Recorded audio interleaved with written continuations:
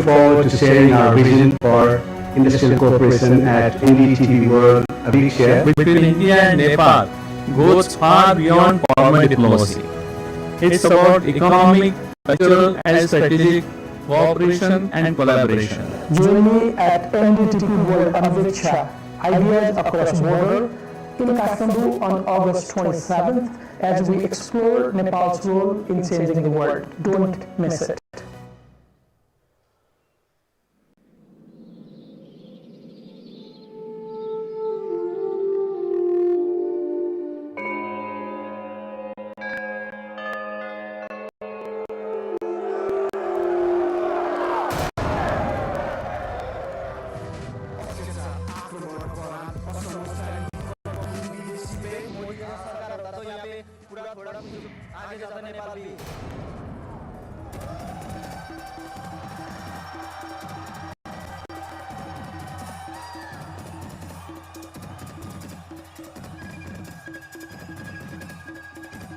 They raised the questions of accountability and transparency. They wanted corruption-free Nepal.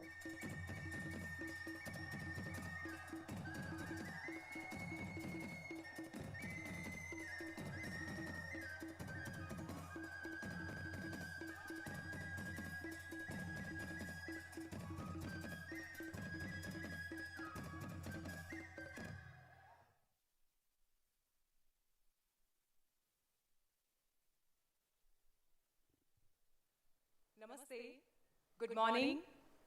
भगवान पशुपतिनाथ की धरती से मैं मीनाक्षी गढ़वाल और मेरे सहयोगी आदित्य राजकौल आज Bharat Nepal dialogue world summit Anviksha में आप सभी का स्वागत करते हैं। अनवीक्षा आप सबके मन में एक जिज्ञासा, एक सवाल लेकर जरूर आई होगी, क्या है अनवीक्षा? अनवीक्षा ही क्यों? अनवीक्षा यानी किसी विषय को सिर्फ देखना नहीं बल्कि उसे गहराई से समझना, उसके भीतर उतरकर सच को तलाशना। और शायद आज दौर में जब दुनिया बहुत तेजी से बदल रही है तो हम सभी को इसी अनवीक्षा की कहीं ना कहीं जरूरत है। एनडीटीवी वर्ल्ड समिट की उसी परंपरा को आगे बढ़ाते हुए जहां भारत और दुनिया के बड़े सवालों पर संवाद होता है, आज हम नेपाल की धरती पर भारत और नेपाल के रिश्तों में राजनीति, अर्थव्यवस्था, संस्कृति और बदलते समय की चुनौतियों पर आदित्य बात करेंगे। A very good morning to you all at the NDTV Anviksha inaugural event here in Kathmandu, Nepal. Well, NDTV Anviksha was a thought here in Nepal to take the civilizational roots forward between the two countries, but also to take forward the aspirations and the expectations of the youth, the Gen Z. So it is the beginning here at the Himalayas of Nepal. But this journey will be taken forward to across the globe, from the Middle East towards the West, but also primarily in India's neighborhood.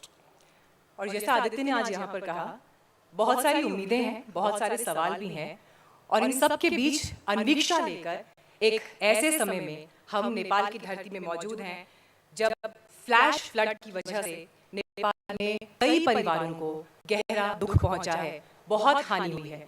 और इसीलिए संवाद की असली ताकत भी शायद यही है कि दुख के समय संवेदना, बदलाव के समय सवाल और भविष्य के लिए साथ चलने की उम्मीद। और आज दिन भर आदित्य एनडीटीवी वर्ल्ड समिट में अनवीक्षा में हमारा भी प्रयास यही है कि हम उन सवालों के जवाब तलाशें, उन वॉइसेस को लेकर आएं जिन्हें सुना जाना जरूरी है।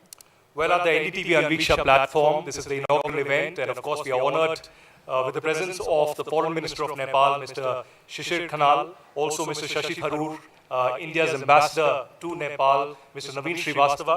So top politicians from India and Nepal, and apart from that, change makers and people who are the trailblazers from both the countries will be speaking for the first at such an international platform here in Kathmandu.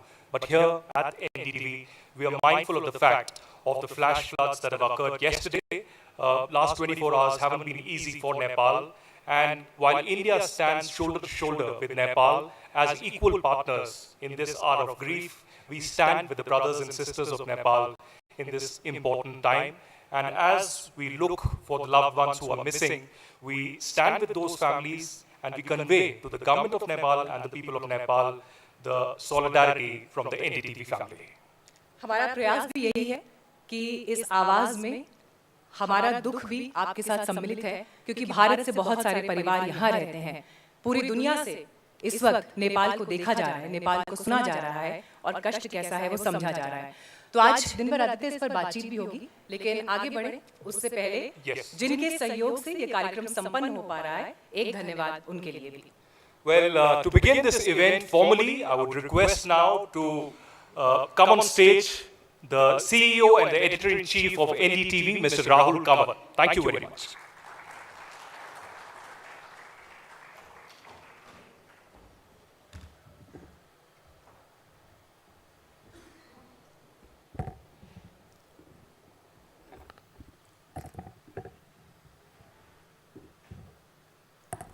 Namaskar.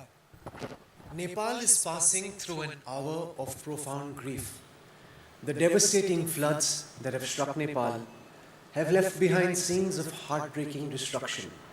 Lives have been lost, families are grieving, many are still waiting desperately for news of those they love. Homes and livelihoods have been swept away, and the full measure of this tragedy is still unfolding. This morning, our thoughts are with every family that has suffered loss, every family that waits and hopes, and every community confronting the devastation around them. Our prayers are with the people of Nepal, and our hearts are with you. Across the border, millions of Indians are watching what is happening here with anguish. India and Nepal have been described in many ways over the years: neighbours, friends, partners, countries joined by history and geography, culture and faith. But moments such as this give those words their deepest meaning. Because friendship is not only about the good times we share, it's also about the difficult moments we face together. It is the instinct to reach out when the other is hurting, to help when help is needed, to stand beside each other when circumstances are at their hardest. Nepal is hurting today, and India stands with Nepal. Whatever India can do, whatever the people of India can do to help our friends in Nepal through this terrible hour, we must and we will. And there is something about that instinct to feel another people's pain, to understand what they are living through, to see the world for a moment through their eyes, that speaks to the very idea that brings us together here in Kathmandu. Because ultimately, Anviksha, ideas across borders, begins with the desire to understand each other better.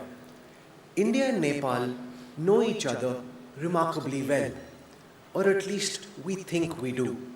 We share history and geography, culture and faith. Families stretch across our frontiers. Our economies intersect. Our rivers flow from one country into another. There are few relationships between countries quite like this one. And yet familiarity has a curious habit. It can make us stop looking. We begin to believe that because something is familiar, it is understood. That because we know the old stories, we know the country. That because we've been speaking to each other for generations, we have necessarily been listening. Anviksha begins by questioning that assumption. The name draws from the ancient tradition of Anvikshi, the pursuit of understanding through inquiry, reason and reflection. But the idea itself is wonderfully simple. Look again. Look beyond the inherited narrative. Listen beyond the familiar voices. Question what you think you already know. To try, even if only for a moment, to see another country through its own eyes. Because understanding another country cannot mean understanding only its politics, its economics and its foreign policy. It means understanding its people, their ambitions and anxieties, their happiness and sorrow, their hopes for what comes next. That is Anviksha, and that is why its journey begins here in Kathmandu. We have come not to tell Nepal the story of Nepal. We have come to listen to the people of Nepal tell their own story, to understand the Nepal that is emerging, the Nepal its young people want to build, the choices the country faces, the opportunities it sees, how Nepal sees India, and how it sees a rapidly changing world. There will be agreement in our conversations today. There will also be disagreement. There should be, because friendship between countries cannot mean the absence of differences. It just means having a relationship strong enough to contain them. There is a journalistic idea behind Anviksha as well. We live in an age of extraordinary access to information, and yet genuine understanding can sometimes feel harder to find. Countries are reduced to binaries, people to labels, complex relationships to convenient narratives. Journalism must do more. It must help us see the full picture, find the signal in the noise, bring different perspectives into the same conversation. To choose clarity over chaos, sense over sensation, substance over spectacle, and sometimes to possess the humility to ask whether something we thought we understood might look different if we were willing to look again. That is the promise of Anviksha. Kathmandu is its first chapter. From here, ideas across borders will travel to other countries, other relationships, and other conversations. But wherever that journey takes us, the question at its heart will remain the same. Can we understand each other better? Because understanding at its deepest asks something of us more than knowledge. It asks us to care, to recognize in other people's hopes as well as their fears, their happiness as well as their sorrow, and when circumstances demand it, simply to stand beside them. Ladies and gentlemen, there are times for conversation, and there are times when silence says more. So the first act of Anviksha today will not be a question, it will not be an answer, it will be a moment of solidarity. May I request everyone here to please rise and join me in observing 1 minute of silence for those who've lost their lives, for those who remain missing, for their families, and for the people of Nepal. Our thoughts are with Nepal, our prayers are with Nepal, India stands with Nepal. May I request everyone to please rise.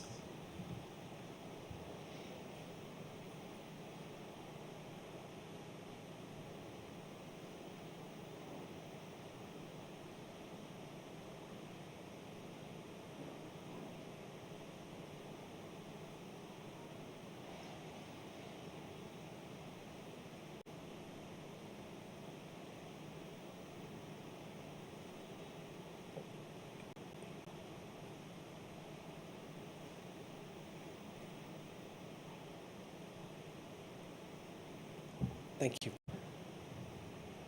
May I request the Honorable Foreign Minister of Nepal, Mr. Shishir Khanal, to join us. We'll just take a moment to set up the stage, and then we'll get started for the first session of NDTV Anviksha. This is a very important moment for us because this is also the first time we're doing NDTV World Anviksha, and I want to welcome my colleague, Vishnu Shom, to join us on the stage as we get set to get started with NDTV World Anviksha.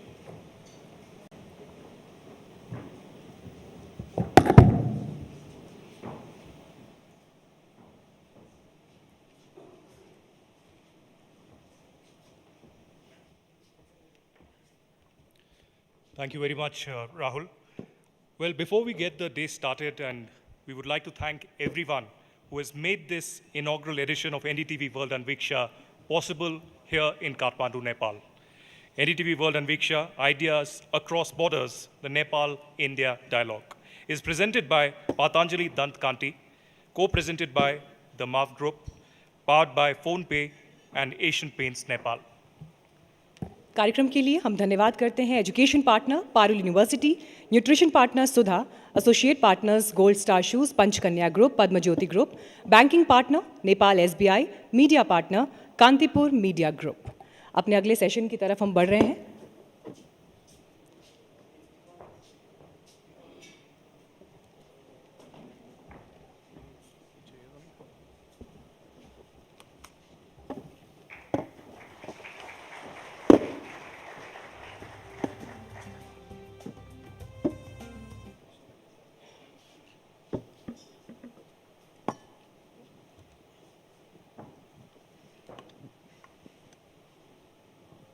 Good morning, everyone. We are delighted over here, the entire NDTV team, to be in Nepal, in Kathmandu today. And we couldn't be more happy than to have a very special guest with us. Shishir Khanal is the foreign minister of a very young country. He comes in at a time when Nepal sees so many opportunities within the country, outside the country. And at NDTV and at NDTV World and with Anviksha, our goal is to take forward the equation, the relationship, reflect on what a young Nepal seeks, and to go beyond boring rhetoric about the relationship between India and Nepal, but to look at the present, look at the future, look at each other's countries through a new lens. This is a conversation on Nepal's foreign policy in a rapidly changing world. But sir, and this is my first question, we came over here, I was actually on the flight, and we were about to take off when news actually came in of this horrific tragedy that took place. I spent more than a month over here in 2015 when the people of Nepal lost so much. 24 hours later, today, could you share some detail about the extent of the tragedy? Are you able to gauge how big it is at this stage? Thank you. At the outset, let me express my gratitude to NDTV World for hosting the first of its kind dialogue in Kathmandu. And also, I wanted to welcome our friends who have traveled from India to Nepal to participate in this dialogue. As we were discussing about this dialogue, I was hoping that we would be in a much different context and circumstances, but unfortunately, just 24 hours ago, the devastating flash flood we experienced, I sit here with a lot of heavy heart, a lot of pain and sorrow, and in empathy with thousands of Nepali families who we're still not unclear whether the status of the devastation. I mean, we've seen in the videos that has been circulating on the media and social media. What we know is towns after towns have been completely wiped out in a span of a couple hours. Thousands of people are still reported out of contact or missing. As of this morning, 160 people had lost life. That is official data. But we fear more numbers will flow in this afternoon. We know that thousands of families have lost their homes. There's been huge the bridges, the rivers have been swept away. Many of the communities are out of access at this stage. So we're still trying to grasp with the scale and depth of disaster, but what I can say is this is one of the largest and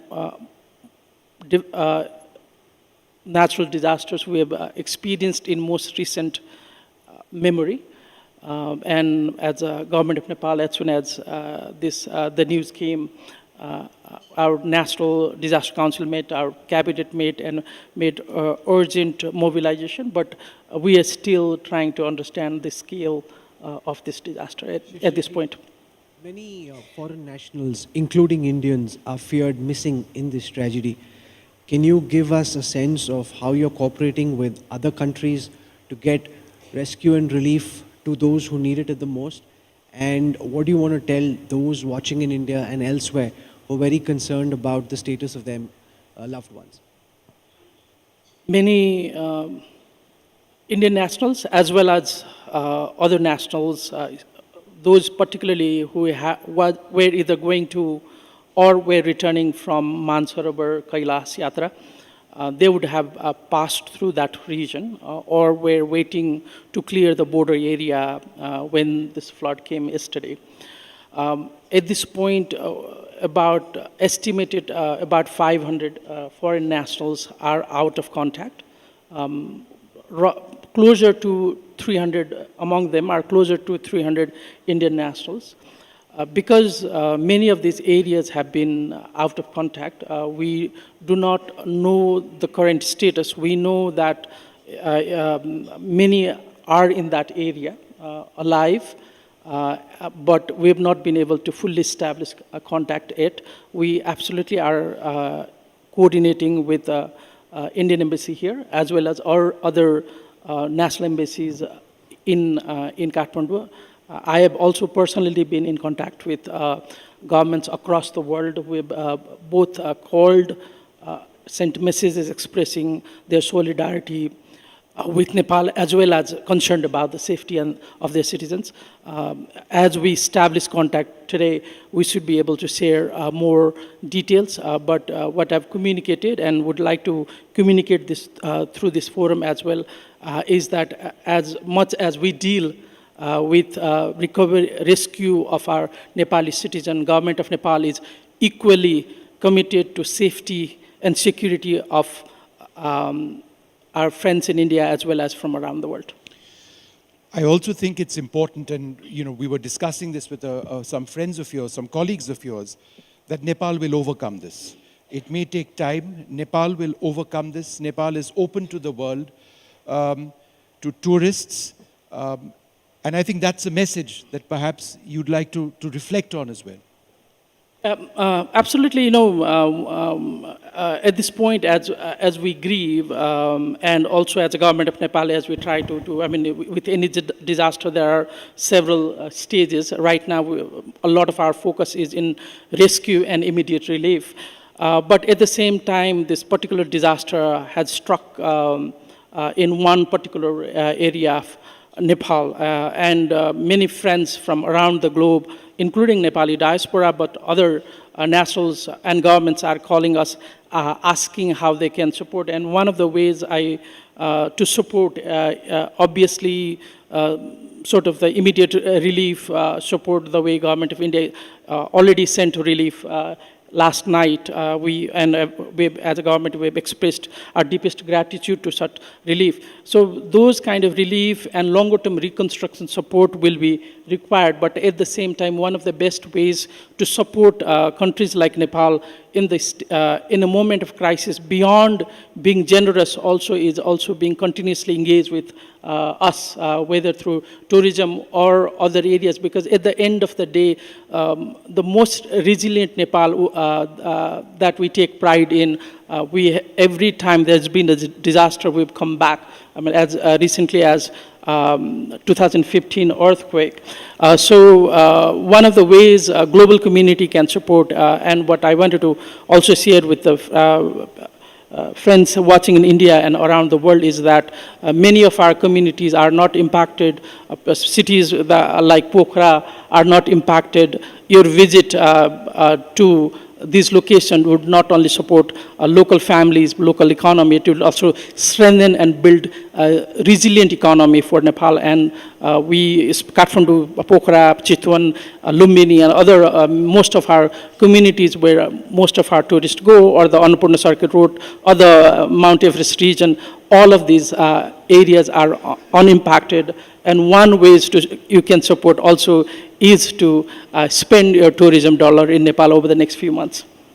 Shishirji, you've repeatedly spoken about Himalayan climate vulnerability.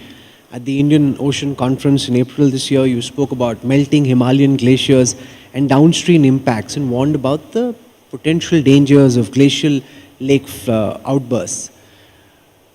How do you think we need to prepare for the reality of climate change and the reality that these disasters are more likely to happen frequently than in the past, and therefore countries like India, Nepal, China, Bhutan need to come together in some form? And that at some level speaks to the idea of Anviksha, cooperation, countries working together for advanced warning systems to be able to ensure that people are evacuated in case a situation of this nature unfolds. Thank you, Ralph, for this question, and this is very important at this particular moment. In Nepal and India, we've always talked about our relationship in the terms of Roti Beti, Sita, Ram. So our civilizational heritage has been always highlighted. Our relationship of history and and the religion and the culture has always played number one sort of a narrative role. But the moment in this context is, I think we have to also reframe our relationship in an ecological relationship as well. You know, what melts, what I said in Mauritius in Indian Ocean Conference was also, you know, what melts in the Himalayas rises in the sea. And exactly what we saw yesterday, right live in front of our eyes. Sort of flash flood occurred somewhere in the region of Nepal-China border, but as it actually went downstream, it impacted the community in Nepal. And fortunately, yesterday did not have any, based on what I know so far, not much of a physical damage on the Indian side. But these things are occurring. There was a, 2023, there was a Tista area that was impacted in India. Last year, in the exact same region, we had a much smaller scale flash flood. This year, the scale has been significantly higher. So China, Nepal, India, Bhutan, we are connected by ecology, and our shared survival and future depends on protecting this Himalayan ecology. And we have to come together. I mean, there could be political rivalry, competition, there could be different political ideology between us, but at the end of the day, it impacts. I mean, Himalayan region is one of the most vulnerable areas in terms of climate change. Temperature rises are one of the highest in the world, and as this, the ice melts, as these glaciers flood continuously happen, it not only sort of converts into disaster like this, it will eventually have impact on fresh water accessibility of our community to about 2 billion people in our region. Yes. So how are we coming together to this potential, the civilizational linkage we talk about? Civilizational threat is what, because of ecology, we need to also grapple and come together to solve this problem. No, I think that's such an important point. But if there's something else civilizationally which impacts us, it's this new generation called Gen Z. It's frightening at one level, deeply ambitious, hopeful of transformation, and unpredictable. And we've seen a Gen Z revolution in your country. How is so much of what you do, what your government does, linked to the ambitions, to the interests of Gen Z? I feel that each generation feels the other generation is more rebellion than the predecessors, and we probably belong to the older one, thinking the newer ones are more unpredictable than ours. So with that caveat in mind, what I would say is that, this government is a product of a movement, Gen Z movement, and the election that took place in Nepal, the mandate we received both as a political force and people involved in this political movement, we broadly represent very young population of Nepal. If a third of our parliament is less than 40-year-old, almost average age of cabinet is about 37. So it sort of represents that from the young demography of Nepal. So sort of median age of Nepal is about 26 at this stage. Because this government is a product of this movement, there are two broad rationale that had propelled the Gen Z movement. One was absolute uncompromising good governance and desire and aspiration for faster economic growth. Young people who are now connected through technology around the world, they have seen how fast the world around them has changed, including in the neighborhood, including in India. So our commitment as the government also is to deliver results on both the economic front and in the front of good governance, and that's what we are very, very committed to. Kanalji, you don't come from a typical foreign policy establishment background. You ran Teach for Nepal, you come from a public policy background. Give everyone sitting here and those watching you across NDTV's platforms a broad sense of how foreign policy on the watch of the Balen Shah government is different, or you're trying to construct it to be different or similar to what we've seen from Kathmandu with the communists, with the Nepali Congress, or with any other government in the past? You know, there's a standard sort of framework in foreign policy. All foreign policies are extension of domestic policy. So when I think of foreign policy, I think of what are our priorities as the government. So as I mentioned earlier, there are two major priorities for us: good governance and faster economic growth. And we see economic growth not only relates to increasing per capita income, it also is about fundamentally building our state capability to be prepared, to be resilient when the disaster like this happens, or to be able to provide better security internally, but as well as to our neighborhoods. So economic growth, we think, is primary national interest at this point. And when we conduct foreign policy, we are also conducting from that perspective about how do we build bridges and relationship so that that contributes to faster economic growth of Nepal. And from that perspective, the relationship we are building, and within Ministry of Foreign Affairs as well, almost now everyday conversation I bring to the table is the term in foreign policy called economic diplomacy. So how do we advance trade, investment, bring more investment in Nepal so that would eventually contribute to our economic growth? We have, very important economic relationships which have spanned for centuries. We have a border which sees the movement of so many people, on a daily basis. But border and boundary management is an important concern. It is for Nepal as it is for India. How is this a key part of your sort of dealings or your focus as far as building the relationship with New Delhi is concerned? Only neighbors can have boundary problems. If you're not neighbor, you would not have that problem. With we have very open borders. It's unique in the world. People can just walk without any paper pretty much. But obviously, there are some, the issues, there are few issues. It's not as big as it's often made out on narratives.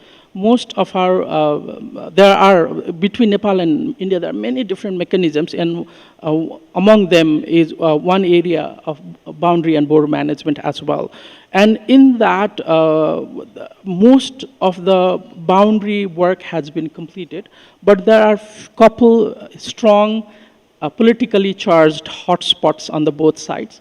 My priority as a foreign minister, and something that I communicated when I was in Delhi last time also, is that there problems are obvious between two neighbors in many areas.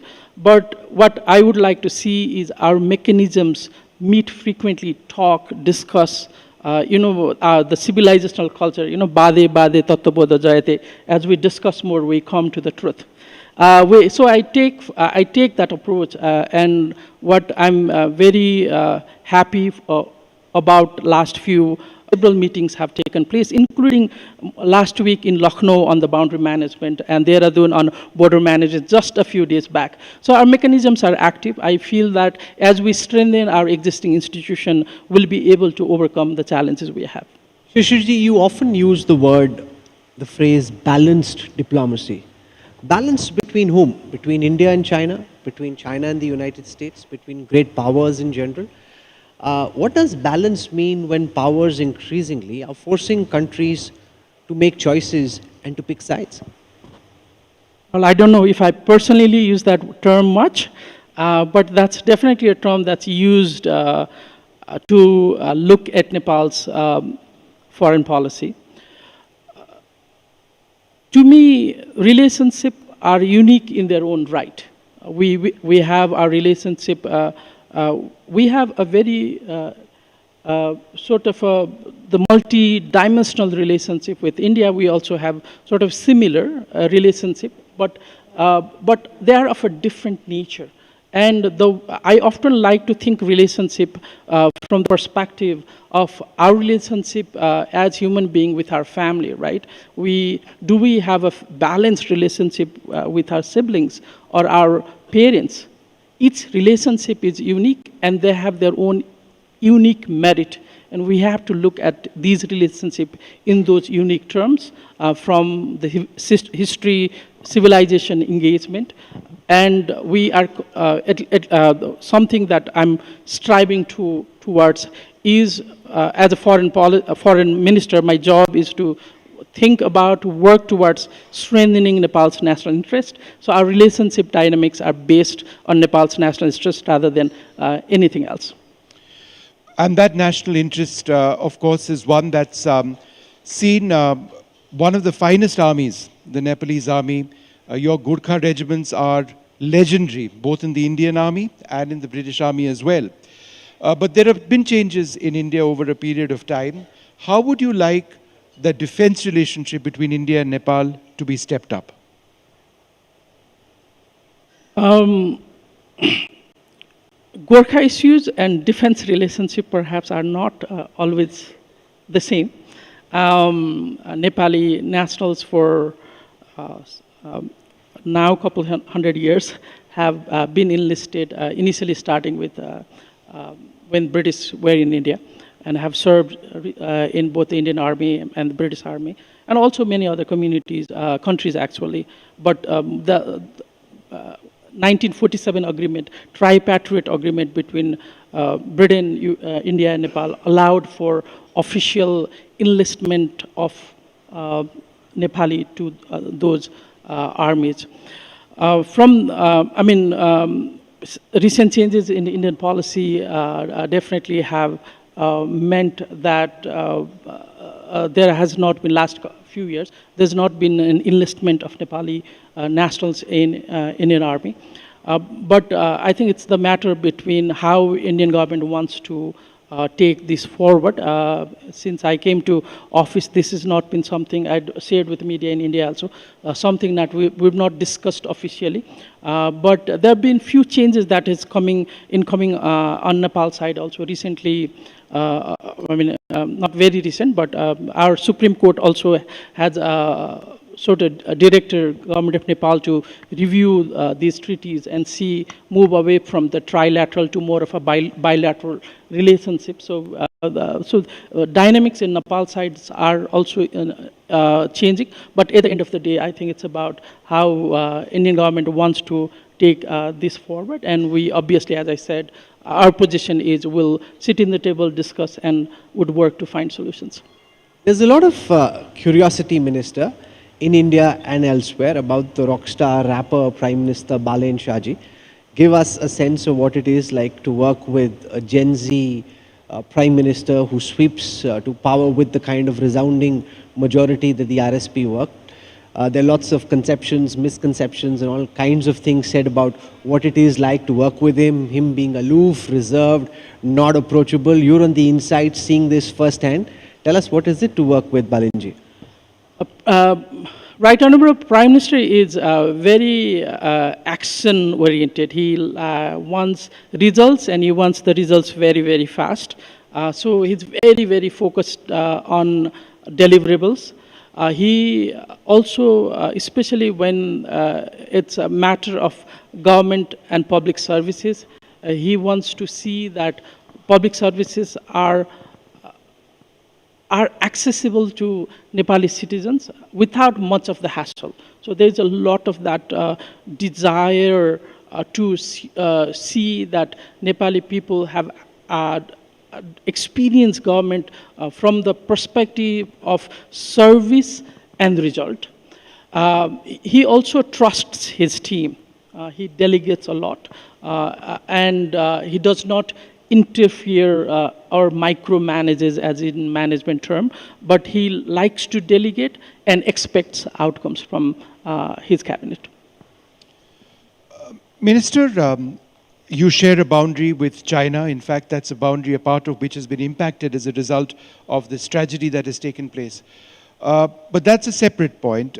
You are looking from a Nepal-first standpoint in building your economic relationship with whoever it is that suits your national interest.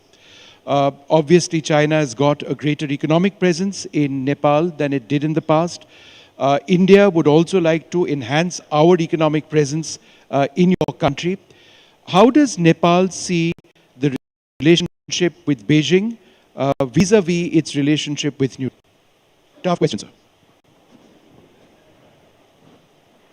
Oftentimes, I don't know, our friends in India like to somehow feel, and that's the media narrative I see coming from the south, is that somehow Nepal has been sort of almost captured by our northern neighbor. Again, we have a wonderful relationship with China, and we like to continue to maintain that relationship.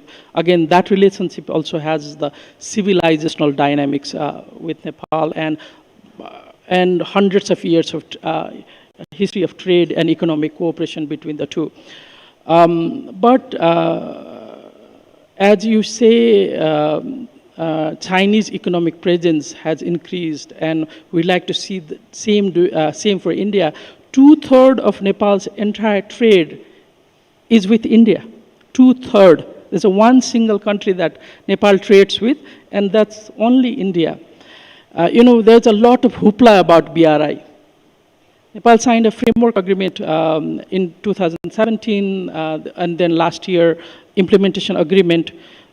Almost 10 years. Do you know how much money Nepal got from, out of BRI? Zero. $0 for BRI projects in last 10 years. So I think we try to be, our nature, again, civilized nature is, we are very emotional people, but we also in foreign policy, I think we need to look at from a rational side, again, as the country, what I would like to say is we, as two important neighbors, we have wonderful relationship that we would like to maintain with both India and China, but we do not see as wanting to supplement one or the other with one or the other. These are unique. Again, I would not want to tell my father that I'll replace a mother with you, or the mother with father. These are very unique relationships that Nepal has, and will continue to maintain that. I won't get in by trying to get you to define who's the father. That will be a whole different controversy.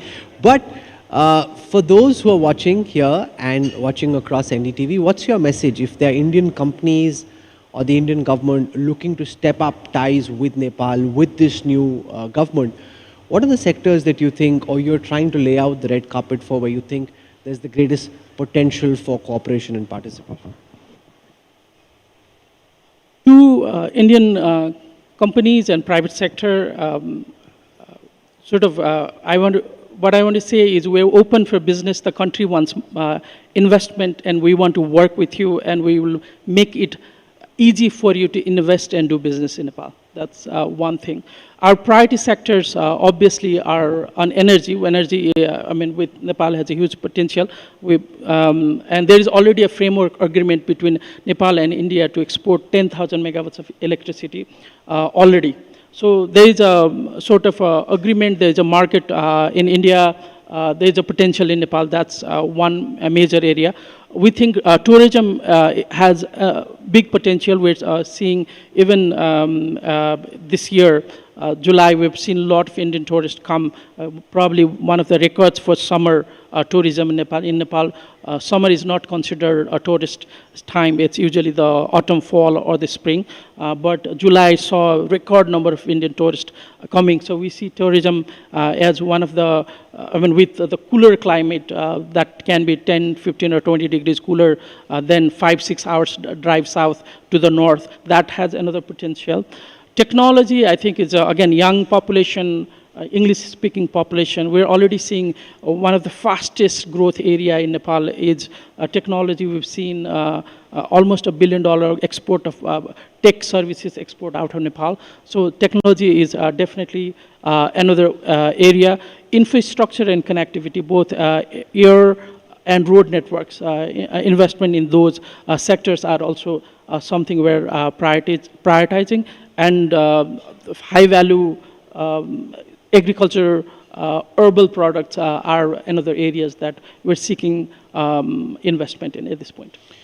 Minister, I couldn't end this session without asking about the soft power of Nepal. One of the areas where Nepal has done brilliantly well is in mountaineering. In fact, a small story to share with you. The great mountaineer, Nims Purja, who tragically lost his life, the very last recorded message that he sent was a message that he sent me from Broad Peak 2, less than 13 hours before he died. We'll be playing that out later this evening. But with climate change, there is a huge concern over mountaineering.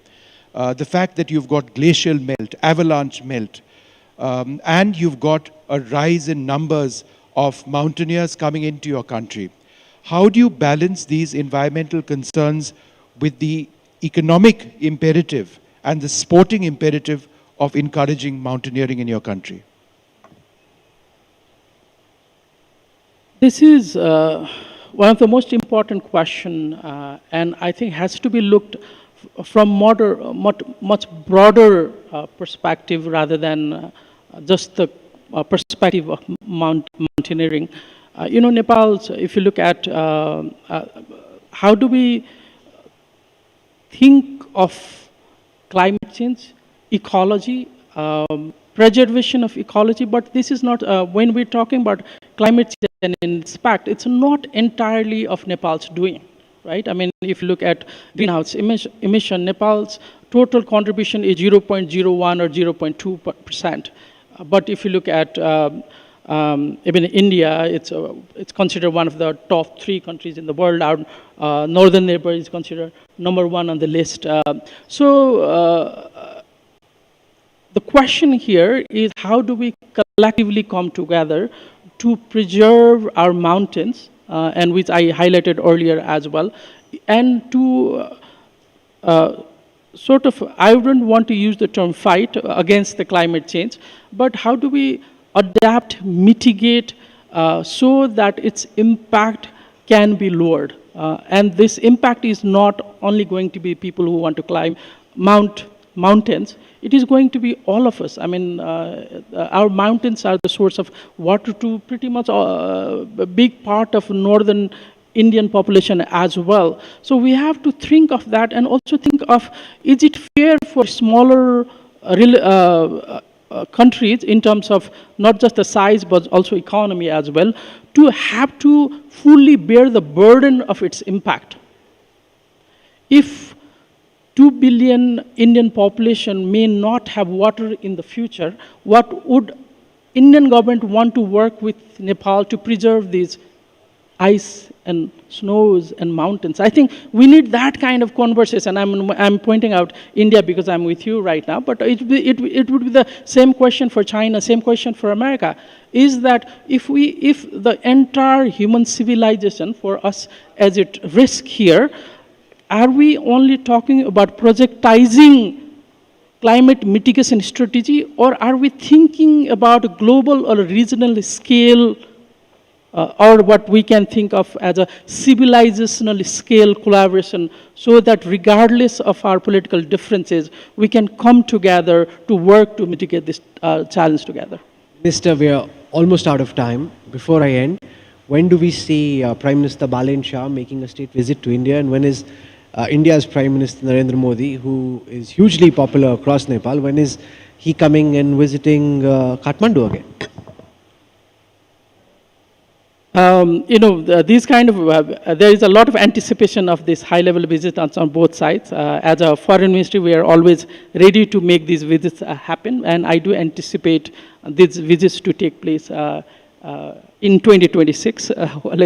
That's the plan we have. But do we have the dates? We don't have the dates yet, where both sides are working to make sure that these visits take place at the earliest. Been very careful, Vishnu, extremely guarded for somebody who comes from a public policy, education, teach for Nepal background. I see you've got your diplomatic pad and guard straight up. Thank you very much, Shishir Khanalji, for joining us and for getting us started with NDTV World Anviksha. Really appreciate you taking out time, sir. Thank you. Thank you, Rahul, and the team and NDTV. Thank you, and lovely audience here. Appreciate this opportunity to share Nepal's new government perspective of the world and the way we want to lead Nepal in the future. Thank you for hosting this event, and hopefully this is not going to be the first and the last, and these conversations can happen both in Kathmandu and Delhi and other countries, so that we're bringing our people and our countries together to work on some of the pressing challenges of our time. Thank you.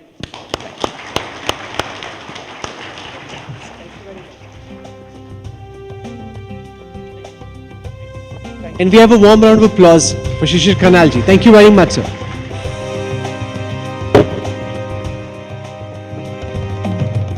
Thank you so much mister Khanal. आपके द्वारा यहाँ पर बताए गए points, foreign policy से लेकर economy, Bharat और नेपाल के साझा रिश्ते, ये बहुत ज़रूरी भी थे और आपको सुनने का आनंद यहाँ पूरी सभा में सभी ने लिया। बहुत धन्यवाद एनडीटीवी वर्ल्ड समिट को समय देने के लिए और आज के इस कार्यक्रम में शामिल होने के लिए।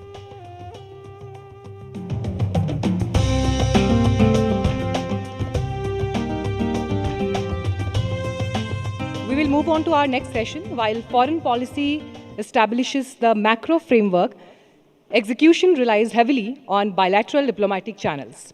To take a closer look at the India-Nepal strategic partnership, I am pleased to welcome His Excellency Naveen Srivastava, Ambassador of India to Nepal, and my colleague Vishnu Som. You're most welcome, sir. एक बार तालियों के साथ अगले session में हमारे मेहमानों का स्वागत करिए।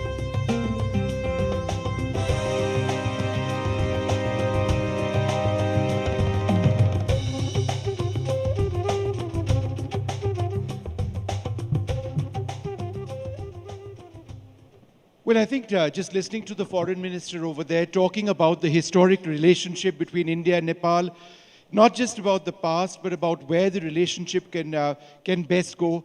I can't think of a better person than the Indian ambassador to Kathmandu to actually come and speak about how India sees this relationship, the importance of it being transformational. It's something that impacts millions of lives across both our countries. Ambassador Naveen Srivastava is one of India's most experienced diplomats, entrusted with the responsibility of really building on this equation. But before we get into various aspects of the relationship itself, we are obviously very concerned about the tragedy in Nepal. How is India helping already? How are we willing to help? Thank you. Thank you, Vishnu. And first of all, let me convey, both on my behalf and behalf of our embassy and the government of India, our sincere condolences on the loss of the life because of the tragic and devastating flash floods which happened yesterday. Prime Minister Modi has already spoken to Prime Minister Balen Shah. I've been in touch with the Foreign Minister the entire day yesterday and the rest of the government of Nepal's machinery. And based on our conversations, we were able to identify what would be immediately required for relief work in Nepal. And the first relief flight came late evening yesterday, and today another flight would come. We do expect this process to continue for a few days because the requirement of the relief material is large. And as Prime Minister said, we will provide all possible humanitarian assistance in this need of for Nepal. So that's the guiding philosophy on which we are working. And so you are waiting for requests, if any, from the government of Nepal for any further assistance. Since we have, for example, the NDRF, the Indian Army, whoever else, the Indian Air Force. So it really depends on what Nepal seeks, I think, is the point. Yes, I think we are, as Foreign Minister just now said, they are assessing the situation. It's just about 24 hours. And the scale of damage is such that it might take a few days before they are able to identify what all things are required, both for immediate relief and for long-term reconstruction. What we have focused yesterday in our discussions is the immediate relief material. This includes, for example, tents, sleeping bags, blankets. The power supply in that region is affected, so portable generator sets. Yesterday we got one, today we'll be getting a large generator set. Medical supplies.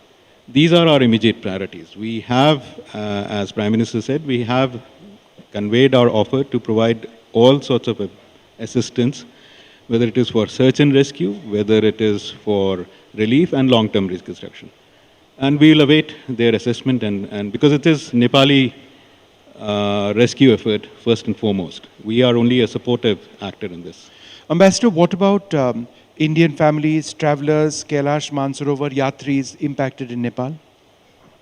We have been monitoring, and as the Foreign Minister said, there were a large number of Yatris who use that route. So as per our current figures of this morning, it's close to 300 people who are untraceable. We have not been able to make contacts with them, neither their travel agents nor our embassy, partly because the communication networks are down and there is no electricity. There are about 50 or 60 Indian workers who are working on a hydropower station, Upper Trishuli, who are also not yet traceable. And we are in touch with all the travel agencies. We are coordinating closely with the Nepali army, as also the security agencies of Nepal who are involved in the relief work and are sharing information. So as and when we get updates, we have established hotlines for families who will be concerned. And these are working 24/7. We will continue to provide updates. Our hope is with today, we may get a better sense of where the people are. We may be able to rescue a few of them with Nepali Army's help.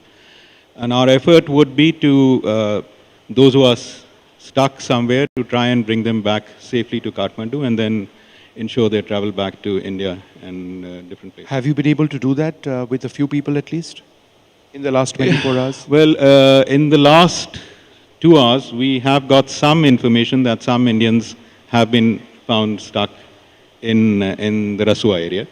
We are still awaiting details, but that's just an information I've got about an hour ago with the Nepali army. So some hope over there. Well, I'm certainly hopeful. You had included these in the list of those missing earlier. We had included in the missing, so we are trying to now cross-check and update our list. And how many, by and large, your initial reports?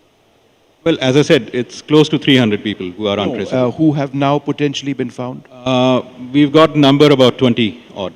That's what Nepali army has just now told us. So this will be a process which I think will continue back and forth between Nepali army and us and updating our lists. I'm certainly hopeful we'll be able to rescue many of them.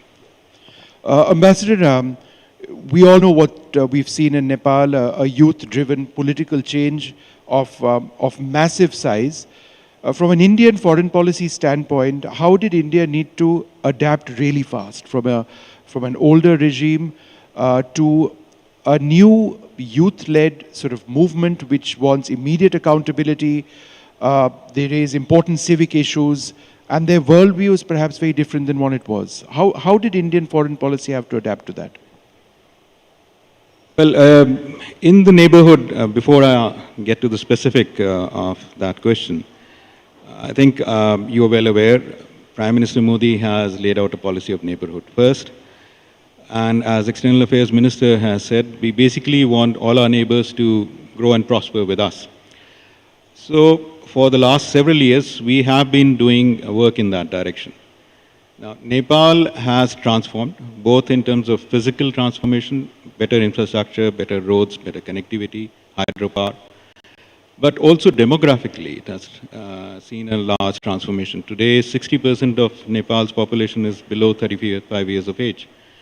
And keeping that in mind, that trend in mind, for the last several years, it's not just that in my tenure, but last several years, we have therefore expanded our engagement with the youth of the Nepalese society, whether it will be the young political leaders at both federal level or at provincial or municipal level, people in universities, schools and colleges. That work has been ongoing. Several new initiatives have been taken. We organize, for example, visits of young MPs in collaboration with MEA and think tanks from India to spend 10, 15 days in India, see what the Indian development scene is like and how Nepal's youth and young politicians or young population can fulfill their aspirations as they collaborate with India. That's been the larger objective. Just to give an example, Foreign Minister mentioned about technology as being one of the focus areas for this government. Nepal has a very vibrant startup ecosystem here. Most of the young Nepalis are into startups. And for the last several years, we had done several collaborative events with local business chambers and universities. What we found was, while there is a lot of talent here, they are very ambitious, there could be a mutually beneficial collaboration because Indian startup ecosystem would provide them capital, would provide them a market and connections. Keeping that in mind, we started a program called India-Nepal Startup Partnership Network. It started last year. And this is in collaboration with IIT Madras. And IIT Madras has a very successful incubator, Pravartak. We have had 2 batches of Nepali startups, around 49 startups who have been given training there in mentorship, networking. Several of them have got incubation offers in India, investments have flown in, and we are now working on the regulatory part of it so that the Nepali startups who now wish to expand into India are able to do so without much of a regulatory hassle. Similarly, I mentioned about our outreach to the provincial and the municipal level, because that's where most of the young politicians and young public policy professionals come into play. So we had identified what Minister mentioned about agriculture. We have therefore worked in collaboration, and again this happens with the support of our ministry back in Delhi. Organized visits for farmers, for example, in Sudur Pashchim, which is far west area. Best of the Nepalese apples grow in an area called Mustang, and, but they wanted to increase productivity. So we've organized visits for them to go to India, have interactions with our agricultural experts, see how we have done that. Another area that we are focusing on is sports diplomacy, cricket. And it helps that my minister, Dr. Jaishankar, is also a cricket fan. Therefore, when he had come here in 2024, he had met the Nepalese cricket team. And since then, our cooperation with Nepali cricket team has increased. With the help of BCCI, we've organized for them training camps in our national center. And I guess most of you might have seen the Nepali team's performance in the T20 World Cup, both against England and Ireland. Several of them, I hope, will be able to compete in IPL at some point. They were in past examples of 1 or 2. And it's not just the Nepalese national cricket team. We are also working with the under-19 cricket team. We've started a short-term training program for them in Bhopal with an academy. So last year we sent 3 of them, including under-19 girls team member, Pooja Mehto, who's now their vice captain of the national women's team. So those are some of the areas we are working on in terms of engaging with the youth, and that is a process which will continue in the future. We've got young people on both sides of the border looking for quality education, which eventually results in jobs. I studied in St. Paul's, Darjeeling, and the reason I mentioned that is because, I don't know, maybe 30-35% of the students there were Nepali. Some of my oldest friends, are from Nepal based on the years that I spent in St. Paul's. But what opportunities exist now for young Nepalese students in India, either at schools or in universities and colleges? And how does that fit into a larger issue of cross-border mobility and employment? Well, education, as you mentioned, I mean, it has been one of the stronger pillar of our people-to-people connection. And even today, India is one of the most preferred destinations for most of the Nepali youth who want to pursue education. We support that through provision of scholarships. Annually, we provide about 1,500 scholarships. And these scholarships range from school studies in Nepal and then in India, and to higher degree programs, whether it is postgraduate or PhD programs. And most of the people are going to India are for engineering, medical sciences, or allied fields. Many of them have become successful entrepreneurs in India, and we are engaged with them through our alumni association. So Embassy works with the alumni association of people who have studied in India in different, let's say, fields. IIT Roorkee, for example, has the largest alumni association in Nepal. Some of the first buildings in Nepal, including Singh Darbar, were built by engineers who were trained in IIT Roorkee. We have recently also helped support a new alumni association of people who have studied law in India. Many young graduates from Nepal go to National Law School for pursuance of their law education, and they come back here. It is, I would say, a matter of honor for us. In the current Supreme Court, the Chief Justice has studied in India. Several other justices of the Supreme Court are alumni of Indian institutions. So we are expanding that, and we are looking at finalizing a new scholarship for people who want to study law in India. And this process is an organic process. People who have studied in India either come back to Nepal or are successful businessmen. Again, an example is a person from Khotang. Khotang is one of, I would say, relatively backward district. Dipesh Karki. He studied on our scholarship from NIT Kurukshetra. He has now one of the most successful P2P lending platforms called Len Den Club. He is formed with his Indian friends. Their annual turnover is now 100 crores and above. Another example, again from Khotang, is of a person who launched a cybersecurity firm while studying in an engineering college in Allahabad, or Prayagraj now. And that firm has just now been listed on Bombay Stock Exchange. So these are the examples I can cite in terms of how education and collaboration later on is helping connections between our two people. Yeah. And as we wrap this up, it was a question which Rahul asked earlier on. When will we see the Prime Ministers of both sides meet? Will it be in Delhi? Will it be over here? I mean, I do expect our Prime Minister to be in Kathmandu at some stage. Where are we in that process of deciding? I'll just quote what Foreign Minister Shishir said. Sometime in 2026, we might see Prime Minister Balen visiting India. And just one final question, which didn't come up earlier on. Energy is an area of close cooperation. How is that progressing in terms of shared networks? Because that's something that works in favor of both sides. Well, energy is, I think, one of the foremost area of our cooperation right now. Foreign Minister had mentioned about this long-term agreement, where India has indicated that over the next 10 years, we will import 10,000 megawatts of hydropower from Nepal.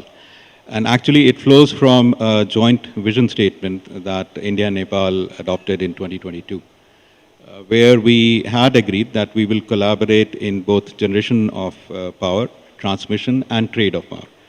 And in all these areas, over the last 3 years, we've seen tremendous progress.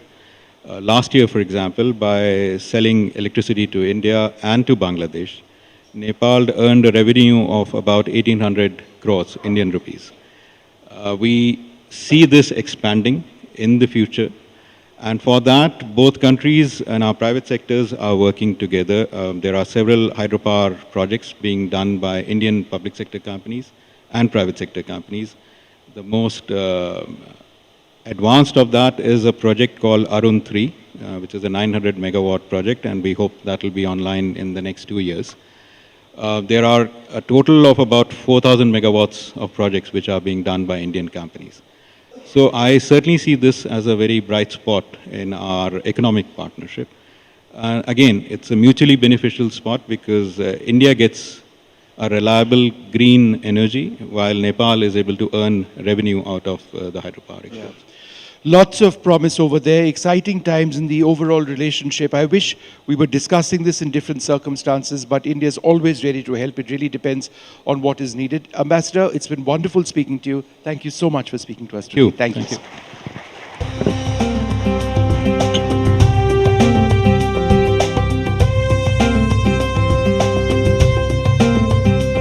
Thank you very much ambassador Srivastava. आपको यहाँ मंच पर सुनना और किस तरह के प्रयास अभी भारत की तरफ से नेपाल के लिए हो रहे हैं और कितनी मुश्किल ये घड़ी है, ये सब बहुत ही ज़रूरी बिंदु थे जिनको आपने मंच से हाईलाइट किया। अपने अगले सेशन की तरफ हम बढ़ेंगे। Diplomacy creates the foundation but economic enterprises build the structure to unpack trade corridor possibilities. We now invite on stage Mr. Gaurav Tayal, Vice President, Nepal India Chamber of Commerce and Industry.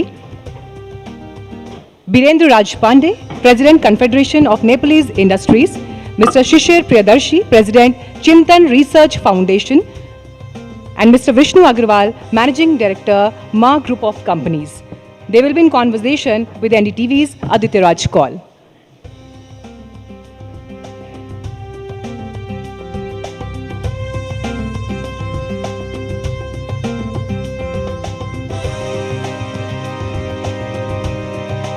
एक बार जोरदार तालियों के साथ अपने सभी मेहमानों का हम स्वागत करेंगे। Thank you so much, thank you so much.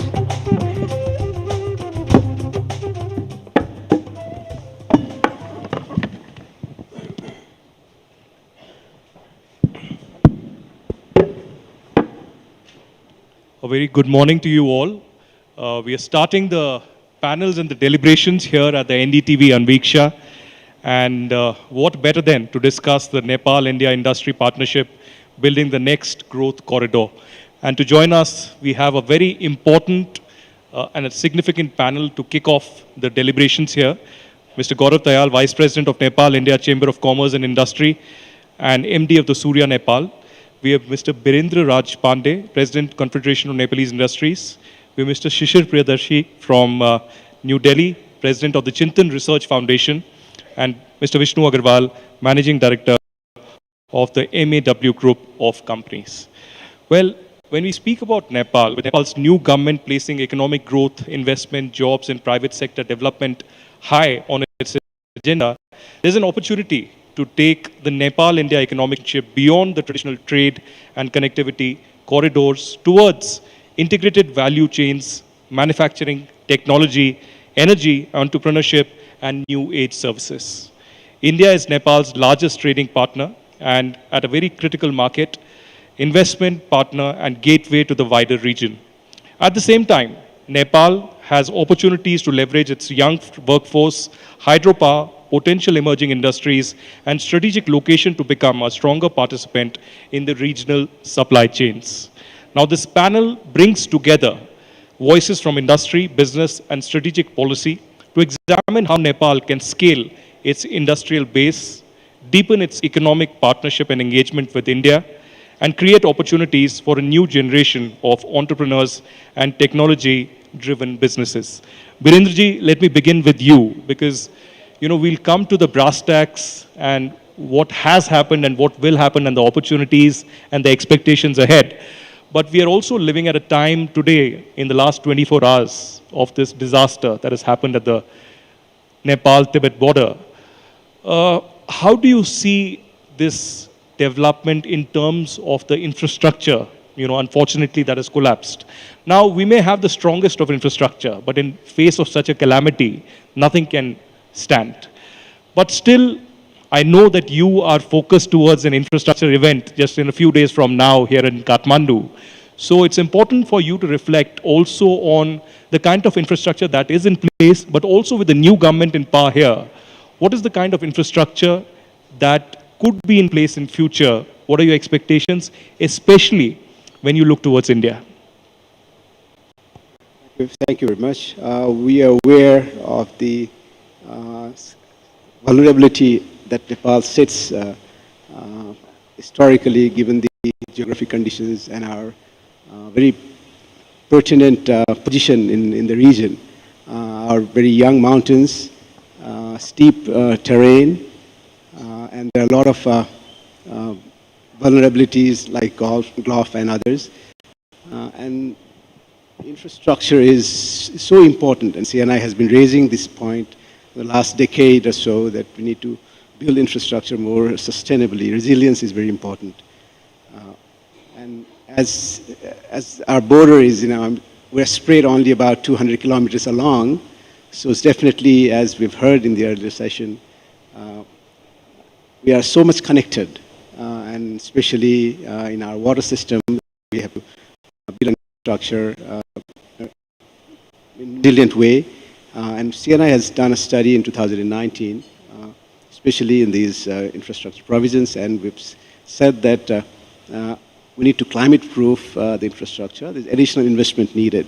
And the way we plan our infrastructure, that needs to consider all these elements, so that the precious lives of our citizen, our neighbors' citizen, is protected, as well as the properties as well.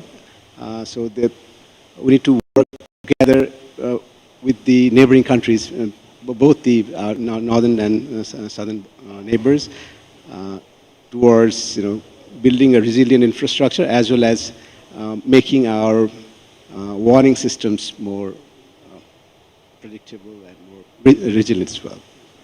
Well, certainly, we are also living in very unpredictable times, a deeply divided world, and we often speak about resilient supply chains. So, Mr. Priyadarshi, if I can come to you now, all across the globe, it's a deeply divided world today. But when we speak about the Nepal-India bond, it's not just about the civilizational foundation. It's also about the roti-beti relationship that we speak about often. But yesterday I was at the Singha Darbar, and I was meeting a lot of senior ministers in the Balayan government. And they said that we need to move beyond the roti-beti relationship and be very aware and mindful of this ecological imbalance that we have created, a man-made disaster in many ways.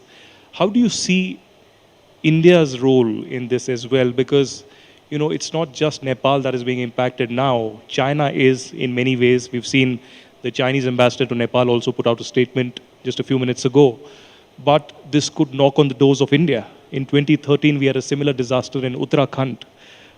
How does India, Nepal, or perhaps a broader base of South Asia coordinate in terms of the ecological disaster that are perhaps knocking at our doors? Because today we are looking at this kind of a event, but tomorrow it could be something much bigger, where a wider population could be impacted. Thanks, Aditya. Look, I think every developing country today, no matter in which part of the world, in some way or the other, faces this very difficult question: how do you balance out your developmental aspirations with the challenges of sustainability? Now, each country has a very different perspective on this. I spent about 25 odd years with the World Trade Organization in Geneva. And one of our biggest challenges was exactly this, that a one size will not fit all, no matter whether it's trade, investment, or in this case, ecological preservation. But I think India and Nepal, and particularly Nepal, I see a big advantage. India has actually gone through many of these stages. Nepal doesn't need to go through those stages. You can actually leapfrog. You should come up right to where India is today. And what is India done very well, and what is India perhaps needs to do a little better? Let me just elaborate on this. I think what India has done very well is try and lessen the emphasis or the dependency either on one region, one source of power, or, since you started with supply chains, on one supply chain. I think for Nepal, it's extremely important to balance out what we would call the sustainability of development and the sustainability of the environment. Both are extremely important. And I think one way certainly is to do that, and a lot has been said already, is identify the most fragile of regions. These are ecologically protected regions where any amount of development, we will ensure that sustainability comes first. But similarly, identify your economic growth corridors. You know, this whole session and the next one's on growth corridors. But you'll have to look at a growth corridor as much more than the mere transportation of goods and services. A growth corridor of the future has got to have people movement, has got to have energy movement, has got to have talent movement, technology movement, and in times of crisis, you know, any kind of aid and relief movement. So we've got to ensure that Nepal and India, when they talk about, we do not talk about the fact that one's population is 50 times more. We should not talk about the fact that one GDP of one country is, 90 times more. What we should talk is the GDP per capita. And here, Nepal and India are not that far apart, 1.8. So really, if you look at the 1800 odd kilometers of border, and you look at the fact that these are two countries which have relatively close to GDP, there is a huge potential for growth. And perhaps, whenever you'll allow me, I'll come back. This is where Gen Z or the youth will come in. Well, certainly the youth will come in, and the youth agenda needs to be discussed. We can't go away with that. But Mr. Agarwal, if I can come to you. Now speaking about the topic, that is what we are here for, about the investment that is happening here in Nepal, and now we have a confirmation that both the Prime Ministers of India and Nepal would be meeting perhaps later this year in November or December. The Foreign Minister and the Indian Ambassador have almost confirmed that. What kind of an environment would you want here in Nepal to be created so that there is more vigor in the Indian industries and Indian startups and Indian investors to invest in India? And what will give them greater confidence? Any kind of policy changes that you would want, both in terms of India and Nepal partnership, because both the Prime Ministers are now not just looking towards the past. They're looking towards the future with a new energy, with a new kind of environment and the economic turbulence that the world faces today. Thank you, Aditya. I was just reflecting on, for last 25 to 30 years, how the investments from India in Nepal has fared. I remember in between 1995 to 2000, so many of the FDI from India had come. I will like to give you a few examples, just like Surya Nepal. Then there was Nepal Liver, then there was Aarti Strips, then there was Nepal SBI. So many of them had come in between 1995 to 2000. Today is 2026. All of them, to tell you very, very frankly, they have fared very, very well. They have given huge returns to their investors, and they are still doing extremely well. But somehow what happened after 2000 has to be thought. Why the investment environment was, deteriorated, why the confidence was lost. What I feel, there are two things which are happening, and one thing is most important, that is the narrative. In spite of these companies doing well, the narrative got built was, there are so many problems in Nepal, and because of those problems, people are not interested. Whereas, the companies who had come over here, they had done extremely well. So there is contradiction in the narrative itself. I think this narrative needs to be improved. I don't say that it is completely the fault of narrative. There had been some kind of instability in Nepal. There had been very frequent changes in the government. There were policy inconsistency. There were issues in operation also, I should say. We had gone through one of the most difficult civil wars also in between. But somehow, what I feel with the current scenario, those policy consistency and the will to bring the people, investors in Nepal, and the will to give them a very good environment is there. So that policy inconsistency kind of thing, I think we have to rise above that. And during this visit of the Prime Ministers, I think narrative should go that Nepal is a good place and a very stable place and a consistent place for investment all over India and other places. Secondly, what I think that we also have to look at our competitive advantage. One of the competitive advantage that we have is energy. How industries can take use of this particular energy and build a competitive advantage all over South Asia. Secondly, we have seen a lot of countries like Bangladesh, India, through their industrial parks and the special schemes that government have offered in these industrial parks, they have done very, very well. They have been able to lure industrialists to put money in industries. I think that is also one of the very important thing, and we are all pushing from the side of CNI and other organizations also, we are pushing for this particular thing. So, and one more thing which is I consider to be of lot of importance is that just like from India, you can bring the investment in Nepal, but somehow from Nepal, we cannot take the investment to India. Why this is important? Why do we send our children to other countries? It is not completely only for academics, I believe. It is also, we want to give them exposure. So when our entrepreneurs in Nepal, when they start playing in other countries, then they would also learn. And this will give them a lot of advantage. And this will give them confidence in going to other countries and bringing people from other countries as and invest in Nepal.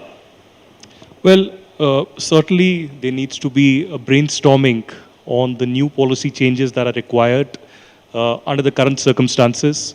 Mr. Tayal, if I can come to you now, as a business leader who is deeply invested in Nepal's growth story, but also in bringing the Indian and the Nepalese industry together, what are the key immediate priorities you think are very significant and critical for Nepal to bring in this confidence? And the priority areas traditionally have been connectivity or boosting the road connectivity between India and Nepal.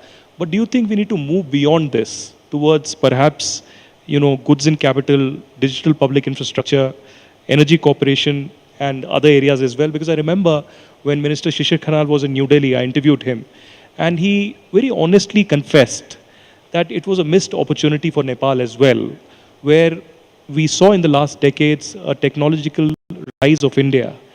The biggest example, the UPI being expanded and used by several other countries. I was very happy to use UPI here in Nepal as well. But could digital public infrastructure really be adopted here in Nepal as well? Do you think in the next 10 years that will be the biggest priority? Thank you, Aditya. I think that's a very, very pertinent point which one needs to think about. So if you look at Nepal, there are a lot of advantages we have here in Nepal. And I represent a company, Surya Nepal, which was incorporated 40 years back. And we are probably a shining example that, you can do well in this country. We need more such examples. Coming to specifically your point, I think we have mostly spoken about connectivity in a physical sense, which talks about, we talk about Kathmandu, Raxaul, high-speed railway systems to be put in.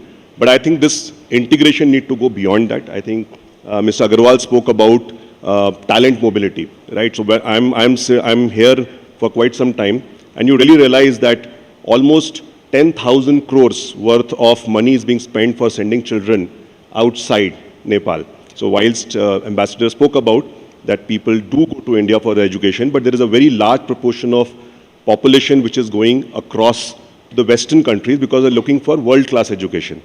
I think one very big opportunity is to bring in IITs, IIMs back into Nepal and provide them a fantastic education. This will not only improve the education standards here of a world-class education, but it will also improve the talent mobility between the two countries.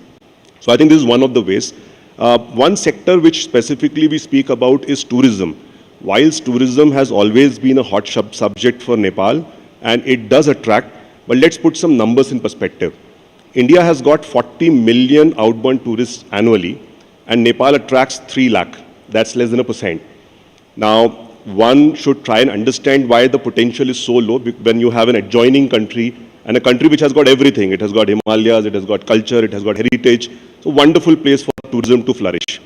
The second aspect on this particular tourism is, does Nepal position itself as a premium tourist destination or a mass tourist destination? I think Nepal has a lot of opportunity to drive luxury tourism into the country. If you look at destination wedding, which we are pretty familiar with in India, it's a $16 billion industry, supposed to triple in the next 10 years. So what do we need to do if you want to capitalize on these opportunities? Again, a statistic for you, today beyond Delhi, there are hardly any city which is well connected to Nepal. So if you want to really bring about tourism, I think there are two big enablers. One is from the Nepal side, which is to make the land acquisition rules far more contemporary, far more comfortable. But from a connectivity point of view, anybody who wants to travel to Nepal should be connected. So you have today 10 cities in India who are connected to Dubai, to Thailand. So one of my aspirations would be that when you look at a wedding destination, 10 years down the line, if there is Thailand, if there is Bali, if there is a Dubai, I would want to see a Kathmandu, a Pokhara and Chitwan to be on the same map. So I think that is one great opportunity that we have in front of us.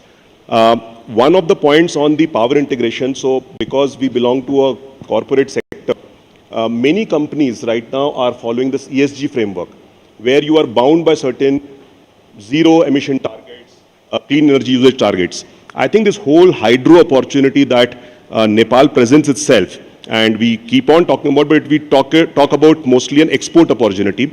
I think we need to build some kind of a framework with India, where Indian corporates can invest into hydropower in Nepal and claw back the credits, the commitments that they can have. I think that can really boost up probably many small investment, but a large number of investments. So I think these are some of the opportunities, Aditya, where we can go beyond integrating India with Nepal only physically, but in a much more economic sense. You know, on a lighter note, I think Prime Minister Balinsha is already listening to you, because I remember just a few months back, they had the RSP National Convention in Chitwan, which was, widely spoken about in media. But Mr. Priyadarshi, I won't disappoint you because you wanted to speak about the Gen Zs. Let me come to you. Nepal has the region's youngest population at this stage, but it is also the youngest government. The average age would be perhaps around 40, if I'm not wrong, here in Nepal. India, on the other hand, in the last decade, as I said earlier, has been a digital technology and an innovation powerhouse. How does that combine together, Nepal and India, the young population of both countries, and looking towards digital innovation in the next decade? How will this mutually benefit both the countries? Do you think there needs to be policy changes, but also a mindset change? Thanks, Aditya. Look, as far as a young population is concerned, whether it's India, whether it's Nepal, you have this very, very important constituency, the young population.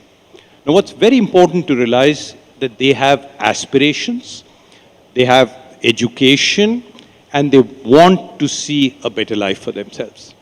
In the past, traditionally, governments, when they've addressed the youth, they've tried to create job opportunities for them. It's been a very classic model. You've got a youth population, you've got a young population, let's create job opportunities.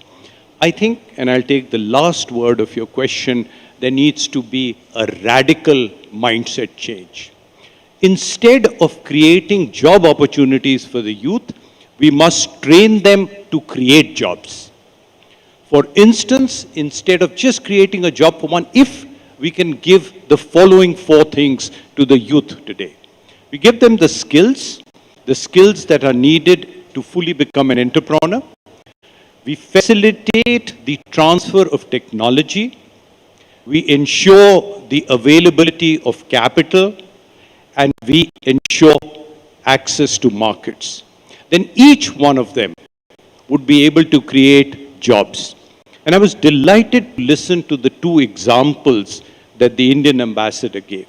He did not give examples of people who had studied in India and then gone on to hold high posts. Obviously, he did mention earlier in his state. But if we can get any set of people to become entrepreneurs. But the second, and this is where the Indian advantage comes in, we must ensure integration and the cross-border travel of entrepreneurship. Again, a difficult word. What I'm saying is that entrepreneurship should not be limited to entrepreneurs in India and entrepreneurs in Nepal. Suppose you're looking at setting up something in Nepal. The innovation and the ideation could take place at one place. The technology could come from a second, and when I'm saying second, it means both India and Nepal. The capital could come from a third, and the actual company could be based in fourth. The more integrated we can make entrepreneurship, the more easy it would be to ensure that the benefits of one economy, which you mentioned so correctly, digitalization, the market, also becomes available to the other thing. So we need to move away from a normal export of goods and services. We need to move away from merely creating jobs for the youth, but we need to get into a joint mindset of creating such opportunities and skilling the youth so that they in turn create jobs. Well, that's a very well-made point, because there is a complete mindset overhaul that is required, and thinking from the perspective of the Gen Z. So we are living in the times when we are trying to understand the Gen Z and how they think and how they operate. But Birendra ji, coming to you on something that Priyadarshi ji mentioned and taking that forward, there's been a considerable discussion in Nepal and beyond about Nepal becoming an export and production hub. But in the overall scheme of things and the competitiveness constraints, what are the challenges before you? Is it in regard of the cost of logistics? Is it beyond that, the regulation currently, the skills, the financing or skill? And which are the major areas that the government needs to immediately tackle? Thank you for that. There are a few obvious challenges that we see. The first is the regulatory provisions that we need to work on, and the government has been very proactive in discussing with the private sector together to reform the regulatory processes. There are multiple unnecessary laws, the very old regulations contradicting to each other. So we are very closely working with the government on that front. The other obvious constraint is the cost of logistics, because we are landlocked and our industry's cost is around 20% is the logistic cost. And as compared to our peer country, it is about 20 to 25% higher than the other countries. So this is where we need to work on.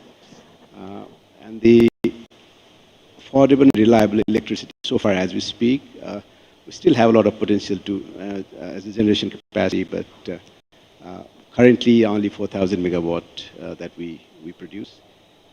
And we conduct a regular survey with our industries, and they're still saying that almost 60% of our industry still rely on the generators. So we need to improve on that.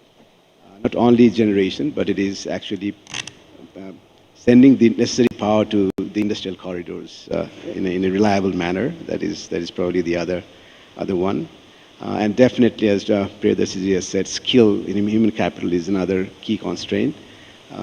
And we as a private sector, from demand side, we are working really hard in collaboration with other TVET providers so that we can enhance our skills of our workforce, so they become more relevant to the industry needs. So that is, these are two challenges that we see, and maybe we can act very quickly on that. Thank you. Well, taking that forward to Mr. Agrawal, and since you are a key pillar of the industry on this panel, traditionally we've seen, imports happening from India, and the discussion and the debate stops there. We haven't, discussed or deliberated or implemented policy beyond that. But in the Nepal-India relationship, which has been traditionally, spoken about in trade, how does the next corridor, next industry corridor look like? Does the corridor involve manufacturing, technology, automobiles, energy, and integrated supply chains? And what would be your vision for Nepal in the next 5 years?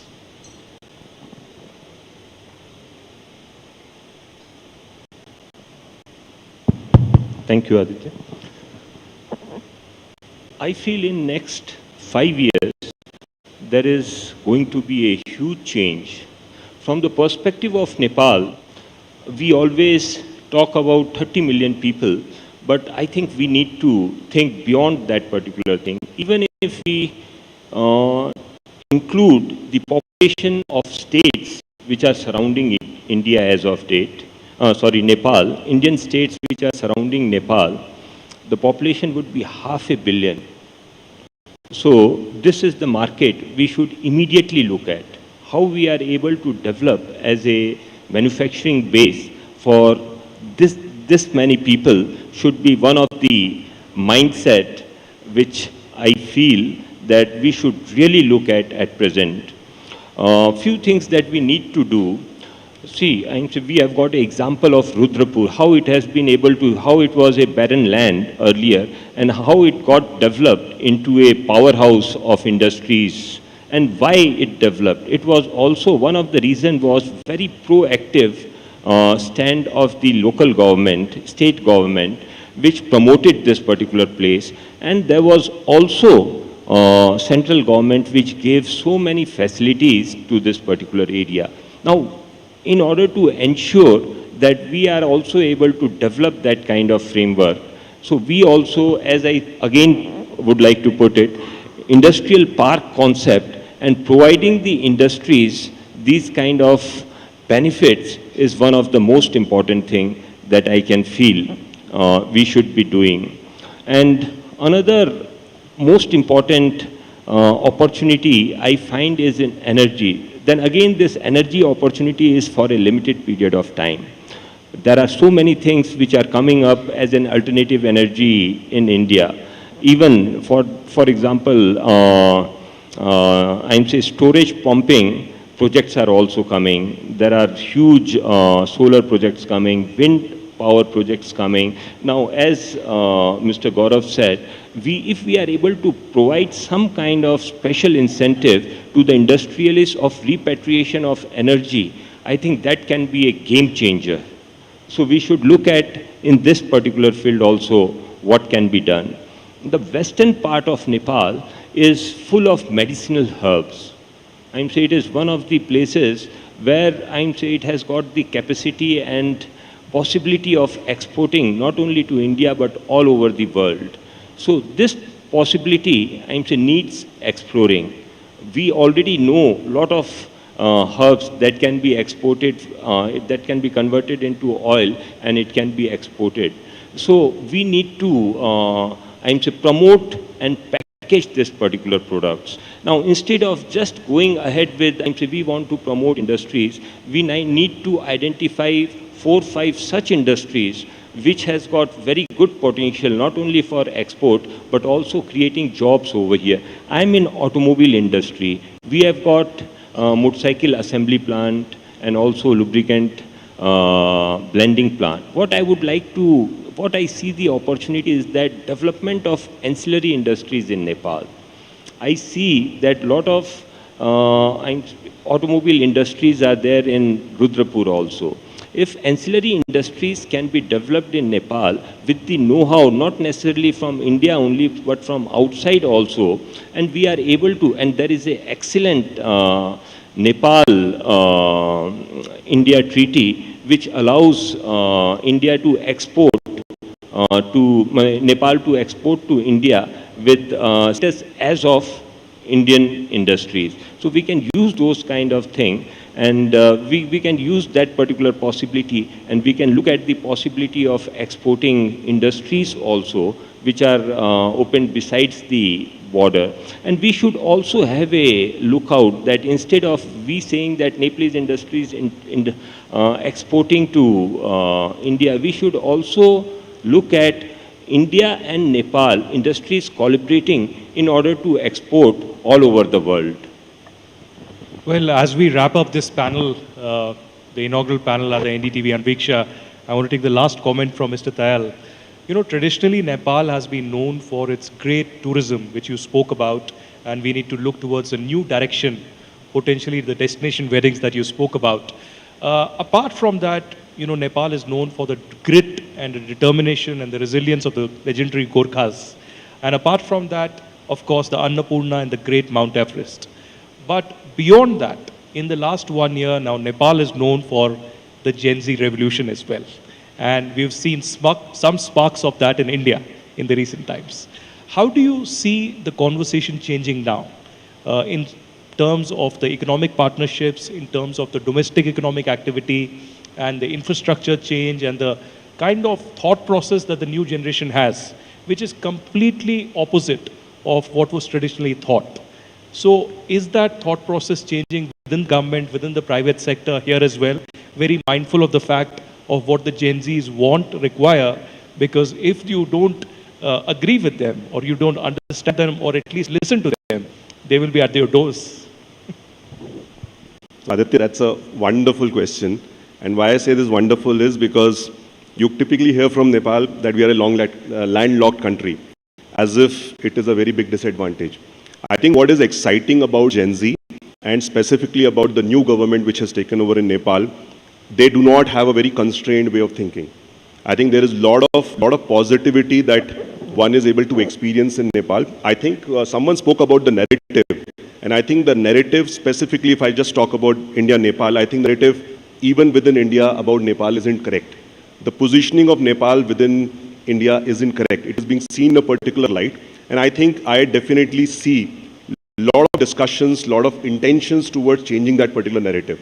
We are looking at a lot of vibrant ecosystem of startups coming up. In fact, you'll be surprised to know that certain very big brands in Nepal right now who have really scaled up are actually run by the Nepali founders. And I see more and more of that happening. In fact, my own company has good number of young people, and there is a fundamental difference in the way the earlier generation, which probably came from a slightly more scarcity mindset, used to look at the world view. I think that is particularly changing. Just one supplementary point, because you spoke about manufacturing and the opportunities. I think this generation will start talking value add. If you start comparing between India and China, they have their own advantages. You need not compete with them, because whenever you try to compete with these geographies in terms of scale, you start perceiving a disadvantage. I think we never spoke about New Zealand. New Zealand has been able to create a premium honey, Manuka, and now that is the most expensive honey in the world. And Nepal has got some terrific assets. It has got some large cardamom, it has got coffee, tea and honey, right, which fortunately my company has now got engaged in. I think we have to start more thinking about brands. And that's what I think is going to be the narrative which will change in Nepal. And if we see India as a partner, India can bring in a lot of great management practices, can bring technology, and they can always bring a large market to them. I think both of these things, if they happen, I have no doubt that in the coming 5 to 10 years, we will be seeing one of the most vibrant growth corridors developing in South Asia. No, that's a great point. And I promise you, Gaurav, that the narrative change is not just required. You know, NDTV Anviksha is that platform, because in diplomacy, we often speak about that, you know, diplomacy is not instant Maggie, or in this case, YY. But in many ways, this is not track 2. But I would promise that this is better than track 2. And this will lay the foundation of better India-Nepal ties. So thank you very much, gentlemen, for joining us on the table. I'll request you to come forward for a group photograph.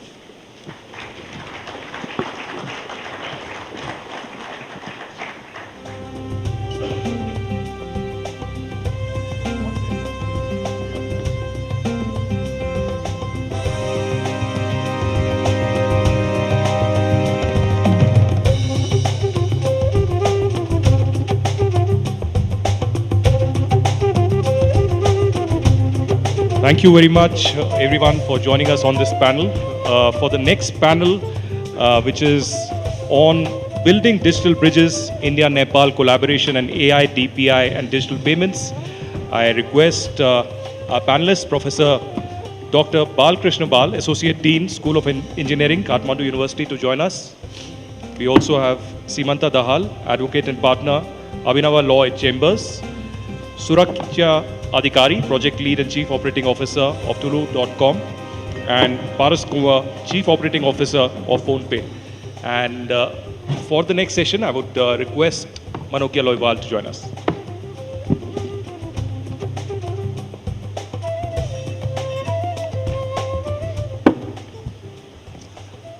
नेपालमा स्वागत छ।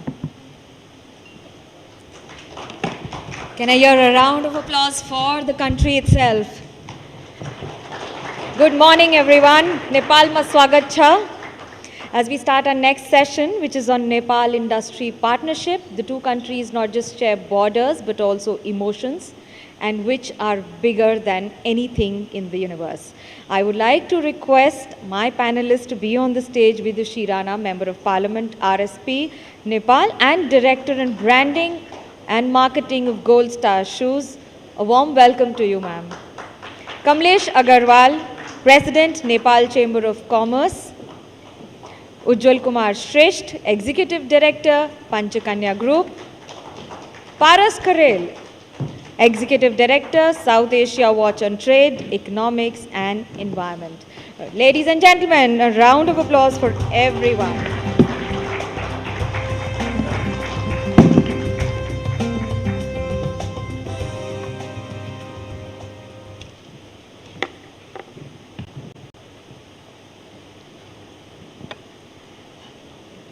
It's a beautiful morning, but a different one with what has happened in Nepal, and the hearts go out for everyone. As I'm joined by a panel of experts in their field and to talk on industry where India and Nepal not just go down for a month or a decade, but for centuries and beyond borders too. I start with Vidushi Rana. Vidushi ji, just give me an idea on what is the biggest challenge for the industry as well as the achievement that you see in past few decades, and with what has happened presently in northern Nepal. Do you see that impacting the industry too? First of all, good morning everyone, and thank you so much NDTV for doing this program in Nepal. And thank you for the question. But before I begin, I would like to give my heartfelt condolence to whatever, to the families who lost their loved ones yesterday at the devastating floods. And my heart is out there, and my prayers to all those who are affected. Disasters and climate changes are, they do not recognize borders. And what happens in the mountains and the hills and the rivers affect our communities, and moments like this remind us that climate resilience cannot be just addressed by one country, but with the greater cooperation, preparedness, and shared responsibility. So we should not wait for a tragedy to happen. We're, I think, taking climate change not very seriously, which we should, of course, as neighbors also. And now that brings me to your question. So actually, I see Nepal-India trade as one of the most, Nepal's greatest economic opportunity, because we share we share a border of 1,751 kilometers. That border is not, just not connect. Nepal and India is not just connected through geography, history, cultures. We have people, and there are a lot of things that connect Nepal and India, and I think it's very, very special. And I feel that the 1,751 kilometer of open border should actually now be an economic corridor more than just a trade border. And we all know that we share our borders with the UP, Bihar, Uttarakhand, West Bengal. So it's a big opportunity for Nepal to do trade. And we're very fortunate to have India as a neighbor. It is our largest trading partner also, Nepal. I was just looking at the figures, and we import NPR 1.21 trillion rupees of products from India, and we export 2.58 billion. So that is a huge market. So the opportunity is enormous, like in manufacturing, it could be in agro-processing, it could be in IT, it could be in tourism, hospitality, all of that. But the biggest difficulty today is not the tariff, but is the standardization, the certifications. So that's what I'm here to talk about today, the Bureau of Indian Standard. And don't get me wrong, I am not saying that standardization should not be done, because it's very important that India is protecting its consumers, and that's very important. I wish Nepal would do that too. And me, I come from a manufacturing, we've been manufacturing Gold Star shoes for more than six decades now. And for me, standardization and good quality and safety is very important. But what is impediment is the time that it takes, to get the BIS certificate. So if that can be taken into consideration, then Nepal-India trade could be more lucrative, is what I feel. Kamlesh, my question to you is that more than 80% of Nepal's export is completely, directly, indirectly to India. India has been one of the biggest consumer market, and indirectly Nepal too is the biggest consumer market vis-a-vis any country for Nepal. But when we understand it is beyond numbers, it's what do you see as top 3 hurdles that need to be done away with for a better trade partnership between the two countries?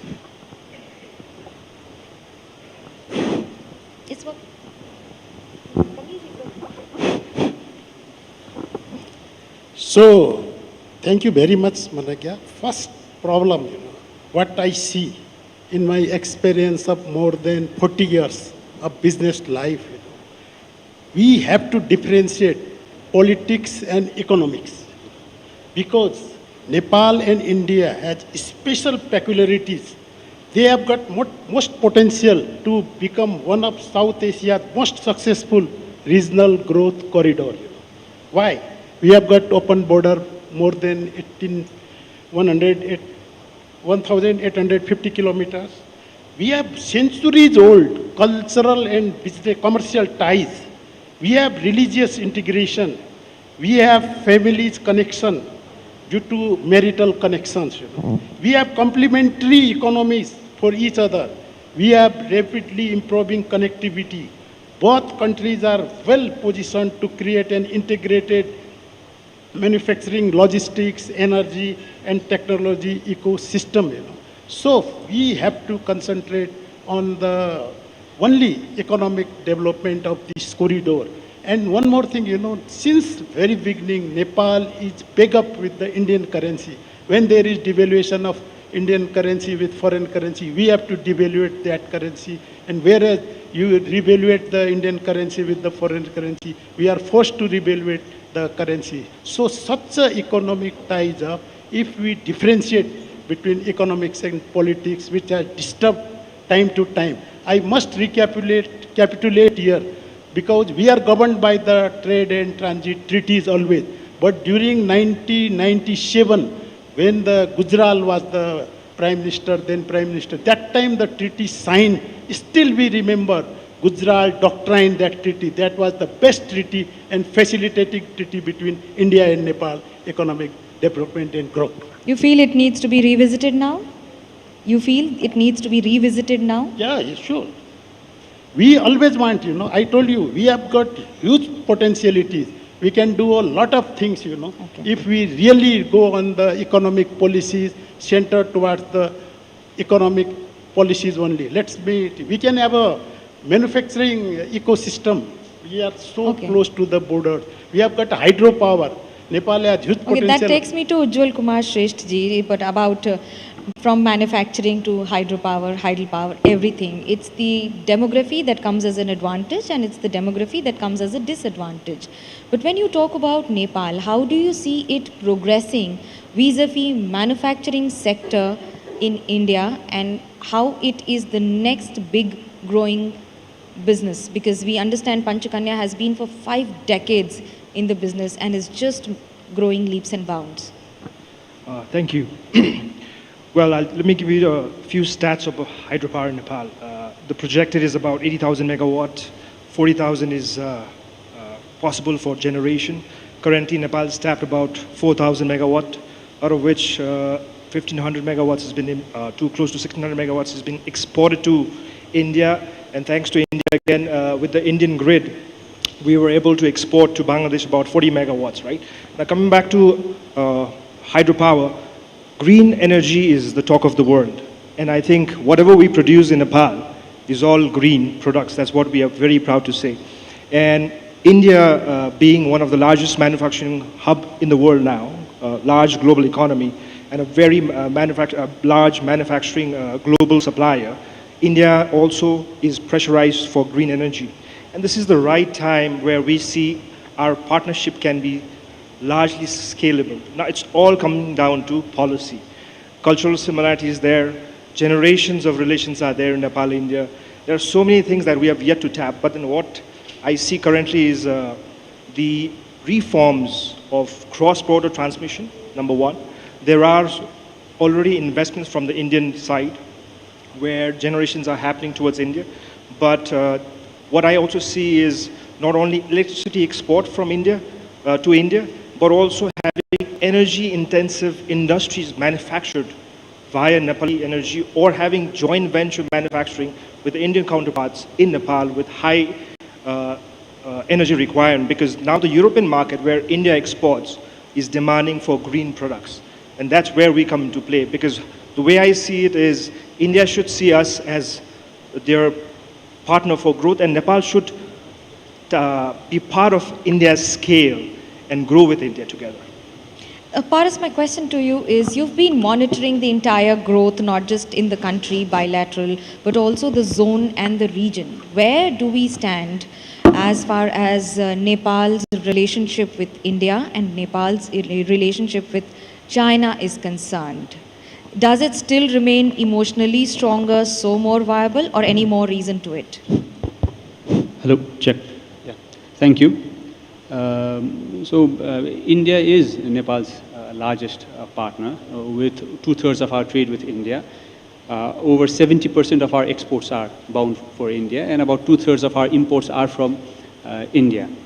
But at the same time, one cannot ignore China if you are talking about global supply chains. Just as India also significantly import intermediate goods and capital goods from China, similarly, China accounts for about 1/4 of our total capital good imports. And that contrasts with 55% share of India, but both are important in this context. And the global supply chains are shifting, and India is responding to it. Forget about 2025 reciprocal tariffs or Liberation Day tariffs of Donald Trump. Even prior to that, since 2018 to 2024, until Donald Trump was re-elected, there was a shift in supply chains away from China. And there are rigorous studies that document who were the winners. And India is one of the winners, as per rigorous studies, whereby India's exports of goods to the US that were highly tariffed by the US on China have increased. And so has India's imports of intermediate goods from China, whereby India adds value to them and also re-exports. So it's intertwined, everything. So here is an opportunity for Nepal to identify small areas, even potentially small areas within the Indian supply chain, whereby it is increasing exports all over the world, how it can fit in. For example, India has signed a so-called mother of all trade deals with the European Union, followed by a trade deal with United Kingdom. And simulations show that it will have a positive economic growth effect on India. Now, how can Nepal supply certain products or inputs to India that can then feed on to India's exports to the EU? I think there is a significant gap in research in this area. There's a huge potential, but there are different constants which we can discuss later. Well, that was a very cautiously guarded answer, I must say. Vidushi, my question to you is, when we talk about trade deficit, there's a massive trade deficit between Nepal and India. Right. Do you see that there are more avenues like value chains and raw material or other growth or manufacturing structures that need to be revisited so that reduces and both the countries benefit more? Yes, there is a trade deficit of 952 billion with India, which is huge. But I think Nepal makes a mistake if we just talk about trade deficit just as a number. I think the time has come now that we need to co-produce things together, because India brings scale, it brings capital, it brings digital economy and all of that, and Nepal also brings a young population, youth who is cheaper labor here than in India, and then we also have clean energy. So I think if we combine these two, we can now, it's time that we're not just trade partners, but we become partners who do business together, Nepal and India, and co-produce things. Like I was just reading about Haldiram, which is now being made in Nepal. I know that Britannia has started making it in Nepal. So there are a lot of products which we consume. Of course, we have 1.21 trillion of imports from India. So out of those many things, if we can produce those things in Nepal and export to India and also also export to the rest of the world. So I think it's time that we co-produce. I think that's what we should do. Clean energy is Nepal's biggest, asset, and I think we should bring that together. And I would like to urge all the Indian companies which are exporting to Nepal to start co-producing. And because I am also a member of Parliament, we would make rules and regulations that are easy, and we will make compliant rules for people to come and invest here eventually, so that we can both neighbors, we can both grow together. Kamlesh, my question to you is, there has been a data that shows that from 2024 to 26, India's imports from Nepal recorded a massive increase of more than 50%. So we need to understand on which are the major Nepalese industries or products that are behind this sudden surge, and is it here to continue? And if so, how much? There has been, the data shows that there has been a massive surge in imports from Nepal, to India's imports from Nepal. So we just need to understand on which are the Nepalese products that are doing the best for the country.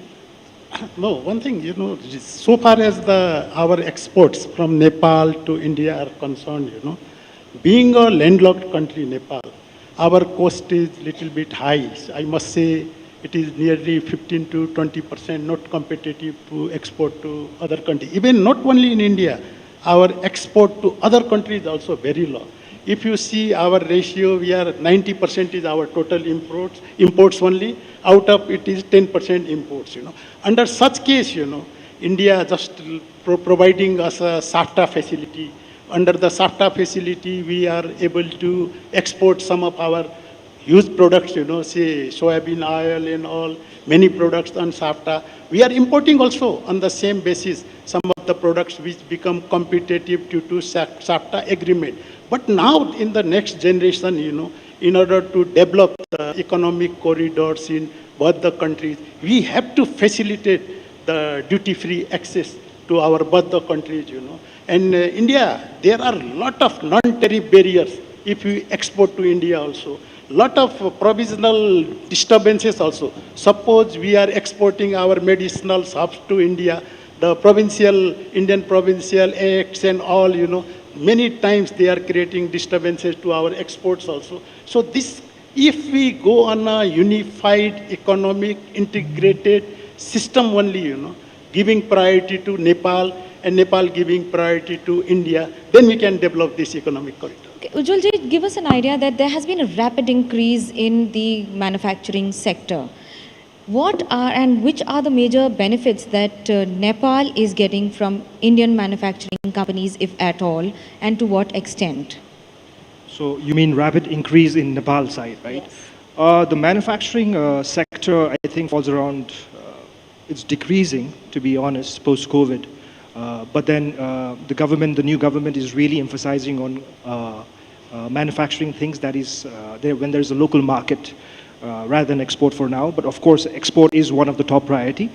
For us, if you ask about particularly about my company, right? 99% is Indian machines, Indian technology, Indian raw material, and Indian certifications where I base. So we have so much advantage being the neighbor of the South.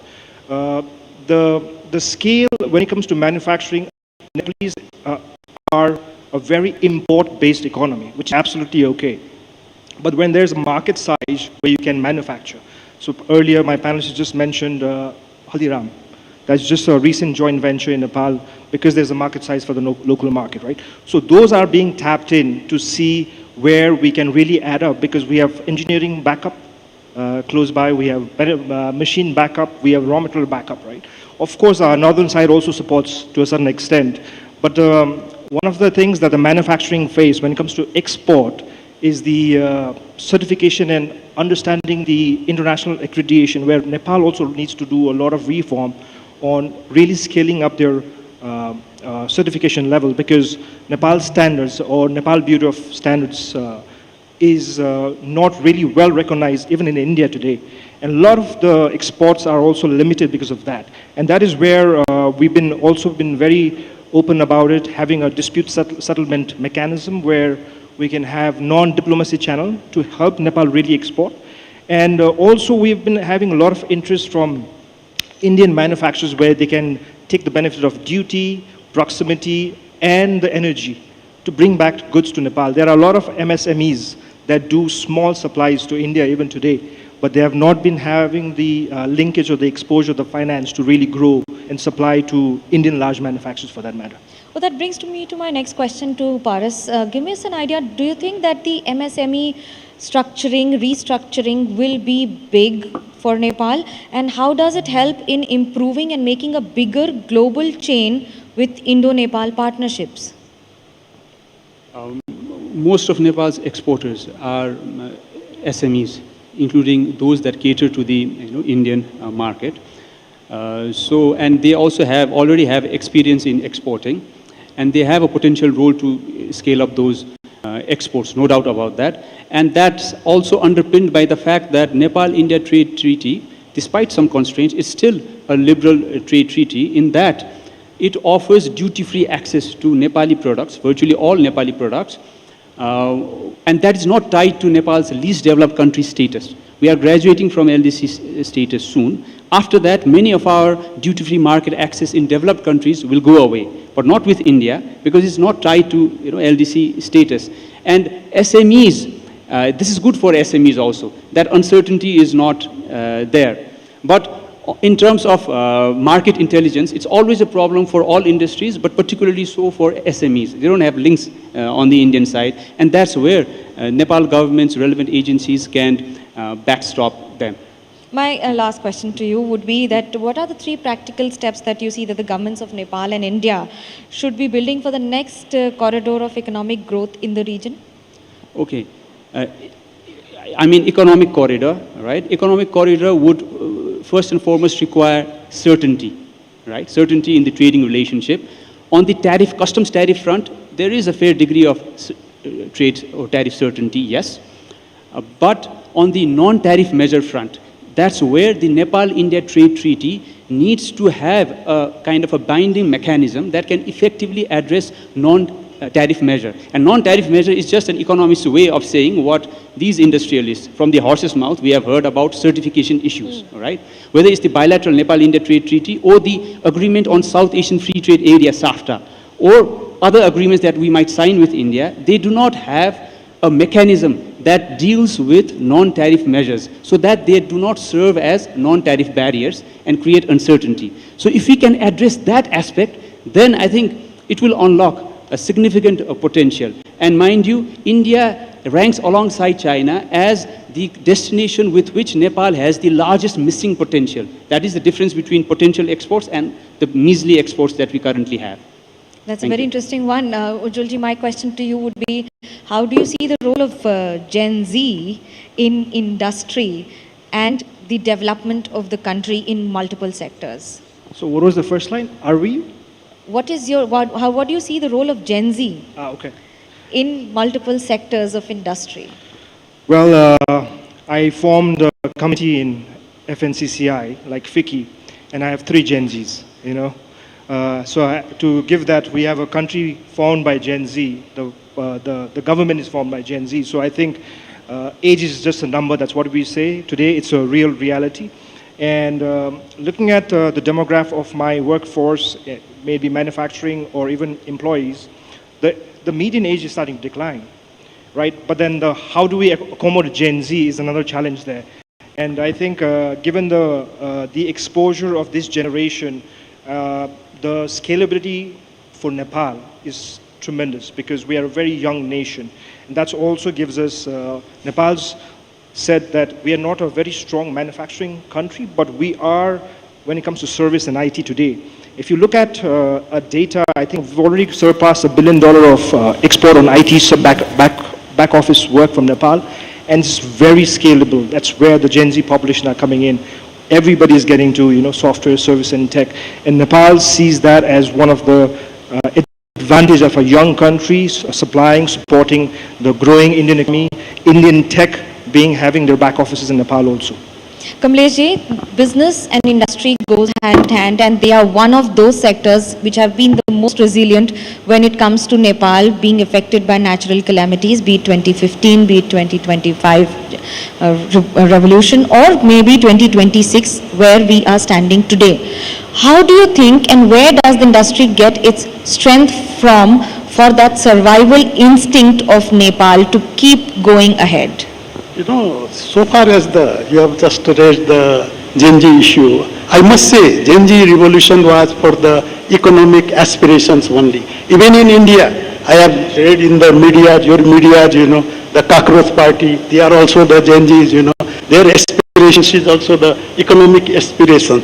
Till the country is able to satisfy the economic needs of the young population, you know, such type of revolution will be go on taking place. In Nepal, as we have got our major strength is we have got 57% population is our young population, you know. I must say, India can not able to utilize the strength of our Gen Zs, 57% young population. They have got huge investment about technology. They have got a big market. Why not they are investing in Nepal, you know? This year, today's symposium, it will open a new milestone to develop the economic corridor between Nepal and India. In spite of such much potentiality, so much opportunity, so much nearness, why Indian investment is not in Nepal? If you see comparison, your Indian investment is very high in Bhutan, which is smaller than Nepal, you know. Now let us analyze and think about where are the lapses in our relationship, economic relationship, I mean to say, and policies, you know, so that we can develop that. We will convey it to both the countries without mincing words. My last question to Vidushi, the role of women in politics as well as forming of government and industry. You are one face that has represented everything seamlessly. Do you think that the industry too needs that seamless border working? Yes. Thank you for that question. But before I answer your question, I just want to also, I think we've not touched upon the illegal trade that's happening between Nepal and India, and that's something that I really want to talk about. Because yes, we do have an open border of 1,750 kilometers. We've been talking about that. But we also need to talk about the illegal trade that is happening between Nepal and India, which is huge. And it's not helping both the nations because both these places, you know, these industries have not been registered. And you know, before I answer your question, I just want to reiterate that we need to make illegal trade difficult and legal trade easier for both countries to prosper. So that I think that is very important. Now coming to the question about women being, I think your question is about women entrepreneurs. Yes. Yeah. So Nepalese women are incredible entrepreneurs, and I can see a lot of women entrepreneurs here, my friends and organizations that I'm working with. I think the problem here is just, you know, getting them from moving from small SMEs to getting them access to the finance and to the real world and out there. And I always say that women we don't need sympathy, you know, we just need a level playing field where we're given equal opportunities. And this is what I've always been saying, that when women are economically empowered, they are not only economically empowered themselves, but they also empower their families, their children.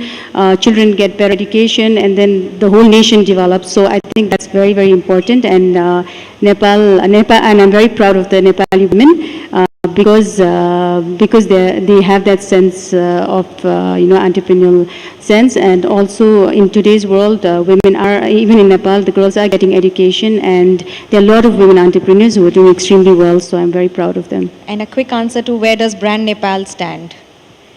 Brand Nepal, as Gold Star Shoes, we've been exporting to India for past 35 years, to UP and Bihar, and there are a lot of challenges, of course. We had the earthquake, we had the Nakabandi, we had the Notbandi, we had COVID, and now this border issue. But since, we're still doing business with India.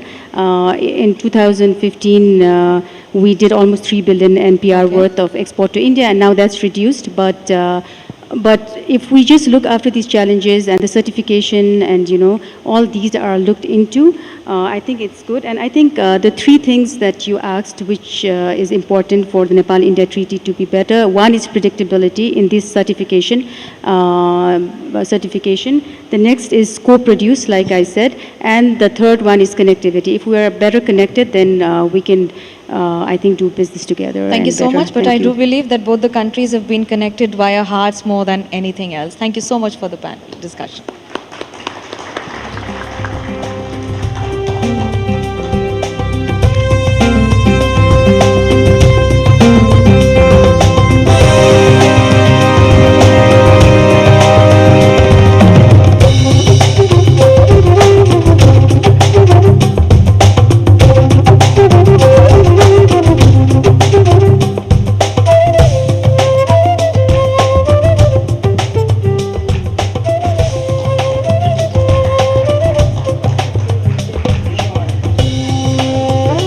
हमारे सभी guest का बहुत thank you. आपने जिस अंदाज में अपने विचार यहाँ पर रखे और जिन पॉइंट्स पर बात की, वो ही आज के भारत नेपाल डायलॉग के मुख्य बिंदु हैं, जो हमारा उद्देश्य भी है। अपने अगले सेशन की तरफ अब हम बढ़ेंगे, लेकिन उससे पहले मुझे हमारी शानदार ऑडियंस से एक रिस्पॉन्स चाहिए। अभी तक का समय आपका कैसा बीता? सिर्फ अच्छा? हाँ, थोड़ा अपने तालियों के साथ बताइए। अभी तक के जितने कॉन्वर्जेशन हुए, आप लोगों ने एंजॉय किए conversation? There was something to take away from all these conversations? Fantastic. आगे का हमारा लाइंड अप अलग अलग फील्ड के एक्सपर्ट्स के साथ में है।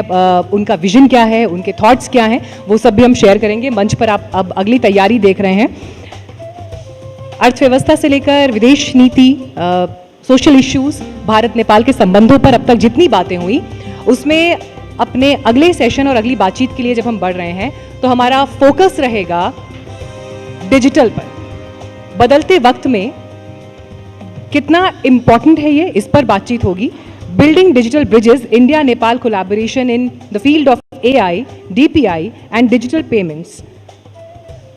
मैं स्टेज पर आमंत्रित करना चाहूंगी प्रोफेसर डॉक्टर बालकृष्ण बाल, associate dean, school of engineering, Kathmandu university; Samantha Dahalji, advocate and partner, Abhinav Law Chambers; Surakhacha Adhikari, lead and chief operating officer, Tulo.com; and Mr. Umar, chief operating officer, PhonePe। आप सभी का स्वागत करती हूँ मंच पर। Please आइए और इस सेशन को होस्ट करने के लिए मेरी सहयोगी Manogya Lohiwal. Yours Manogya.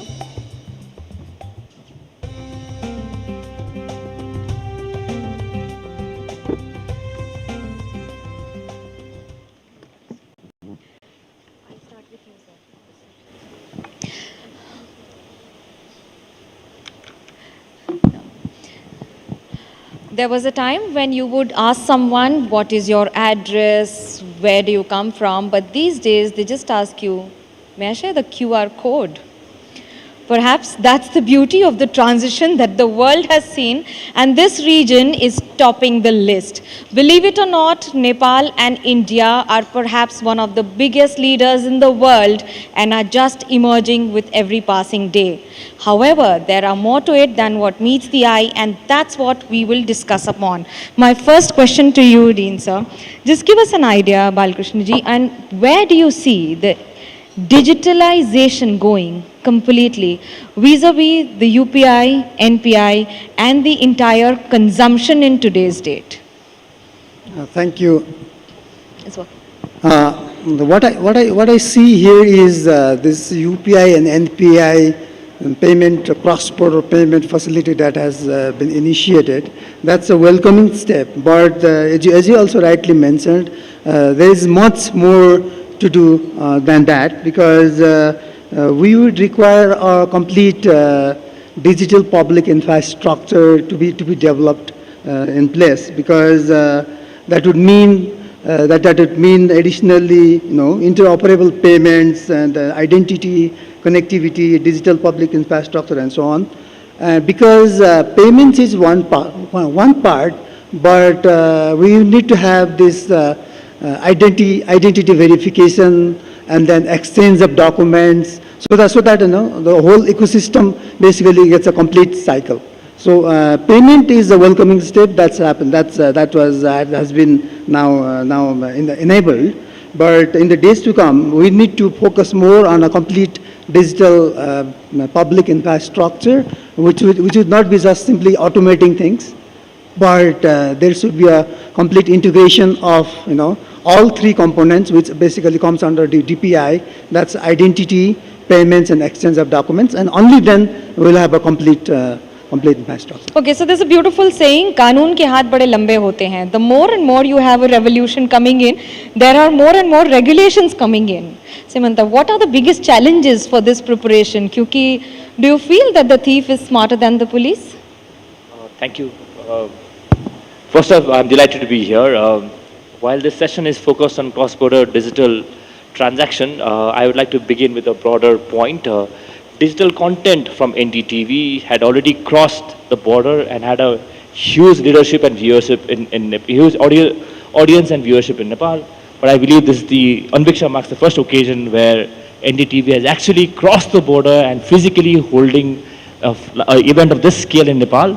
So we are really grateful to NDTV. Huge shout out to Rahul, Aditya, and everybody from NDTV team who's made this possible. I believe this occasion really helps us to, not limit Nepal's vision and voice, not within Nepal or Nepal's frontiers, but across all over India. So thank you very much for that. You highlighted a critical point regarding how long the hand of law should be. I'd like to begin with saying that we have had a bilateral agreement that was signed between UPI and NPI recently during the foreign minister's visit to India in June earlier this year. UPI already has a significant global presence and global footprint.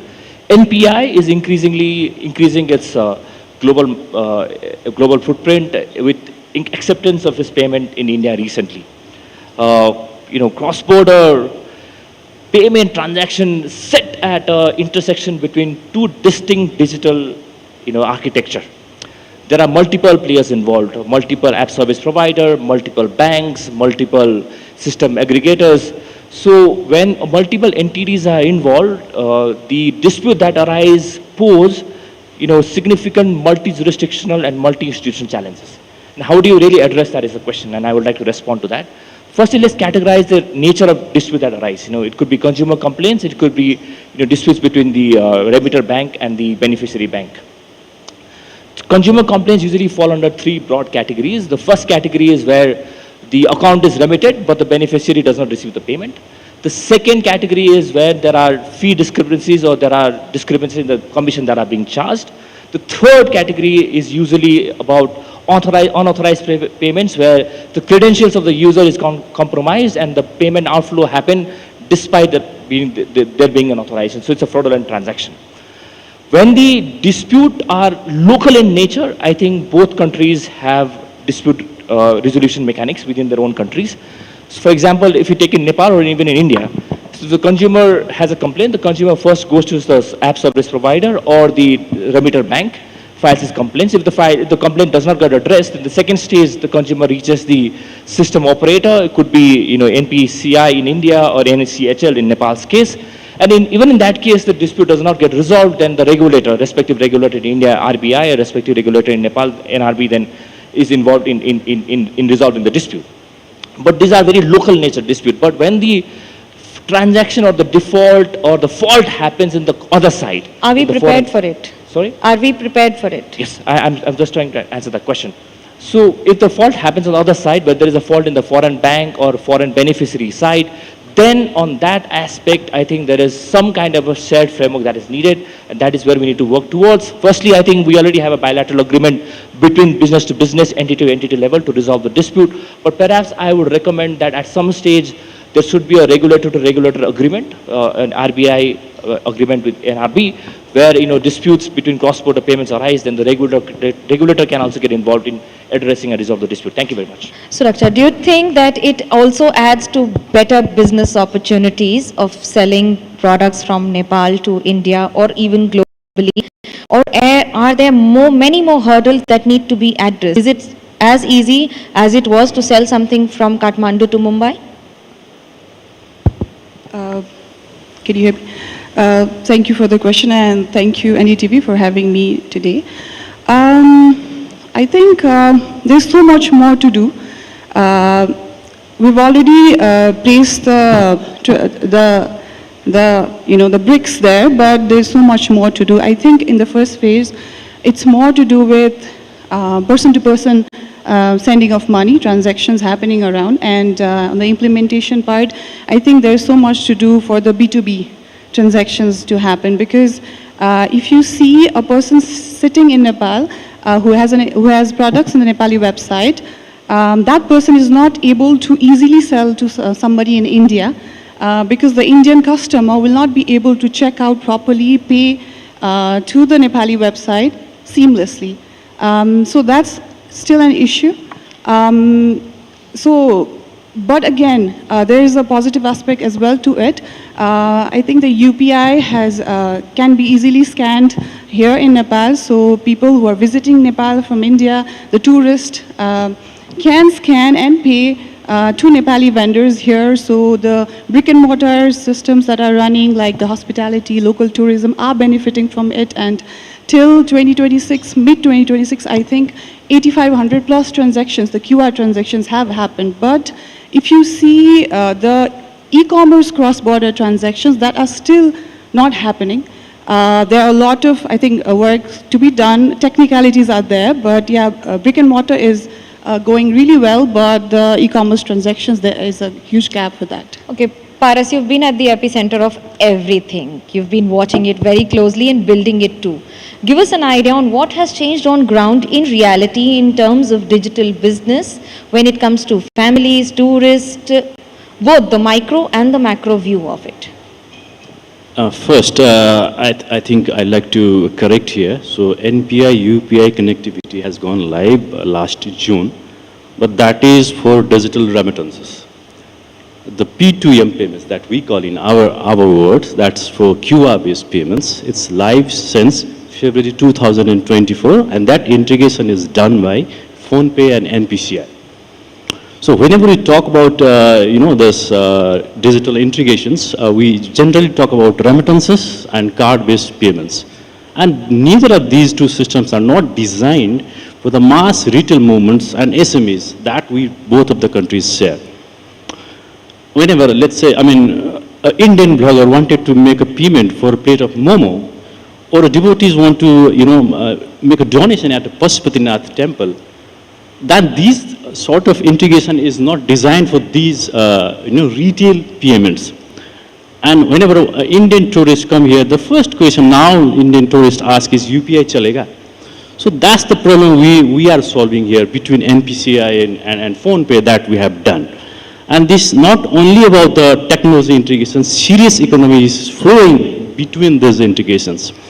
So in the operation of 2 years, we have processed around transaction worth of 11 billion rupees in the 2 years of operation. So that's the integration we have done. That's the change we have brought in Nepal. Let me get your bigger picture from you, Dr. Balakrishna. Does this also impact the country multiplying its income, not just in cash, but also in currency via digital payments? And how much it is? I might not have an exact answer to that, but I would just reframe it the other way around. Whether it would create distinct opportunities to the young youths in terms of jobs or employment, right? So if we have this digital infrastructure in place, like this digital payment or any other digital public goods, then that would create some digital opportunities. And that would mean that there will be more opportunity for startups, more opportunity for AI-based services and so on. And that would create more jobs. And then consequently, that would definitely bring in more money and income. So from that perspective, what I believe is this particular cross-border payment and whatever is happening between Nepal and India recently, that leads to developing a trusted digital breeze, right? So that it does not just gets limited to.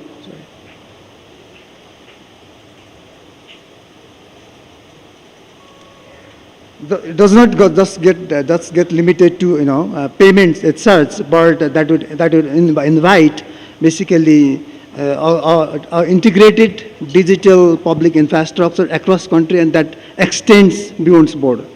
Okay, Simanta, give us an idea. This is a generation that has grown up digitally, the Gen Z or even the earlier ones like millennials like us. But the digital transformation also comes with a lot of misinformation and disinformation. Is the government and the entire infrastructure prepared for it? If yes, how much? If no, how much needs to be done? Thank you. I think, thank you. Quite a lot needs to be done. Because you mentioned Gen Z, I think there are quite a few Gen Zs of Nepal in this room, and quite a few Gen Zs who were part of or leading the front in the last year's September movement.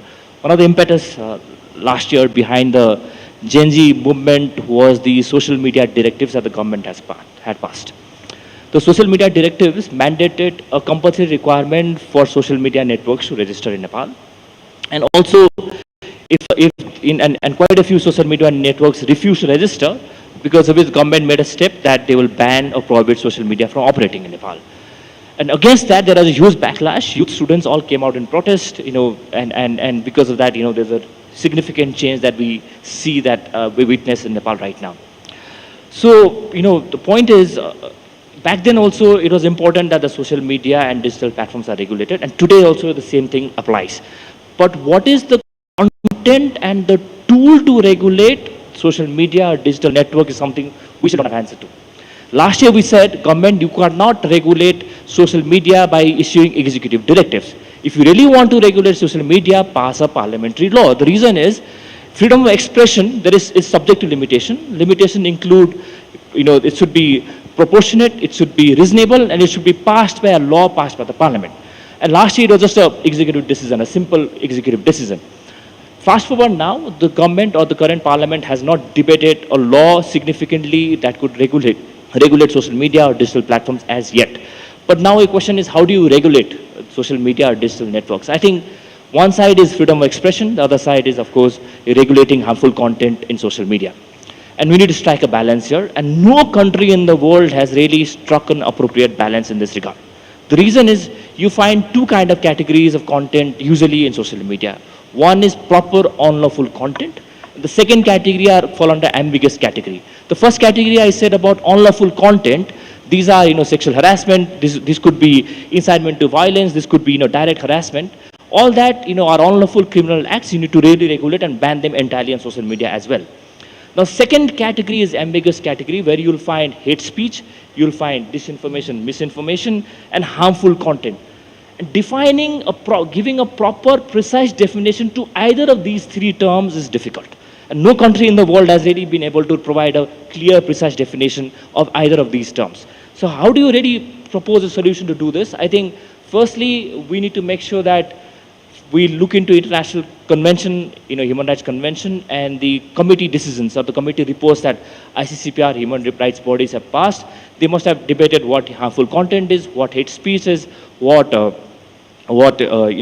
disinformation is, and then rely on those definitions to build your own law in Nepal. The second is, we should make sure that if any harmful content is spread on social media, the social media networks should, for that purpose, be brought under the ambit of the law, and at the same time, I want to emphasize, this should not be given absolute safe harbor rule.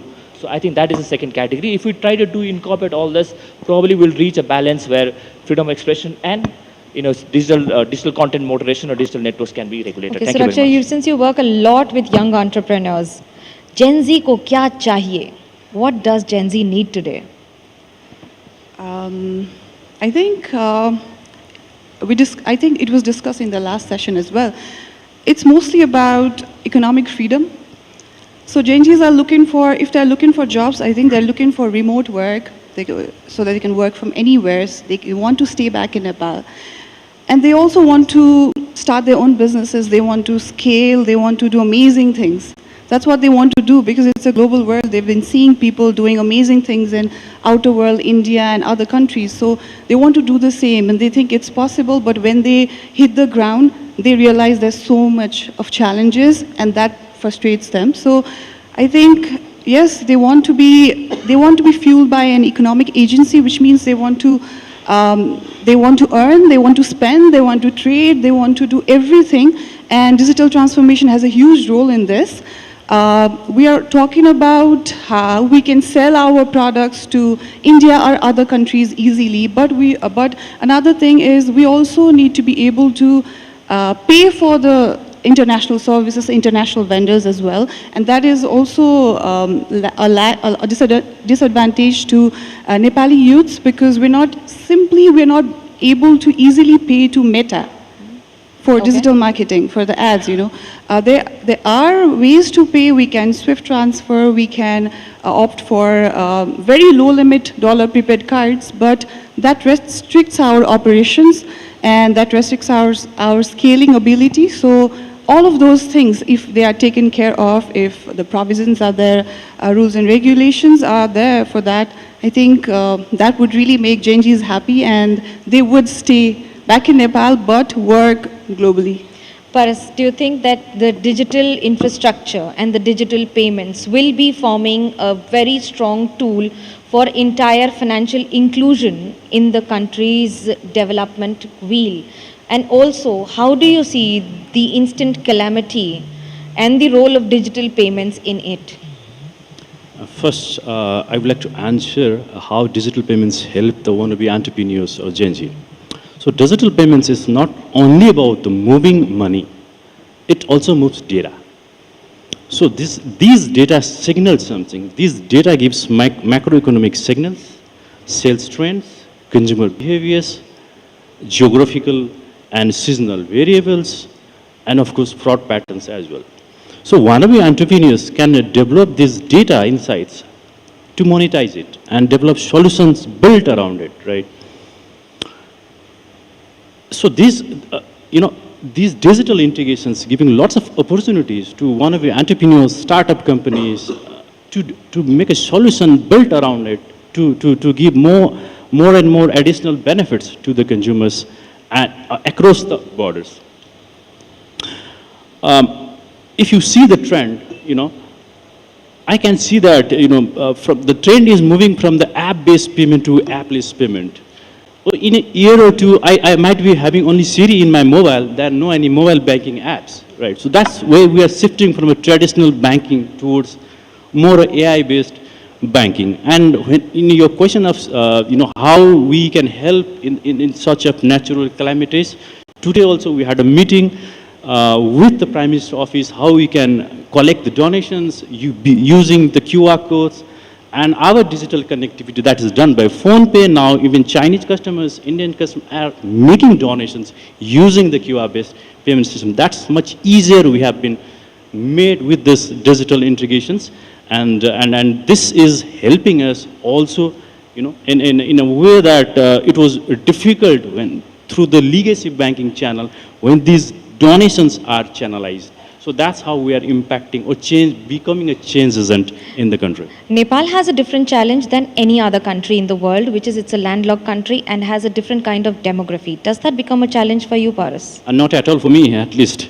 So it's an opportunity for me. We are sitting besides two big neighbors, and we are always there to learn from what India or China has done in the digital payments. And I can proudly say that the PhonePe has done the integration to both the countries, UPI also and Alipay also. So that's the level of digital payments that we have achieved in this country. Well, thank you so much. And on this note, I would like to thank you all of you, and maybe a little more on the QR code in days to come. Thanks a lot.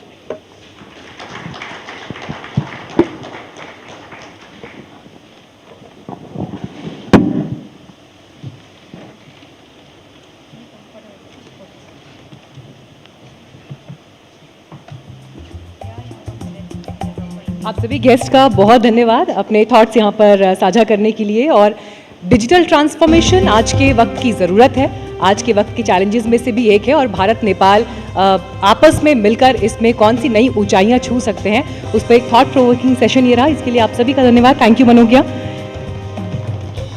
Digital transformation की हमने बात की, लेकिन आज भी जब रिश्तों की ऊंचाइयों की बात होती है तो पीपल टू पीपल कनेक्ट, दिल का दिल से रिश्ता, ये हमेशा ऊंचाइयों के सर्वश्रेष्ठ पायदान पर रखा जाता है। और भारत नेपाल के संबंधों पर जब भी बात होती है तो जैसे आज सवेरे से बातचीत चल रही है, रोटी बेटी का रिश्ता, हिमालय से प्रगाढ़ रिश्ते हमारे हैं। इन रिश्तों की गहराई हमारी परंपराओं में, हमारे कल्चर में, हमारी हिस्ट्री में छिपी है। और इसीलिए अब जिस अगले सेशन की तरफ हम बढ़ रहे हैं, जिसका आपको काफ़ी बेसब्री से इंतज़ार भी था, हमारे बहुत से मित्रों ने जो ऑडियंस में इस वक्त मौजूद है बाहर मुझसे पूछा भी कि डॉक्टर थरूर किस समय यहाँ पर आने वाले हैं, किस समय बातचीत करने वाले हैं। तो वो प्रतीक्षा आपकी यहाँ पर अब ख़त्म होती है, क्योंकि भारत नेपाल संबंधों पर, परंपराओं पर अपने थॉट्स शेयर करने के लिए हमारे साथ इस वक्त member of parliament, farmer international diplomat and author doctor Shashi Tharoor मौजूद हैं। डॉक्टर थरूर, आपका बहुत बहुत स्वागत है। मंच पर आपको आमंत्रित करती हूँ। मेरे सहयोगी विष्णु सोन इस बातचीत को होस्ट करेंगे।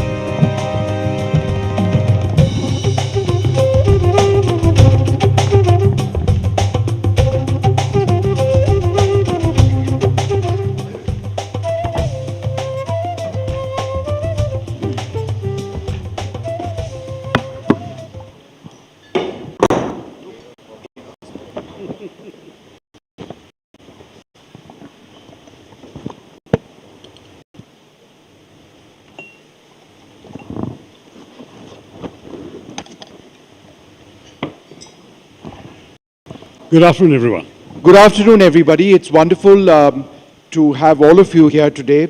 Anviksha comes at a very challenging time, and we've mentioned that, and I thought I'd mention that again. It's been a difficult 24 hours for Nepal. It's something that we will reflect on throughout the day, and certainly in this session as well.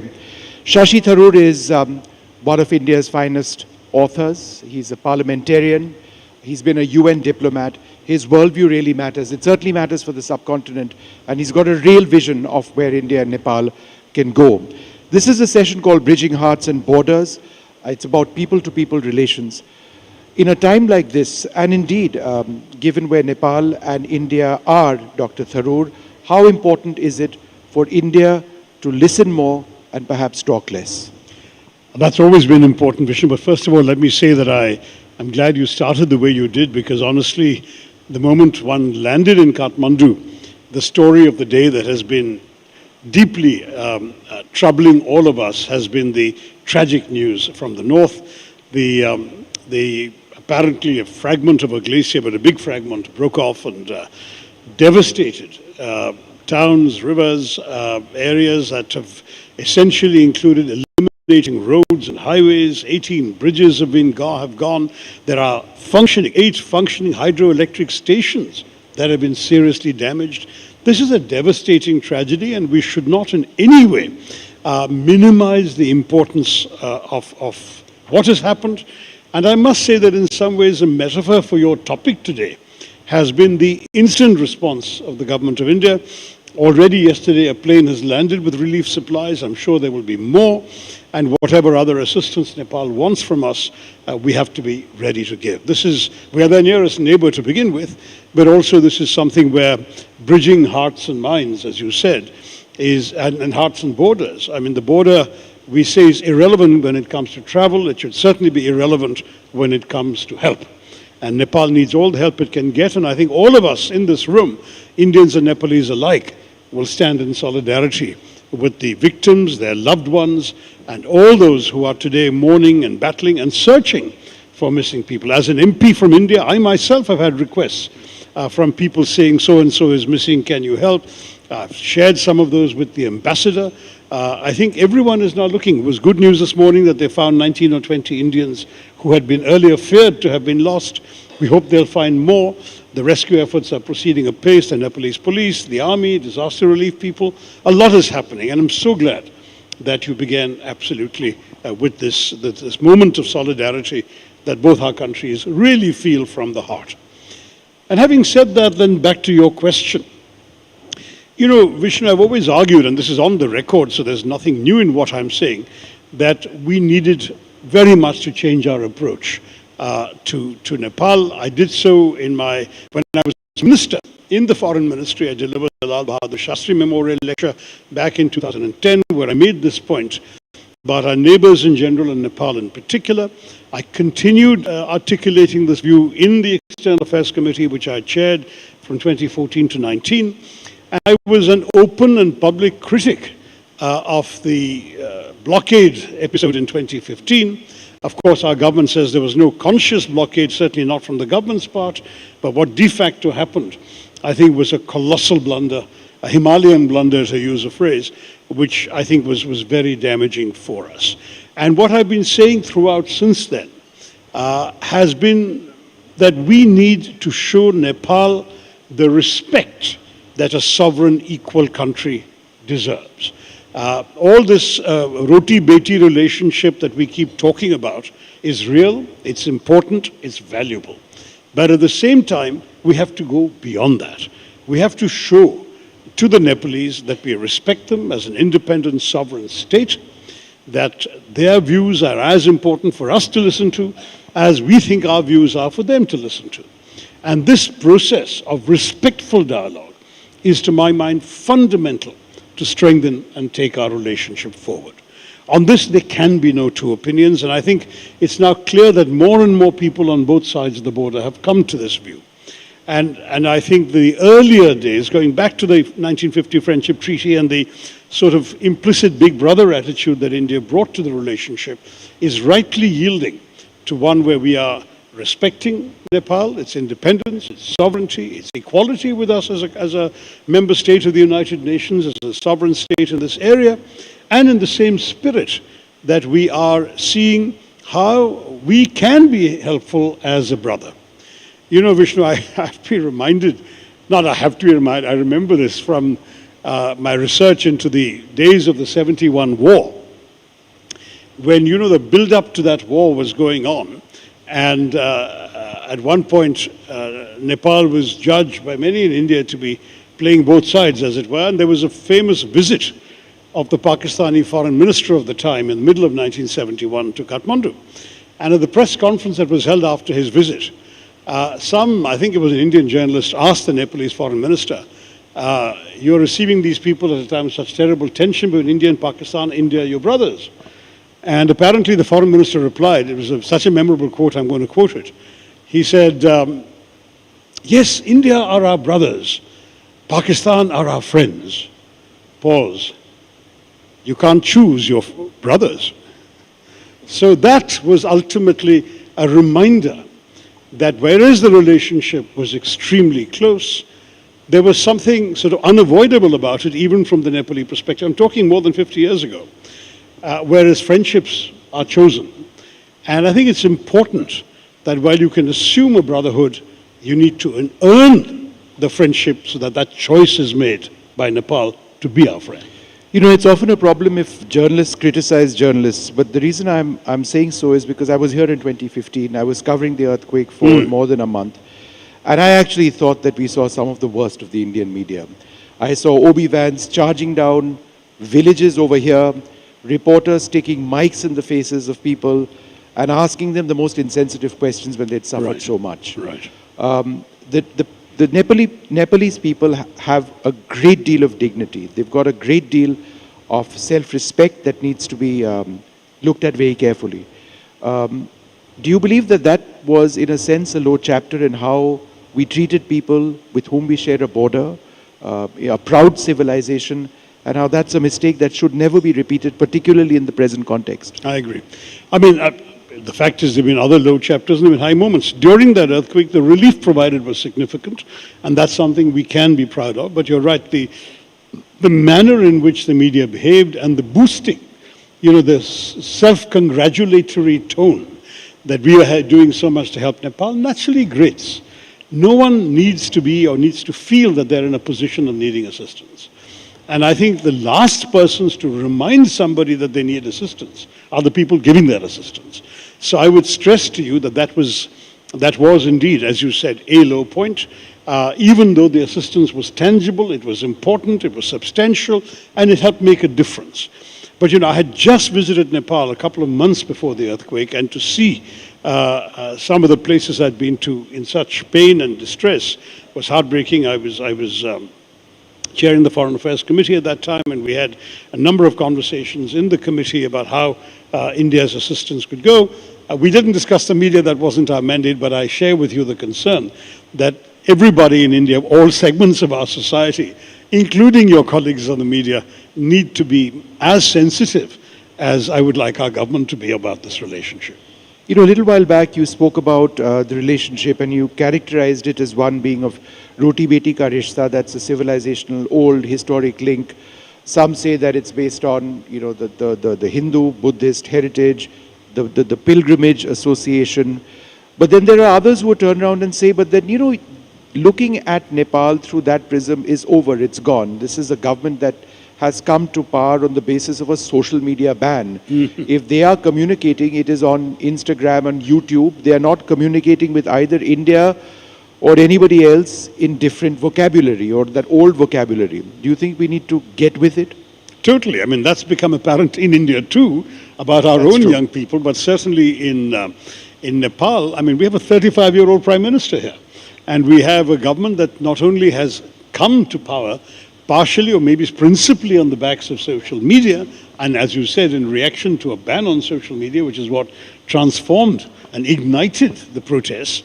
But we are also looking at a government which frankly is very conscious of social media, that gets its messaging done on social media, and that seems very much to be living in the glare of social media.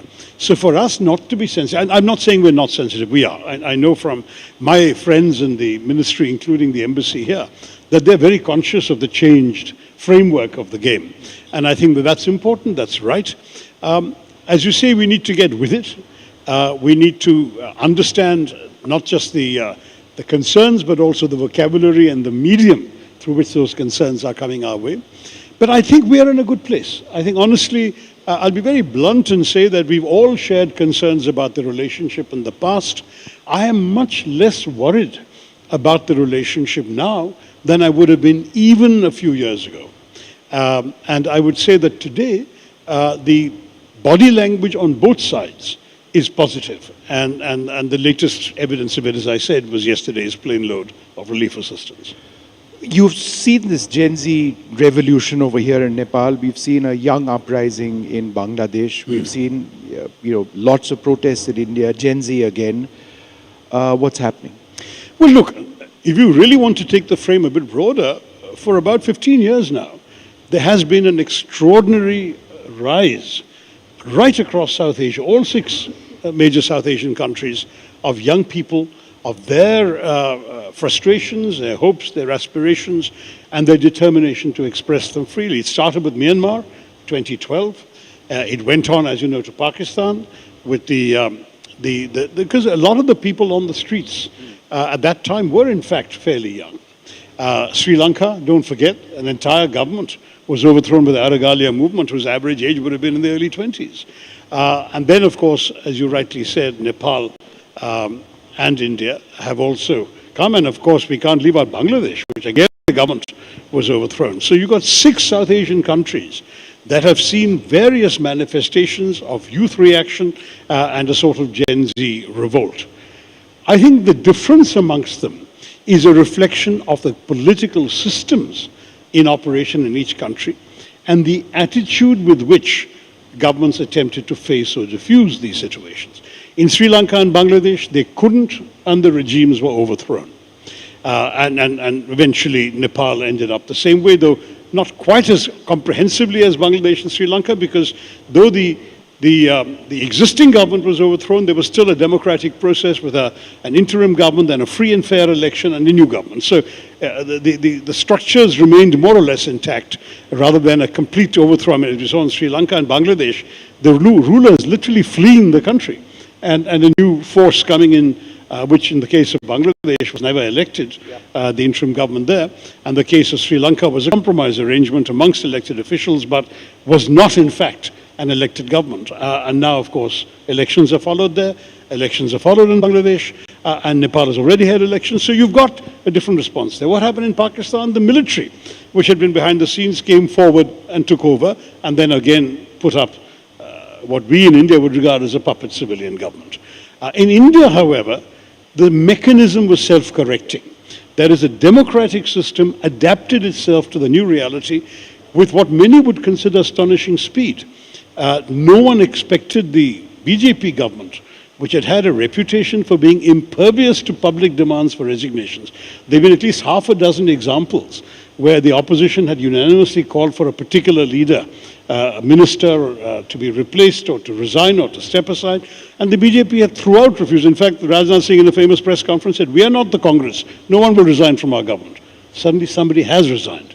And the recognition that democracy needs to be nimble enough to turn around and recognize a public reality, that I think was a tribute to the Indian system, in that our system bent, but it did not break. And I think that is an encouraging way for us to go forward. Myanmar, of course, is the other sixth country I didn't talk about here, which is, of course, the military openly destroying the democracy movement, and 10, 15 years, 14 years later having an election which, frankly, very many people don't take very seriously. So a different story. But the Indian example gives me some encouragement as an opposition figure that our democracy still has flexibility, still has openness, still has receptivity to popular currents. And that is essential if our democracy is to remain strong and effective. You know, Dr. Tharoor, we are here in this session talking about people-to-people relations and Indians and Nepali people, but when that people-to-people equation extends from Nepal to China, we have a problem. Because we invariably see the relationship of, let's say, Bangladesh with China through an India prism, whereas all of these countries say that, look, you know, our relationship with India is independent of our relationship with China. And that's what and the hypocrisy is that we are trying to build our own equation with China. No, also that's what we say about our relationships with any other country. I mean, we don't like the Americans to tell us how to conduct our relations with Russia, for example. It's the same logic that Nepal would like to use with India and China. But I would say that, you know, the Indian media, though it hasn't been too hyper of late, it needs to cool down a little bit. How much, I mean, for example, we are the biggest investors in Nepal. Indian companies account for 35% of the investment in Nepal. China is like a distant fourth. Okay, it's next after us, the Americans, and I've forgotten who's third, but I think it's either Europe or Australia, one of the European countries or Australia, but the Chinese come forward. So we're not looking at a situation where China's presence in Nepal is overwhelming. Yes, you'll find some Chinese tourists coming, but again, our tourists are outstripping them massively in numbers. I'm told that one of the anomalies here is that Nepal only counts tourist arrivals by air. So it's a serious undercounting of the Indian tourists who come by road, and yet we are by far the number one when it comes to tourists. And then the cultural presence is also real, with China, despite some shared Buddhist heritage, cannot match.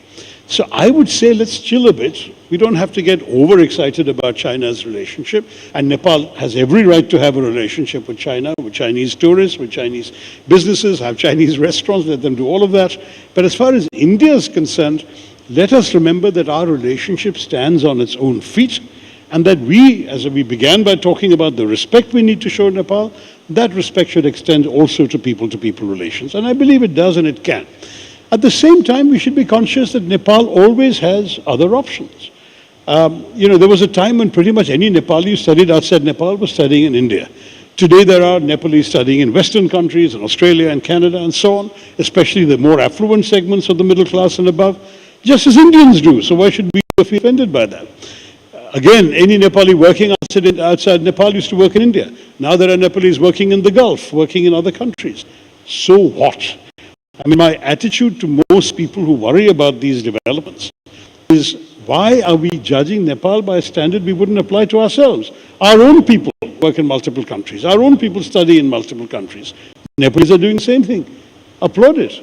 They still, by the way, the largest single cohort studying in any country from Nepal is still in India. Yeah. The largest single cohort working in any country outside Nepal is still India. So let's not overblow some of these things. Yeah. If you are talking about people-to-people relations, then we have an incredible military tradition of soldiers from the Gorkha region of Nepal being part of the Gorkha regiments in the Indian Army. That's changed now because we've got a scheme called Agnipath. So young recruits, after a period of approximately 5 years, are eased out of the system, and then they take on different jobs. Now that doesn't necessarily work for people who have looked at the Indian Army as an avenue of employment for generations. And yet, by policy, we can't really do anything unless we drop the policy or change it.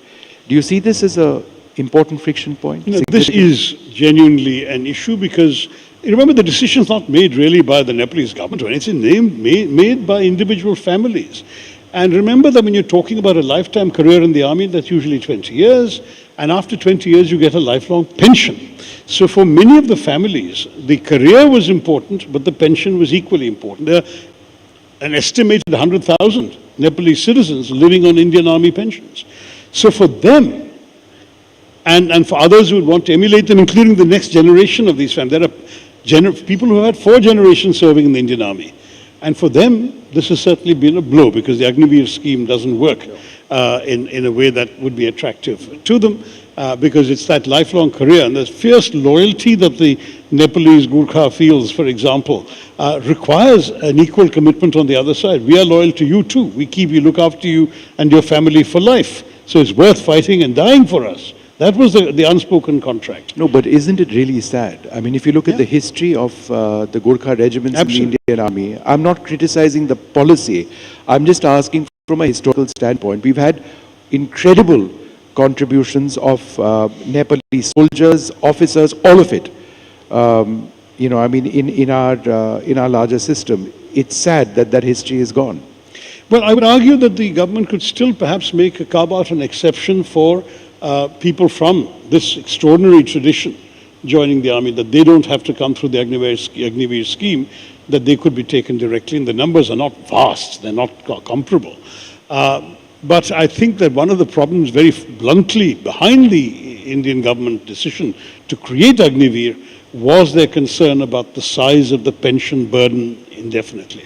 And because that was a factor, I mean, finance was a calculation in inventing the Agniveer scheme.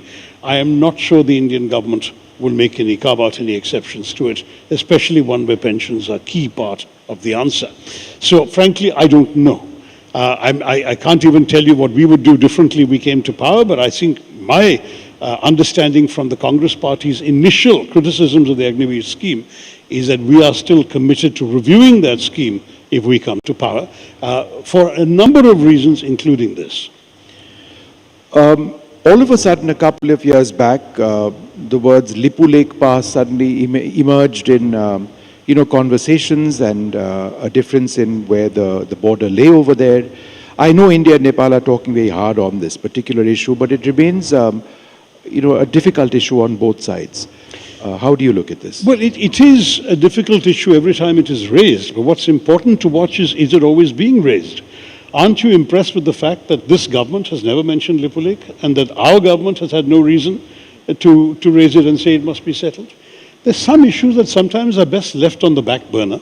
We have far more important issues to sort out with this government. And as long as they don't feel that it needs to be elevated into an issue, why make an issue of it?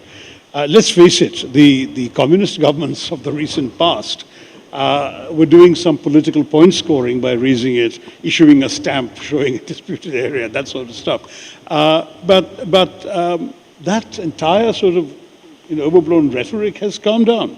And I think we as Indians don't need to be the ones raising it. It's not specifically an issue that's a priority for us unless the Nepalese choose to make it a priority, and there are far bigger fish to fry. Let's start ending this, where we began, which was, looking at the tragedy. And I asked the foreign minister this question as well, that we have a shared environment ecology. Mm-hmm. This was triggered perhaps by an avalanche. It could have been triggered by a rise in global temperatures or temperatures in this region. Mm-hmm. How important is it for all of the Himalayan nations to be working together? Because this is a disaster which has probably already been initiated. It is absolutely indispensable. And we noticed that the foreign minister very diplomatically, very politely mentioned that North India contributes far more to global warming than Nepal does. And that's a gentle reminder that we have a big share of the responsibility, just as we remind the Western industrialized world that they have a larger share of responsibility for global warming than we do. We didn't contribute to the extraordinary percentage of greenhouse gas emissions built up over the last 150 years by the developed West. Yeah. So similarly, Nepal is right to tell us, hey guys, you've done more and you need to get your act together. And I think we should agree with that and share with it, share the concerns. The responsibility is also vital for us because we too are affected. When glaciers melt in the Himalayas, when waters stop flowing, I know we're talking decades in the future, these have colossal consequences for India. We are at the moment benefiting from a rather bizarre phenomenon where we have not warmed to the degree that is expected. Other countries have warmed by as much as 2 degrees. We haven't. And part of the reason given is because our country is so polluted that the sun's rays are being bounced back by the polluted air. It's a ridiculous story. But even as we tackle our pollution, we're going to be getting more global warming. The colossal consequences of these are not small matters. Already we've seen tremendous variations in monsoon patterns. The larger global phenomenon has created the El Nino effect, which is affecting our monsoons. Yeah. We're also seeing some serious challenges in the mountains. If glaciers keep melting, this story today, nothing is 100% confirmed, it's expert surmises, is that in fact a large chunk of a glacier broke off. It could have broken off because of a small earthquake in Tibet. It could have broken off for some other reason, but it broke off because glacier melting is a real thing. Yeah. So whatever we can do to, and we don't even have enough glacier experts. Yeah. At a time when the Indian government is rightly now focusing on things like and the Arctic and the Antarctic as a matter of scientific interest to us because of its implications for our country, including geostrategic implications. Right next door to us is a potential world-class crisis in the making, and of course we have a moral and practical responsibility to work with those stakeholders in Nepal to address this problem. It's been wonderful, Dr. Tharoor, speaking to you, building up the or thinking deeply about the people-to-people relationship, going beyond past stereotypes, reworking our foreign relations positions, and perhaps recognizing that the nature of the threat or the adversary is common. We ended with the environment. Once again, let's think about those families missing and thinking about their loved ones. Thank you so much for speaking. Thank you, Vishnu. Thank you.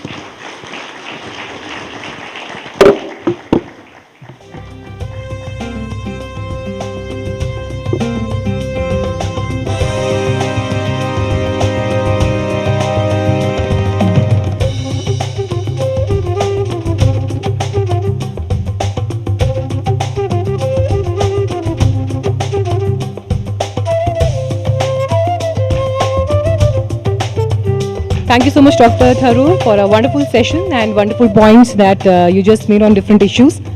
Here we are slipping onto a short lunch break just for 30 minutes and we are expecting आप सभी लोग बहुत जल्द वापस लौट कर आएंगे क्योंकि ब्रेक के बाद कुछ बहुत ही अच्छे पावर पैक्ड सेशंस आपकी प्रतीक्षा में हैं।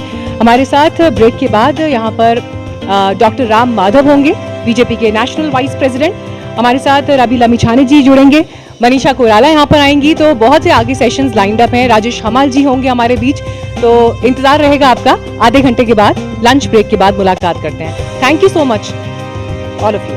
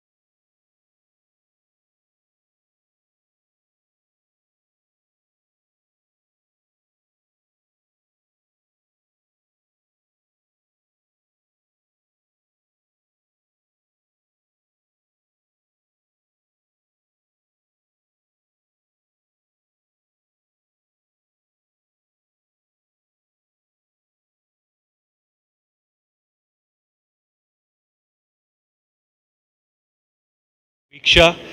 The first session has been a great success. It's been talked about all across the media in India as well as Nepal. And we have a great lineup of sessions all through the day today with politicians from both Nepal and India, change makers and trendsetters who are joining us. I hope you all had a great lunch. But to start the afternoon session at the NDTV World Anviksha, Ideas Across the Borders, please put your hands together for Devas Kumar, CEO of PhonePe.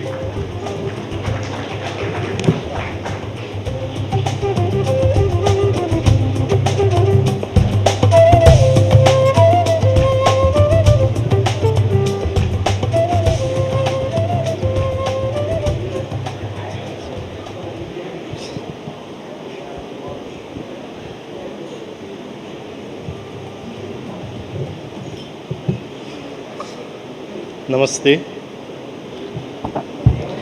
Good afternoon. Before anything else, I want to acknowledge what this country wake up yesterday morning, and I really feel sad, and Nepal is grieving today. So I feel like it's the same for all of us. So before going to that, so I will be talking about the perspective from the PhonePe, which is basically a payment provider. It's a network in Nepal who does a payment, digital payment in Nepal as well as across the borders. So first of all, thank you, Rahul and NDTV World, for choosing Kathmandu to launch this program. To the ministers, diplomats, business leaders, and everyone who traveled from India, welcome to Nepal. And this is the right time. We are in the middle of writing a new chapter for us. Nepal is one of the youngest country in the region, and that is our greatest assets. We now have a generation that has never known cash economy only, build business over the phone, and expects the same digital convenience as their peers in Bangalore as well as in Singapore. So our job is not to manage that generation's expectation downward, but it is to build the rail fast enough to meet their expectations. We should be honest about what those expectations rest on. Nepal today has records, reserves and stable prices, and around 800,000 young people who still take a labor permit and live every year. Their remittances are quarter of our economy. This spring, when conflict spread across the Gulf, we saw how quick that foundations can shake. A more accountable, more responsive political environment is what the need of an hour. The India-Nepal corridor is already among the most active in the Southeast Asia, but its next generation cannot run on the infrastructure of the last one. It has to run in an interoperable digital systems that let the small business in Nepal transact and grow as easily as its counterpart across the region. So let me tell you from where I sit what moves across this border today and what does not. An Indian traveler coming to Nepal can easily do payments using the QR codes issued by the PhonePe, even in a 5-star hotel or in a very small shop. Last week only, we actually enabled P2P payments, which is basically a digital remittance from using the UPI NPI rails. Wherein like we can send from India to a mobile number sitting in Dang. Right? So that's how we have built. But at the same time, the issue is that we as a Nepalese going to India cannot do our transactions on a QR. Also, a normal person or a business that is doing business cannot do a payments to an India counterpart using a fast, reliable and secure. We are heavily relying on the technology built over the 1995. So that's where we stand as of now.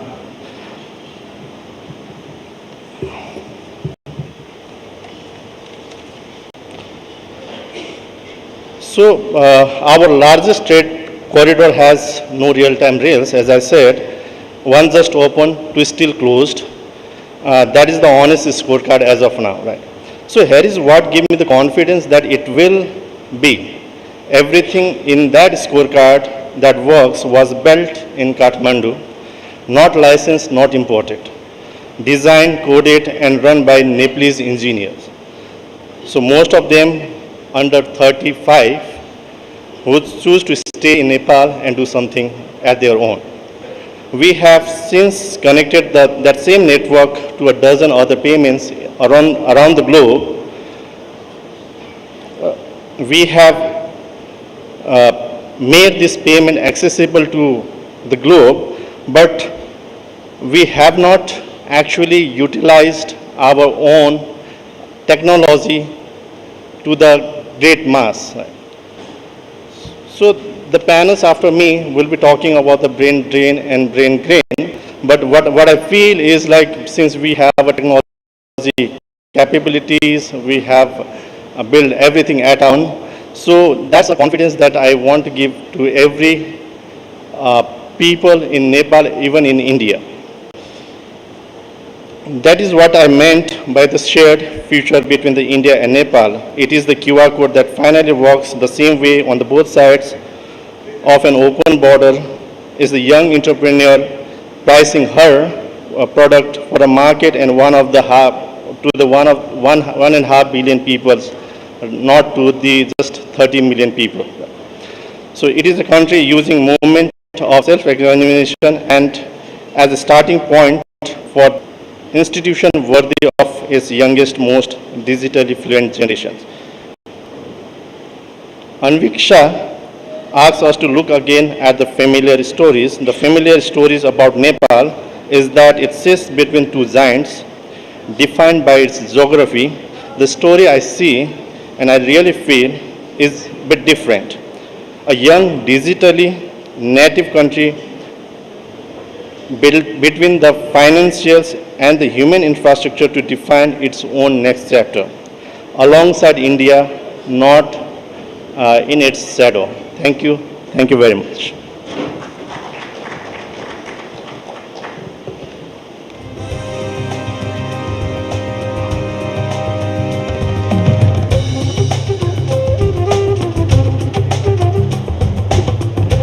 Thank you very much, Mr. Devas Kumar. We do hope that with the new technological advancements, a common Nepali brother or sister can be able to make the QR payments in India as well, and to speak about the growing India-Nepal corridor and looking towards a new future. So for the next session, we have been speaking about the civilizational values and the common civilization between India and Nepal. There's great history behind us, but there's also technological advancement, and also now, over the last 1 year, we've been speaking about the Gen Z movement and those commonality as well. For our next session, we pivot to the regional strategy. I would like to invite on stage Dr. Ram Madhav, National Vice President of the Bharatiya Janata Party, and to conduct this session, our moderator for the afternoon, Manogya Loibal from NDTV.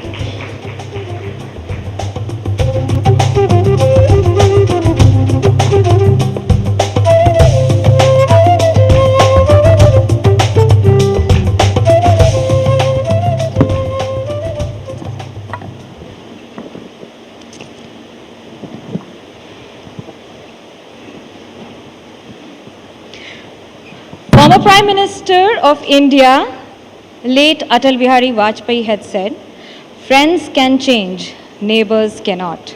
And perhaps that has come as a reality when it comes to people who have traveled the globe, have a number of visas of more than 50 countries in their passport, just 10 less than their age, and also bring to you a vast experience of not just being in the engine room, but also driving the ideology itself.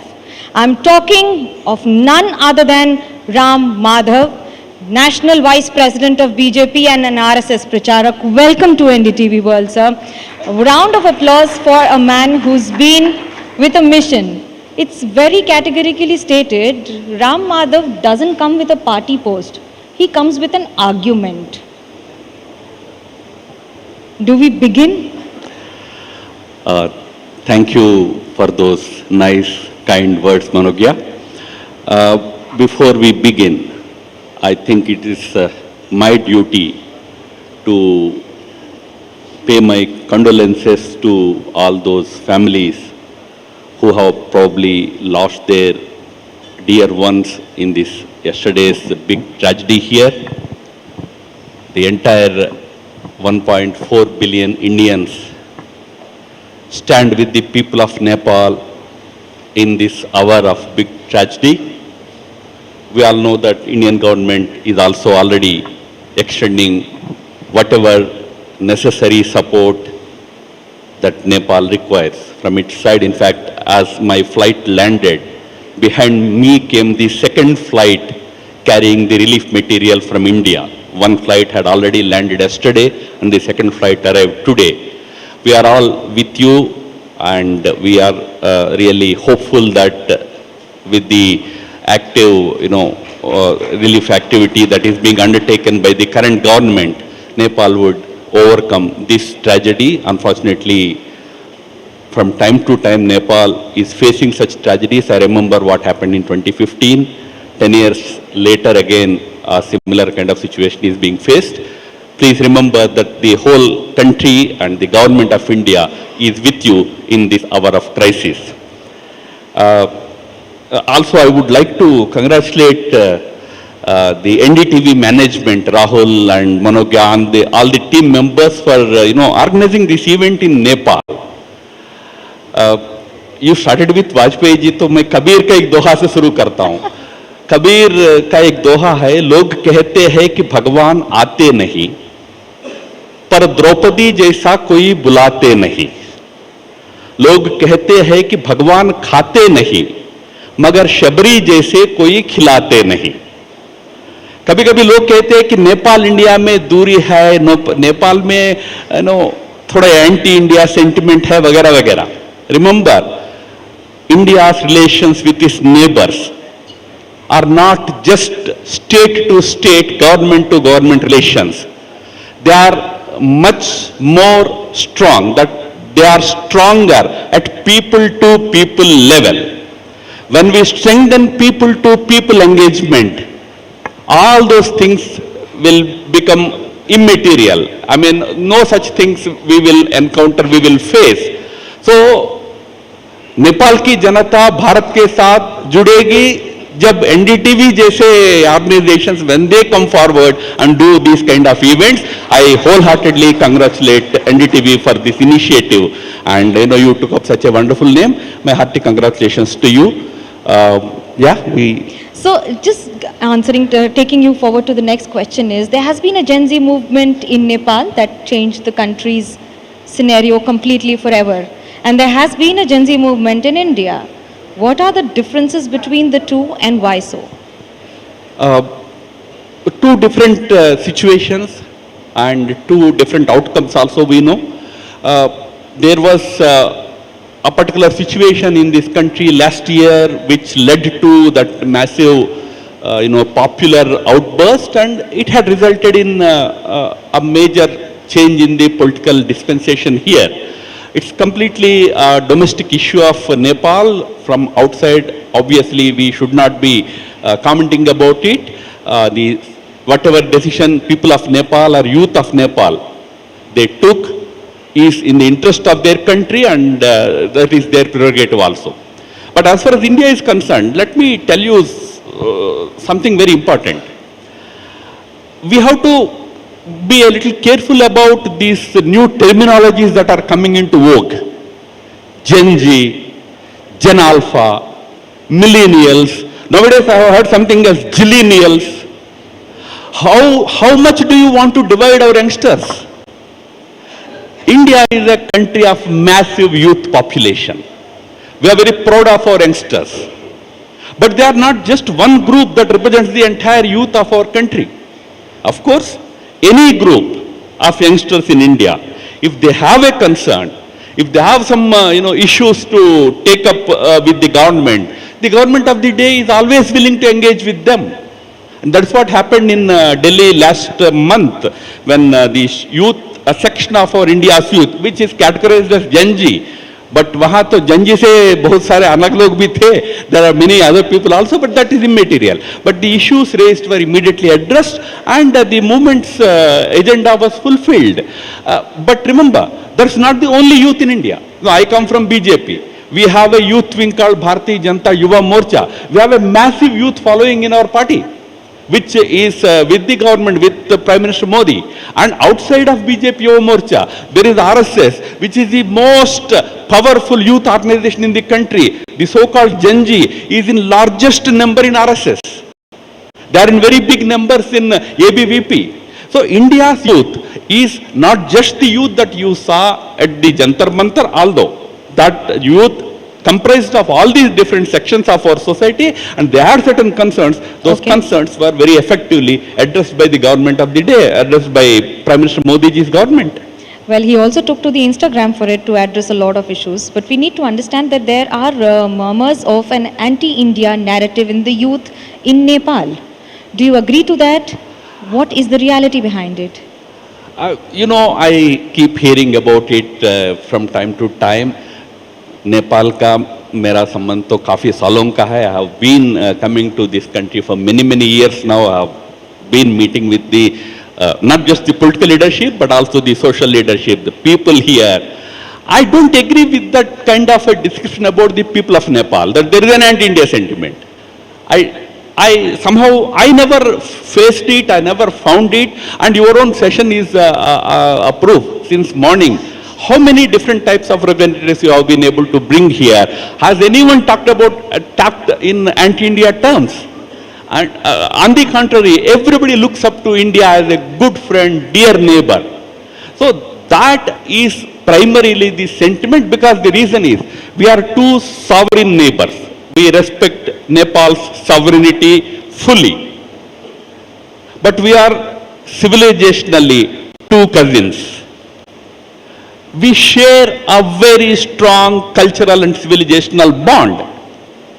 So even if there are quarrels, there will be family quarrels. कौन सा ऐसा family होता है जिसमें थोड़ा बहुत भाई भाई के बीच में मनमुटाव नहीं होता है? थोड़ा बहुत होता होगा, but that should not be portrayed as anti this, anti that. I don't think there is anything called so-called anti-India in Nepal.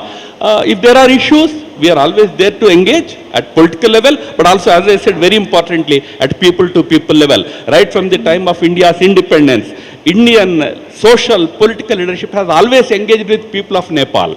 I know Chandrasekhar ji, George Fernandez Saab, socialist leadership to Kathmandu mein aake baithta tha. And all the leadership here used to be in India, studying in Varanasi, studying in Delhi, even now. Okay, so I take you to another neighbor, China.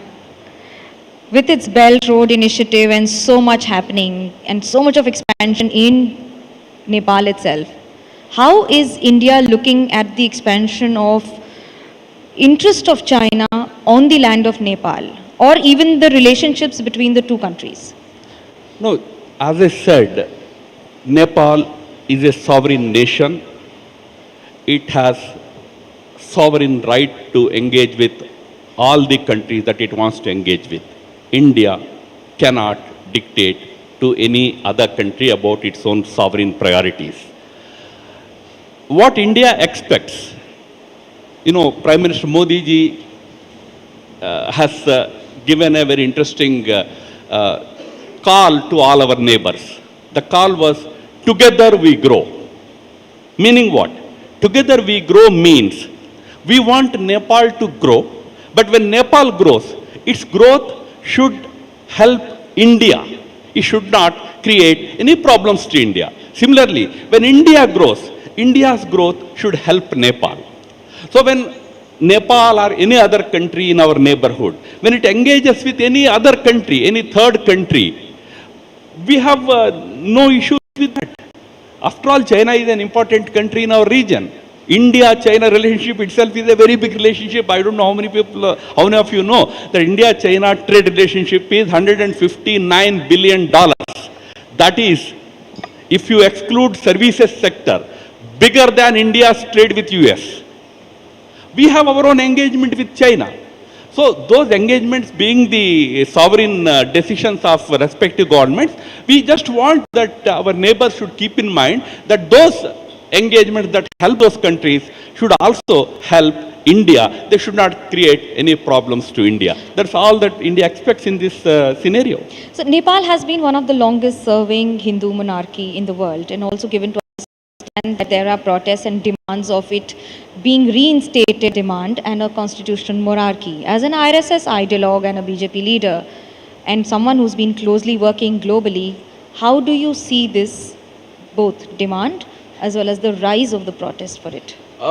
As I said, people of Nepal, they have the power to decide what kind of a political system they want, not somebody sitting in Delhi or somewhere else. So people of Nepal decided in their wisdom that they wanted to have a functional democracy here.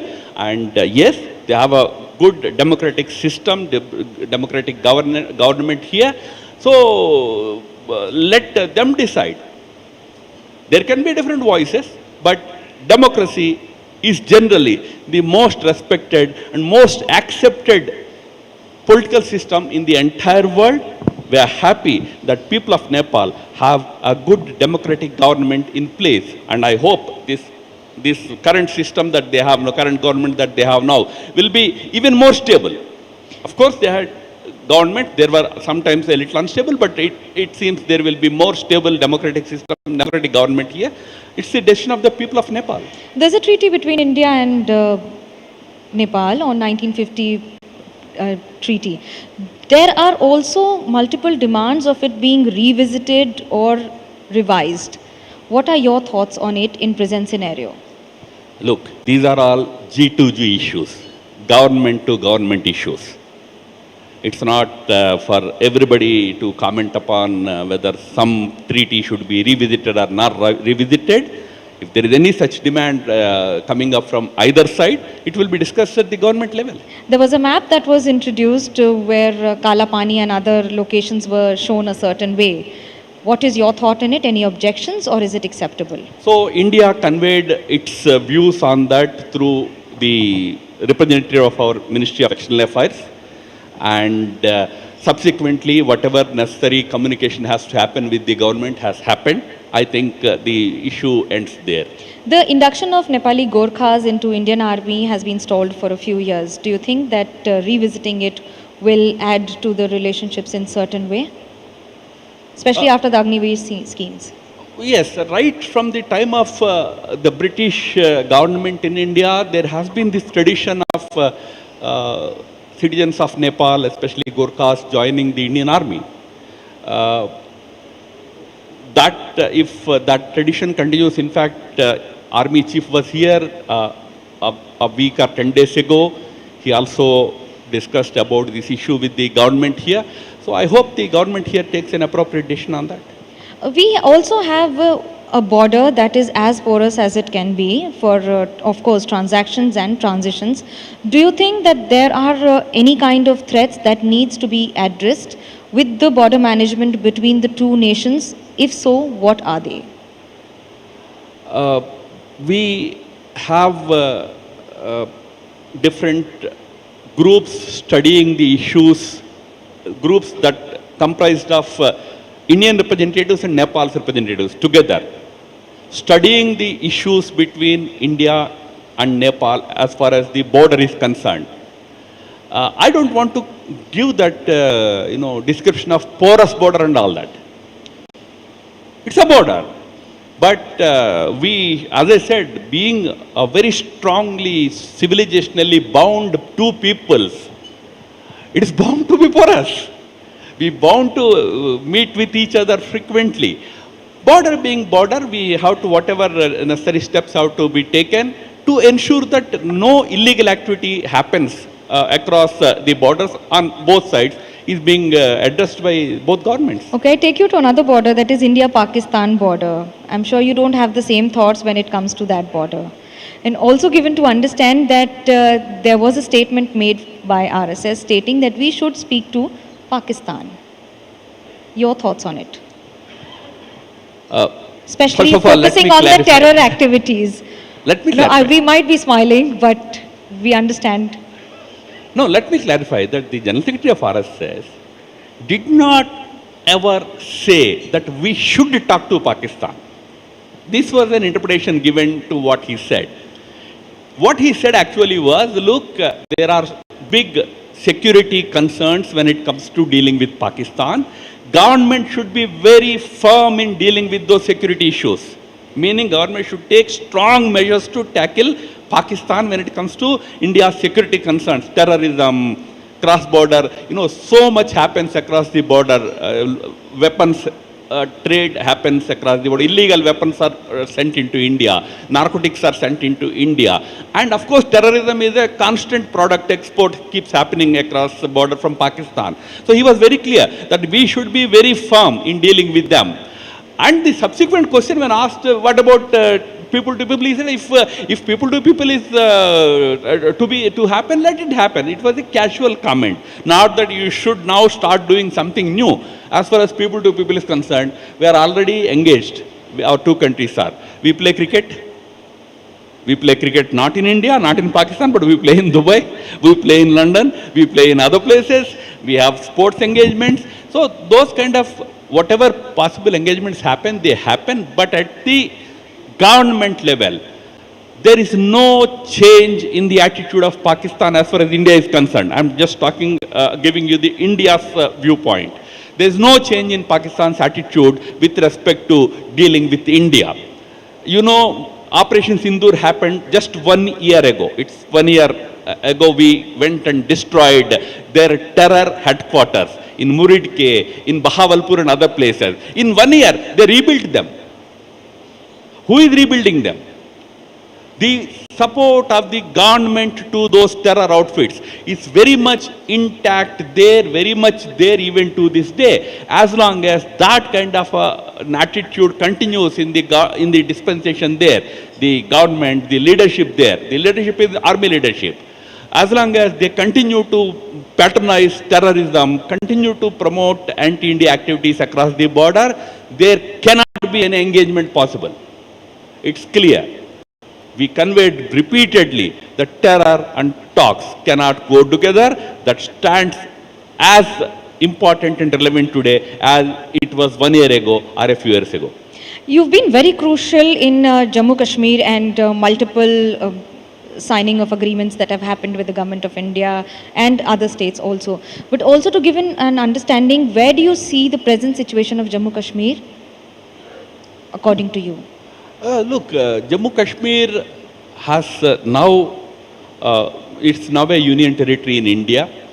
And in the last 7 years after the creation of union territory, so much transformation has happened. I tell you, if any friends from Nepal plan to visit Srinagar any time, you better book your hotel rooms at least 2 months in advance. You won't get rooms otherwise. It is such a now popular tourist destination. So today, so much has changed in Jammu and Kashmir in the last 7 years.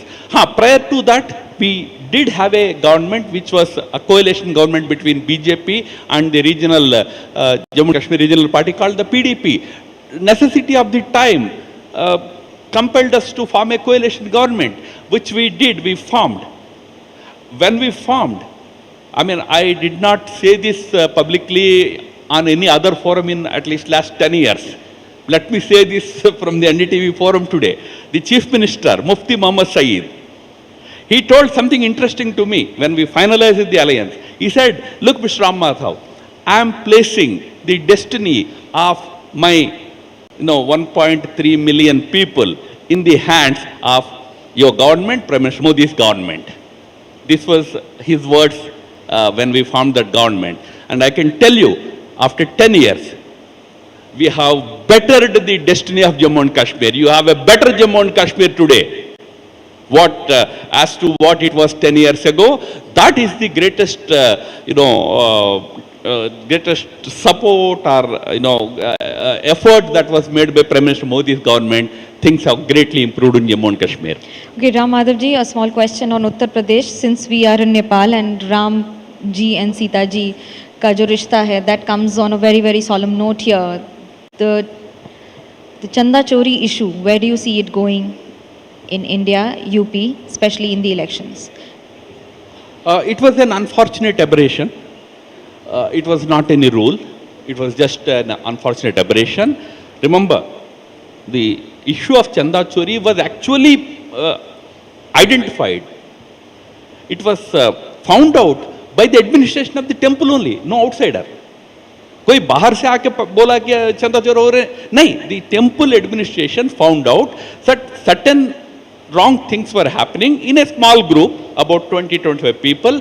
That was immediately addressed. Those people who were indulging in that kind of an activity were immediately apprehended, they were arrested, and the matter ended there. And subsequently, the temple administration has taken many steps. Now they are appointing a CEO, Chief Executive Officer, to oversee the entire functioning of the temple. So one need not be really worried about whether that is continuing to happen or it is something very big happening all the time. No, it was a one-time aberration. Maybe there was some oversight. That oversight was immediately identified, and it was that thing was plugged immediately. So I think nobody needs to really worry about it. It's very well managed. It's a very well managed temple today. And my last question to you, what 3 things have changed once you've made a comeback as the National Vice President in BJP? Do not give us your new itinerary that's going to be super busy, something beyond that. No, I came back as National Vice President just 1 week ago. How much will change in 1 week? So it will take some time, but I tell you, BJP is a very big party in India, fast growing party.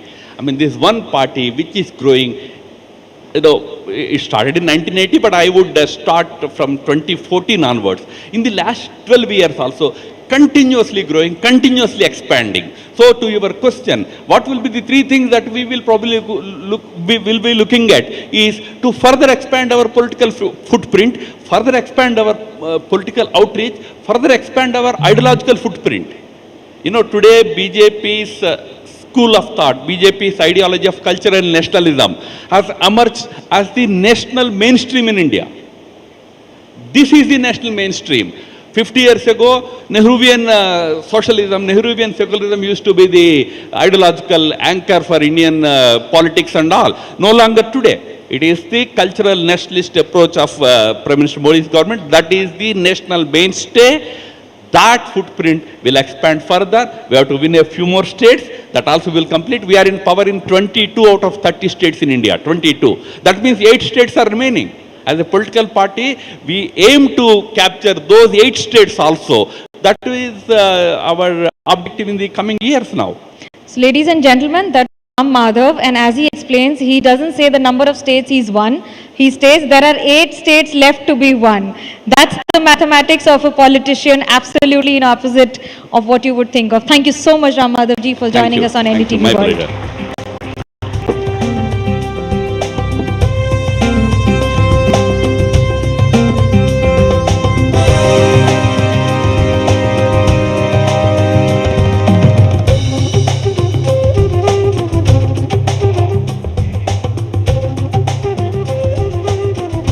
Thank you very much, Dr. Ram Madhav, for elaborating not just on the India-Nepal ties that are touching newer heights, and we will probably see the 2 prime ministers engaging and meeting for the first time later this year, but also elaborating on the cultural nationalism of Prime Minister Narendra Modi's government in India.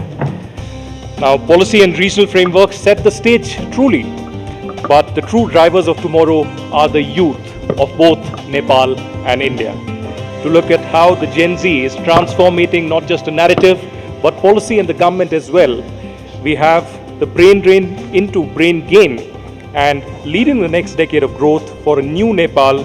Please welcome on stage Sandeep Rana, Member of Parliament of the Nepal, We also have Darshana Shrestha, founder and CEO of Nature Nepal and President FDEAN, Ayushi Kesi, founder Kali CC, and Manish Jha, Member of Parliament of the RSP of Nepal. And the session would be moderated by Manogya Loipal.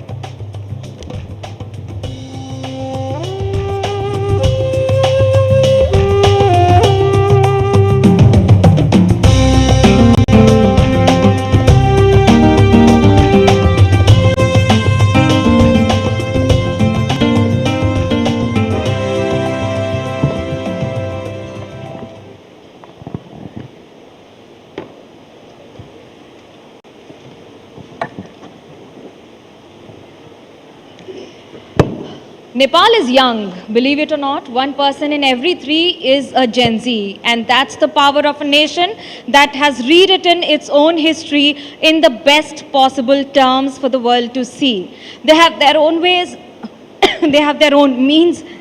I'm sorry.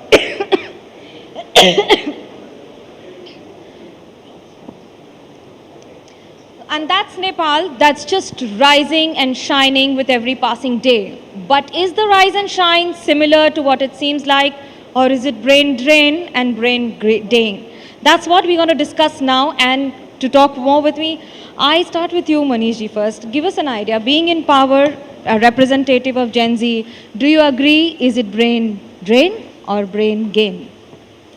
Thank you for your question.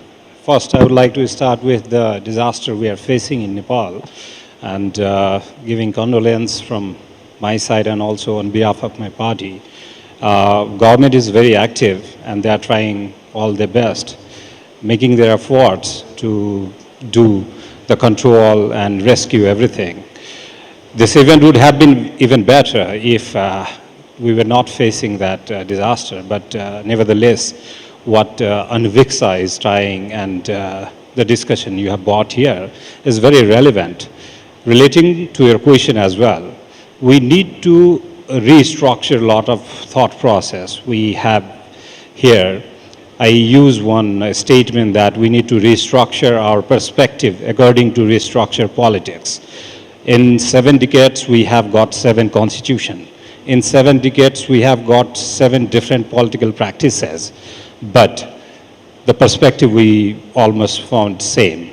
So the Gen Z, new energy, new way of working and trying to restructure a lot of things.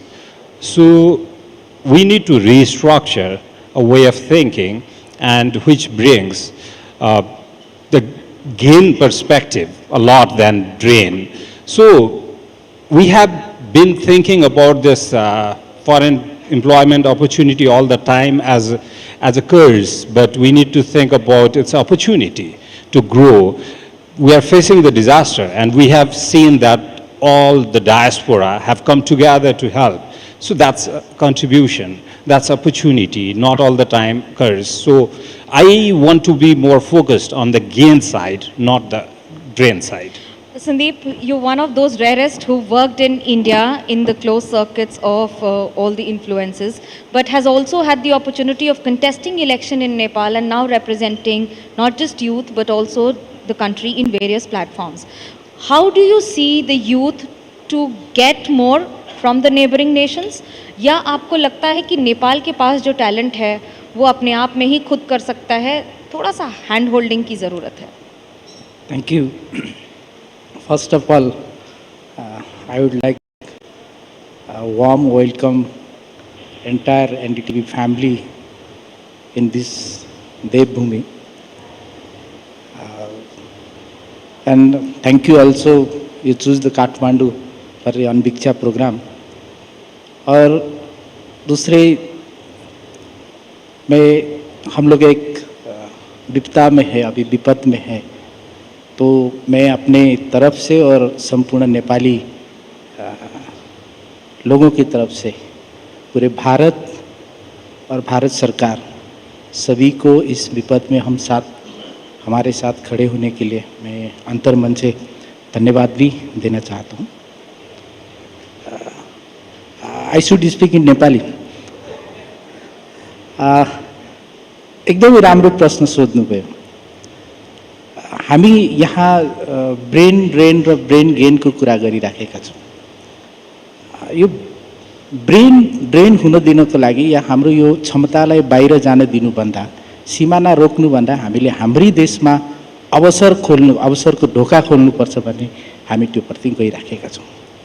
पछिल्लो समयदेखि एउटै कुरा भइराख्यो कि युवाहरू चाहिँ यो देशको भविष्य हो भने, तर यो देशको भविष्य त हो भने तर वर्तमानमा उसको भूमिका के हो त्यो प्रति कसैले पनि सोचेन।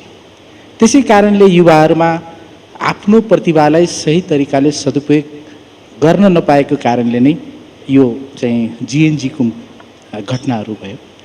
तर हाम्रो देशमा थुप्रै अपर्च्युनिटिजहरू छ जसलाई चाहिँ हामीले त्यो ब्रेन जुन ड्रेनको कुरा छ, त हामी ब्रेन गेनमा एक्चुअली यसलाई चाहिँ मैले समस्या भन्दा पनि कस्तो रूपमा हेर्छु भने यो ग्लोबल एसेट हो, जो बाहिर गएको क्षमता छ, त्यो क्षमतामा उहाँहरूको सिप छ, अनुभव छ, अन्तर्राष्ट्रिय सम्बन्ध छ, त्यो सबै कुरालाई चाहिँ हामीले नेपालमा नै ल्याएर उपयोग गर्न र त्यसलाई चाहिँ बाहिर जान दिनुभन्दा रोक्नुभन्दा पनि यही देशमा चाहिँ अवसरको ढोका खोल्नमा चाहिँ हामी ज्यादा फोकस गर्छौँ। Darshana ji, do you feel that it is realistically possible to ensure that the lakhs of Nepalese youth that leave the country for better job opportunities, imagine a minimum of 1 lakh students apply every year only for NOCs from universities outside. Is it also lack of education that has, or maybe proper opportunities for the best of education that is resulting into this? Thank you, and thank you. I thank NDTV for having me here. So I am a mother of Gen Z, and I have witnessed every day. It is not about the education they don't find here. It is the opportunity. They have high aspirations. They look for growth. They look for their careers, and they look for their economic opportunities. And if they don't find it, and they seek, support from other countries to study there, to get better education and get better opportunities. And having said that, it's not that they don't want to leave Nepal. It's because for the opportunity they want to go. And if they go, this is a very, very difficult period, will be a very difficult period for Nepal. So think about these big chunks of population living for education or labor outside. So think about the future. What will be our next future leaders? Where will be our future intellects? Where will be our future politics? And where will be our nation?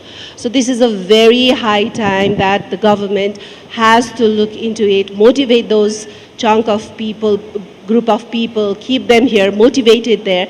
And I see the government and all the private sectors like us, we are trying to keep them here within the country, but the opportunity is very much limited.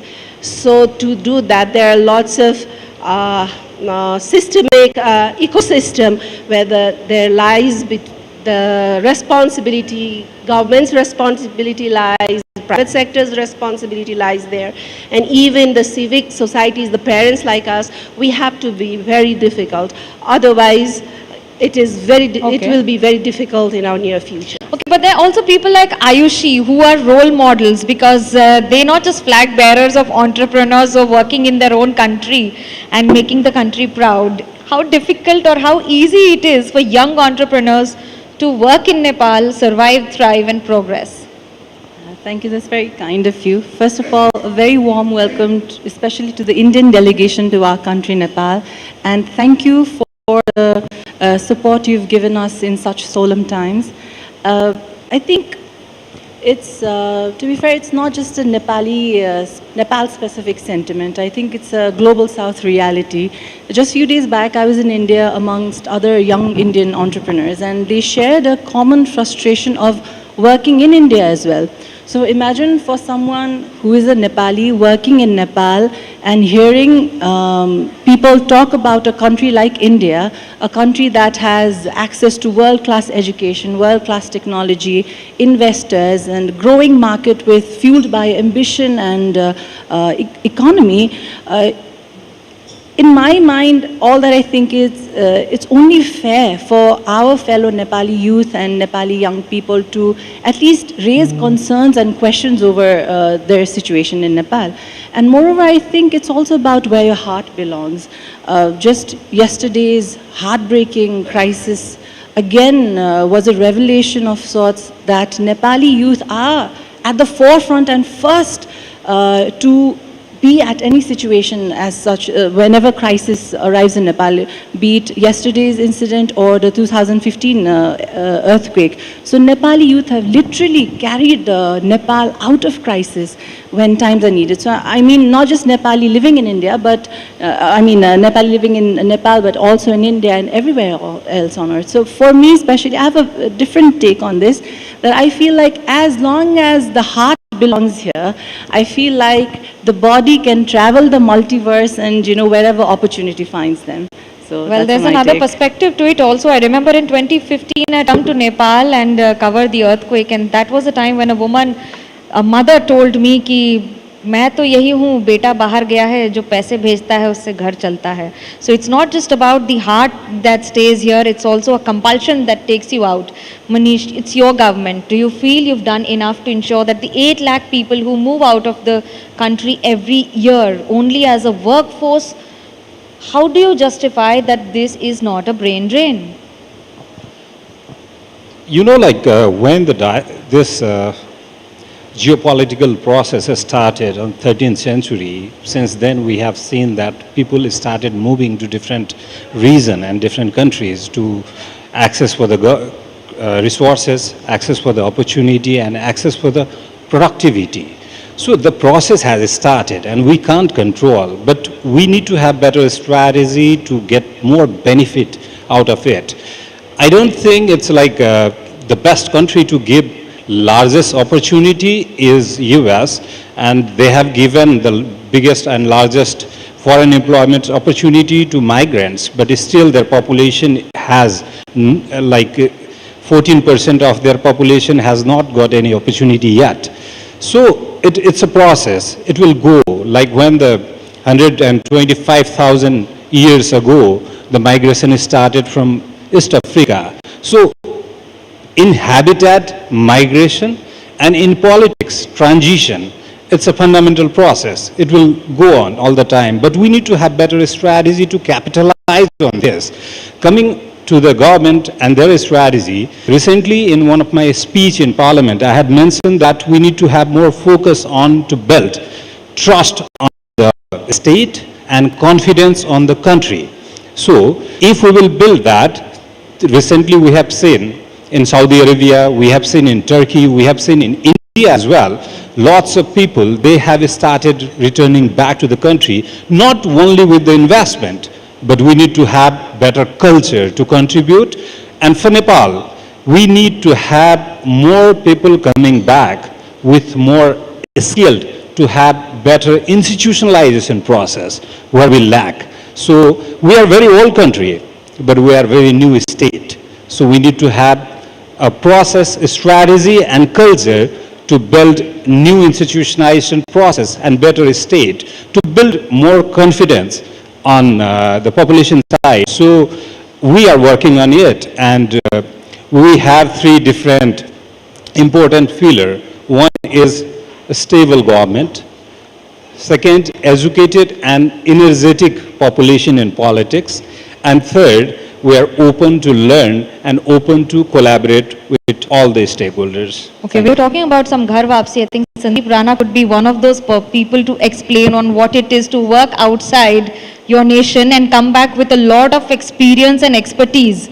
Does that help? And what would be your message?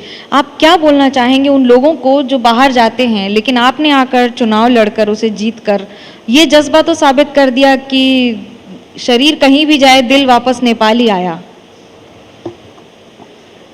जो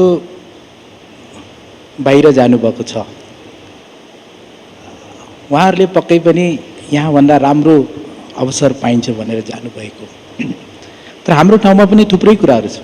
मैले अघि नै पनि भने, फेरि repeat गर्न चाहन्छु। साँच्चीकै यो देशलाई देख्न अघि मनिष सरले भन्नुभयो, कल्चरको कुरा गर्नुभयो, यो सबै कुरा गर्नुभयो। इभन अहिले गभर्मेन्टमा हामीले चाहिँ इन्टान्जिबल हेरिटेजको कामहरू पनि गरिराखेका छौँ। यो चाहिँ देश यस्तो राम्रो देश हो कि यसमा चाहिँ हाम्रो कल्चरल डाइभर्सिटी छ, बायोडाइभर्सिटी छ, नेचरको डाइभर्सिटी छ, यत्रो ठुलो सम्भावनाहरू छ र हामीले धेरै कुराहरू बाहिर पठाउने पनि गरेका छौँ। र बाहिर बस्नुभएको उहाँ साथीहरूले त्यहाँ सिक्नुभएको अनुभव, त्यहाँ जान्नुभएको कुराहरूलाई यहाँ ल्याएर त्यसलाई चाहिँ प्रडक्टसँग जोड्नु। विशेष गरी हाम्रो देश चाहिँ रेमिटान्सले धानेको भन्ने गर्छौँ, जसमा चाहिँ 17.2 खरबको आसपास चाहिँ हामीसँग रेमिटान्स आउँछ। यो देशको जिडिपीको 28% को आसपास छ। हामीले त्यो जिडिपीलाई कन्जम्सनमा भन्दा पनि त्यसलाई इन्भेस्टमा बदलिन चाहन्छौँ। त्यसलाई चाहिँ ल्याएर चाहिँ हामी चाहिँ पहिला चाहिँ जम्मा गर्न चाहन्छौँ, जम्मा गरेर त्यसलाई चाहिँ इन्भेस्ट गर्न चाहन्छौँ, इन्भेस्टबाट प्रोडक्सनमा लैजान चाहन्छौँ, प्रोडक्सनबाट हामीले चाहिँ जब क्रिएसनको तर्फ माने चाहिँ इम्प्लोइमेन्टको तर्फ चाहिँ लैजान चाहन्छौँ। त्यसै कारणले हामीसँग जो बाहिर भएको छ, यसलाई मैले बाहिर भएको सम्पूर्ण साथीहरूलाई भन्न चाहन्छु। इभन भारतमै पनि बेङ्गलुरुलाई हेर्नुहोस्, हैदराबादलाई हेर्नुहोस्, आइटीको साथीहरूले त्यहाँ ठुलो आइटी पार्क बनाउनु भयो र हाम्रोमा पनि थियो। त्यो यहाँको एग्रिकल्चरलाई चाहिँ हामीले एग्रो बिजनेसमा लैजान चाहन्छौँ, यहाँको टुरिज्मलाई चाहिँ हामीले चाहिँ टुरिज्म इकोनोमीमा लैजान चाहन्छौँ। त्यसको साथसाथ यहाँको जुन युवाहरूको डिजिटल क्षमता छ, त्यसलाई चाहिँ डिजिटल इकोनोमीमा बदलिन चाहन्छौँ। र यो सब कामहरू हामी गरिराखेका छौँ। र एज अ पार्लियामेन्ट्रियन, एज अ ल मेकर हामी के भन्न चाहन्छौँ, यो सबै युवाहरूको आवाज हो जो सडकमा उठिराखेको छ।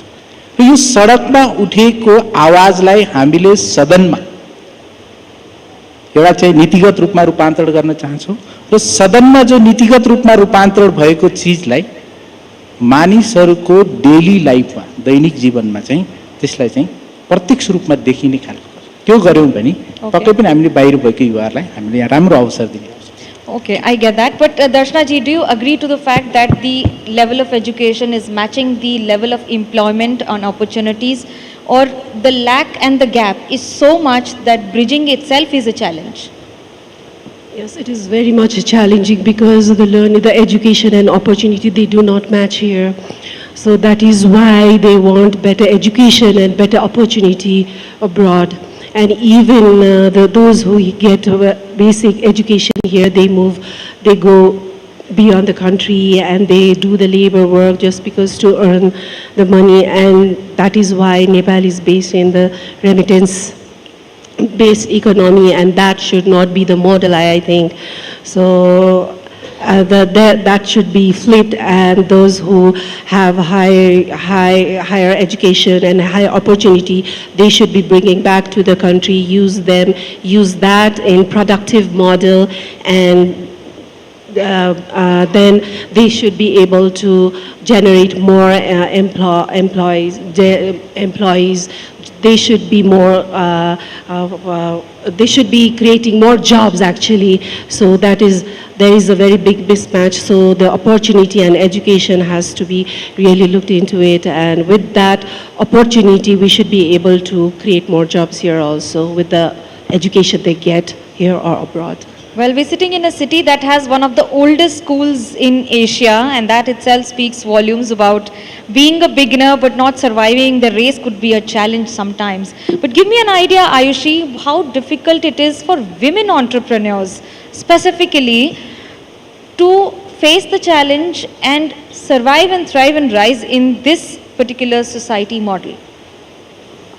I feel like for me personally, a question that do you want to become a small fish in a big ocean or a big fish in a small pond has been the guiding question whenever I take such decisions on a personal scale. And I think in Nepal especially, given the circumstance, given the challenges and issues, we have a very large scope to not just create businesses but industries. We have so many broken systems that require the underutilized gender, which is women.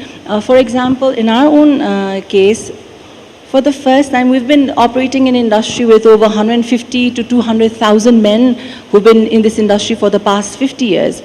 Through our work, we've been able to open a completely new economy for women to get into circularity. So there are so many ways women can get into this. And also for me, I think, it's not just another gender thing at play here, but family, I think, that makes the decision even more crucial. In my own case, I'm raising a 3-year-old daughter. I have aging parents. I have an aging mother-in-law. So spending time with them is quality success for me. So I feel like, you know, in the American dream chases cars, stocks, vacations and whatnot, but the Nepali dream overall combines that with family, culture and pride, which I think is an irreplaceable capital, be it for women or men in this transient existence that we're at. Okay, Darshana, give me an idea on what is your thought if someone wants to come back to Nepal. What would be the major reason for a youth? Major what? Any young person who moves out of Nepal and wants to come back, what should be the top 3 reasons for him to come back, him or her to come back to Nepal at least? Actually, Nepal has lots of possibilities to work, go, because there are lots of untapped potentials. And if I have to talk about young people who wants to come back and here, this is, I have to say Nepal is the country among Asia that has very good policies that talks about youth, startups, women entrepreneurs and everything. So if they have to come, they can immediately start a business, and there are lots of scopes on growing their businesses. For examples, they can have we have lots of natural resources, the agro businesses they can do, and the value chain, they can be in the value chain.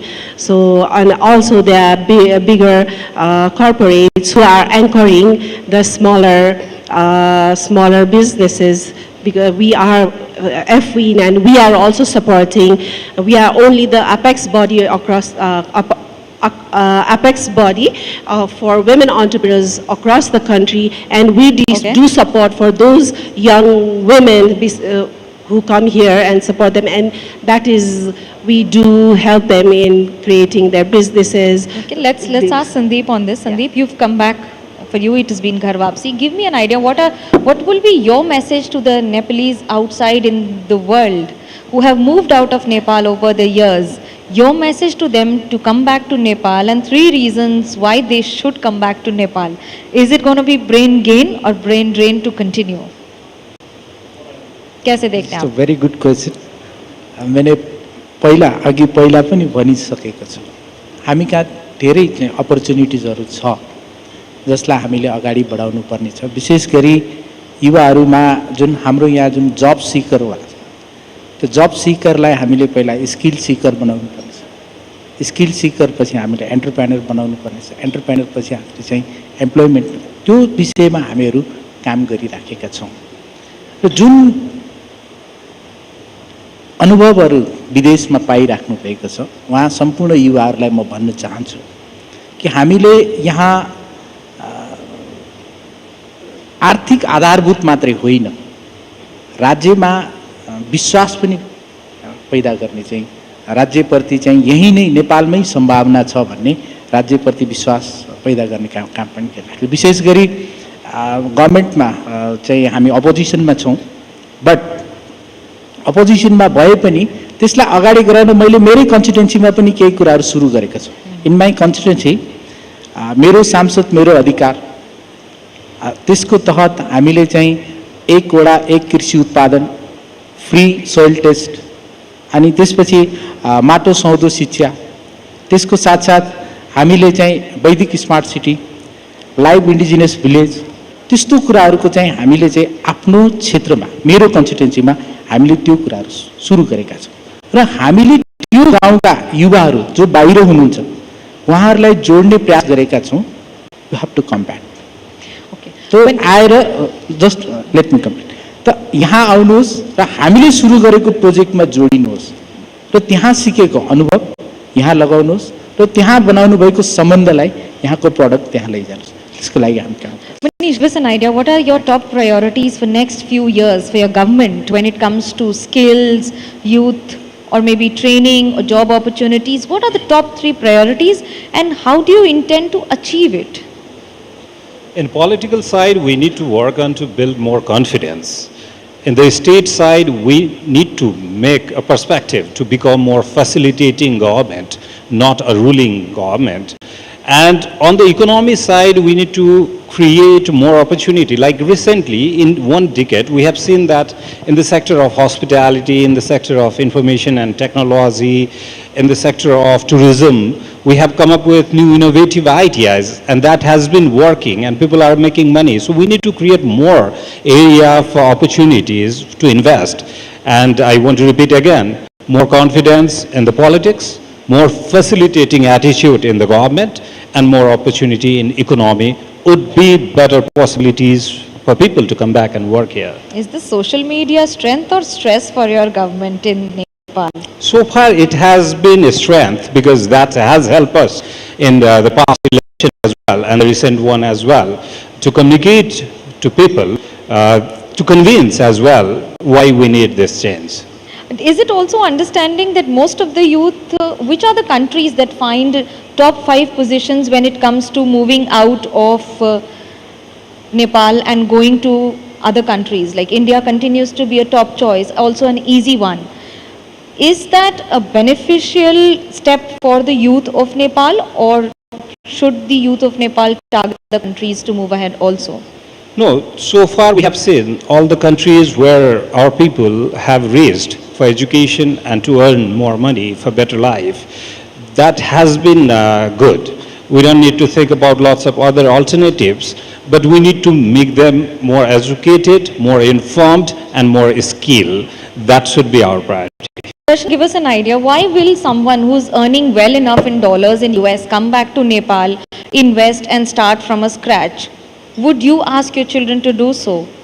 Yes, definitely, because we have sentiment towards your country, and there are young generations who are saying it's not, they want, I told you earlier, it's not because they wanted to go there and earn dollars, because they didn't see the opportunity. If they have opportunity here, and if they have that enough money here to spend, then they would love here and spend it because they love Nepal very much. Well, ladies and gentlemen, the fact says that 1,500 of youth every day moves out of Nepal, and that's a figure that we need to live. However, the government claims and says it's all set to reduce it too. Thank you so much, ladies and gentlemen.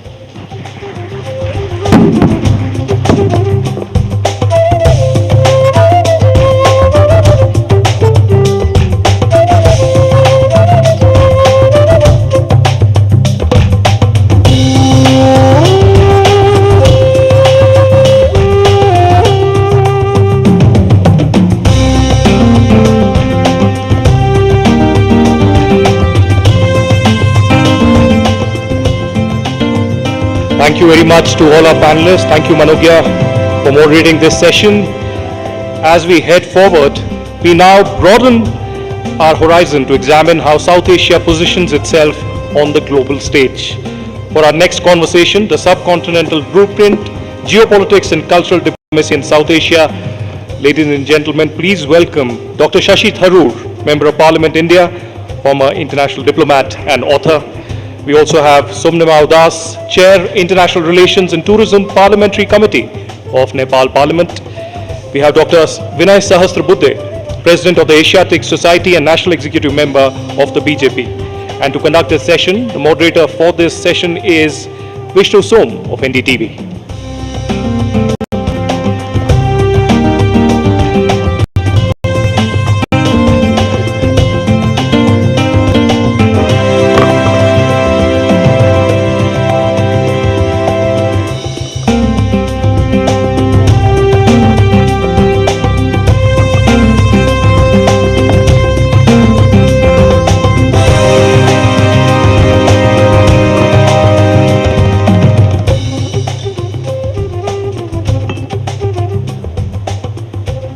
Got a mic?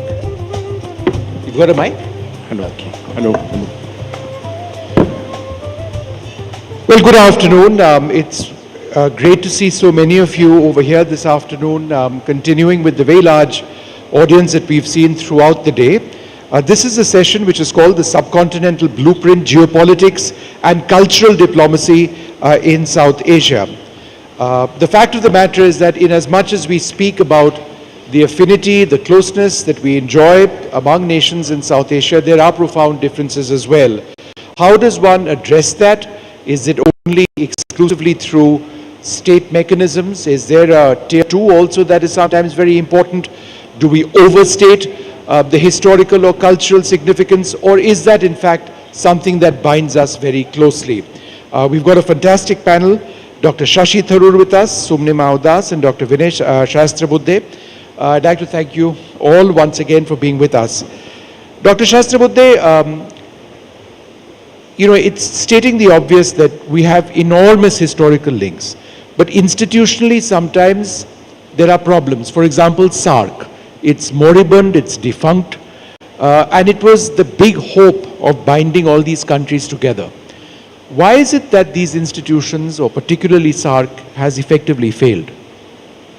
Well, it's a matter of elaborate discussion why SARC is failing. But before I reflect upon the points you have raised, let me also congratulate NDTV and express my sentiments for the people of Nepal, especially when they are in the midst of such a challenging situation. Coming back to the points you have raised, I believe it is required to do away with this coinage as cultural diplomacy.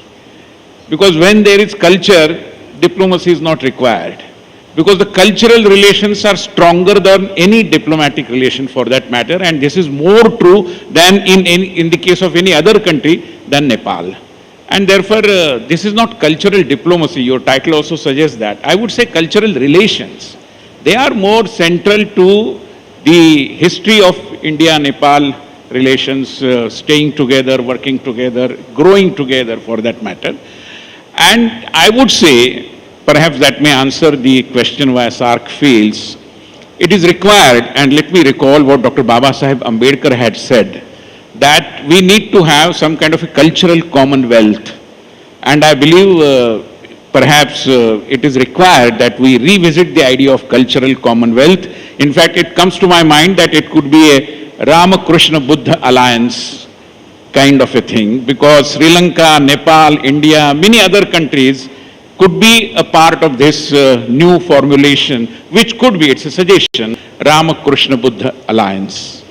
Dr. Tharoor, do you agree? Well, the question you asked initially about SARC deserves a reply, but since I'm asking you if you agree with Dr. Shastrabuddhe. I'm coming to that, but fair enough. Well, he has written a book that he is a Hindu and a proud Hindu as well. Yes, so at the same time, you know, I think our subcontinental relationships do involve countries that do not feel part of the Ramakrishna Buddha tradition, and therefore there is a case to be made for not perhaps embarking on a path that needlessly alienates other neighbors. And for example, we are making very serious efforts now to cultivate Bangladesh. I'm not sure this would be received very well there. And in fact, we have a lot of cultural commonalities with Bangladesh, which I would suggest that we also need to develop. So I would rather take it outside the religious prism. I agree with Vinayji that culture is a binding force. We talked about it this morning. But I think there is a little concern that if we manage to project it in a spirit that sort of we are the center of Indic civilization, which arguably we are, and that therefore everything sort of emerges from that, it places relationships with sovereign equal nations on a very awkward footing. And that's my only difficulty with the formulation that Vinay just suggested. On the first question you began with, I think it's very obvious that SARC didn't work because Pakistan was obstructive for a very long time. Pakistan took the position that there could be no real normal relations with India until what they wanted, namely the Kashmir dispute and so on, was front and center. We weren't going to play that game, but SARC's rules of operation required absolute consensus. So essentially every member had a veto. And as a result, after some years of this kind of obstruction, the government of India decided to take the view that there was not going to be any meaningful progress as long as Pakistan had this attitude. And therefore, they essentially put the entire organization on the back burner and started focusing on alternatives like BIMSTEC which excludes Pakistan. Now, I would say that that's a fair response, and that answers one of your questions. But that the argument that Vinayji raised, which is part of a larger panel discussion today, is extremely important as well, that we must accept that culture is a very, very important basis, but that roti beti is not enough for us to assume and take for granted a certain level of response from Nepal. We must show Nepal the respect it deserves as a sovereign equal country, and we must treat it as an independent actor with its own asks and its own wishes as well. So that's the answer I would give, rather than us floating a Ramakrishna Buddha thing, which may or may not appeal. If Nepal had suggested it, it would be a different discussion. For India to suggest it, I believe, would be diplomatically and politically unwise. No, just simply to do away with the misinterpretation that it may generate, Dr. Tharoor has expressed his reservations, but let me make it very clear. It doesn't posit India as some kind of a big brother at all. We never treat ourselves as big brother in this entire subcontinent as what they describe. We are brothers, and brothers of the same civilizational soil. There is no question of who is big and who is small. We are all equal. We have respected sovereignty of all our neighboring countries beyond doubt. Only point is that Ram, Krishna, Buddha are not confined to India. The influence of their teachings, whether it is Bhagavad Gita or Rama and Mahabharata, moves across, even Buddha for that matter. Even a country like Afghanistan, where Bamiyan Buddhas, you go to Thailand as well, but you'll be skipping over and why should India be looked at as the central to Lumbini is here in Nepal? No, but that's stating the obvious, and there's no doubt about what you're saying. But in a subcontinent which is divided sharply on religious grounds, if you look at nations which are not Hindu majority or Buddhist majority and are Muslim majority, that construct would be a problem. I think that's the point that was raised. But if the countries, including our neighboring countries, go beyond the traditional way of looking at belief systems, I think they should join this kind of an alliance. Where is the quarrel? Okay. Sumnima is waiting very patiently, and we have to keep her involved in this. I just wanted to, the word brother has been thrown about quite a few times in this conversation. In different, sort of constructs, I mean, they are all our brothers, etc., etc. But a concern in Nepal has been that India has been this big brother. Is that changing? Is there not, for example, recognition of a very young government now, where that big brother adage simply doesn't work? First of all, I'd really want to take a moment to express my condolences to the victims and families of who have been affected by the devastating floods yesterday. Nature has this uncanny way of putting everything into perspective, right? We worry so much about development, we worry so much geopolitics, geopolitics, but in a matter of seconds, Mother Nature catches us all off guard and shows us how interconnected and interdependent we really are. I mean, an ice avalanche in China breaks off, affects a river downstream in Nepal that now flows down all the way down to India as well. It's very humbling indeed, and I'm sorry, we've all been a little bit distracted by the affairs No, as we are all, absolutely. But in terms of, I much liked the fact that you said that India is not a big brother, and for the rest of South Asia, you see everyone as equal. That's very welcomed by us, because as you know, we have a Gen Z government, a very young government, a very young prime minister, and that's really answerable to the people of Nepal, which is also very young. And the people of Nepal now have more confidence, I would say, in the nature of our sovereignty. And they don't want to be forced to pick sides all the time. They don't want to be, it'd be nice if we could have our own strategic autonomy and decide for ourselves what we want to do on major international decisions. But having said that, we respect our two large neighbors very much, and that's always been the case. So, but I'm glad to hear that you addressed that. Thank you. Ivana, just for 1 second, because this is a separate panel, and I'm the only one who seems not to care about, and it's not true. I did want to say that I did in our earlier panel begin by expressing my profound condolences. I think the others have done so today for the first time on stage. I've done so earlier. And I'm very pleased to say that I gathered that some of the search and rescue efforts have, for example, found 20 missing Indians. We certainly hope and pray that the Nepalese victims' numbers will not be as dramatic as some reports are suggesting.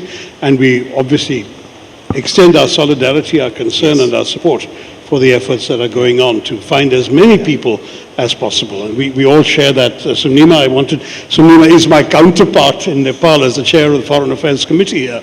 And I do want to say, and I'm pleased to acknowledge my senior member, Ravi Shankar Prasadji, is in the audience from the other side politically in the Foreign Affairs Committee. So this is a united position we all have, that it is our duty to extend every support and solidarity to Nepal at this very challenging time.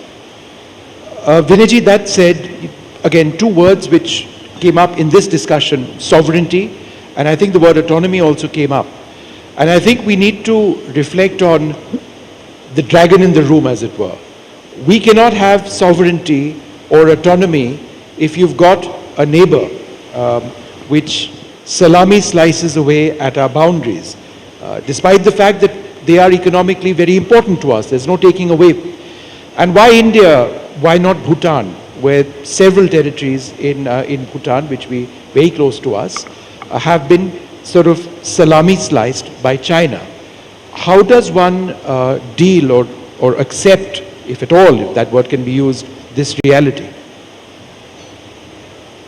Well, I think, as they say, familiarity breeds contempt. And between most of our neighboring countries, especially Nepal, Sri Lanka, Bangladesh, and even Bhutan for that matter, we should move beyond this familiarity, because that familiarity at times is at a very superficial level. And media, academia, they play their own part in interpreting or misinterpreting things. And therefore, I would suggest that there has to be some kind of a Nepal study centers in India and India study center. Well, I know they are there here. ICCR also has been supporting some such centers, but they need to be in big number, because the upcoming generation requires to look at the relations in multiple angles, with multiple dimensions of it, including the developmental dimension which is required. No, but specific to China, sir, I was asking about China and the fact that it pegs away at the autonomy of countries across the region. And we can add it on to the South China Seas, we won't go there. But is that not a concern collectively for countries across this region? Well, it has been a concern, and many countries, including India, have voiced these concerns. But then that is the point I am trying to make, that many times, even China for that matter, we believe that we know everything about China, but fairly, if we analyze it, we know precious little about China. And therefore, we need to be very watchful, we need to be having that enlightened understanding about all our neighbors, China included for that matter, and then only the upcoming generation would be more alert to the designs of some of our neighbors. Dr. Tharoor, your thoughts on China? No, I think it is a very serious concern, and something that I don't disagree at all with Vinayji, that in fact there is a lot of ignorance about each other, that we don't have Indian journalists and Chinese journalists in any significant number in each other's countries. We don't have academic study centers of any number or any substance of great importance that are consciously aware of what's going on, and sort of superficial knowledge, as Vinay rightly said, is not going to be enough. But having said that, we have an objective reality we're living with. We're living with a country which has repeatedly probed across the ceasefire line, which has shown very little inclination to move towards a regular settlement, which has in fact tried to push away the issue by saying that future generations can settle it. But while waiting for those future generations, the present leadership appears to be attempting to change the reality on the ground. The various villages they built up on what they claim is their side of the border, the infrastructure that they have built up is significant. The Doklam incident was followed by the Chinese building a different road in a different part of disputed Bhutanese territory in order precisely to overlook the chicken's neck that connects mainland India with the northeast. And all of this these are not the actions of a friendly power. Equally, we've had them withholding rare earth mineral exports, withholding important power stations, important tunnel boring machines, and now denying visas rather arbitrarily. I've had calls from very senior influential businessmen or major importers from China saying their visas have been denied. Now, this is a suggestion that, to be very honest, we Indians cannot afford to ignore. I mean, it is true that our business community has developed a certain dependence on imports, cheaper imports from China. But that is merely enhancing our vulnerability. China is getting more and more of a leverage, and we have no counter leverage to offer. The trade deficit to China is almost $200 billion now. We're not in a situation where this can be considered healthy. So you're quite right in saying this infringes on our sovereign autonomy and freedoms. But to the credit of the government, they are trying to diversify. We've now concluded a lot of free trade agreements with other partners. We are trying to explore closer relationships with, for example, Europe, which is got its own challenges with both America and China. We are trying in many ways to repair fences in the neighborhood, certainly with Sri Lanka, with Nepal, with Bangladesh. We are trying to improve our relationships. We certainly don't want to be a sort of a subject of Chinese actions. So I will say very frankly, there is a value in a good, equal, mutually respectful relationship with China.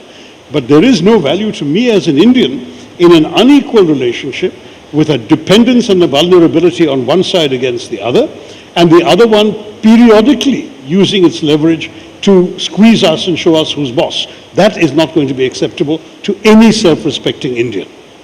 Subnima, does Nepal have concerns about your growing, I wouldn't use the word proximity, but working with Beijing a lot more, certainly economically, than Nepal has done in the past, the growing economic presence of China and projects in Nepal, you obviously share a boundary as well. Are there any of these concerns which have been expressed in this country vis-a-vis your equation with Nepal?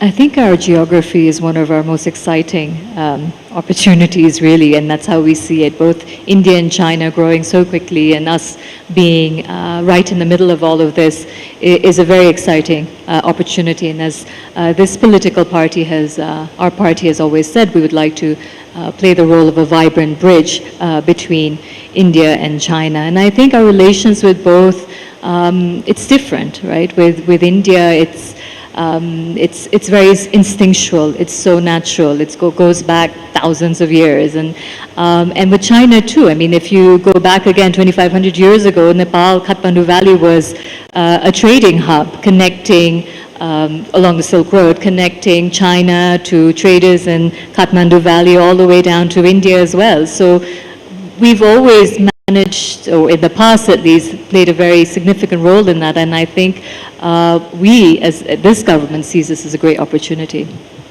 Vinayji, we've seen this Gen Z revolution. I've asked this question to others. I haven't asked it to you in this country. We've seen Gen Z active in India. We've seen young people active in Bangladesh. How do you assess Gen Z as a political force, or is it just a movement without necessarily being political? There is a larger context to this, and which is about democracy. I'm a student of democracy, and I believe people who believe in democracy require to think about as to how we can make democracy deliver. Wherever democracy fails in delivering, these kinds of things are bound to happen on the one hand. On the other hand, if we take the Indian scenario, I think there is nothing so very, special about this agitation recently, because India has, after a few years, time zone, always seen this. We fought against emergency, where the youths of that time, they were not called a Gen Z, were not they at the forefront of the struggle against emergency, the draconian rule? Then there was the mass public movement for Ram Temple in Ayodhya. It was the youth-centric movement, Assam movement, youth-centric movement. So what is so special about Gen Z? Indian youths are a live wire kind of community, and they keep on voicing, and the governments of the day keep on responding to their demands as well. So it is as simple as that. Let us not put it in a different bracket, I would urge. Gen Z is one half word and one letter.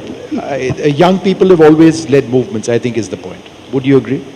Yeah, I think actually Vinayji is quite right that young people have been in the forefront of many agitation. So there's nothing new over here. There's nothing new. But at the same time, the curious thing about the Gen Z phenomenon is, first of all, that it happened at this particular time when, as we discussed in the morning, you have similar phenomena in a 15-year span across 6 South Asian countries, which to my mind is a factor worth paying attention to.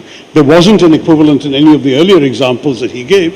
And the second thing is that at the same time, what we are seeing about Gen Z now is that it's coming up against a very securely entrenched and dominant government that had been widely assumed to be invincible to this sort of pressure. And clearly it wasn't, because it did surrender, it did make its minister resign. There is in a sense, this has been a proving ground for the receptivity and responsiveness of Indian democracy to this kind of protest movement. So Vinayji is right with his historical examples, but this one has something special about it in our time. Of course, it's only been a few months we've been talking about this, and the entire thing could still fizzle out. But there's something that suggests to me it's not going to fizzle out in a hurry, and that indeed there has been a sort of qualitative difference, not just a difference of degree, but a difference of kind in the nature of the democratic protests in our country. Certainly in the context of the last dozen years of BJP rule, this is a phenomenon they have not faced before. Vinayji, I just wanted to come back to a point you mentioned earlier on when you spoke about a cultural construct, perhaps a cultural commonwealth is the word that you used. I actually agree with you in the context of Nepal. If we take a look at 2015, where the RSS did incredible work in Nepal in the wake of the earthquake.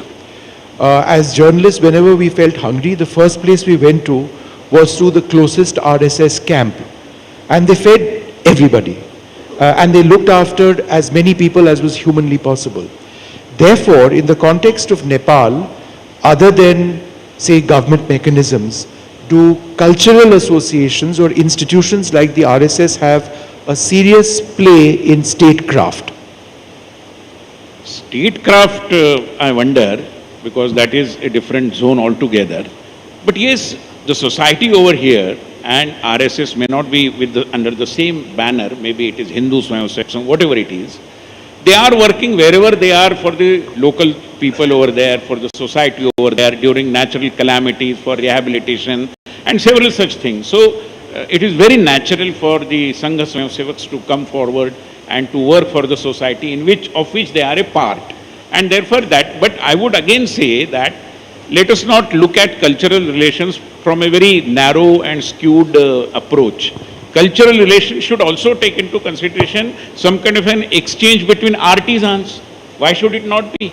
We have a rich artisan culture. There is a tradition both in Nepal and in India as well. So we can work in that context. Languages, for example. Many neighborhood languages, unfortunately, in India are not being taught properly. Nepali is an exception because it is a part of our constitutionally recognized languages. But what about Sinhali language? What about Burmese language? What about Bhoti language? Uzbek or maybe Bhasa Indonesia? We need to work going extra mile on these issues so that there is a kind of alliance of all these neighborhood languages also. Unless and until we do that, I think it would not be easy to understand the neighboring countries and what all is happening in those countries. Yep. Subnima, if I was to ask you for 2 or 3 things that you would want India to do more of, to improve the equation, to build on the relationship between Nepal and India, what would those be? I think the narrative has to shift to a certain degree. For example, right now, the fact that the Prime Minister of Nepal has not visited India yet. There was a time when as soon as the Prime Minister is appointed, the first thing he would do is meet an Indian ambassador. And that sort of engagement was never sustainable and never correct. And the fact that it took him a while to meet the ambassador, and now he will be visiting India soon. But the fact that he didn't do it right away, it's being perceived in a certain way in the Indian media. And And I don't think you should read so much into all of that, because the Prime Minister has always said that, he wants to focus on domestic issues first and foremost. Having said that, diplomacy besides what happens behind closed doors is really about symbolism. It's about improving or maintaining ties, personal trust, and so I think the Prime Minister's visit would go a long way. So that's one thing, really changing the narrative. Well, actually, that would be the main, really. That would sort of resolve a lot of the long-standing issues we have. Yeah, I mean, I of course agree with what Sunima had to say. As you remember, the Foreign Minister this morning indicated that as far as he was aware, there were plans to have an exchange of visits at the Prime Minister level in the course of the year, and let's hope that he turns out to be right. But he also indicated it was premature to talk in practical, concrete terms. But these exchanges and so on are important. Sunima was also being diplomatic and not articulating an ask other than that we should change the narrative, we I think all agree on. But I would say one thing more, which is that what we have seen in sort of the body language, as it were, between the two governments has, I think, been rather encouraging. There is clearly a respect for each other's decision-making, a respect for each other's right to do things in their own way, at their own pace. I don't think that India has expressed any public discontent or dissatisfaction with the fact that the Prime Minister has not come, or that that it took him a while to receive the Indian ambassador, which he finally did quite recently. And I would say that that's, to my mind, the right thing to do. Let Nepal proceed according to what it considers its priorities and its ways of going. And we, in turn, will show Nepal the appropriate. If Nepal says, we'd like you to come soon or whatever, I'm sure our Prime Minister will oblige. And I think we should just leave it as not an issue that needs to be blown out of proportion. So let me blow it out of proportion. Thank you. Let You me have to sort do of- that as a journalist. So, Vinayji, the other way of looking at what Dr. Tharoor is saying is that it's not just the Nepali Prime Minister who hasn't come to our country as yet. It's even the Bangladeshi Prime Minister who hasn't. And therefore, are there signals being sent that, don't assume that a relationship in the past is going to be the same as it is now?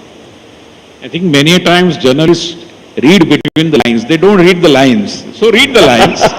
Nothing like unnecessarily reading between the lines. They may have their own reasons, but we have already laid a red carpet for all our heads of neighboring states, and I'm sure today or tomorrow they would definitely visit India, and the relations could be taken to a different level, beyond doubt. All right, look, I'd like to thank all three of you very much for being with us. By all means, point, sir. one Yes, small sir. point, just I'm tempted to make No, it no, because I believe external affairs in countries like India are definitely monitored at the central level, which is good. But the states also can play a role. For example, I come from Maharashtra, and everybody knows about Tulsa Bhavani, which is a temple created by Chhatrapati Shivaji Maharaj. And Tulsa Bhavani has its own connection with Nepal. Degu Taleju is the deity over here, and the idol that was created in Tulsa Bhavani temple is of the stone which was brought from Nepal. Likewise, many states, including Uttar Pradesh, Uttarakhand of course, and Bihar, West Bengal, all these states, many more also could be, have a very vibrant historic relation, ancient relation with Nepal.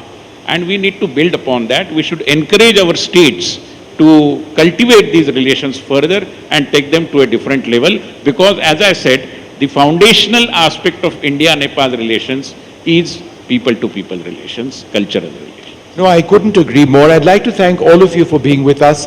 Geopolitics doesn't necessarily need to be sort of some high-level positioning of governments. It actually stems from the people, from our past, and perhaps the role of states needs to be looked at as well.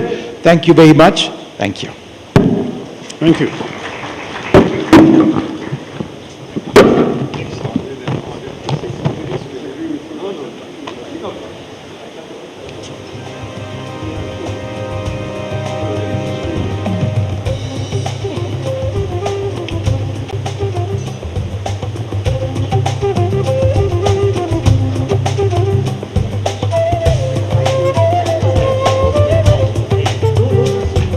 Thank you so much for this fantastic session.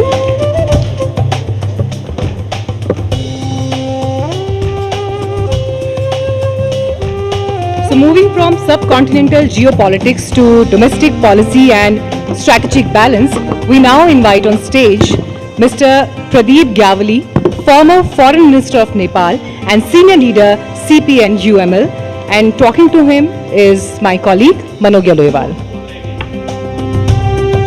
Please pass him the phone.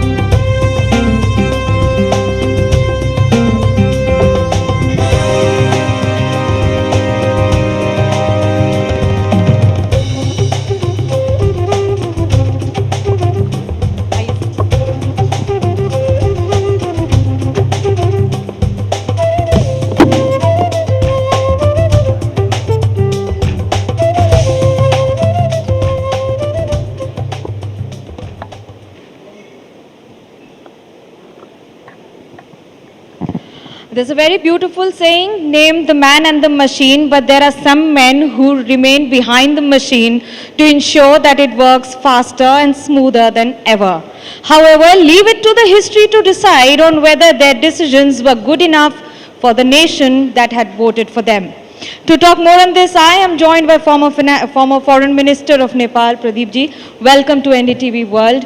As we speak about the present circumstances, give us your thoughts on the tragedy that has hit Nepal and how the people are struggling at present. Thank you very much.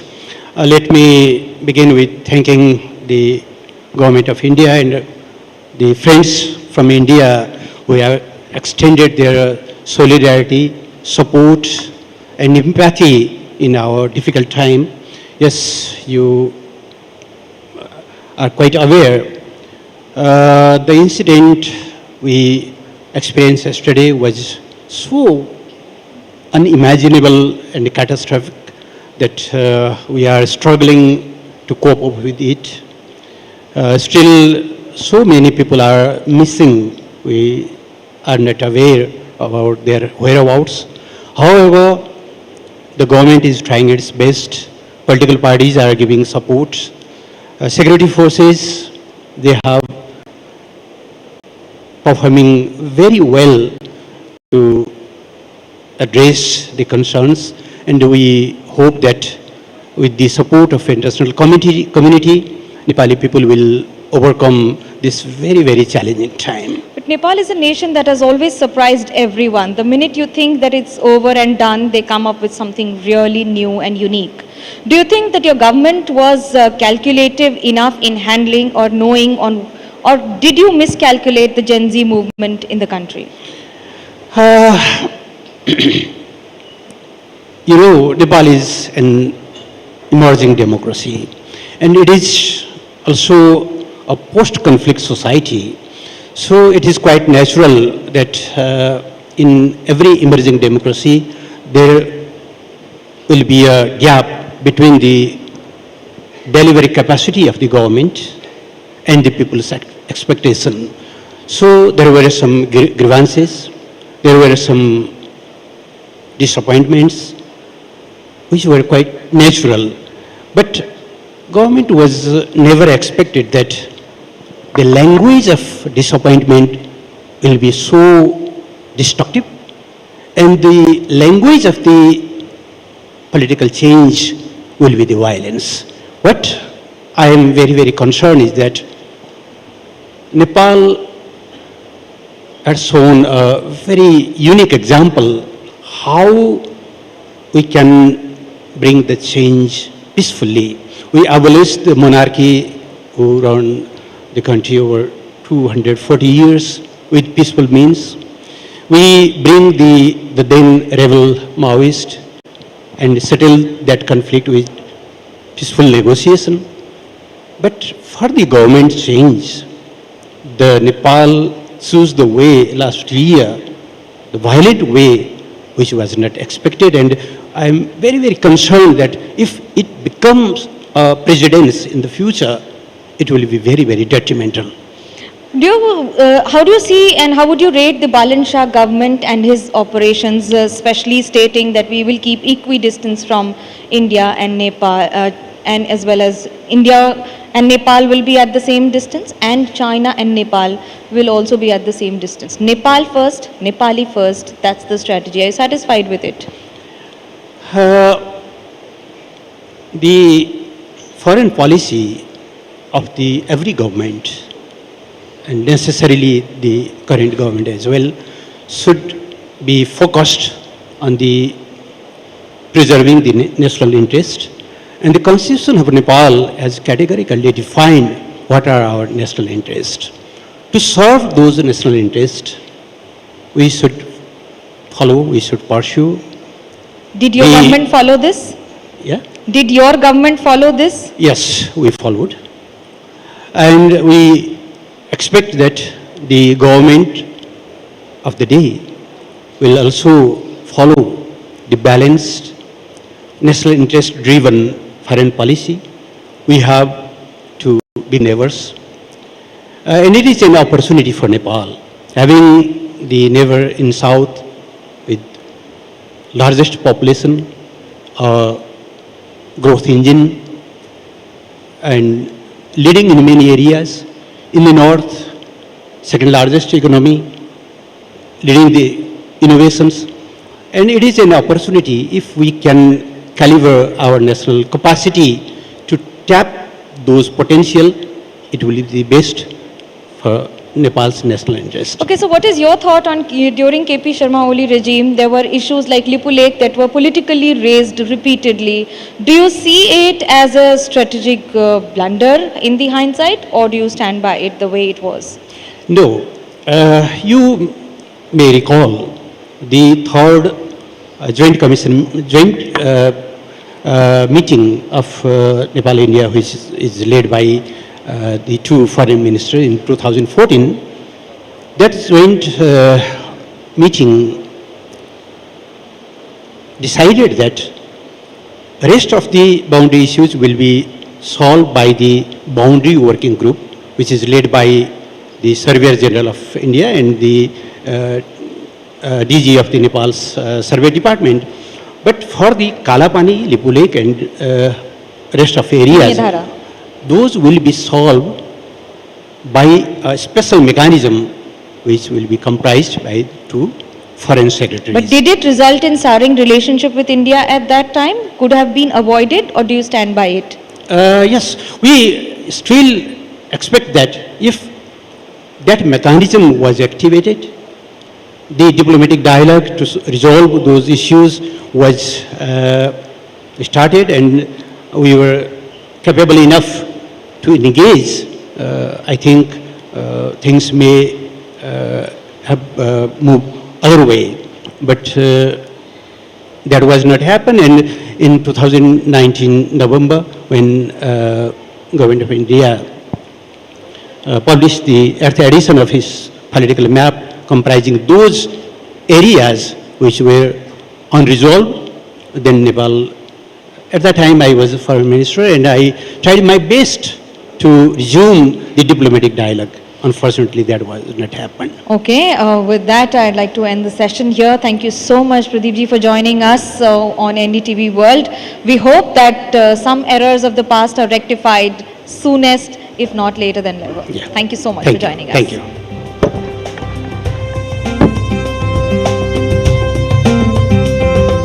Thank you very much to the former Foreign Minister of Nepal, Mr. Pradeep Diwali, for joining us here on the NDTV Anviksha.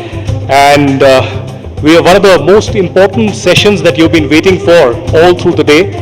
As I said earlier, we are mindful of the fact that there's a very significant amount of time that the government is putting into the rescue and relief effort right now for the last 24 hours at the northern area, where a lot of families are missing still.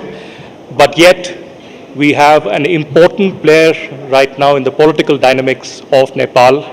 And to offer another vital political perspective of Nepal's evolution from monarchy to a dynamic modern democracy, we welcome Ravi Lamachhane, founder and chairman of the Rashtriya Swatantrata Party. Thank you very much for joining us. Please take the dais.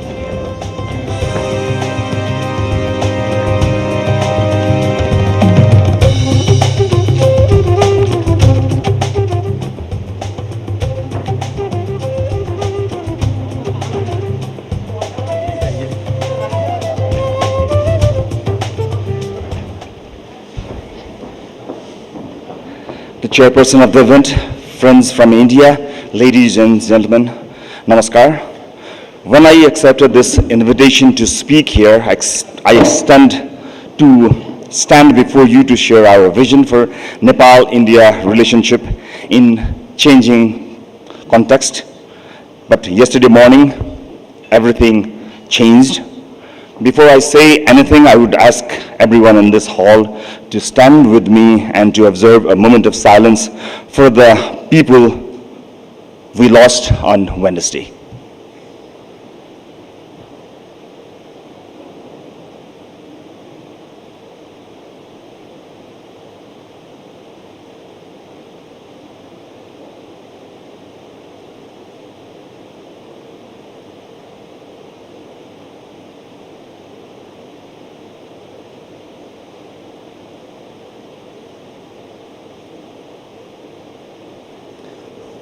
Thank you.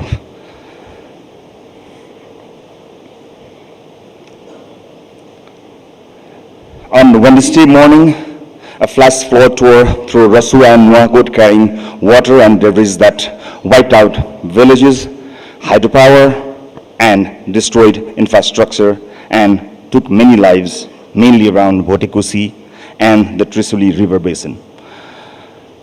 Homes are gone, roads and bridges are gone, families are waiting beside the river for news that has not yet come. I'm not able to give you numbers at this moment. The count is not complete. What I can tell you is that the government of Nepal has mobilized on every front, search and rescue through our security agencies and relief moving to the affected districts. I want to record my gratitude to the men and women doing especially the rescue work in extremely difficult condition, and to the local communities who, as always in the country, were the first responders long before anyone else could reach them. I also would like to thank our friends abroad. I'm grateful to Prime Minister Narendra Modi for his call yesterday evening to our Right Honorable Prime Minister Balendra Shah, and for India's offer of whatever assistance Nepal requires, an offer already backed by relief supplies, which arrived last night. Several other partners have come forward in the same spirit. In a week like this, that solidarity is not a formality, it is felt. Ladies and gentlemen, I want to make one observation and then I'll have to leave early today. I'm sorry about that. This flood did not only strike Nepal, it caused damage across the border in China, and the full picture there is still emerging. That tells us something we already knew and have never properly acted upon. Nepal, India, and China are three countries, but we are one mountain system. Our rivers begin above one border and end below another. The water that took lives in Nepal on Wednesday morning did not stop to ask whose territory it was crossing. The Himalaya is changing faster than our institutions are. Glaciers are retreating. Lakes are forming where there was ice. So if this gathering, today's gathering, is about ideas across borders, let me offer the most urgent one I have. Let us come together, Nepal, India, and China, to work together to mitigate the impact of climate change, to build early warning system, and to share hazard data crosses our borders immediately. Since the climate has already changed, we have to come up with the adaptation plan. We may not be able to stop glaciers from melting or ice from falling. We can stop being surprised by it, and we can give the family in the valley that 20 minutes that decides whether they leave.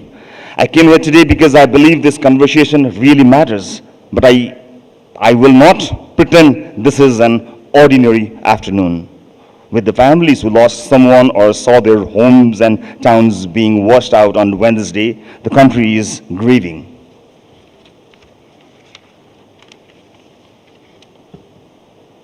Besides all the unfortunate situation, we are fortunate enough to receive such a warm messages and solidarity from the friends and all across the world.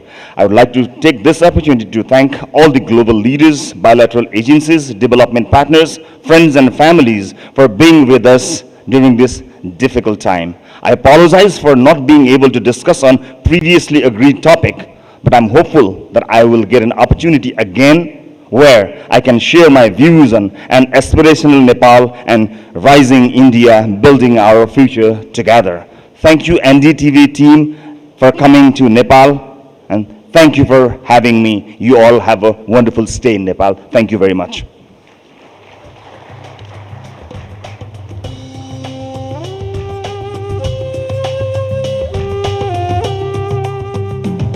On behalf of the NDTV World Anviksha team, can you please join me in a warm round of applause as we thank Ravi Lamichaniji for having made the effort of joining us here at NDTV Anviksha. He's been mightily caught up with a whole host of emergency meetings, meeting political leaders, cutting across the spectrum, working with Prime Minister Balin Shah in putting this together. And in the midst of this national emergency, for having taken our time to join us means a lot. Thank you very much. And as you said, this wasn't the topic we agreed to speak on. So that just means we'll have to come back once again with another edition of NDTV Anviksha to Kathmandu. And we hope to have you back with us when we come back. And hopefully that time we can have a detailed conversation. But for having taken out time, thank you. Our thoughts and prayers are with you and the people of Nepal. It means a lot to us, all of us gathering here, those watching on television and on social media, that you could join us. Thank you very much, Raviji. Thank you.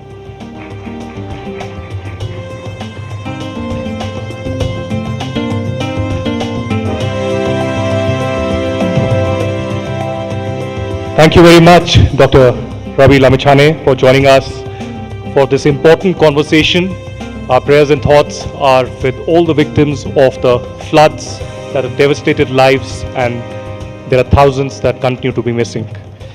For our next session here, staying on the pulse of the political leadership, we now move to a sequence of perspectives from key political figures in Nepal. And Ravi Lamichhane put out one perspective from the RSP, the ruling government in power. And I now invite on stage Gagan Kumar Thapa, President Nepali Congress, to tell us about the path forward for Nepal that is at the crossroads. Mr. Thapa.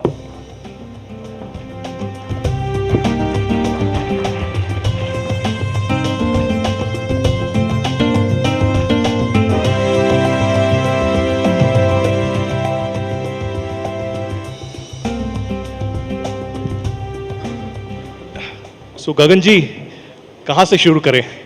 Gen Z movement से शुरू करें या अभी की जो situation Nepal की है? लेकिन सबसे पहले मुझे लगता है कि it is important to speak about what Nepal is facing right now, and that is the tragedy of the devastating floods.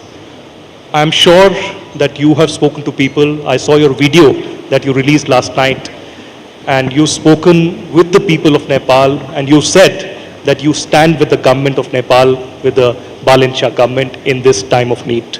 What can you tell us about the devastation that has happened, and especially also in the context of that help that you expect from regional partners and global community right now? Sure. And India has also expressed deep sympathies and sent out some aid.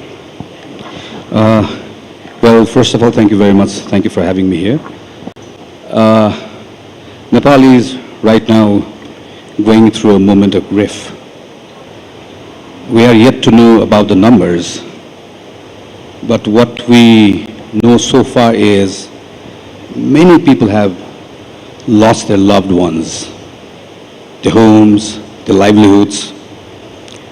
So this is a time where we need to stand together, and that's why this morning all the political parties we gathered for all-party meeting, and we expressed our firm commitment that by all means we will stand together with government.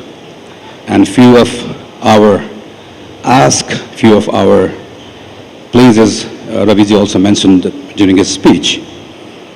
And this is a time where we also need our friends, and I would like to use this platform to express my gratitude to Prime Minister Sri Narendra Modi, Government of India and people of India for the promptness and also for the assurance and for again showing that a friend in need is a friend indeed. So, but this is just a start. The primary evaluation, the loss is unimaginable, and this is beyond our capacity as economy. So we'll, of course, we'll reach out to the global communities, and then even at that time, during reconstruction, we firmly believe that Government of India, people of India, we will see them on our side, as we saw them during the earthquake and during different this sort of incidents. गगन जी, मैं आपको थोड़ा सा वक्त में पीछे ले जाना चाहूँगी. जिस समय नेपाल में जेनजी आंदोलन हुआ और उस समय आपका घर भी जला दिया गया था, और हमें वो वीडियो याद है क्योंकि हम सब खबरों पर लगातार नज़र बनाए हुए थे. आदित्य तो ग्राउंड पर नेपाल आए थे कवर करने के लिए. मुझे आपका वो वीडियो याद है जिस वीडियो में आपने एक मैट्रेस को पीछे रख के अपने बैकड्रॉप पर मोबाइल सामने लेकर बात की और आपने एक्नॉलेज किया कि जो गलतियां हुई उनको हम सुधारने के लिए तैयार हैं, आपको सुनने के लिए तैयार हैं, बात करने के लिए तैयार हैं. वो एक्नॉलेजमेंट एक ऐसे वक्त में आया था जब नेपाल एक ट्रांजिशन के फेज से गुजर रहा था. तब से अब तक बहुत कुछ और बदला. आज की आपकी अंडरस्टैंडिंग क्या है नेपाल में? यूथ के वो एस्पिरेशंस, उनकी वो चिंताएं, उनके वो कंसर्न्स किस हद तक रिजॉल्व हुए हैं आपकी नज़र में? Even before September 8, उससे पहले भी हम अपनी पार्टी के अंदर ये बात काफ़ी बार we raised this issue. We in fact were continuously warning our senior leaders that there is a growing frustration among people because we used to extensively travel and we used to see that, we used to sense that, particularly among young people. They were so angry, and the main reason for their anger was that we are not getting enough opportunities here. And why are not we getting enough opportunities? Due to bad governance, and bad governance is equal to the wrong politics, wrong political choices. So that was, there was a clear message. It just didn't come out one fine day. There was a clear message. And we were bringing that messages to our rooms, to our boardrooms. पर हम लोग अपने नेता, खास करके senior नेता को जो बात बता रहे थे उस समय, शायद हमारी कमजोरी थी कि we're not able enough to make them realize that. So even after September 8, so there was kind of debate within my party. So to view the Gen Z movement. So our position was very clear that, okay, so there is a reason to disagree with the methods and the way the things took place in September 8 and 9, particularly 9. But the message is very clear that we don't want to, you to continue the old way of politics, the old way of governance. So I think that was also expressed during election. जिस दिन आपका घर जला था, वो आपके लिए एक मोमेंट ऑफ रियलाइजेशन था आपकी पॉलिटिकल जर्नी का? हम तो उससे पहले तकरीबन एक साल से. So not only realization, I want to recall the day when I decided to stand against the parliamentary party leader, against my party president, the then Prime Minister, Mr. Sarvadadeva. I knew that I am going to lose it. But the reason I chose to stand against him was that I was listening to people's voices. वो लोग खास करके हमारे senior नेता, we have a very high respect for them, but everyone has its on their own time, and everything has its limit. So we ignored that message.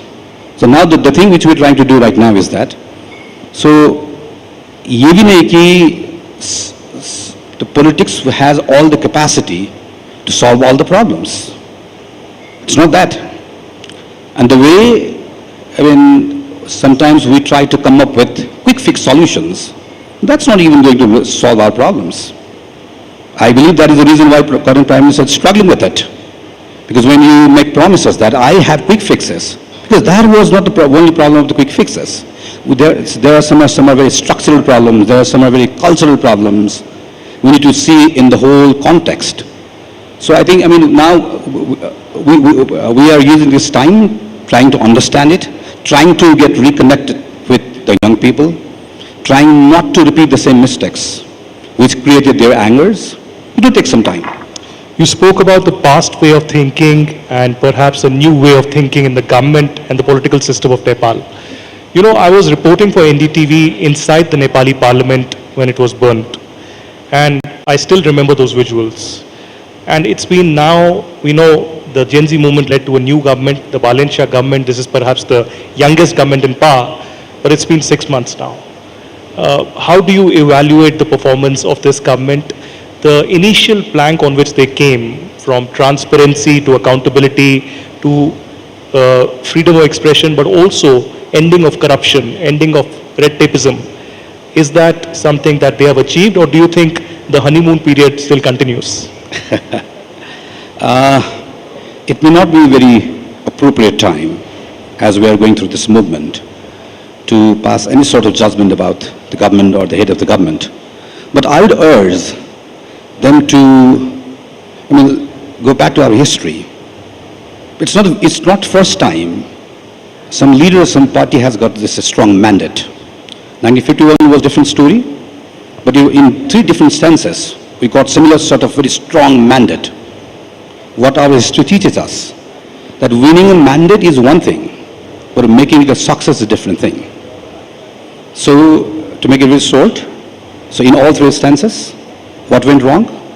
What did the strong leader, what was the wrong decisions? One, got stuck in fighting within your own party. You start to think that I am the most powerful, and you start undermining the institutions. And you start undervaluing the public accountability. That is the lesson. I wish and I suggest that RSP also learned from the failures of the history.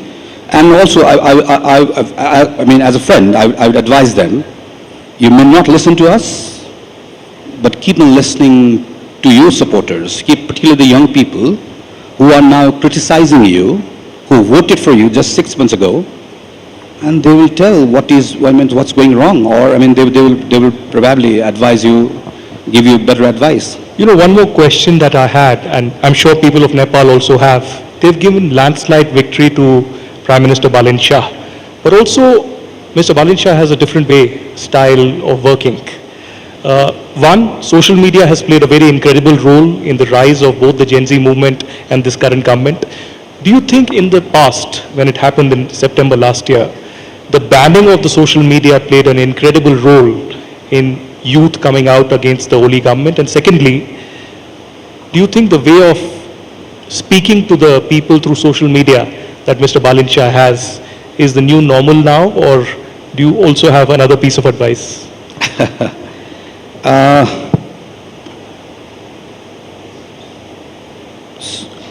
That triggered, the thing for September 8, but that was not the only thing, as I shared before. So it was, particularly after the formulation of the Constitution, people were expecting for the good governance, as they waited for long, and as it was not fulfilled. So there was a reason for that.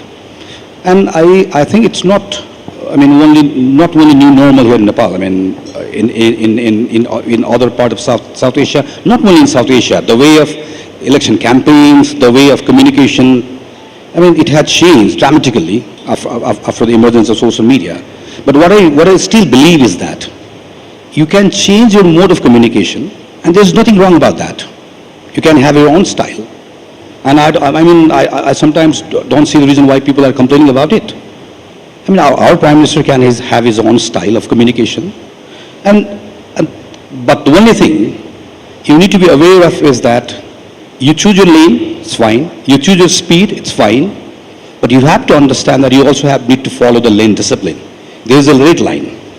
We are extending our support to him regarding, whenever there's an issue of this public concern, national security, this sort of calamities, everywhere. We have probably time and again. So, I mean, we are playing our constructive role. So, I mean, we are majority in National Assembly. We don't have numbers in lower house. We respect people's mandate that they are here to run the government for 5 years. We are here to play our role of opposition, but that doesn't mean that we oppose for the sake of opposition. We play our role very constructively. And I expect that all the time you don't rely on only social media platforms, but also rely on having good relationship with your team members. I always want to see my Prime Minister as a captain of team and all other as team members. Even during this is what we have advised Prime Minister this morning. So this is the federal Nepal.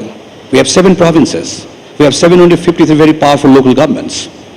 So when you say my government is doing this, then also think of this local governments. They're all your partners. Take them as partners. Take us as partners. So this is not same old Nepali Congress. I mean, we have number of disagreements on number of policies, but we just don't simply say no. We say this is wrong and this is alternative. Our criticism is based on evidences, research. So, this is what I expect from Prime Minister. I don't have anything, to complain about the way of communication, the mode of communication. That's your choice. गगन जी, मैं नेपाली कांग्रेस पर भी अब बात करना चाहूँगी क्योंकि देश की सबसे पुरानी पार्टी और खुद संघर्षों से निकली हुई पार्टी, लेकिन इन सबके बीच एक संघर्ष अभी आपकी पार्टी के भीतर भी चल रहा है। अभी भी चल रही है कोर्ट में, आज भी अभी भी चल रहा है कोर्ट से आ रहे हैं, सीधे वहीं से आ रहे हैं। कार्यकर्ता किसको समझेगा? असली नेपाली कांग्रेस किसके पास है? नेपाली कांग्रेस किसके पास है? असली नेपाली कांग्रेस किसके पास है? मेरे पास, इसलिए तो आपने मुझे यहाँ पे बुलाया। नहीं तो आप बुलाते क्यों? सभी लोग जानते हैं मेरे पास है। ये वायरल होने वाला है ये। कार्यकर्ता भी यही मान रहा है। जरूर, ये कार्यकर्ता, इट्स नॉट ओनली ऑफ कार्यकर्ता की बात। पार्टी, कार्यकर्ता और नेता, इसके combination, this is not only combination कार्यकर्ता नेता। पार्टी का वो जो सपोर्टर्स होते हैं, जो शुभचिंतक होते हैं, खास करके मैं समझता हूँ कि वो क्या सोचते हैं पार्टी के बारे में। और हम लोगों ने यही गलती की पहले। हम लोगों की पार्टी में कन्वेंशन होती है, we get elected and that is a part of democracy. Legally I am elected, but to have a legitimacy you need to have that wider support from your sympathizers, sometimes even from your critic. So, हम नेपाली कांग्रेस के सभापति होने के नाते ये मैं अपने I take it as my duty क्योंकि I'm reaching out to my old leaders, all the dissatisfied factions, वो सब लोगों को एक साथ लेके चलेंगे. That is my duty. But that is not only that is not my duty. That my duty goes beyond that. What about lakhs of members? What about lakhs of sympathizers? What about the families who were with Nepali Congress since, so many generations? But this time they didn't vote for us. This time they voted for Manish. Manish himself, last time he voted for Nepali Congress. So there are so many people here, and we need to find it. Why? So I don't want to get just stuck in managing relationship with my dissatisfied factions here. I want to go beyond that. I want to go to people. I want to go to citizens. I want to go to young people. So I think they will decide. आप ये कह रहे हैं कि आपके पास कुछ पुराने lessons भी हैं, सबक भी हैं, और नए दौर में पार्टी को एक तरह से रीइन्वेंट भी आप अपनी लीडरशिप में कर रहे हैं। लेकिन नेपाली कांग्रेस इस समय भारत नेपाल के रिश्तों को, अगर मैं कहूँ नेपाली कांग्रेस 2.0 वर्जन हमारे सामने है, तो वो नेपाल और भारत के रिश्तों को इस नए दौर में कैसे डिफाइन करेगी?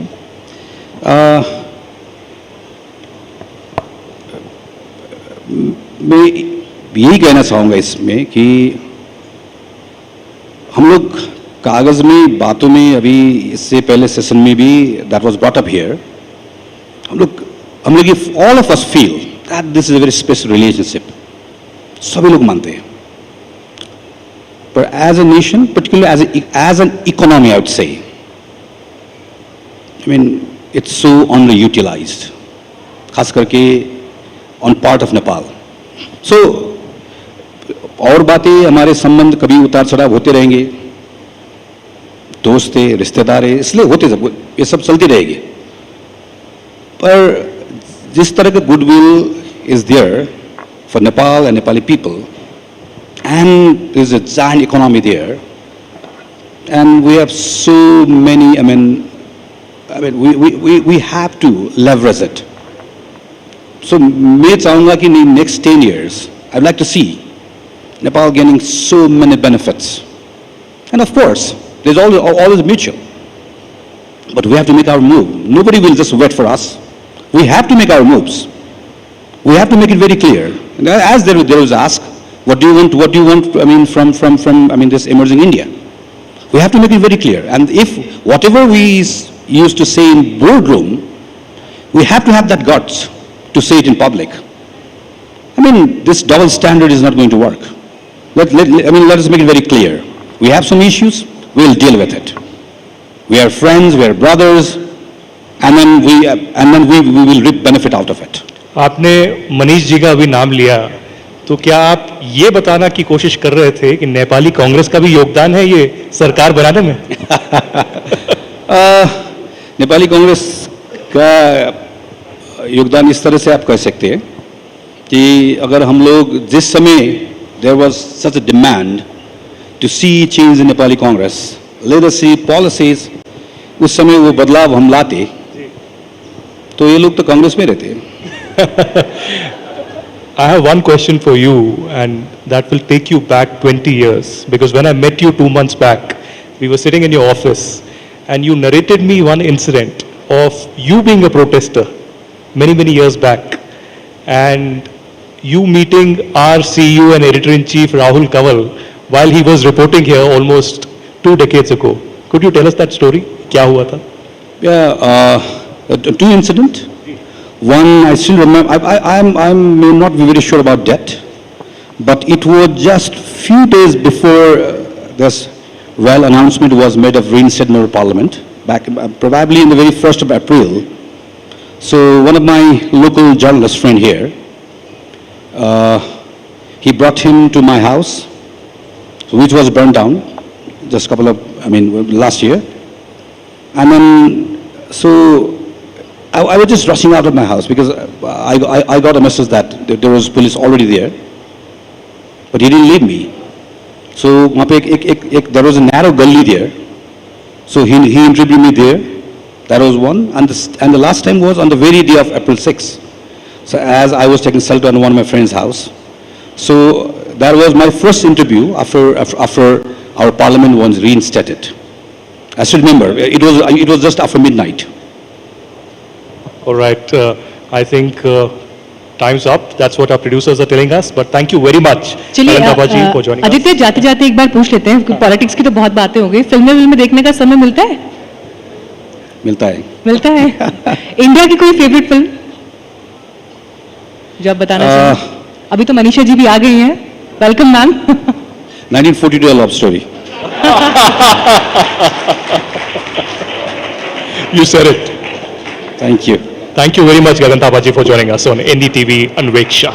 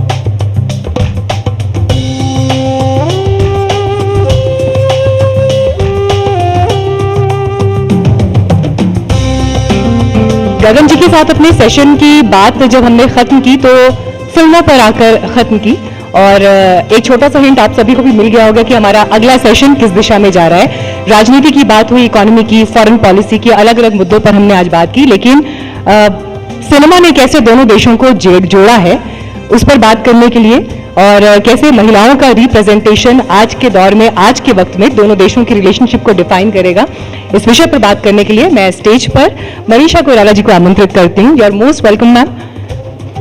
अनविक्षा भारत नेपाल डायलॉग में आपका बहुत बहुत स्वागत है और बहुत इंतजार हो रहा था आपके लिए, प्लीज आइए।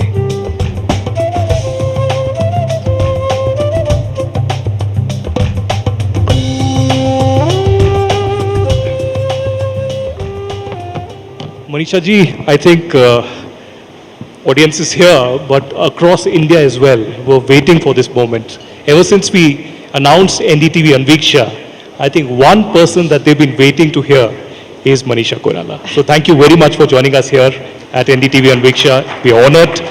But let me begin by something that is close to your heart and also about your country. The last 24 hours have been devastating. You know, the moment we landed here, we heard about the flash floods and the kind of devastation, the kind of loss that we have had. How would you describe the situation? And I'm pretty sure that you've spoken to your people, you heard about the villages being completely washed away and the government trying to help out to the people. What would be your message to your own people today from this platform? First of all, I want to thank you. Thanks to NDTV. आप सबको मेरा नमस्कार and welcome to Nepal. Though it's not the finest time,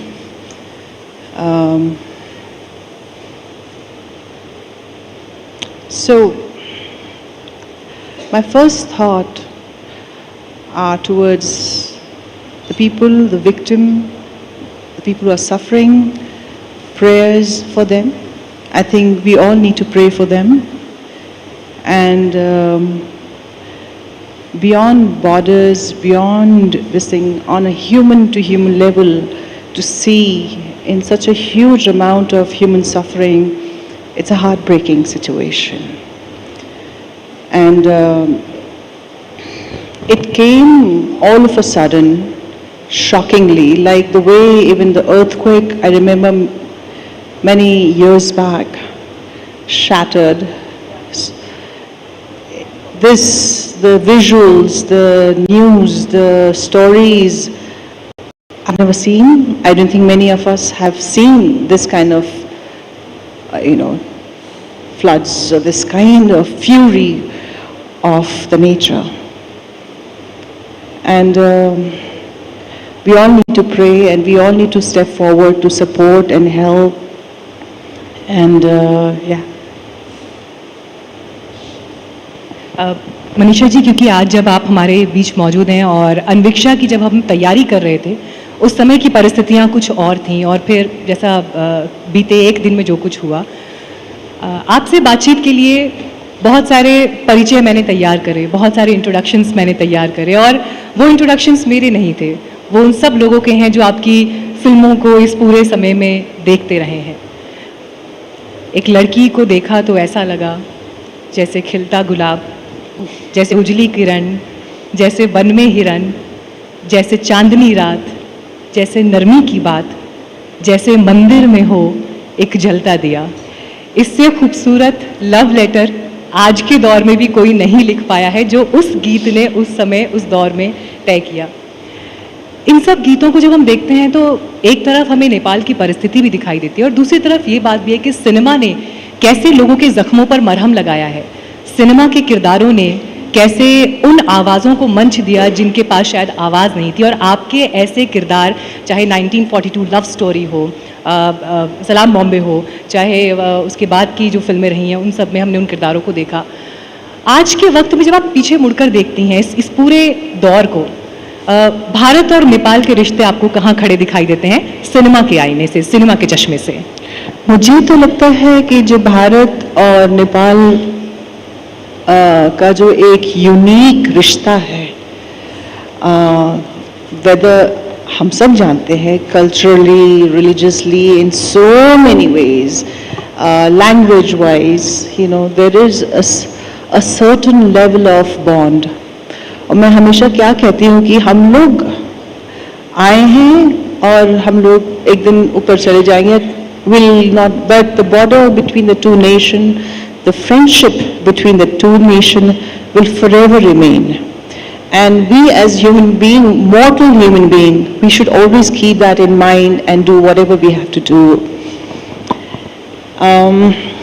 अभी आपने फिल्मों की बात कही तो मैं यही चाहूँगी कि एक कोलैबोरेशन हो नेपाल फिल्म इंडस्ट्री और बॉम्बे फिल्म इंडस्ट्री और इंडियन फिल्म इंडस्ट्री के साथ. कुछ आइडियाज़, कुछ नॉलेज आदान प्रदान हो, कुछ अच्छे काम हो, together will be wonderful. In fact जब मैं आपकी फिल्मों का ही जिक्र कर रही थी, बहुत सारे लोग जो इस वक्त हमें बैठकर सुन रहे हैं वो ज़रूर इस बात से अग्री करेंगे. मनीषा जी के बहुत सारे एवीज और पिक्चर्स भी इस वक्त चल रहे हैं. तो वो वक्त जब भारत में आपकी फिल्मों के बाद जिन जिन घरों में लड़कियां पैदा हुई उनका नाम मनीषा रखा जाना शुरू हो गया. घुंघराले बाल एक स्टाइल स्टेटमेंट हो गया. मनीषा जी की जो आंखें हैं उनको एक विशेषण के रूप में लोगों ने इस्तेमाल करना शुरू किया. ये है ओजी ट्रेंड सेटर. और इसलिए मैं चाहूंगी एक बार प्लीज आप उनके आर्ट फॉर्म के लिए, उनके सिनेमा के लिए जरूर जोरदार तालियों के साथ स्वागत करें. Thank you, thank you, thank you so much. तो आज लेकिन इसमें मेरा कुछ क्रेडिट नहीं है. क्रेडिट तो मेरी माँ बेटी है, सुशीला जी का. मेरे पिताजी और मेरे.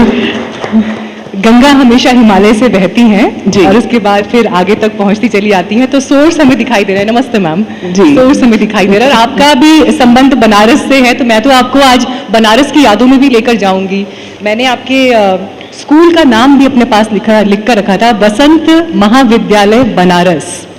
बसंत कन्या महाविद्यालय, कन्या महाविद्यालय था. बताइए वहाँ के बारे में जरा कुछ. आपकी स्कूलिंग जब वहाँ हुई वो वक्त कैसा था? Basically, our family was on a political exile, and I was raised in Banaras. And that school actually, my mother had studied, so she put me into that school. And I think मेरी हिंदी शुद्ध है इसीलिए कि मेरी basic studies Hindi में ही हुई है. तो हालांकि मुझे अपने आप को ढालना पड़ा बम्बैया हिंदी में, लेकिन मुझे अभी भी बहुत अच्छी तरह से बनारस की गलियां याद है, बनारस का के पुराने घर याद है. मैं बहुत बार गई हूँ और वापस बहुत बार मैं बैठती हूँ और घाट में बैठ के अपना मेडिटेट करती हूँ. अगर मुझे इनकॉग्निटो मैं चली गई तो me and my family have always enjoyed being always our younger days being part of Banaras. It's a privilege and honor. If I can take that forward, you come from a family, Manisha ji, which has a political legacy and deeply rooted in Nepal. You've also seen a transformation in Nepal from a monarchy to a democracy, and from a democracy to a Gen Z movement last year. When you, in hindsight, think about it, look back, do you miss monarchy in some ways? Or do you feel just that the current form of democracy and the current form of republican system is the way forward? So thank you for the question. And this is not the first time, I've always spoken about it, and I would want to elaborate slightly more, is that I firmly, first of all, when we look at Nepal, we need to understand political history of Nepal is quite different than political history of India. So whenever we're trying to, I would request everybody to understand, first of all, the country was made by the forefathers of the monarchy, of this present king's forefather. Because of that, this country exists.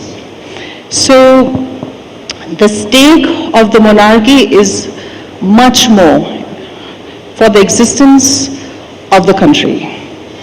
And I remember my grandfather, B.P. Koirala, saying that in Nepali he had said, "Mero र राजाको घाँटी एउटै तरबारको म्यानमा छ, meaning my neck and the king's neck is on the same space.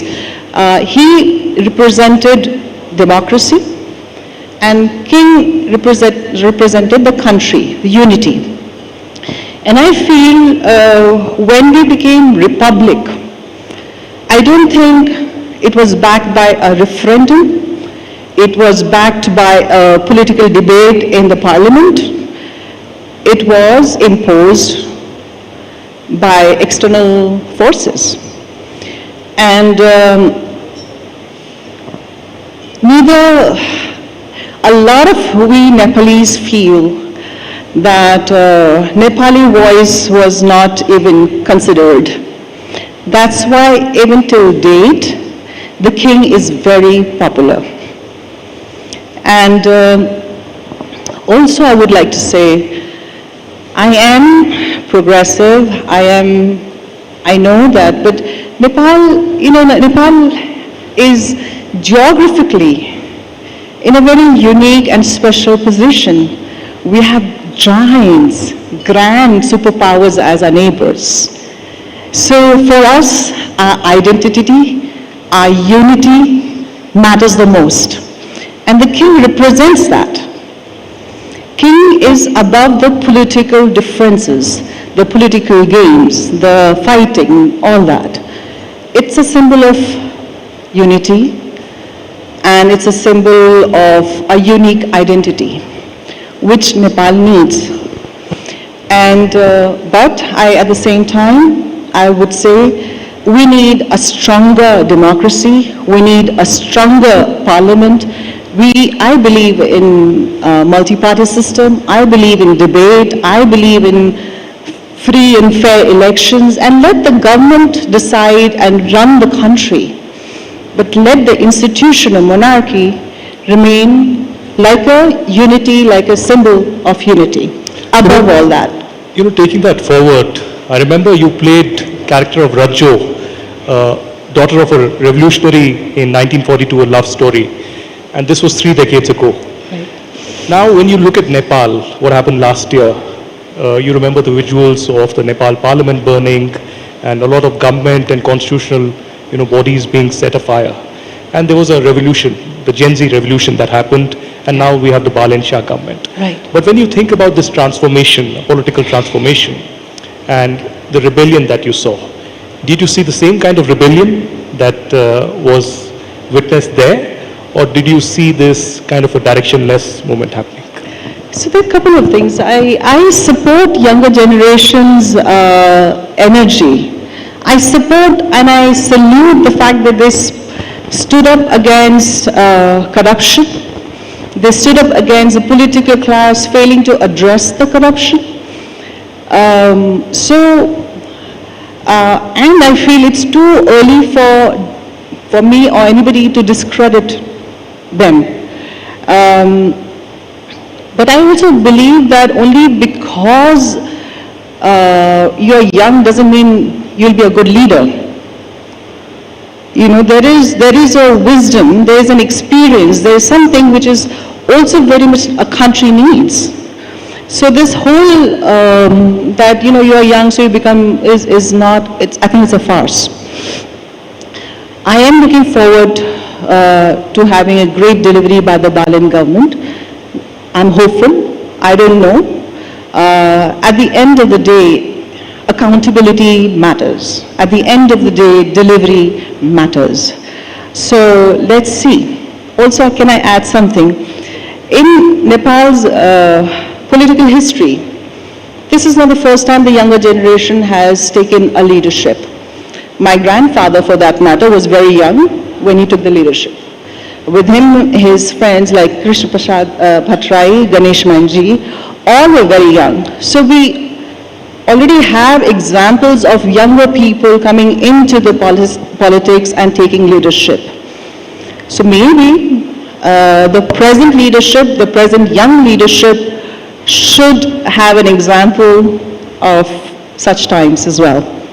Aditya ने 1942 का जिक्र किया ma'am और साथ में जेनजी की बात हो पाई तो आप तो खुद अपने ज़माने की जेनजी रही हैं इसमें तो किसी को कोई डाउट नेपाल में होना नहीं चाहिए।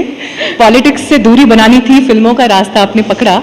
लेकिन एक छोटा सा किस्सा मेरे पास भी है और ये सवाल मैं चाहूँगी जो जेनजी को लेकर मैंने पूछा, आप ही की लाइफ के एक एग्जाम्पल से समझेंगे। 1942 लव स्टोरी के पहले स्क्रीन टेस्ट के बाद विदु विनोद चोपड़ा जी ने आपको रिजेक्ट किया था, if I am not wrong. आपने 24 घंटे मांगे, गिव मी 24 आवर्स, पूरी रात तैयारी की, and the next day you were in the film. Am I right? Absolutely, मेरी माँ गवाह है इस बात की। और till date I am extremely grateful for Vinod for giving me a chance to act as a Rajjo. That's a lifetime's this thing, and also making me realize that I wasn't good enough. I had to buck up because you need a good teacher, and you need to be willing to learn and put in the hard work, But I remember the first screen test, he said, Manisha, you're a shit actress. Sorry to use that word, but, and I said, please give me one more day. And that day, actually, I forgot to eat, I forgot to sleep. I was just with that lines, how do I do it? How do I do it? And next day, लेकिन Gen Z की जिद को अगर direction सही मिल जाए तो जिंदगी पलट सकती है। vision and direction is really needed. And घर में भी मुझे क्या लगता है ना, जब बच्चे बड़े होते हैं तो we need to encourage them, लेकिन एक गाइडेंस अगर मिलता है, मैं अपने खुद का एग्जाम्पल, अपने आप का एक जो खराब एग्जाम्पल है लेकिन मैं देना चाहूँगी कि मैं जब यंग थी ना, मैं किसी की नहीं सुनती थी। I was a rebel without a cause kind of a person. और मैं अब जब देखती हूँ तो लगता है कि खामखा कि जब कोई कह रहा है कि भैया वो रिश्ते में मत जाओ जिसमें पॉट होल है, मैं उस वक्त कहती थी मैं गिर के खुद एक्सपीरियंस करके खुद जाऊंगी। अब लगता है वो इतना टाइम क्यों बर्बाद करना, when you know that road it has avoid that. So for Gen Z, my request would be, please don't discredit older people's wisdom and their experience. Take good guidance, have a vision. You wanted change, great, but change, what is your vision? That be clear about and work towards that. इसी में एक सवाल जोड़ूंगी आदित्य, क्योंकि आपने फिल्मों का रास्ता पकड़ा क्योंकि राजनीति में नहीं आना था, ये आपकी चॉइस उस समय की थी। अब समय बदला, अनुभव आ गए हैं, दुनिया आपने पूरी देख ली है और अब आप नेपाल में जब हैं, यहाँ के राजनीतिक हालात भी बदल गए हैं। क्या मनीषा कोइराला राजनीति की तरफ जाने के बारे में कोई विचार रखती हैं, सोचती हैं, या कोई ऐसा विकल्प आया तो उसके बारे में सोचेंगी? ऑनेस्टली मैं राजनीति को बचपन से ही देखते आ रही हूँ, तो मुझे कुछ नया करना था तो मैं फिल्मों में आ गई हूँ। और at heart I am an artist and I may be misfit for the main stream politics. हालांकि by default I like to know what's happening in the country, outside the country, in the world. I am well versed with what's happening, but I don't see myself getting involved in mainstream politics. Manisha ji, you became a star in India and might I say the world at a time when it was almost unthinkable for a Nepali girl to make it big, that too in the Indian film industry. And now after 32 years, your film 1942 A Love Story is back in the theatres. And when you look back and look now at yourself on the screens, what do you think? Do you think a kind of a pride of a young Nepali woman fighting and struggling and making it big?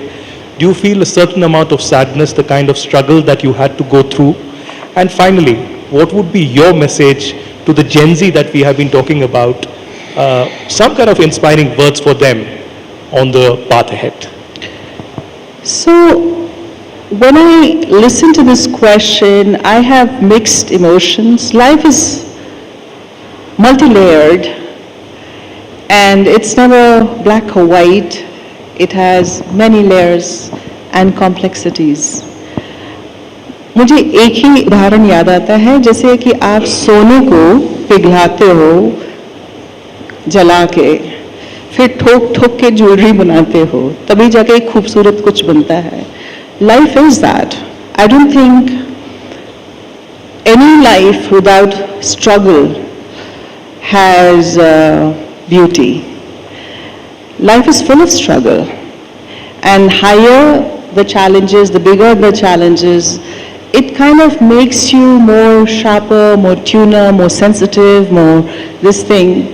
So it has my struggles, my pain, my loneliness, my hardship has only fine-tuned me as an artist. So I'm grateful for that. And I'm grateful for getting from life, for getting an opportunity to work in such a highly competitive and highly talented industry like a film industry in India. But life's beauty is in struggles and highs and lows, and life is more meaningful when you see all sides of life, and you can hug the trouble time as well as the success equally. Then I feel, there's a certain amount of growth. To the Gen Z, I would love to say something, that this is one life. One life. Just go out there, grab it, do what you think is best for you.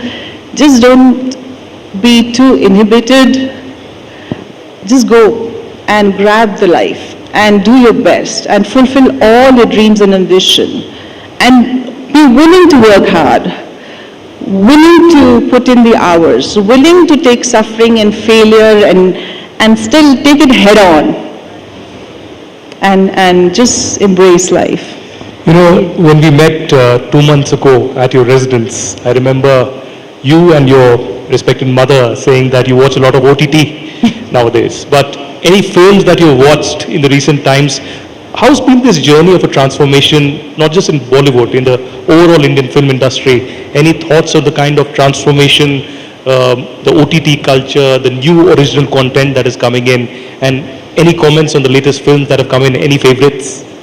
So I think the whole world's, there's a nice transition that is happening since 90s to now. Earlier, cinema was focused towards starship. Now I think the content is the star, and which is great. You see the floods of talent coming in, which not necessarily a hero material or a heroine material, but flooded with talent and flooded with zeal. So I love watching movies which could be commercially super hit like Durandar, or I would love to watch a movie like Laputa Ladies, and because I think now the OTT platform gives you options, you can see everything, and because of OTT platform, you don't, it's like earlier, a big production house, big hero, big heroine, and that's it. Today, because of content driven, there's many different kind of actors, many different kind of directors, many different kind of, the choices. As long as you're talented and you have something to show, I think you have the viewers. मुझे लगता है सौदागर से लेकर अभी हीरा मंडी तक वो पूरी journey जो मनीषा जी की हमारे सामने है, उससे तो किसी को कोई इनकार हो नहीं सकता. आपने जीवन की उतार चढ़ाव और स्ट्रगल्स का जिक्र किया. कैंसर के खिलाफ जो आपकी लड़ाई थी और उससे आप जिस तरह से फाइट बैक करके आई हैं, वो तो सभी की इंस्पिरेशन है ही. उससे जुड़ी एक बात मैं आपसे ज़रूर पूछना चाहूँगी, लेकिन उससे पहले जीवन में कितने ही संकट क्यों ना आ जाएं, लेकिन लोगों का प्यार आपके लिए नहीं बदलता. और इंडिया से बहुत सारे लोगों ने आपके लिए बहुत सारा प्यार भेजा है. उसे लेकर एक छोटा सा एवी हमारे पास है, हम चाहेंगे एक बार आपके लिए उसको ज़रूर यहाँ पर प्रेजेंट करें.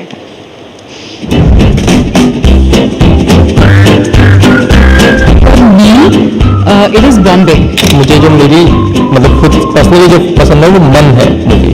सो my favourite movie is Bombay. I loved her in ये Khamoshi and and Dil Se Bold. The movie which I liked most was Man, and the second one was Dil Se. So for me, I recently watched a movie Maska. It was very joyful to watch her with all the grace. Man was a film that, I mean, the music is music of all the films, but Man was something, yeah, I'll go with Man. I would say Hira Monday because of her bold acting. My favorite movie is 1942, A Love Story. India Gen Z. So her songs,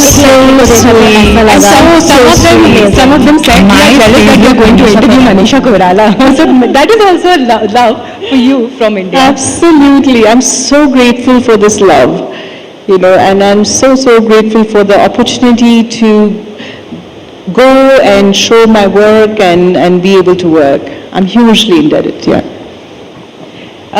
आपने एक interview में बताया था कि New York में cancer के इलाज के दौरान एक अनजान महिला थी जो आपसे मिलने के लिए आती थी अक्सर संडे के दिन, if I am not wrong as per this interview, और उन्होंने कहा था, आपने उनसे पूछा होगा कि वो आपसे मिलने आती, तो उन्होंने कहा था मैं इसलिए आती हूँ ताकि कभी आप किसी और के लिए ऐसा कर सकें।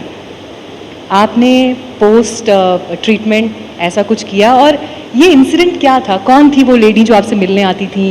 क्या बात होती थी? So this is a beautiful story. I love repeating this because it changed me. It gave me a new way of looking at life. उनका नाम जीना जी, and उन्होंने, she is also a doctor, and basically she would spend her Sundays with me in the hospital in the most uncomfortable chair and spend the entire day with me. Ek Sunday, do Sunday, three, many, and then I was very confused, so I basically asked her, Zina ji, why are you spending your precious Sunday with me? Because, you know, when you're a doctor in there, as a doctor, you don't have enough time. So one Sunday, that too, she's spending with me. So I would basically I said, you're not my fan. You're not somebody that I've known, or you're not my friend as well. But आप क्यों आती हैं? तो कहती हैं, मैं इसलिए आती हूँ मनीषा जी, ताकि someday you do this for somebody else. I was like so taken aback that, oh, she's setting an example of giving forward. I used to be lonely. I used to be very scared of death and disease and all that. And to come and hold my hand in that time and spend the entire day with me was precious to me, much more precious than anything else. So yeah, I mean, that was such a beautiful message I received from her, and that transformed me. That made me realize, you know, paying forward adds value in your life, in my life. आप गई फिर कभी किसी hospital में, कभी किसी से मिलने या कोई मुलाकात? मैं जाती रहती हूँ. I know it's very personal to you. जी, मैं जाती रहती हूँ. And I would love to give encouragement. I would love to talk about it as much as I can. And I don't know if I should, maybe I should have mentioned right now. So one of my aunt is going through a tough time recently, and I had sent a message yesterday, and she has sent me such a beautiful long message. I wish to go and meet her also. Thank you very much for saying that. But before we end, any final thoughts about India and Nepal? Because, you know, we talk about the civilizational values of both countries, the same culture, the same belonging. We eat similar food often. But we're looking towards a new chapter now. You know, we had the foreign minister earlier in the day and the Indian ambassador as well. Both of them stressed that both the prime ministers will be meeting later this year. Right. So we have a confirmation on that. Right. So there is a new beginning that is being made. How would you see, as somebody who has seen the relationship very closely and coming from a political family, what would be Manisha Koirala's vision for India and Nepal to collaborate together? So, the best thing I find it, because it's so culturally similar to each other, is people to people. of course, political heads and they should have best of relation, but it's people to people interaction, people to people love and affection and respect that matters, and that's forever lasting.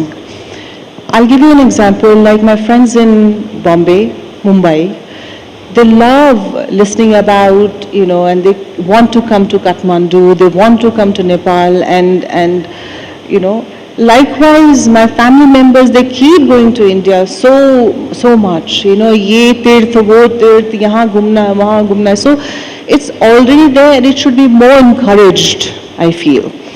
And I feel when a government, whether it's a big country or a small country or this or that, on a state-to-state level, if there's a deep respect and trust, and if we treat each other with dignity and respect, and that's the best way forward. Any relationship, any friendship without trust and respect doesn't mean anything. And do you go to Mumbai often now, and any food in particular that you miss? I love Mumbai street foods. The Pani Puri and the Vada Pav of Mumbai. Absolutely, absolutely. So on that और note, इस बातचीत को खत्म करें उससे पहले एक आखिरी सवाल मनीषा जी आपसे मैं जरूर पूछना चाहूंगी। बाबा पशुपतिनाथ की धरती से बाबा विश्वनाथ की धरती पर आपको वापस लेकर जा रही हूँ, Banaras. Imagine, I feel so blessed that the two ancient cities of the world, Banaras and Kathmandu. I mean, I feel so blessed. Banaras में आपकी फेवरेट जगह कौन सी है? Favorite jagah, I love ghats. I'm sorry to say this, but I love to sit there and take it all in. I love ghats. वहाँ पे अभी आखिरी बार टमाटर की चाट कब खाई? कब खाई हूँ? अभी हाल फिलहाल में आना जाना हुआ या अभी हाल फिलहाल में खाना हुआ? नहीं। चलिए, अब अगली बार आप जब भी जाएं तो जरूर वहाँ के खाने का आनंद लें, और हमें भी आपकी विजिट का फिर अंदाजा मिलेगा। आजकल तो इंस्टाग्राम पर और सोशल मीडिया पर तस्वीरें आती ही हैं। I think it's a discussion with Sushila ji that we need to have. Sushma ji, we need to have on Banaras, because Banaras वाली कचौड़ी। we take that as an invitation and coming soon. Thank you very much, Sushma ji, and thank you very much, Manisha ji. Thank you for having me. Thank you. We are honored to have you. Thank you very much. Thank you.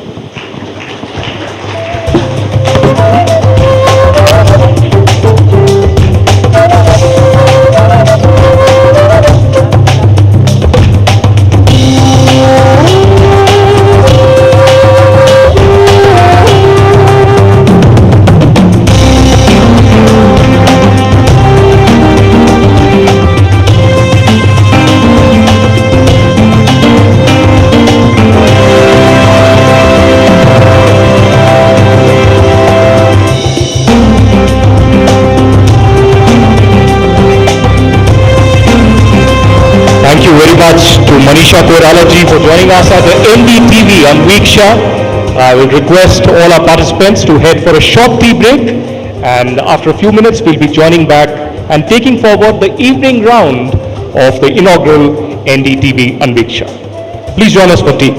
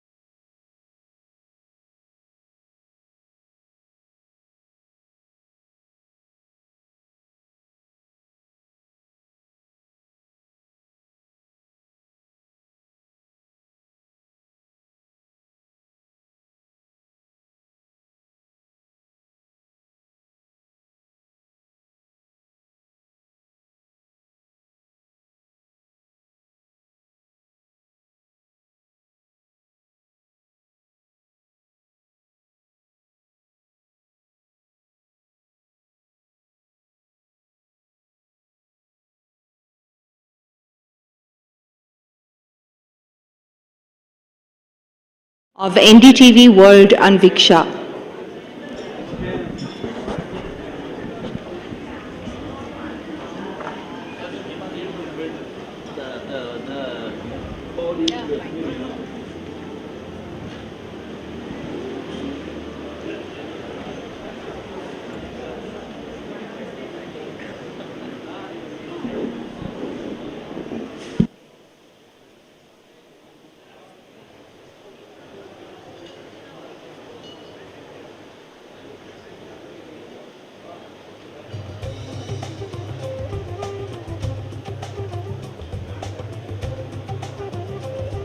Thank you very much, ladies and gentlemen, for joining us yet again for the evening session of the NDTV Anviksha. I hope you enjoyed your tea because we have a power-packed lineup through the evening. We have some politicians coming from Nepal and India. We'll have Finance Minister Swarnim Vagle, apart from that former minister and senior BJP leader Ravi Shankar Prasad, and several other important sessions through the day. But for the next session, I would like to invite Gelje Sherpa, President, Nepal Mountaineering Association; Anurag Malu, mountaineer and founder of the Glacier Diplomat, the Voice of Glaciers Foundation; and Saurabh Bata, global speaker and peak performance strategist. We discuss grit and determination in mountaineering. And to conduct this session, the moderator, Vishnu Som of NDTV.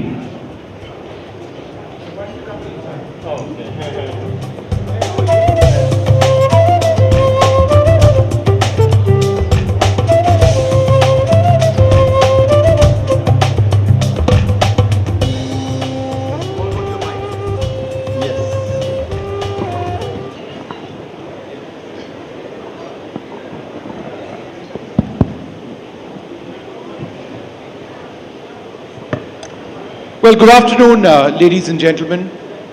Throughout the day, we've been talking about so many aspects of the relationship between Nepal and India. But it comes at a time when there's been a tremendous tragedy with an unknown number of lives which have been lost. There was an avalanche, with mud and with mud and stones, which blocked a rivulet, which ultimately burst its embankments. It resulted in very high water levels, and we've seen the damage and devastation some time back. The reason I mention this is because ice slips or avalanches are all too common in the high Himalayas. They're triggered by different factors. Who we have over here are some of the finest mountaineers in Nepal and from India as well. But what this session is about is something deeply personal to me. And I thought I'd spend a minute telling you about why this is very personal. I grew up, I studied for a few years in St. Paul's, Darjeeling, with the Kanchenjunga behind me. In subsequent years, I built a home near Ranikhet in Uttarakhand, where I see the Nanda Devi, Nanda Kot. To my north, I see the Panchachuli. To my right, at 3 p.m. on a clear day. And so the mountains mean the world to me. And one of the greatest heroes that Nepal has produced in mountaineering is Nims Purja, who very tragically lost his life on Broad Peak, which he was trying to ascend on a record attempt on Broad Peak. This happened just a few weeks back. I had reached out to Nims Purja and I said, Nims, you must come to Anviksha, the NDTV event which is being held today, this very one, in Kathmandu. And I thought that he would reply when he replied. He sent me a voice message from Camp 2 of Broad Peak at an altitude of about 17,000 feet. 17,000 feet or so, as he was about to make the final push. 13 hours later, he was dead, along with other members of that expedition, each and every one. I thought I'd play out that last message of Nims Purja over here for you to listen. It was sent on a satellite phone. It was a WhatsApp message to me where he said he would come, most likely, to this event. And he also spoke about where he was. So listen in before we begin this discussion. Hey brother, greetings and namaste.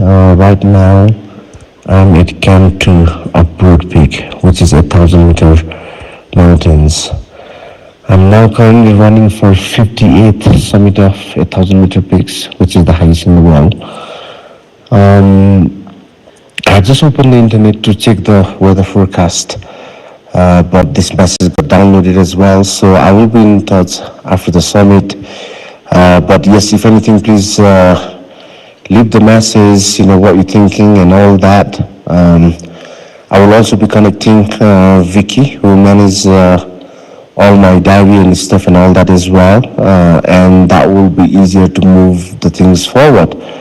Hope you guys are well and great to be connected. Thank you guys, and greetings from Camp 2 on Broad Peak. Ciao, ciao. Greetings from Camp 2 of Broad Peak, ciao ciao. Those were the final words, the final recorded words of the great Nims Pooja. An inspiration, I mean, the fastest ascent of the 8,000 foot peaks. Of course, that's been beaten, but his was a world record. Your thoughts as you hear those words of Nims, because besides being a great mountaineer, he ensured that the Sherpa community in Nepal was seen around the world in a very different light. He projected the Sherpa community, and the Sherpas are the backbone of mountaineering. You're the greatest mountaineers on earth, full stop. There's no two debate about it. Tell us about Nims. Go ahead, just put it to your mouth. Okay. 1 second.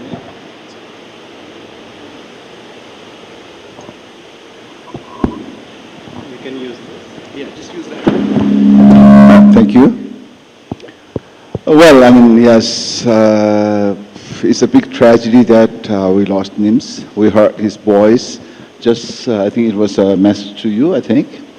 So he was really a guy that wanted to do, something that he desires, And he's, for me, what I find on him is that he's a young guy who was established in some other developed country, but later on he thought that we can't do a lot in our own country. So that is how he returned back to Nepal, and he started a new adventurous job, climbing mountain, which was really tough decision that he made it.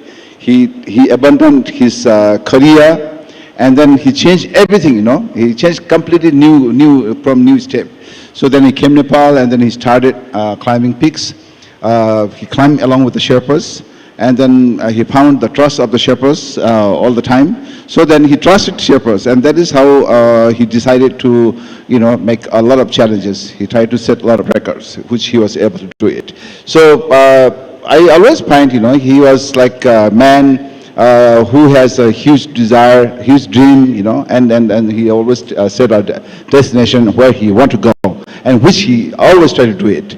He has that guts inside him. So that is the reason that, but these all desires that he was not able to do it without support from Sherpas.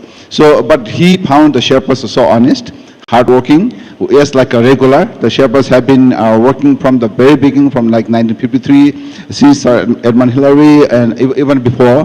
The Sherpas have been working very honestly, number one, and second is very hardworking. They do it. So these are the two, hardworking and honesty. Nims Dai, Nirmal Purja, he found on. So that is how he decided to that I want to do something in Nepal. So he has done. And then after that, he was able to set several records. So after that, he think that I was doing this all, I was able to doing this all because of the support of the Sherpas. So that is how I have to pay back something to Sherpas. So that is how he carries the name of the Sherpas, and he planned to do a lot of things about the Sherpas. I had a question for you. Do members of the Sherpa community have 3 lungs? Well, we need to check it again. Because the physical fitness which is required is unbelievable. Yeah. Think about it, ladies and gentlemen. If there was one more chair over here today, it would have been for Nims Pooja. Couldn't join us.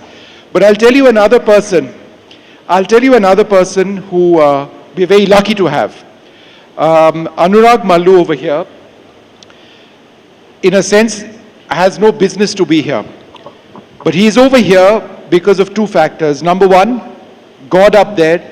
And number two, his own determination, his own strength, his physical fitness. He's going to tell us a story, but very briefly, a few years back, he'd completed a summit of Annapurna. He was on his way back. That's when he tripped. He went into a crevice. There is usually no escape from a crevice, but he spent 72 hours in minus 40-degree temperatures in a crevice. And guess what? He's still over here. And the man who played a huge role in rescuing him is Sonak, who's seated to his left. So we're going to be hearing from both of them. Anurag, what kept you going? Thank you, Vishnu. Just to clarify, I did not summit Annapurna. I turned back 150 meters below the summit because it was getting late in afternoon, the weather was getting bad, and if I would continue climbing, it's like a suicidal mission. So there is no point, you need to value the life. We made a decision to turn back after talking to the leader, and we came back to the lower camp. It was on April 16th. We came to Camp 4, slept that night. Next morning, we were leaving from Camp 4 to Camp 3. The plan was to go and spend few days on lower camp at Camp 2 and recharge our batteries, get food, because we didn't have enough resources up in the higher camps. So when we were on our way back from Camp 4 to Camp 3 to Camp 2, and those who are in the world of mountaineering, they know Annapurna, the deadliest mountain, the 10th highest mountain, and between Camp 2 and Camp 3 is the most dangerous section of Annapurna that's very avalanche prone. Every 20-30 minutes there are avalanches coming there. So I was crossing that particular section. Suddenly at one point when I was rappelling down, I picked up a rope to come down, and I started descending down, and suddenly the rope vanished. That rope was broken and I had a huge fall to the surface, and then I slid into a crevasse. I entered that crevasse. A Brazilian climber, Moses, saw me falling, and he said, "You had a fall with this back, on your head. There was no way you would survive the impact of the fall." And I just vanished from that surface. No one can see me, no one can hear me, no one can find me. And I spent not 1 day, not 2 days, 3 days, 3 nights inside that crevasse, 70 meters under the earth at 6,000 meters at temperatures below minus 30, minus 40 degrees. And without food, without water, without no way to call mama on WhatsApp, nothing. And except the hope that someone would come to rescue me, that hope stayed alive, that someone would come to rescue me. People won't give up. And so that's the incident that happened on that mountain on April 17th, 2023, 3 years, ago. What he hasn't added, perhaps he was going to, but I'm going to say it nonetheless, is when they managed to get him out, and Sonak is going to tell us how, they detected a feeble pulse, so he was alive, quite obviously. So, and then they did 4 hours of CPR. Yeah. 4 hours of CPR to keep him going, because he may not have made it after a few minutes at all. I mean, they got him out because literally at the 11th hour, right? Yeah, it's like a frozen body that has been taken out of a refrigerator. And, after 30 minutes or once I was taken to the base camp, and my brother was there, and then he quickly took me to the nearest hospital, Manipal Teaching Hospital in Pokhara. And after 30 minutes of CPR there, that is a normal CPR, and after 30 minutes, Dr. Ashim Subedi and his team, they said there is no life in the body. We want to declare you dead. But then that's where my younger brother, Ashish, who was with Sonak, played a role. I think in Pokhara, he went alone, not with you. But he insisted doctor to continue giving CPR, that we know he is alive, because a lot of healers and different people from around the world have told my family. They were doing telepathic communication with me, and they said, we know he is alive. You just ask doctor to continue giving CPR. And that CPR lasted for 4 hours, 5 minutes. And after that, I took my first breath in Pokhara. So that's where I say, I'm born in India, but I'm reborn from the womb of Annapurna in Nepal. So it's also my home. How did you keep him going? How did you rescue him? So, I don't know if that would be the right question, because I keep on getting a little bit of the credit, and I genuinely feel like I don't deserve that basket of the credit, because there were like a whole bunch of people, the entire communities of India, of Nepal, and people all around the world, anytime focused in one mission of having to see Anurag back in town, is smiling with that spirit that he have had. I was asked by one of our mutual friends to take the family of Anurag, who had come to Kathmandu, to the hotel. I took them to the hotel. I had not much of idea then. And one of the guys who was involved in coordination of the rescue, he came to me, Nepali guy, and then he told me that, Sonakji, I know you, and I'm telling this to you. I cannot tell this to his family. There is no hope to this mission. That guy, Anurag, is probably dead, just like anyone else in his position would already have. And that shocked me, because we had not even tried anything. After a couple of minutes, I received a phone call from the office of the president. They asked me, what is the update with Anurag? And I'm like, why are you guys giving me the phone call? And then I started receiving phone calls from tons of people, from army officials, from India, from diplomats, from embassies, from tourism board associations. What happened was my number got circulated in WhatsApp, and people are like, I'm in the ground, I'm with the family, and everyone is giving me the phone call. And that was the moment when I'm like, I'm going to leave all of my work aside, and I'm going to focus on this priority until the mission is done. So what was happening behind the scene, Vishnu, was entire community, thousands of people in WhatsApp, they were into the mission. They were building the pressure, they were building the campaign, they were making the phone calls anywhere, wherever it was possible. They were trying to come up with innovative ideas, brainstorming what else could be done when the weather is bad. They were trying to find out who else would be able to risk their life in order to carry forward the rescue. So a lot of things were happening. But for the 2 days rescue, they said that rescue is happening, but we were skeptic about it. And after some time, also because of the huge pressure that happened, they attempted for the rescue. And before that, there were some other people who wanted to carry forward the rescue as well. So on the 3rd day, they attempted the rescue. A lot of the gadgets. 4th day. On the 4th day. So we had collected a lot of technological advanced equipments. They were not that useful in that particular altitude. But even then, the rescue was attempted on the 4th day, and it was medical miracle, it was rescue miracle, and it was absolute surprising thing for everyone who was out there. Yeah. Your recovery took a long period of time. Yeah. It's not like you walked out of hospital the next day. No, absolutely not. But before I talk about recovery, I just want to talk about the rescue part in terms of, so in the end, the rescue was done by 2 Polish climbers, Adam and Marius, and along with it, team of 5 Nepali Sherpas, from 7 summit treks, and a helicopter pilot, Sobit Gauchan. They all came together to recover my dead body, because no one thought I would be alive. And when they reached the bottom of the crevasse, when Adam found me, he kicked me basically. He thought it's a body. And then my chest moved. And then they put torch in my eyes, and there was a movement in the pupil. And that's where they said like, oh, he's alive, he's alive.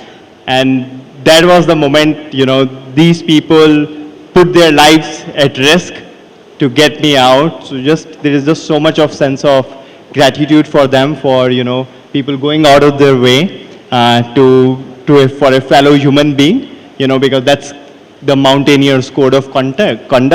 Today, it's you. That's what Adam told, when it was asked, he said, today it's you, and tomorrow it could be me. If not me, who else would? So, Furgelji Sherpa, would you like to talk about that? The spirit of rescue. Yes, Mr. Anurag, I just have got some information about this evacuation. I knew that your brother was in India, and your brother and you did have kind of spiritual connections, and you were under 70 meters under the ground, and your brother somehow figured out that you are still alive. And then your brother called here in Kathmandu to some of our friends and saying, my brother is still alive, he's waiting for us, please go. We need fast evacuation. So that was the reason that everybody put much pressure to conduct the evacuation as early as possible. Is that true or not? Yes, so that part of the story, there were a lot of healers, telepathic communicators involved in my rescue. And from India, from Portugal, from Guatemala, Colombia. And they all said the one thing, that there's a motherly figure that's protecting him. And telepathic communicator, basically I'm telling them my state, how I'm feeling, what I'm going through inside the crevasse. And my last communication with them was on 19th of April, before an avalanche came and fully buried me under the snow. So all of that information they shared with my family. So family had full conviction that I am alive and they need to find a way to reach me anyhow. So family was just so adamant and very clear with only one single mission. We have to reach Anurag. So, you know, Indian Embassy of Kathmandu played a huge role in organizing a lot of resources. So there were just multiple things going in parallel. You know, the whole world coming together to bring me back home safely. So Sonak, I don't know if you agree with me, but the two people to my left are basically crazy. Because like the entire world of mountaineers, they just want to keep doing it. They just want to keep climbing. They want to keep pushing themselves, and they know what they're getting into. What makes people like Nims Pooja or the two gentlemen over here, what makes them do it? The one thing I truly believe is Anurag Malu's mission was the battle between extreme optimism versus the loudness of extreme pessimism. Nobody believed it would happen, and therefore what you said is so right, that there has to be some sort of madness and craziness and that is spirit and that courage for you to go up there with minimal technology, risk your life because you want to save that guy that you have no idea who he is. So you got to just challenge whatever you are, your identity, your family and everything for you to be out there, and that definitely requires that sort of craziness. And Malu's rescue mission, Anurag's rescue mission was definitely a benchmark to this spirit of resilience, grit that is needed for rescue. Purgeja Shepa, you wanted to say something? Yes, I just want to mention about evacuation of Mr. Anurag. So the evacuation is how important, and the evacuation is that we all figure out now, right? So there has been a rumor spread all over the world at the beginning of 2025 spring expedition time. They said everybody, a huge number of medias, more than 47, even television and print media, they all said in mountaineering the peg rescue activities is going to take place. You know, they mentioned about it, peg rescue. And it is, I can tell through your very popular media, television, that in Nepal, in mountaineering, Mr. Anurag knows, no single peg rescue takes place in Himalayas, in mountaineering. But during the trekking, some people, some bad intention, you know, by those who keep bad intention, these people do it, some peg rescue. But now the government is working hard to control them. But in expedition, in climbing mountains, no single peg rescue is going to take place. Never taken place, and is not going to take place as well. So this I want to clear here. Purgeja Sherpa, let me ask you this. Okay. You are 200 or 300 meters from the summit, and Anurag went through this, but the question is to you. Yeah. You're leading an expedition or are part of an expedition. Yes. The weather might be getting bad. Maybe it'll be okay. Yeah. When do you decide, I will not go? Or when do you decide you will go? It's that life and death decision that defines success or death. Yes. How difficult is that call? Yeah, it's very, very important questions. During the expedition period, we have two leaders, a group of the leader from foreign clients. We have a climbing Sherpa, we call Sardar, the guide. And these are the two important persons inside the team. They decide. They check the situation, the condition of the climb, all the climbers. They both, And then we also normally take a doctor. We also take advice from the doctor, true leader, and the guide, main guide. These are the three main important person. They decide whether they bring them to the summit or they stop them, say, you have to go down. So these are the three people, they decide. And we always train our climbing team, our climbing Sherpas, the guide, to take proper care and proper decision. The decision of the guide and the true leader is the most important. That, that makes either the client go up or down. So, and completely that decision is going to take place on the basis of condition of the client, how they are, how they feel, how they eat, how they walk, how they breathe. These are the things, they check it. Anurag, I just wanted to sort of get your views, and we should talk a little bit about this. It's becoming more difficult to climb, isn't it? Because crevasses are forming more now, possibly because of a change in weather, it's getting hotter. Avalanches are being triggered more frequently. Is it now a deadlier sport?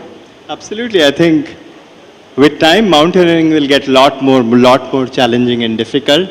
There's a lot more rockfall happening because there's sometimes not enough snow on different faces of the mountain. And when there is not enough snow, you can't really, it's very hard to then climb. Snow, ice, the glaciers, that allows us to climb. Otherwise, these 8,000 meters, just imagine an 8,000 meter mountain without a snow. How will it look and how will you climb that? Snow is that glue that makes it easier for us to also climb. Hard snow, soft snow, all sorts of things.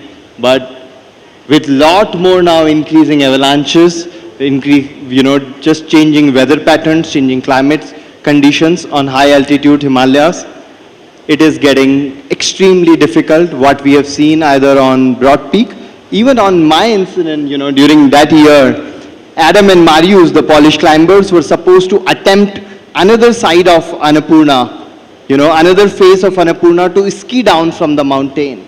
But because of lack of snow on the mountain, they turned back. There was a lot of rockfall happening on their face. So they're like, it's foolish to continue climb. Let's come back. So they have to abandon their expedition because of lot of rockfall happening and lack of snow on the mountain due to climate change. And that is the reason they reach the base camp and they learn about my incident. So just wait and watch. It is going to be extremely difficult with climate conditions, changing. I remember when we went to Mount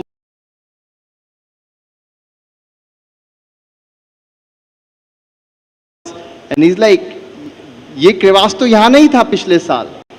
The crevasses conditions have opened up, new crevasses have opened up. Completely new route they have to create because it's not the same anymore. And every time now new routes have to be created. This year, Broad Peak Avalanche is a clear example of that. Heavy snowfall happened few days before this, the incident, and I think that's where probably it's an important time to even ask this question. When there was heavy snowfall on the mountain, why there was an attempt to even climb? And unfortunately, yeah. And we won't have an answer. We don't have an answer. We were not there in that place. Why this decision was made, but yes. Sonak, what is the death zone? How does the body start shutting down above 26,000 feet? Physiologically, what happens? So I would be a bad person to answer this technical question. So I guess our technical expert. No, he has 3 lungs. It doesn't affect him. He runs up and down. But why don't you answer? At 26,000 feet and above, in the death zone, as it's called, what happens to the body? How does the body begin shutting down? Well, it depends on each individuals, At 26,000, when you reach there, you have a very thin oxygen there. So because of less oxygen, so your body can, work well. They can function properly. So in this case that we always advise them to have as much as liquid, eat proper, take good rest, and beside using other equipments which we take as a supplement, like oxygen and other things. But these are the major things that they feel it, so we let them to follow these advices. Anurag, go ahead. No, main thing what really happens is the oxygen level drops. it's not the oxygen level drop. It's above 8,000 meters. The oxygen density is very less.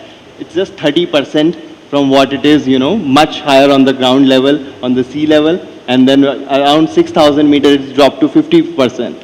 So the more higher you go, it keeps dropping, and then for even you have to take a step, you have to take a pause and then breathe heavily, and then that's why we use supplemental oxygen to climb. Furgelsa Sherpa, one final question. We are running short on time. You have led expeditions, I'm sure, in the past. You know many others who've done that. People come here to Nepal from all across the world. They pay hundreds of thousands of dollars because insurance is very heavy. They come with a certain amount of training, and they have the expectation that I'm going to be on top. But it's your job to save their lives, even though they have put in a lot of money. That's true. At what stage in your own head do you decide he is going to make it, or she is going to make it, or he or she will not make it, and I need to save them before it becomes dangerous? No, it's clear. Well, I mean, of course, that's true. We have many important clients. Now, these days, even high-end clients, people with a better, these people come here to climb high mountains. And for these people, no matter who ever comes, I mean, our job is to bring them on the top safely and to bring them down to base camp and Kathmandu with a safe condition. So for that, we always stay together with our guides, the whole team. We work a lot, we make a lot of exercises, we discuss a lot, We always, discuss the former, always the past experiences, that we bring in life again so that we cannot repeat the mistakes again, so that we can bring them. So we think mostly about the food, the meals are the most important. All the clients, if they are able to eat well, they can walk off. They can be healthier. If they are not able to eat, so they cannot definitely walk off, So that is how we discuss with our clients first what kind of meals they prepare. We discuss with them from the beginning. Not only other equipment, but equipment comes later. First with their health, with the food, the meals that we prepare for them during their climbing period. And then the second is the equipment. The third is with the Sherpas, the supporters, those who bring them to the summit. And the fourth is other logistic services like oxygens and other equipments. All these things, all our team, every trekking company, those who organize expedition, prepare properly, so that now even it's a big competition going within us, each other. So whoever does better, they get more clients. So that is how all the company, they try their best to prepare everything to bring their all clients to the summit and then bring down them back to Kathmandu. Look, it's been an honor to speak to all three of you. Mountaineering is a part of the soul of Nepal. It's part of the heart of Nepal. And it comes with its own risks, and it comes with its own set of incredible rewards. Thank you for sharing your story, and thank you for being with us after what you went through. And I do hope and pray that the climate situation stabilizes so that more people can enjoy the mountains and understand what it's truly about. Thank you. Thank you so much. Thank you, Vishnu.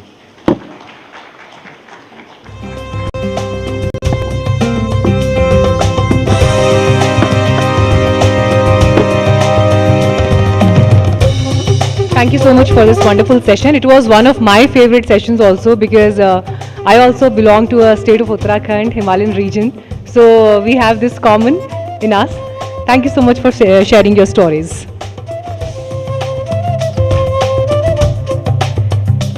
The spirit of Himalayas defines resilience, and the same ambition flows through Nepal's next generation, talking to us about what Nepal's youth want, the next gen agenda. So please welcome Charu Chadda, editor, Media 9 Private Limited; Paras Khadka, Secretary, Cricket Association of Nepal and former cricketer; Astha Pokhriyal, supermodel and influencer.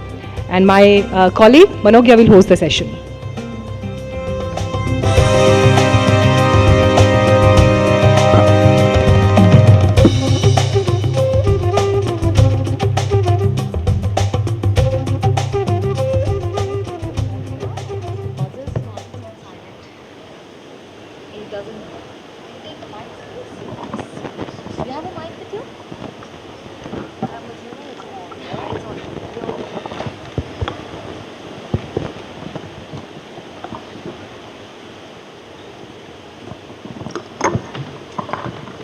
Nepal has a total population of 30 million people, median age ranging between around 26, that's roughly the average that comes it down to.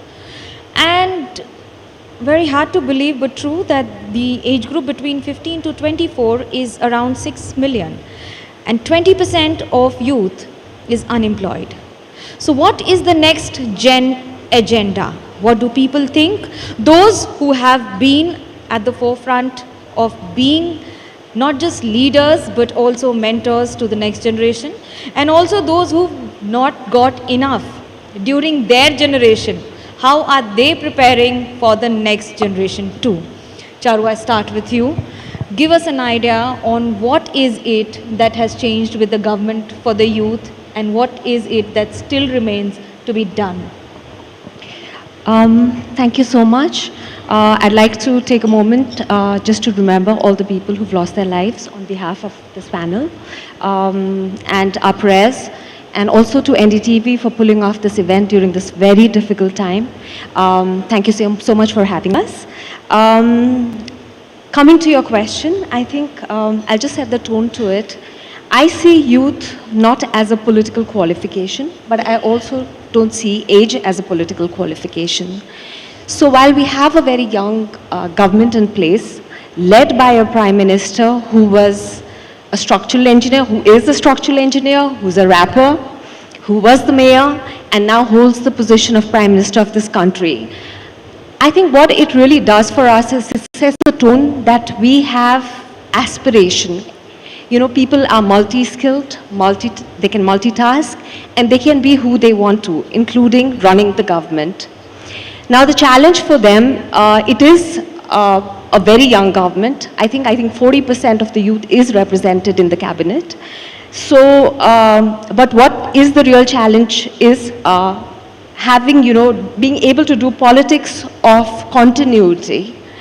Now we've had, all along, I think what we've had is politics of personalities. We were really voting for people that we liked or did not like. This also, Balin, our Prime Minister, Honorable Prime Minister, he has amazing following, but he needs to go beyond that and now actually institutionalize politics that has a level of continuity to it.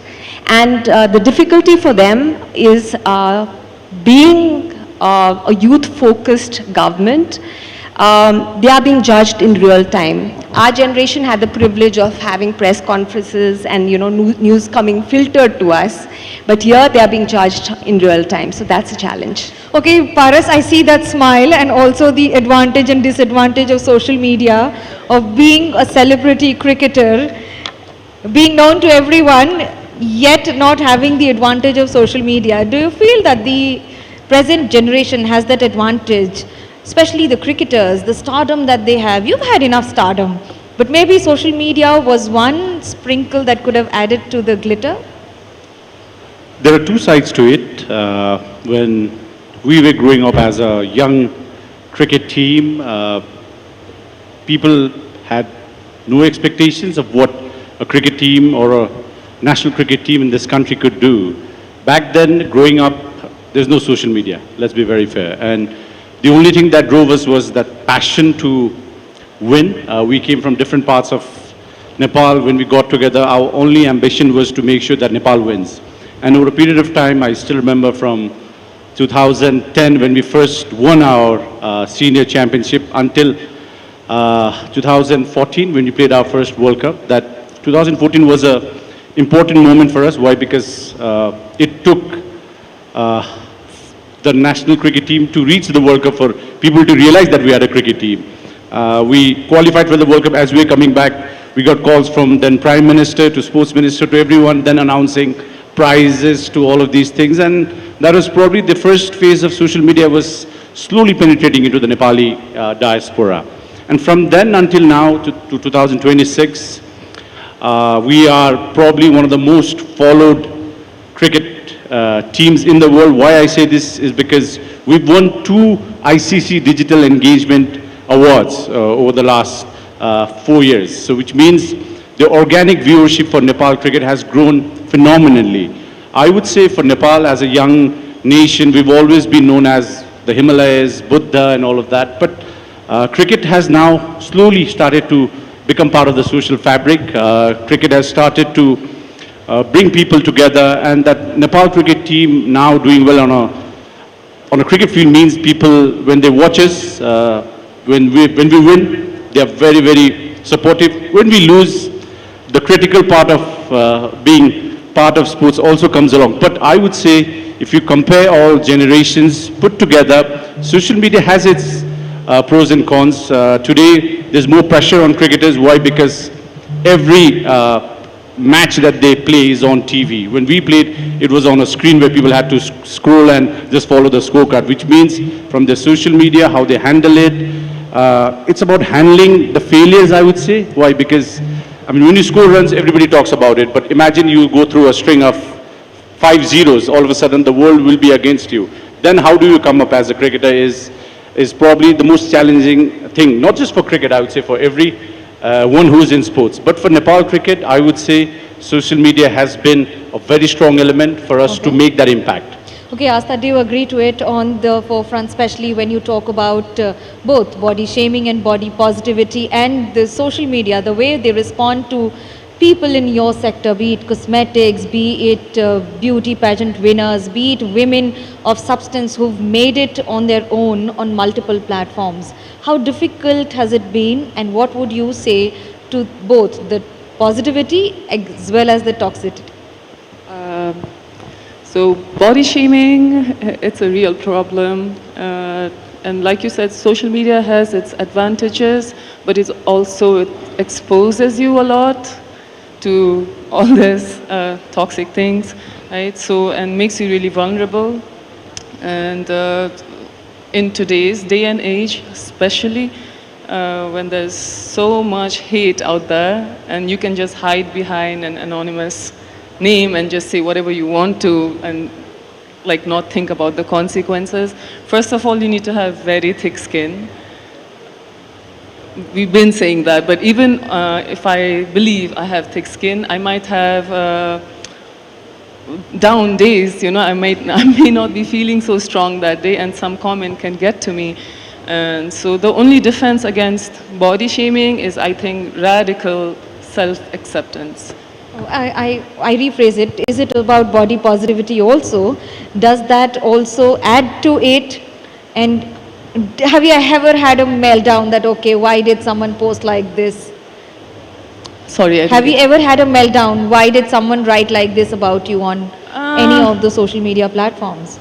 A comment might have bothered me here and there, but no, I've not had a meltdown as such, but I do wish like people were more sensitive, and I do wish there were stricter rules so that people would think twice before writing nonsense on the internet just because you can.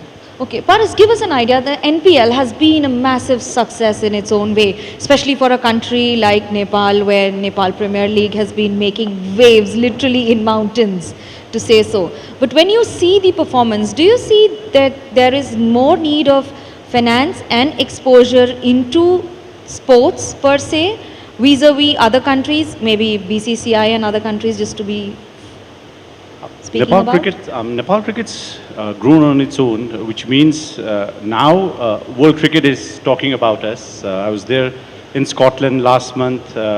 Everyone's speaking about this, especially, you know, we lost to South Africa in 2024 by 1 run, and we came very close to beating England, and when we lost by 4 runs, which means that now, for us, people really want Nepal to do well. What Nepal cricket needs, obviously we've been saying this and endorsing this for years, has been exposure. We've been talking to test-playing nations. I think next year there will be a lot of big names that will be coming to our part of the world. The Nepal Premier League, I would say in the last 2 seasons, has managed to ignite a lot of good waves inside Nepal as well as outside, especially with the investment part. Why? Because before the first season of the NPL, there wasn't much investment. Why? Because people always looked at sports as almost, it was a thing that when people won, they celebrated, but nobody actually invested into it. as part of Cricket Association of Nepal, when we went out into the market and said that this is what we are, we have 20 years of history of what Nepal cricket's managed to achieve. And when we got hold of the sponsors and the team owners, what it meant was we put on a spectacle. I think for the first season, I remember TU International Cricket Ground. It used to be called a cricket ground until 24, and after the first season, because you had so many people coming to the cricket ground that it was inevitable for the government that they had to build stands and put in floodlights. And after that, for the second season, cricket under floodlights was a dream for players of our generation. Back in 2014, when we played our first World Cup, we'd just gone 1 week before to Dubai, and we'd never played cricket under lights. We went to Dubai, trained for about a week, went into the World Cup. First match, Nepal versus Hong Kong, I still remember.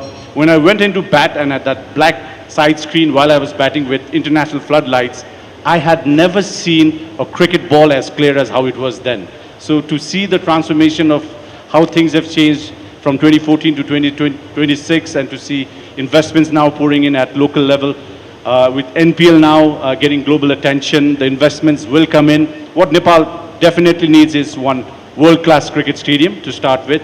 We've always been speaking about hosting the Asia Cup, where the India-Pakistan rivalry has always been a very strong factor in cricketing terms. But I believe in the next 3 years, 4 years, with the government really keen to invest into infrastructure, once we have a couple of proper infrastructured cricket grounds, Nepal cricket with its own investment can sustain on its own, and we're heading in the right direction. I have to ask this immediately. A player who started in 1996 is standing on the stage as a Secretary of Cricket Association of Nepal in 2026.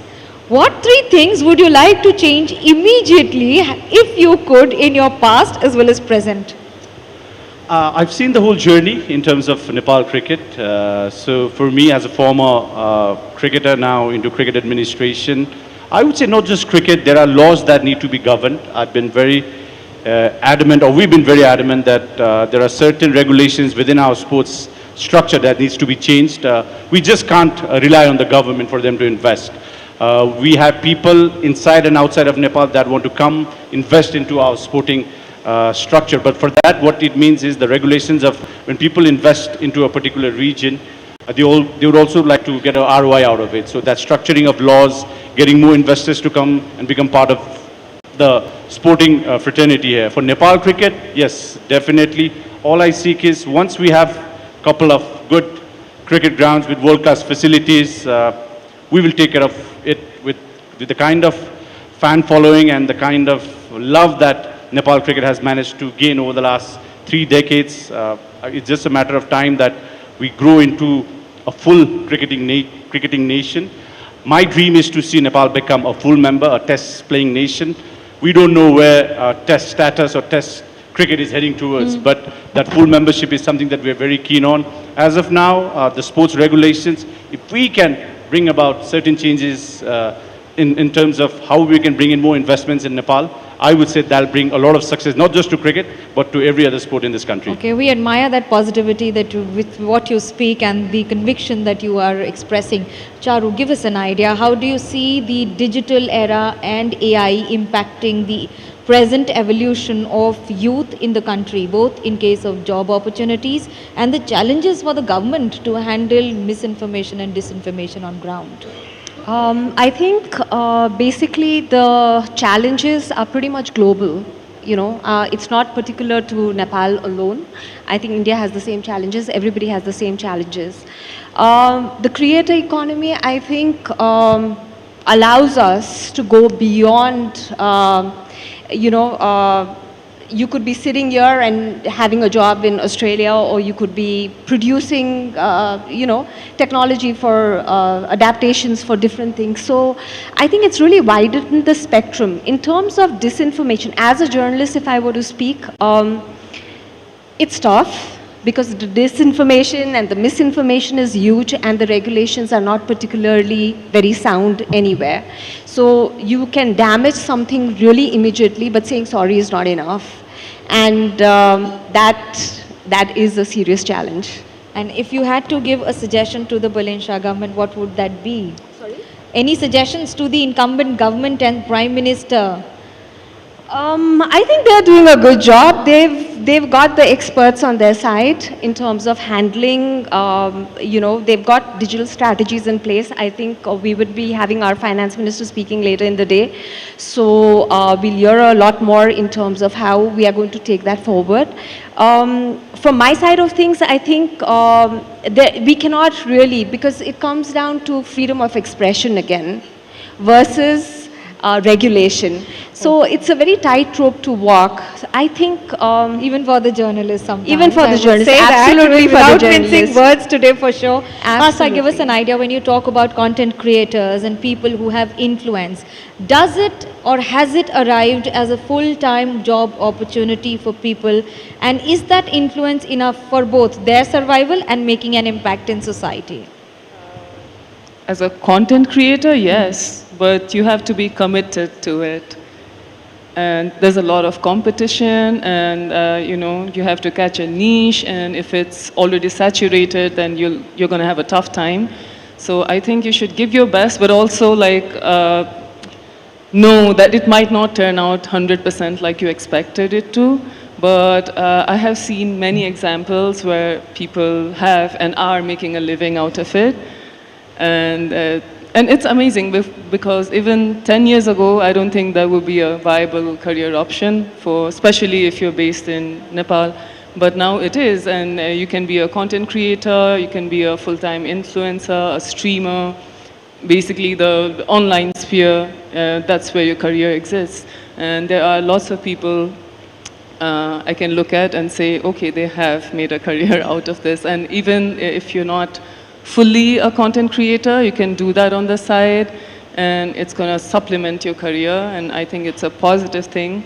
I just wish everybody did it responsibly, because once you have a voice... But there's the other side of it, including cyberbullying, targeted approach of not just maligning your image, but also online harassment.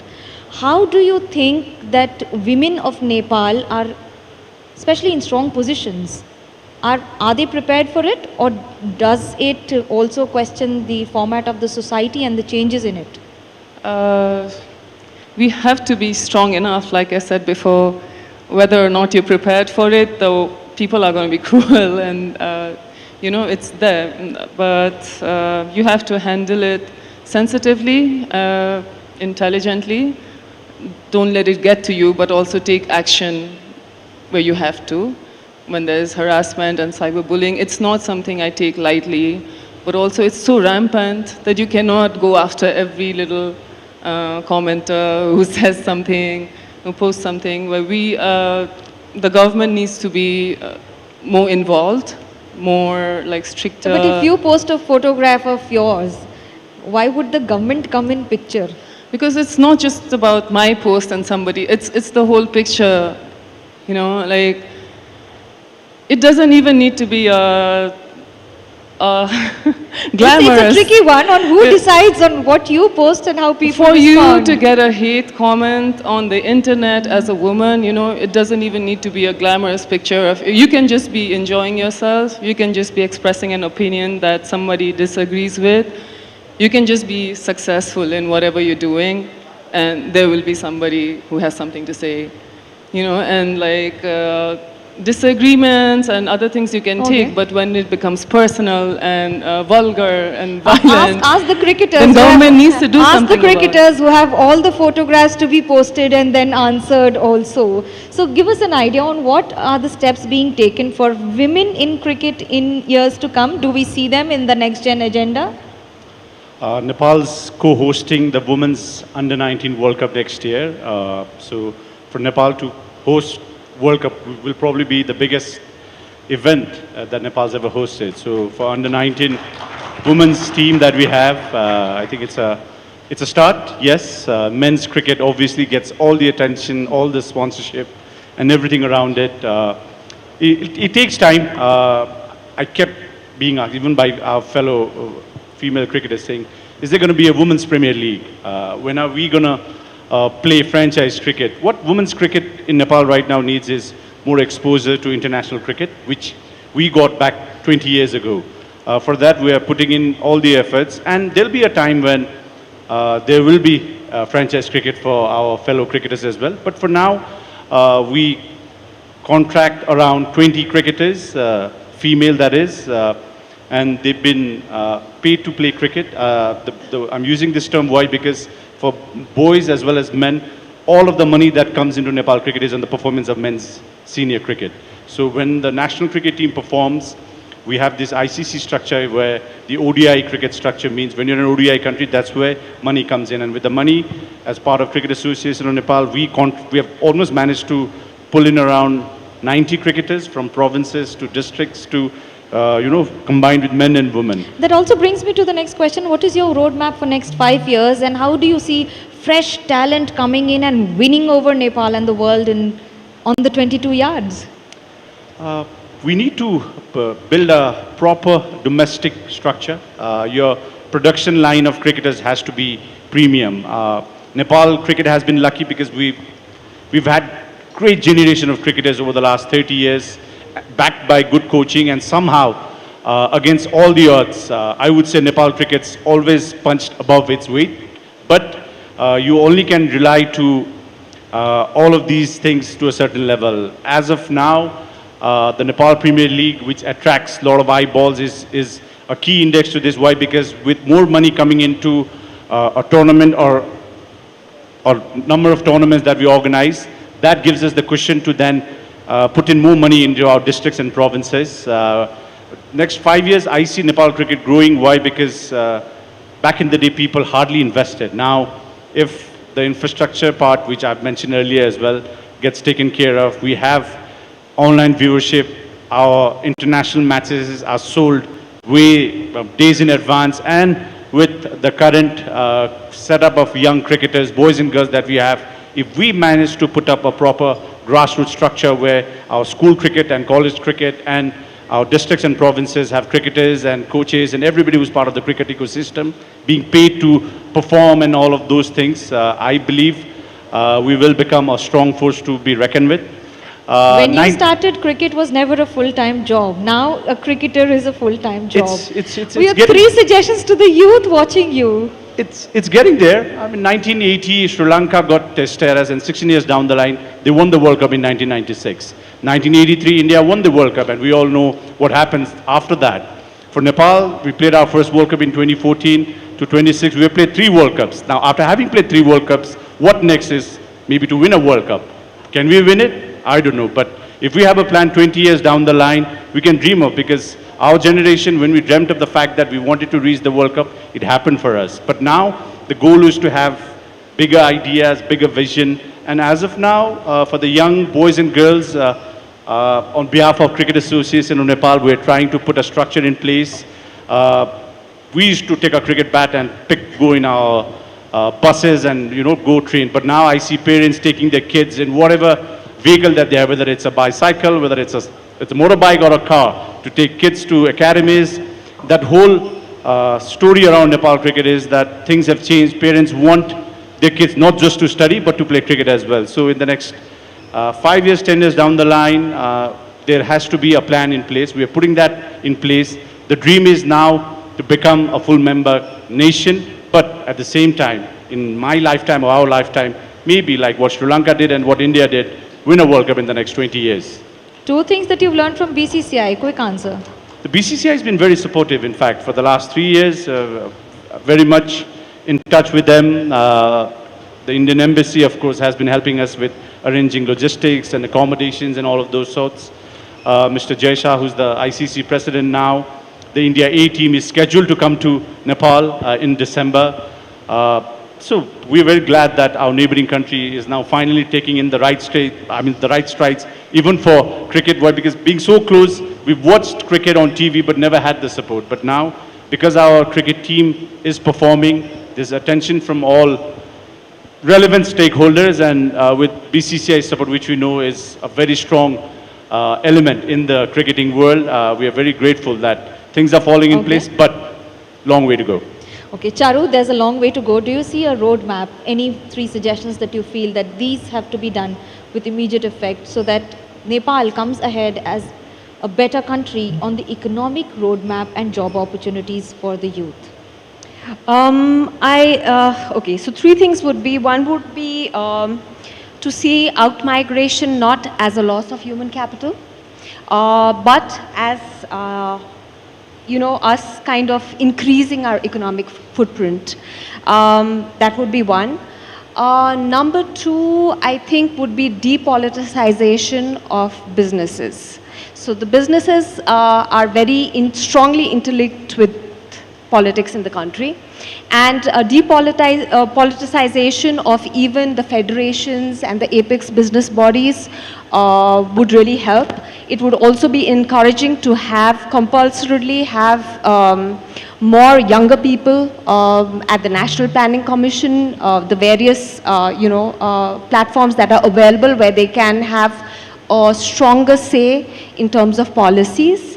And what could the third one be? The third one could be, I think, we just need to kind of bring a lot of mindfulness into, a lot of humanization of maybe also the media in terms of how we tell our stories and how we present Nepal to the world. Okay, thank you so much, all three of you, for joining us. It was a pleasure speaking to you, and of course, a message to the youth of Nepal who are eagerly watching you. Thank you so much.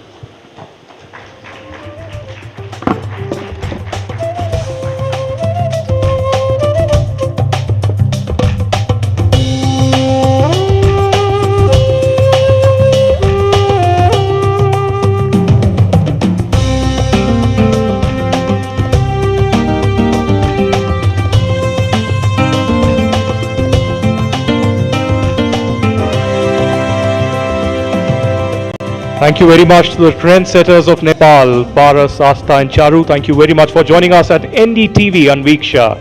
And for the next session, ladies and gentlemen, this is a fireside with Varun Chaudhary, Brands Without Borders, the Managing Director of the Chaudhary Group Corp Global, joining us here. Thank you very much, Varun. Please, the stage is yours.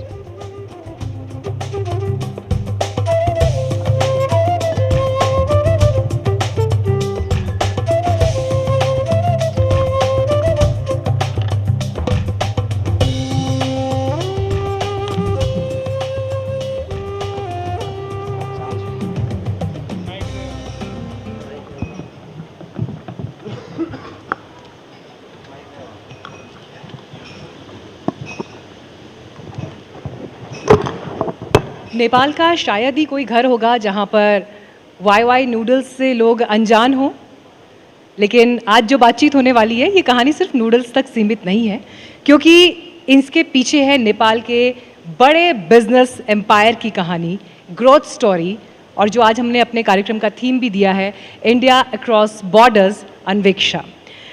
मेरे साथ इस वक्त विनोद चौधरी जी stage पर मौजूद हैं, वरुण चौधरी जी stage पर मौजूद है, जिन्होंने बिजनेस स्टोरी को दुनिया के नक्शे पर पहुंचाया है।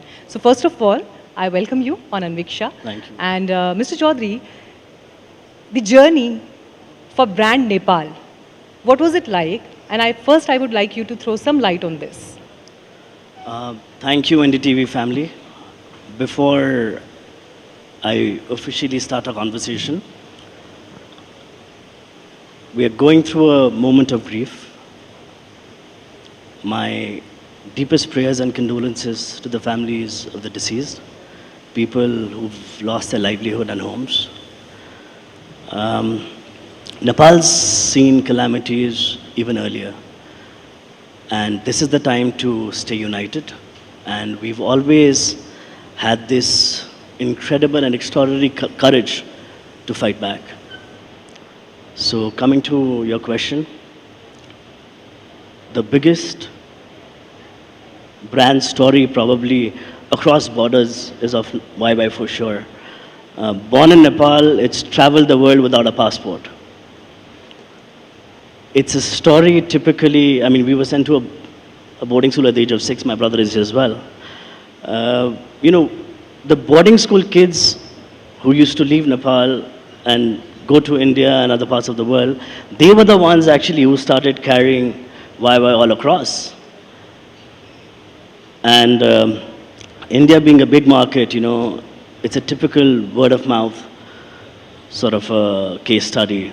And it became so popular that, you see, Northeast, the Sikkim Darjeeling side does have a similar pattern as Nepal, so it was like an extension for us.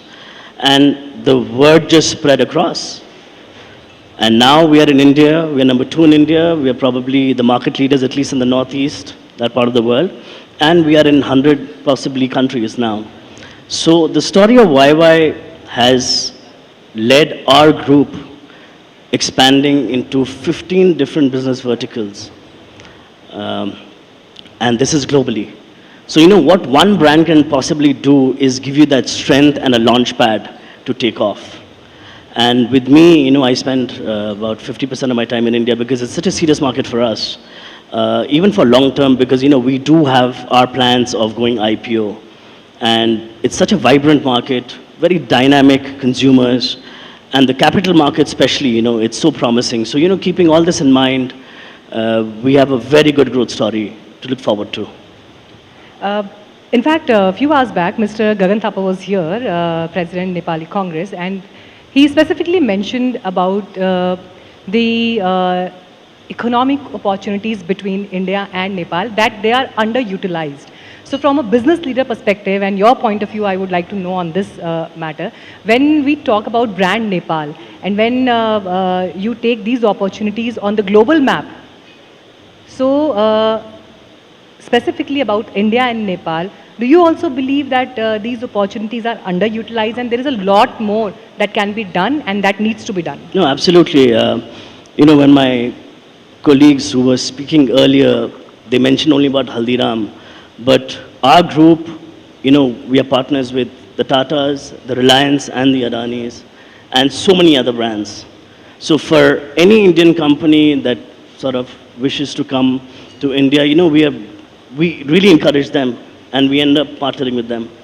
So ranging from consumer goods to infrastructure to hospitality and also now getting into a JV with Bikaji. You know, they said Haldiram, so now we're getting a JV with Bikaji. And also, you know, I'll be announcing quite a promising partnership with one of the leading Ayurveda companies of Nepal, which will touch each and every single herbs grow. You know, Jari Buti is supposed to be a rich sort of agro base of this company, of this country. So, you know, we are doing a JV with them so that, you know, we can, and by the way, we are the largest exporter of Nepal to India. So, you know, there's so many opportunities out here. It's just that you got to have the right optics and right eye to it. And as far as the Nepali brand going abroad, like I said earlier, you know, it's fantastic. We are, apart from India, you know, we are also in Kazakhstan, we're in Serbia, Bangladesh, and now we'll be starting our operation in Egypt. So it's a true testimony of how a brand from Nepal travels all across the world with so much of confidence and trust. So you are Forbes listed billionaire from Nepal, and as you just mentioned, you're everywhere, in India also. I was doing some research on you and some of your Instagram posts that I have gone through. So I saw you in Kedarnath, I saw you in Kashi Vishwanath, I saw you in many other spiritual places in India. So Nepal and India, they share a spiritual bond also, which we are discussing since morning, that land of Pashupatinath, land of Kal Bhairava, land of Muktinath Dham, where Prime Minister Modi also visited. So when we talk about brand Nepal, so do you think this spiritual identity between both countries can do wonders for both countries? Of course, you know. This is the core. What is your own experience also? Right. You know, this is the core of both the countries. India and Nepal shares such a deeper connection in terms of people-to-people tie and this spiritual and religious tie. And why all this happened is also, there's a story to it. If I may, you know, I had met Baba Bageshwar back in 2023. And he is the one who actually changed. आपकी पर्ची खुली या नहीं? हाँ, मेरी पर्ची खुली थी उन्होंने, लेकिन मैं बोल नहीं सकता हूँ, है ना?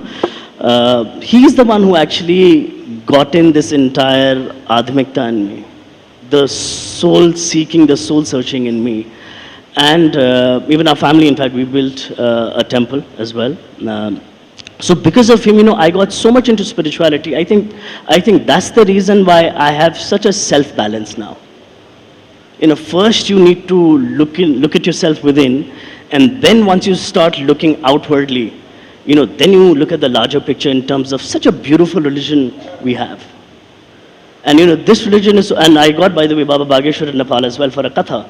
So that time when he had come, we had about 50,000 people who used to come for the katha, and the kind of blessings I got from the people, just by, igniting that inner sort of a hidden Hinduism in them. So if I may ask, एक businessman के भीतर वो feeling कब आई कि मुझे एक कथा के लिए भारत से एक गुरु को, एक स्पिरिचुअल टीचर को लेकर आना है, वो शिफ्ट कब आया आपकी पर्सनालिटी के भीतर और क्यों आया? नहीं, वो मेरी जब मुलाकात हुई थी उनसे तो उन्होंने मुझे ये बोला था कि नेपाल से बहुत लोग आते हैं मुझे नेपाल इनवाइट करने के, लेकिन उनके और मेरे बीच में पता नहीं एक अजीब अद्भुत रिश्ता है। मैं वहाँ पे दर्शन करने गया था, लेकिन एक नया आदमी बन के लौटा, तो उन्होंने मेरे इनविटेशन को स्वीकारा, आए यहाँ पे, तो उसके बाद एक नई जर्नी और एक नई यात्रा मेरे लिए शुरू हो गई। तो इसका कोई उत्तर ही नहीं है, ये बस ऊपर वाला देख रहे थे, supernatural forces that sort of interplays the behaviors and patterns of life. That's what I feel.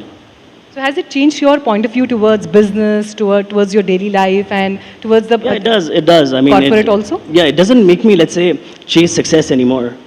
It doesn't make me, wake up every day in the morning saying, oh, what am I going to achieve now? It makes me realize that, what am I going to do so that we're going to leave a legacy behind?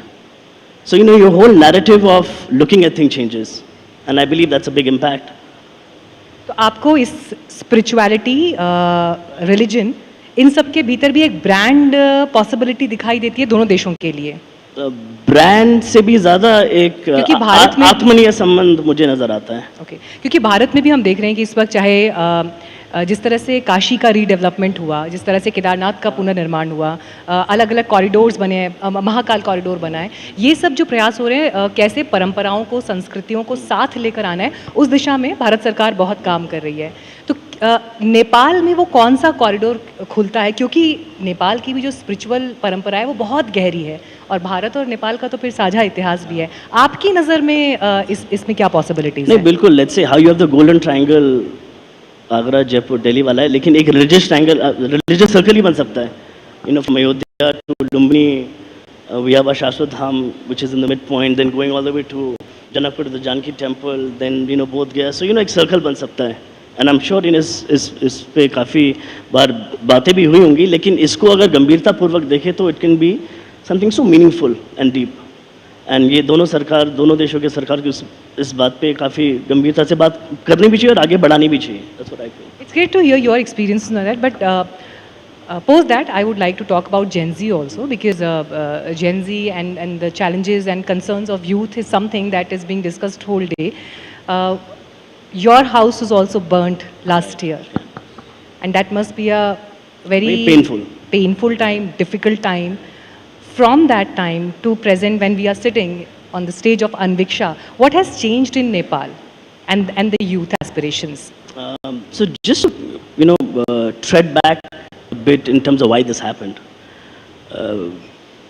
We definitely, not just our house, but our offices, our showrooms, our factories, our vehicles, so much was lost. Our memories were actually, completely wiped out, considering that, we had so many years and years of photos all over the house, all that got wiped out. But why that happened is something which we need to ponder upon. They were frustrated by seeing the musical chair of the politicians, one after the other, with no accountability, and people sort of taking jobs not on the basis of merit, but on the basis of pure favoritism. So, once these things sort of reaches a tipping point, it leads to such a chaos. And people could see this coming at some point, and it came out in such a chaotic and disastrous way. Well, that happened. I was the first one to go live on NDTV, and I was the first one to actually welcome the government. And I was so, I still am, I'm so hopeful that this government will fulfill the aspirations for the promises that they've made. It's just that I think in order to clean up a lot of dirt, it definitely takes time. So मुझे लगता है कि शुद्धिकरण हो रहा है, right? And Nepal, obviously, you know, we believe so deep into this country. When the Gen Z thing happened, I went on media and I made an announcement of doing a joint venture with the snacks company, with Bikaji in Nepal. This is like 2 weeks after that. Just to restore the faith in Nepal that, you know, this is a country which means business irrespective of what the situation is. So, you know, that's the kind of faith we have. And that's the kind of faith we want to also, you know, spread across the world. As a business leader मैं आपसे ज़रूर ये जानना भी चाहूँगी, जैसे हम जब भारत में देखते हैं आत्मनिर्भर भारत, मेक इन इंडिया, इसे लेकर सरकार ने बड़ा स्ट्रांगली बात करना शुरू किया और ज़मीन पर बहुत सी चीज़ें होती हुई दिखाई भी दी। नेपाल में यूथ के लिए माइग्रेशन एक प्रॉब्लम है, आप रोज़ी रोटी की तलाश में बाहर जाते हैं या अपॉर्चुनिटीज़ की तलाश में जाते हैं। एज ए बिजनेस लीडर आपको देश के भीतर, नेपाल के भीतर क्या लगता है जो बदलना चाहिए ताकि यहाँ पर मैन्युफैक्चरिंग हब से लेकर बिजनेस अपॉर्चुनिटीज़ का एक बड़ा दरवाज़ा खुले? No, I mean, when I look at Nepal, I see opportunities everywhere. I mean, if I may allow, we've been trying to do so many mega projects, be it in the power sector, and this is not small scale, this is like 1,000, 2,000 megawatt projects. We've been trying to get into a major infrastructure projects, be it airports. We've been trying to get into telecom, right? And so many other projects which sort of is transformational in nature. And also infrastructure is something which you've seen in India, that how better infrastructure completely propels the economy. But all this while, like I said, because of such political turmoil, nothing's been able to really translate. So agar mauka milta hai kisi ko, you know, to sort of fulfill their dreams and, you know, execute what they think, we are talking about a new Nepal altogether, and be it in every single sector. You know, like I said, that even from such a precious, promising Jadibuti sector all the way to doing mega projects, so you can imagine the spectrum I'm talking about. So it's all about giving the right platform, it's all about giving the right perspective, it's all about giving the right political support. I think things will fall in place, and I'm hopeful that it will. You think there is a time now when we can think about brand Himalaya also, because it is something that India and Nepal share as a deep bond and deep connection. Brand Himalaya, what it can be? No, of course. I mean, it's a strong global brand, if you ask me. And so I've got my cement plants in the India border and in the remote places as well. You know, I end up interacting with so many people, considering I live in India as well. When they talk about brand Himalaya and brand Nepal, trust me, you know, and not just in India, when I travel in Europe, anywhere, that conviction in people's face when you say that you're from Nepal, and when I meet especially the head of states of many countries, you know, that conviction in people's face when you say that you're from Nepal is completely different. They know that people from Nepal are known to be super loyal, super credible, and a happy nation. So just imagine you're clubbing all this together, what you can achieve. I'm sure आपकी इन बातों ने youth को ज़रूर बहुत सारा motivation दिया है, लेकिन जाते जाते आखिरी सवाल आपसे ज़रूर पूछूंगी, आपको मोटिवेशन कहाँ से मिलता है to keep going? So definitely my father. You know, even at the age of 70, he's at it. And we are blessed to have a father like him. Beyond Borders is a total dedication to him, and considering that he's actually put our company, Nepal, on the global economic map. Apart from him, in fact, Mr. Gautam Adani, I would say, is my mentor as well. I'm also alive because of him, because of the incident that I had. You are alive because of him? Yeah, I had a massive accident in Maldives, and if it wasn't for him sending a private jet with doctors to evacuate me, I don't know where I would be. And also because, you know, he's such a simple human being. My interactions with him have always been so pleasant and always been so encouraging. Because, you know, he is doing business at a scale which one can't imagine. So when you dream so big, and if you have a mentor like him, I think sky is just the beginning. चलिए हमारी भी कोशिश ये थी कि आपके ideas के ज़रिए कैसे भारत नेपाल के संबंध बिजनेस की दिशा में नई ऊंचाइयों को छू सकते हैं, वो आइडियाज़ ज़रूर एक मंच पर सम्मिलित हों. Thank you so much Varun ji हमारे साथ जुड़ने के लिए और अपने थॉट्स आइडियाज़ हमारे से शेयर करने के लिए. Thank you Meenakshi. Thank you so much. Thank you.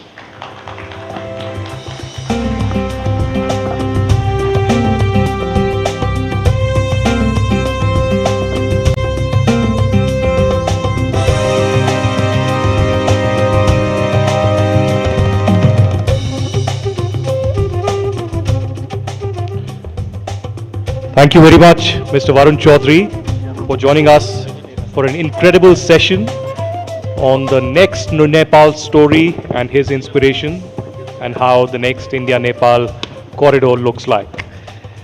And now over to the next fireside here at the NDTV Anviksha. He has fought off hundreds of villains on the screen, delivered iconic lines that every Nepalese knows by heart, and ruled the silver screen for over 3 decades across more than 300 films. You know a star is an icon, an iconic personality when their voice alone can command a room and their screen presence defines an entire industry's legacy. I got a taste of it while interacting with him behind this auditorium. He's more than just an actor. He's a cultural phenomenon. Ladies and gentlemen, please welcome the undisputed Mahanayak of Nepal, our own Rajesh Dai, Rajesh Hamal.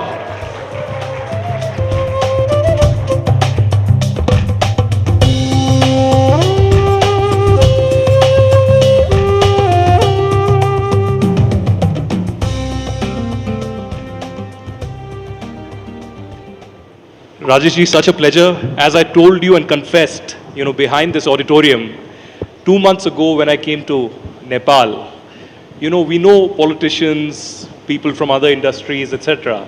But one name that everybody recommended, suggested, and pleaded and forced us to bring to the NDTV Anviksha is Rajesh Hamal. So that is the kind of love that people have for you.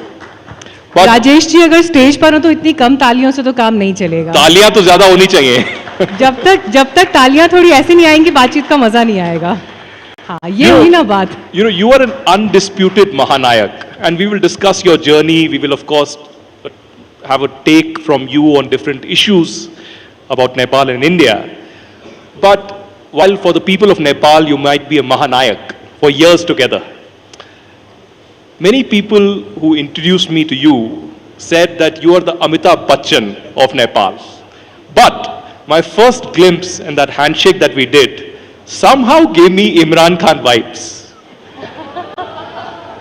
What is it about you and your personality?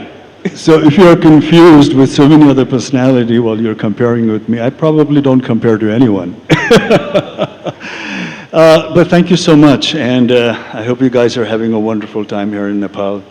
We're meeting at such a turbulent period here in Nepal, and our heart and feeling goes to all the people who are suffering and have suffered. And as a nation, like Varun said, we need to be united. We need to build up our resilience and the endurance to recover. And I also think we need help of kind neighbors like you as well in this time of despair. So wonderful. Thank you for inviting me. It's wonderful to be here and having a conversation with you guys. And you compared me to such a stalwart, so I really don't know what to say but to thank you, And the reason is, I've been in the Nepali movies for the last almost close to 40 years now, but I'm only 25. So 25 years old. So you do your maths when you go. But yeah, probably the reason why people are connected with my art and my journey is because, when I started a Nepali film close to 40 years ago, it was almost non-existent, When I did my first film, I had no idea where my second film was going to come from. because we were hardly making any films.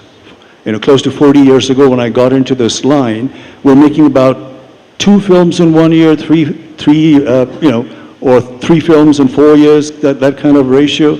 So we were not consistent, so there was absolutely no career as such to speak of for an actor. So that's the time when I started Nepali film, but once I started it, and I was lucky enough that the people accepted me with open heart, and then my career started accelerating, and I've been lucky enough to witness my own personal career going forward and the Nepali filmmaking scenario going parallelly with me. And that is what I consider my truly achievement, which is dear to my heart more than anything else. So it's probably because of that journey and the way that I have been able to consistently work in Nepali film that the people are, open with their admiration towards me. So what can I say? I'm just thankful. Rajesh, you are modesty personified, I must say, but let's do a little bit of time travel. So, time travel में कौन-कौन interested है? बस एक दो लोग ही. अभी सुनिए बहुत सारी कहानियाँ आने वाली हैं. 90s का वो वक्त जब नेपाल में अगर किसी लड़के से ये पूछा जाता था कि बड़े होकर किसके जैसा दिखना है या किसके जैसा बनना है, तो जवाब में राजेश हमाल जी का नाम होता था. और क्यों होता था? It pays to be an actor. और क्यों होता था? क्योंकि जो हेयर स्टाइल है, जो सन ग्लासेस हैं, जिस स्वैग के साथ आप चलकर आते हैं, मैं ये जानना चाहती हूँ, नेपाल में तो बच्चे बच्चे को पता था, लेकिन आपने सब पहली बार कब रियलाइज़ किया कि दिस स्टारडम हैज़ अराइव्ड और ट्रेंड सेटर आप बन गए हैं नेपाल में? आपके लिए वो मोमेंट ऑफ रियलाइजेशन कब था? I have this great attachment with my hair, because my hair has been long as far as I can remember, right from when I was 3, 4, 5 years old. And it was always a bone of contention with my father. I used to have long hair, and the moment my father sees me, he says, "Oh, you go get a haircut, it's too long." And I used to love my hair. So it was much before I got into the films that I had long hair. And then once I got into the film, and my hair became sort of like a signature thing with me. And the time when I actually noticed that people were fascinated with my hair or the way I look is when I went for the very first time when I visited east of Nepal after doing about maybe 3 or 4 films. And I had no idea that the people's attraction towards me was that high because there was no social media or anything those days.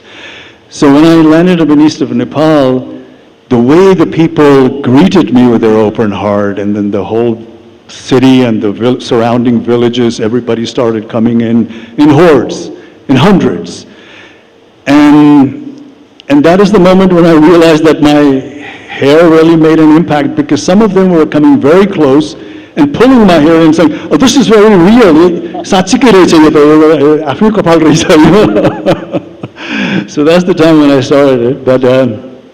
But those days are gone, so I have a different set of hair right now. तो जब पर्दे पर आपकी फिल्में लगी हैं और जब डायलॉग्स चल रहे हैं, डायलॉग ख़त्म होने से पहले अगर ताली बजने लगे तो समझ जाइए फिल्म सुपर डुपर हिट है और हीरो को सदी का महानायक बनने से कोई नहीं रोक सकता है. तो नेपाल के लिए वो कद, वो पर्सनालिटी आपकी रही, और इसीलिए जब आज अन्वीक्षा के मंच पर आप हैं तो हमारी भी यही कोशिश थी कि सिनेमा को, भारत नेपाल के बीच के सिनेमा के संबंधों को आपकी नज़रों के ज़रिए हम ज़रूर समझें. क्या पॉसिबिलिटीज़ हैं, क्या संभावनाएं हैं? No, I mean, this is such an important question, especially someone from the artistic background, because the biggest strength that we have between India and Nepal, the biggest, I think the strongest link is, more than politics, is the cultural, language, religion, families on both sides, friends on both sides. And that kind of connection is so unique. I don't think so it happens in any other 2 countries like it is.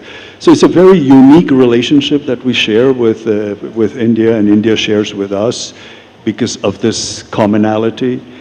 But at the same time, and I truly believe that it is all this, the music, the art, the culture, the language, religion, all that is our deeply rooted connection between. That's one of the reasons, even when politics wobbles at sometimes, when politics is not going the way that we actually want, our relationship doesn't get hampered. And the reason why our relationship doesn't get hampered is because of this deep-rooted connection that we have in religion, language, and all that. So, yeah, as an actor, I would take an enormous pride that we have such a big movie-making mechanism in our neighborhood that has not only impacted its country or neighboring country, but the entire world. I mean, that is the kind of power that cinema in India has. And I'm absolutely, I take enormous pride in that. And the reason being also, in Nepal, you know, like I told you, our filmmaking history is not that long. Our first film was made way back, almost about like 70 years ago, but then we were not consistent. We were hardly making films, you know. There were a period of 10 years, 15 years where we were not making any films at all. And then, like I said, when I came in, we were just making about 2 films in a year or 3 films, you know, in 4 or 5 years. So our people got introduced to film not through our language. They got introduced to film through Hindi language or maybe English language sporadically, you know, but mostly it's Hindi language. So that was the introduction to our people. So the school of watching a film, the school of filmmaking was all, it started from Hindi film. So that is undeniable. I mean, that is the fact. And then when we started making our own film, of course, I mean, in those days, especially in this subcontinent, you know, what we used to call a masala film, that kind of persisted not just in India, not just in the, you know, states of India, but around this, you know, South Asian contest, you know, whichever country is making a film, we had that kind of a film. But interestingly, what we did with our film is that even though we were inspired by the biggest film-making, you know, mechanism in our neighborhood, we tried to put our own elements into the film. You know, we tried to put our culture in it. We tried to put our, you know, organic music, you know, ethnic musics in it, so that it would be relatable to the people, so the people will identify with that. Because that was the only unique selling point that the Nepali film could give that other films couldn't give, is that kind of closeness, you know, that they get from Nepali films, something that is so much identifiable to the normal audience. So even if our films was motivated and inspired by elsewhere, we try to put that element, you know, the taste of the Nepali. When I say Nepali, I mean general Nepali people, you know. The general Nepali audience, their taste, their outlook, their family situation, what angers them, what pressures them, you know. All that element we used to put in the film, and that's where the lines come in, you know.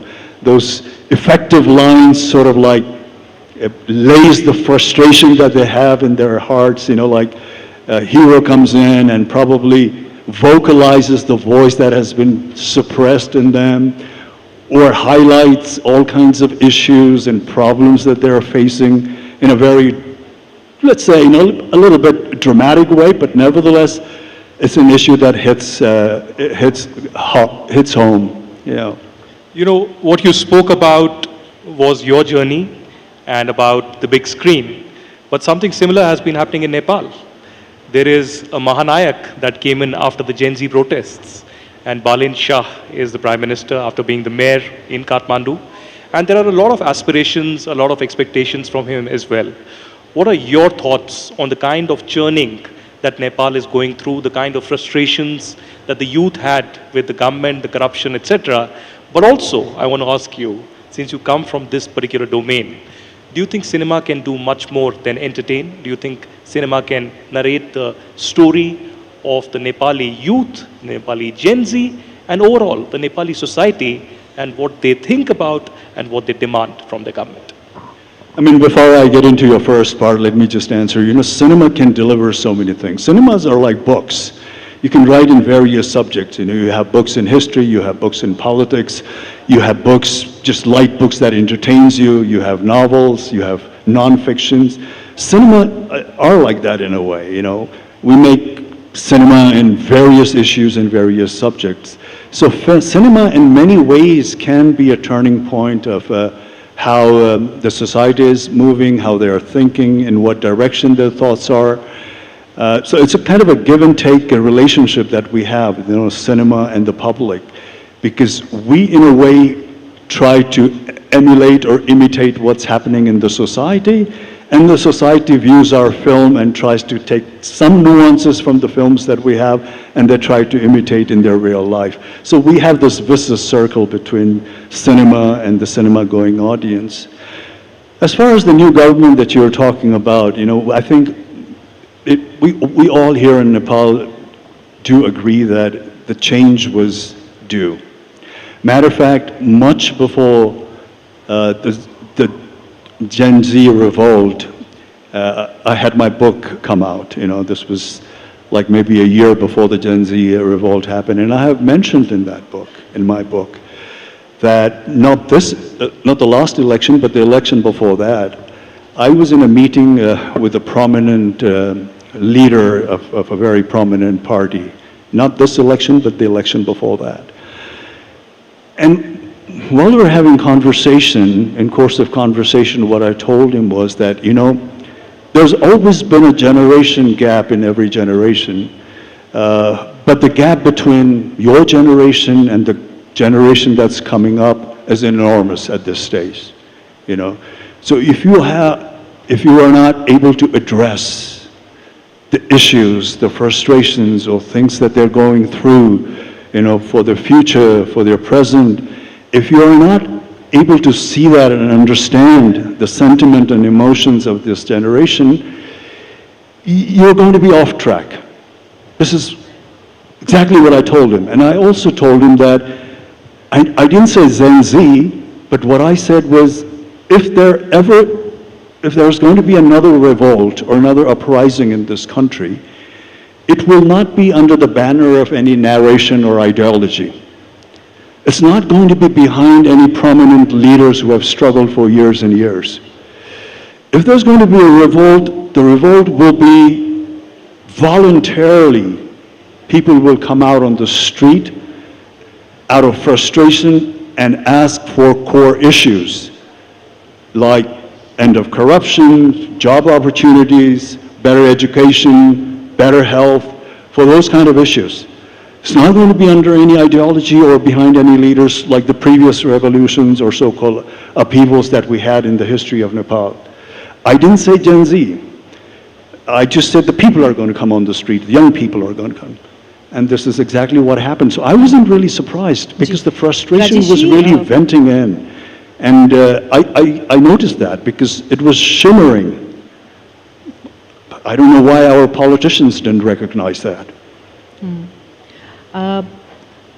वर्तमान में जो राजनीतिक परिस्थितियां हैं उन पर आपने बड़ा खुलकर बात की और आज पूरे दिन भर यूथ को लेकर बाकी जो नेपाल में चेंजेस हुए उन पर सब पर बात हुई। भारत में हम एक परिस्थिति देखते हैं जहां पर आर्टिस्ट हों, एक्टर्स जो सिनेमा से जुड़े हुए हैं, म्यूजिशियंस हैं, एक डिवाइड दिखाई देना शुरू हो गया है। कई बार लोग पॉलिटिकल परिस्थितियों पर बात करने से बचते भी हैं, लेकिन नेपाल में जो सिचुएशंस पिछले साल के बाद अब नई सरकार तक के दौर में बनी है, कितना आसान या मुश्किल है यहाँ पर आप सब लोगों के लिए खुलकर इस पर बात करना या अपना पॉलिटिकल ओपिनियन देना?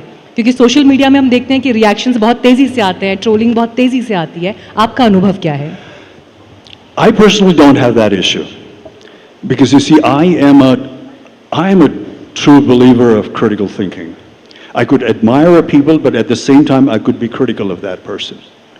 Just because I admire, just because I have enormous, affection towards the person doesn't mean that you're not critical. Just look at in the family situation.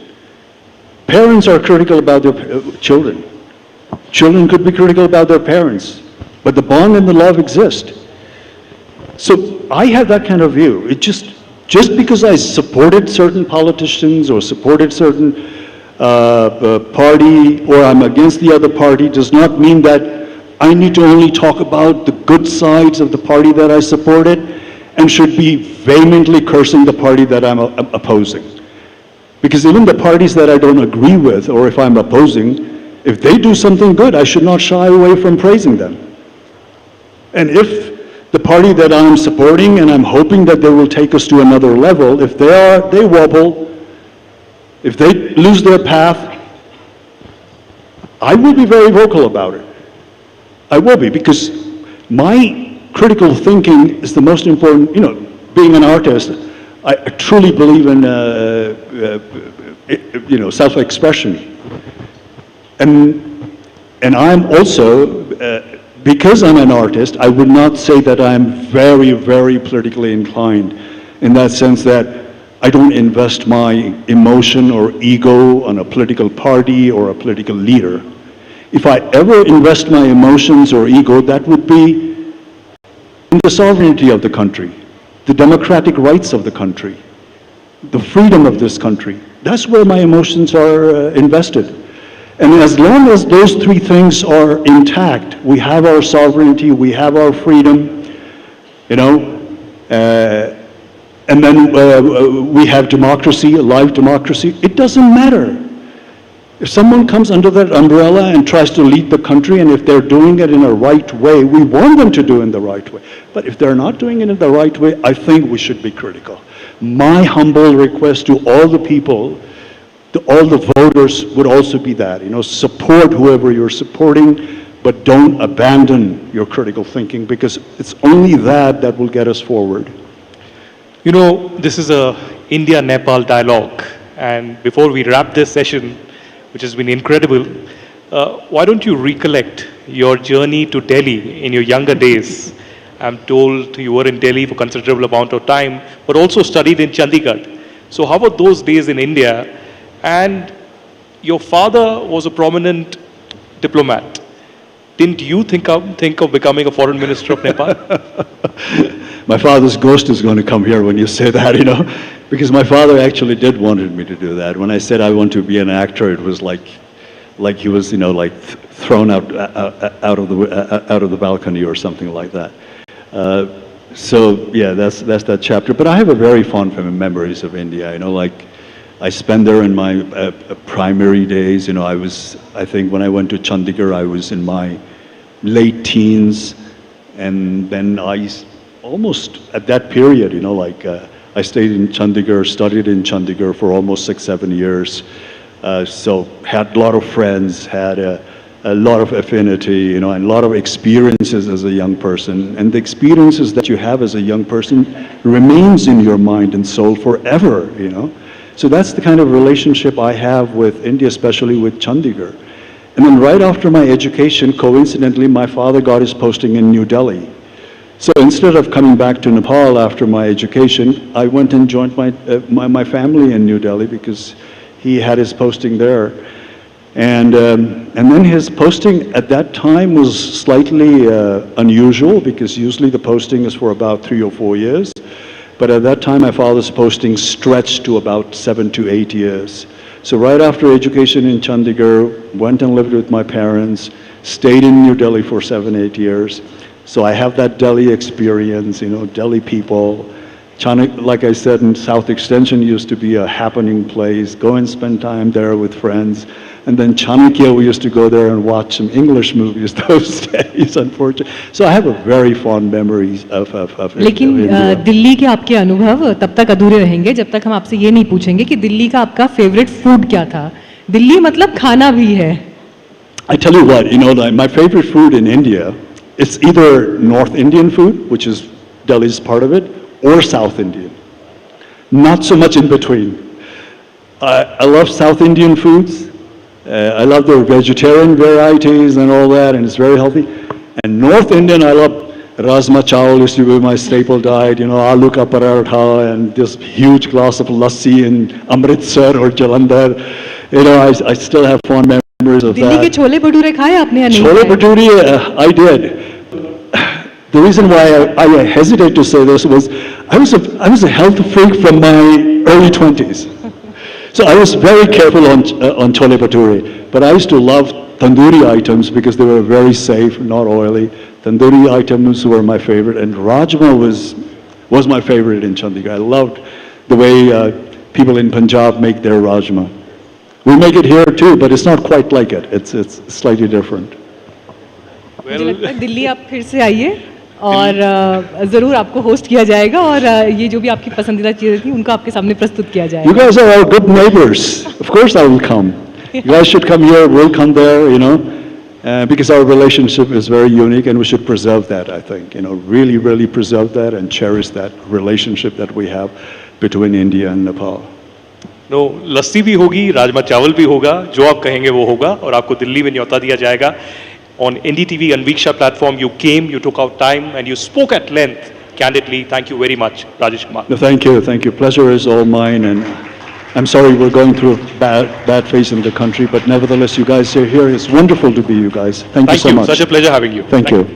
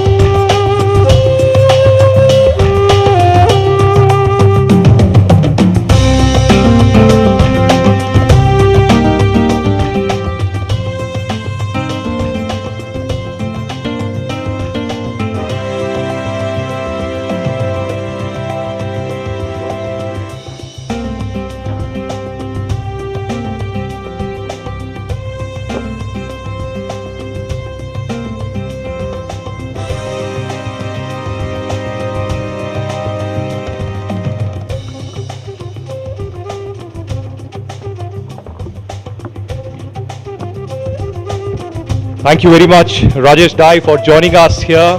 It was such a pleasure to interact with you, and we are looking forward to host you in Delhi as well. And now headed towards our next session here at the NDTV Anviksha, moving from the cultural heritage on the screen to a shared heritage in wellness and traditional sciences. Please join us in welcoming the Managing Director of Patanjali Ayurved, Acharya Balakrishna, for our next fireside chat. Acharya Balakrishna joins us from India through Zoom, and to do this conversation we have with us Meenakshi.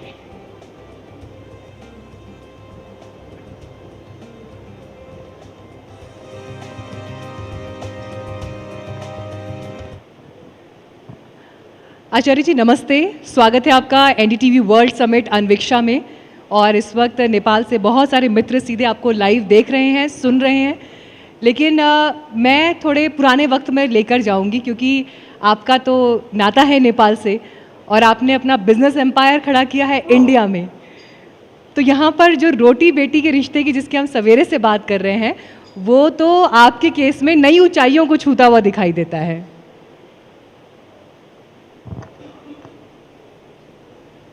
जी बहन, मीनाक्षी बहन, आपको बहुत बहुत मेरा प्रणाम. और सभी जितने भी हमारे सम्मानित बंधु भगिनी वहाँ पर हमको सुन पा रहे हैं, हमें देख पा रहे हैं, उन सबको भी मेरा सादर प्रणाम. बहन, बात शुरू करने से पहले जो कल परसों जो त्रासदी हुई वहाँ पर जो हमने देखा, तब से मन बहुत ही द्रवित है, उद्वेलित है. अंदर से मन रो रहा है, बहुत ही इतनी पीड़ा हो रही है. आप बात कर रहे हो बहन रोटी बेटी का संबंध, रिश्तों की बात, सही बात है. वहाँ पर घटना नेपाल में घटित हो रही है, दिल यहाँ रो रहा है, पीड़ा यहाँ हो रही है, समाधान हम यहाँ ढूंढ रहे हैं. हमारा संबंध तो कुछ ऐसा ही है. भारत के अन्न जल से जीवन बना बड़ा आगे, पर जो संस्कार और जो हमें कहीं ना कहीं से जो विचार मिले, वहाँ उस नेपाल का अन्न जल का भी इस देह पे बहुत ही ऋण है. इसीलिए जो मैं सोचता हूँ वह, मैं भारत और नेपाल को सिर्फ ये मानता हूँ, राजनैतिक दृष्टि से हमारी सीमाएं अलग अलग हैं, परंतु बाकी इसके अलावा कुछ भी पृथक नहीं है. संस्कृति हो, समाज हो, मान्यता हो, लोग हों, भावना हो या हमारे विचार हों, किसी भी तरह से कोई भिन्नता नहीं है. जहाँ संस्कृति की हम बात करें तो आपने कहा कि आप और जुड़ा महसूस करते होंगे. मैं एक निवेदन करना चाहता हूँ. सबको पता है कि भगवान जो गौतम बुद्ध थे, गौतम बुद्ध वह लुम्बिनी से थे। उन्होंने नेपाल में जन्म लिया पर ज्ञान भारत में पाया।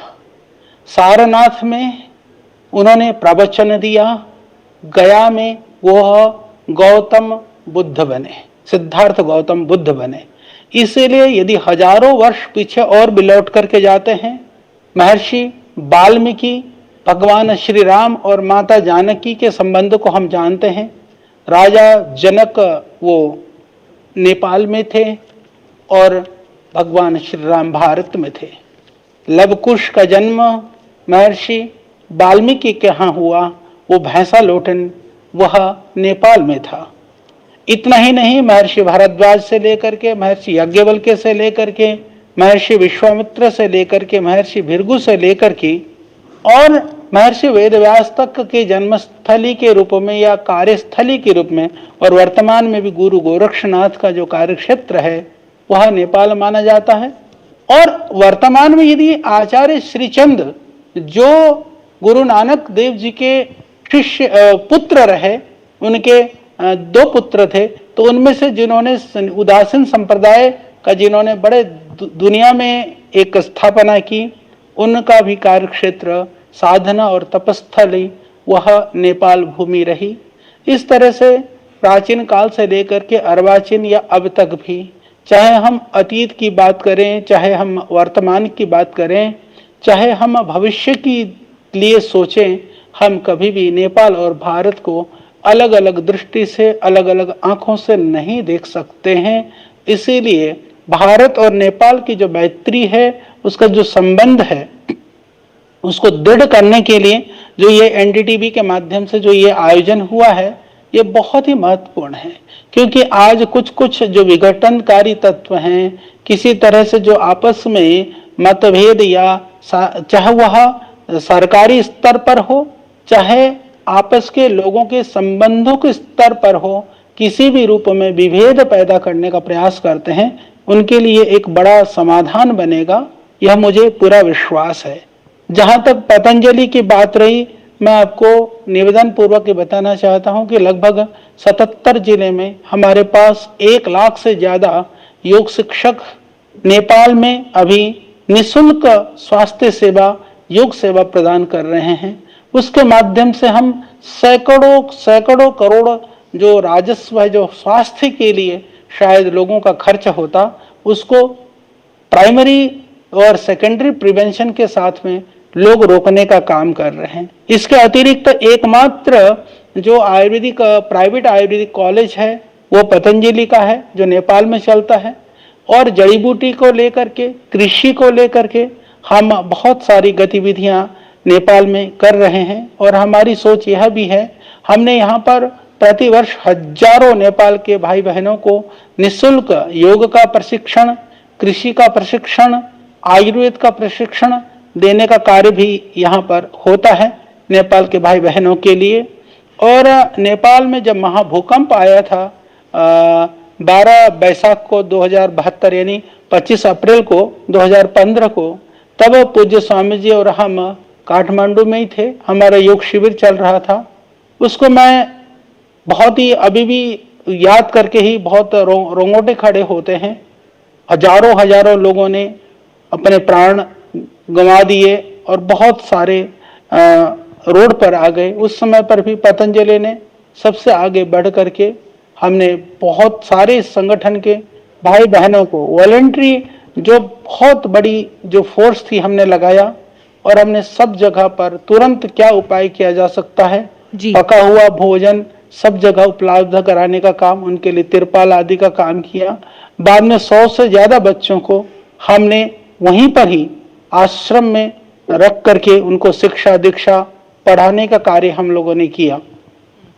आचार्य तो जी, इस तरह से हम लोग उस भूकंप में जितना हम कर सकते थे हमने उस करने को काम किया। और जाजरकोट में अभी 3 नवंबर 2023 को जो बड़ा भूकंप आया था, उसमें भी पतंजलि ने बहुत सारा कार्य किया। भारत से ही हमने 7-8 ट्रक पूरा तिरपाल से लेकर के, राशन से लेकर के, चावल से लेकर के, उस संदर्भ में मैं ये भी याद दिलाना चाहता हूं कि भारत सरकार का मैं बहुत धन्यवादी हूं क्योंकि उस समय पर चावल एक्सपोर्ट अलाउ नहीं था, बाहर नहीं भेज सकते थे चावल। हमने ट्रकों में चावल भर दिया था वहाँ लोगों को देने के लिए, निःशुल्क वितरण के लिए। तो भारत सरकार के वहाँ जब बॉर्डर पर चावल को रोका गया, हमने निवेदन किया, दिल्ली ने मात्र एक दिन के अंदर सारे चावल को ले जाने की स्वीकृति दी कि आपदा में राहत के लिए ले जा रहे हैं तो हम स्पेशल जियो जारी कर देते हैं। ये भारत नेपाल का मैत्री का जो संबंध है, तो ये एक बड़ा उदाहरण है। और आज भी क्योंकि जब बात कर रहे हैं, ये क्योंकि हमारा प्रोग्राम पहले से आपका सब निर्धारित था, पर इस बीच में जो आपदा आन पड़ी है, विपदा की घड़ी में हम बैठ करके नेपाल के संबंधों की बात कर रहे हैं, तो निश्चित रूप से भारत के लोग बहुत दुखी हैं, पीड़ित हैं। आदरणीय सदगुरु जी के तो बहुत बड़ी जो वॉलंटियर्स की, जो उनके भक्तों की, डिवोटीज की टीम थी, वो भी इसमें पीड़ित हो गया है। तो उन दृश्य को देख करके मन बहुत द्रवित हो उठता है। तो हम वहाँ पर चाहे स्वास्थ्य चिकित्सा की, जैसे मैंने बात कही, आज करीबन हमारे 1600 से ज्यादा निःशुल्क योग कक्षाएं नेपाल के हर जिले में कई कई जगह पर चल रही है। जैसे कल आपदा आई, हमने कहा कि आप लोगों को तुरंत बढ़ चढ़ करके काम होना है। हर जिला समिति ने एक समिति गठित करी, वॉलंटियर्स टीम बने और फील्ड पर उतर गए। आज सबसे बड़ी सामाजिक संस्था के रूप में सेवा के कार्य में पतंजलि वहां पर काम कर रहा है। हमें गर्व है उन नेपाली भाई बहनों के प्रति। अभी कल मैंने बात की एक दो बहनों से, वो दुखी थी, परेशान थी, बोले आचार्य जी हमारा बहुत नुकसान हुआ है, पर हमारे प्राण बच गए, हमारा कुछ बचा है, पर हमने अभी लोगों के लिए जो है ना आपदा के राहत के लिए कैंप लगा करके काम करना शुरू कर दिया। धन्य है ऐसे भाई बहन जो पीड़ा में भी अपनी पीड़ा को कम समझ करके दूसरे के पीड़ा के लिए काम करने के लिए, ये प्रेरणा श्रद्धेय स्वामी जी के उससे, पतंजलि के कारण से उनको प्राप्त हो रही है। हम व्यसन मुक्त नेपाल की आज एक जो बड़ी विकट समस्या है, जैसे भारत में भी जो नशा की लत युवाओं में बहुत ज्यादा है, नेपाल में भी बहुत ज्यादा बढ़ रही है। उसको रोकने के लिए हम लोगों ने युवा नेपाल समिति के माध्यम से बहुत बड़ा अभियान हम लोगों ने नेपाल में शुरू किया हुआ है। और इसी तरह से हमने वहां पर जितने भी तरह के जो रक्तदान है, जन जागरण के अभियान के कार्य हैं, वृक्षारोपण का कार्य है, वो सब हम लोगों ने पूरे ढंग से वहां पर बड़े स्तर पर प्रारंभ किया हुआ है। उन सब कार्यों के माध्यम से जहां जहां पर भी नेपाल भारत के संबंधों को लेकर के नकारात्मकता की बात होती है, कहीं कोई किसी भी तरह से विघटन की बात करता है, तो सकारात्मकता, सृजनात्मकता और कार्य से हम उसको ठीक करने का प्रयास करते हैं। और श्रद्धेय स्वामी जी और हमारे कारण से वहां पर जो पर्यटन के लिए, जो लोगों के लिए वहां पर जाएं, वहां पर उनकी संख्या बढ़े, उसके लिए जहां हम प्रयास कर रहे हैं। ऑर्गेनिक कृषि के लिए, जैविक कृषि के लिए और नई नई तकनीक के माध्यम से किस तरह से लोगों को कृषि कार्यों के साथ जोड़ सकते हैं, अलग अलग स्किल के माध्यम से कैसे हम उनको रोजगार से जोड़ सकते हैं, किस तरह से रोजगार का सृजन कर सकते हैं। तो वहां पर वेलनेस भी हमारा चलता है और हम उसको और बढ़ाने वाले हैं। तो इस तरह से नेपाल और भारत के संबंधों की प्रगाढ़ता के लिए बहन, जैसा आपने कहा था कि पतंजलि महत्वपूर्ण भूमिका निभा रहा है और जितना बन पाएगा। श्रद्धेय स्वामी जी का एक बड़ा संकल्प है नेपाल को लेकर के। हमने भारत से बहुत सारे, जैसे नेपाल में योग शिविर हमने लगाया। आचार्य जी, अगर आपको मेरी आवाज मिल रही है, दिया तो 1 रुपया हम भारत में लेकर के नहीं आए। जी, अगर आपको मेरी आवाज मिल रही है, अभी आ रही है? जी जी, आपको सुन पा रहे हैं, लगातार सुन रहे हैं। मैं कुछ सवाल भी आपके सामने रखना चाहती थी, वो इसलिए क्योंकि बहुत से लोग जब यहाँ पर बैठे हैं, आपका जो नेपाल से संबंध रहा है आज, क्योंकि यहाँ पर पीपल टू पीपल कनेक्ट, लोगों के आपसी रिश्ते, इन रिश्तों की मधुरता कैसे दोनों देशों के बीच के रिश्तों को मजबूत करती है, थोड़ा इस पर भी बात करना चाह रहे थे। नेपाल से जुड़ी हुई आप जो समय आपने यहाँ पर बिताया, उसकी कुछ अगर यादें या उससे जुड़े हुए कुछ किस्से आप साझा करना चाहें तो ज़रूर सुनना चाहेंगे आपसे। जी बहन, बिल्कुल, हमें वह बचपन की काफी यादें हमारे जेहन पर है, मस्तिष्क में है। हम क्योंकि देखिए बचपन में जो अभ्यास और आदत पड़ती है, आज भी मैं हिमालय की बड़ी बड़ी ऊंचाइयों में चोटियों पे चढ़ता हूँ, और इस आयु में भी आज जो अनाम और अनारोहित चोटियों पर चढ़ने का सामर्थ्य है तो लोग देखते रह जाते हैं। तो मैं ये कहता हूं कि बचपने में जो पहाड़ियों में ऊपर से नीचे हम कूदते रहे, उसके सामर्थ्य से आज हम कार्य को कर पा रहे हैं। और संयोग मानिए या दैवीय कृपा मानिए, आज आयुर्वेद में लोग जानते हैं कि हमें आयुर्वेद का बहुत ज्ञान है। मैं इस संदर्भ में निवेदन करना चाहता हूं कि मेरी माँ, वह अक्षर ज्ञान का बोध तो नहीं है, उन्होंने कभी स्कूल में पढ़ाई नहीं करी, पर मेरी माँ को इतनी सारी जड़ी बूटियों का पता है। तो बचपन में जो मेरा जो समय नेपाल में कटा, उस समय पर हमने इतनी जड़ी बूटियों का बोध, एक तो माँ के कारण से, दूसरा क्योंकि इस पहाड़ी क्षेत्रों में विविध तरह के पेड़ पौधे वनस्पतियां होती हैं, उन वनस्पतियों के कारण से आज मुझे वनस्पति के एक्सपर्ट होने का जो नींव जहां से पड़ी, जो फाउंडेशन जहां से बना, वह निश्चित रूप से वो नेपाल की धरती है। तो वो सारा सब कुछ मुझे स्मरण है। और हमने कभी भी, मैंने जैसे कहा कि मेरे को कभी भी भारत का ऋण इसलिए है क्योंकि यहाँ जन्म भी लिया और बाद में भी सारा जीवन भी यही है। नेपाल का ऋण इसलिए है क्योंकि जो माता पिता का खून था, ब्लड था, उसका मूल वहां पर है।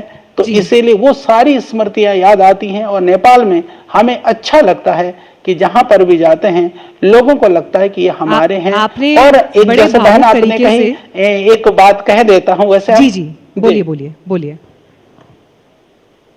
जी जी बहन, मैं एक बात और बताना चाह रहा था। आपने कहा कोई विशेष बात है, क्या हुआ कि जैसे यहाँ पर लोग आते हैं, वैसे तो हम सब लोगों से बराबर ही मिलते हैं, पर कई बार ऐसा होता है कि यहाँ भी जो मिलने के लिए लोग आते हैं, चाहे बिहार यूपी से भी आते हैं, तो कई लोग कहते हैं हमारा रिलेशन ना आचार्य जी नेपाल से भी है।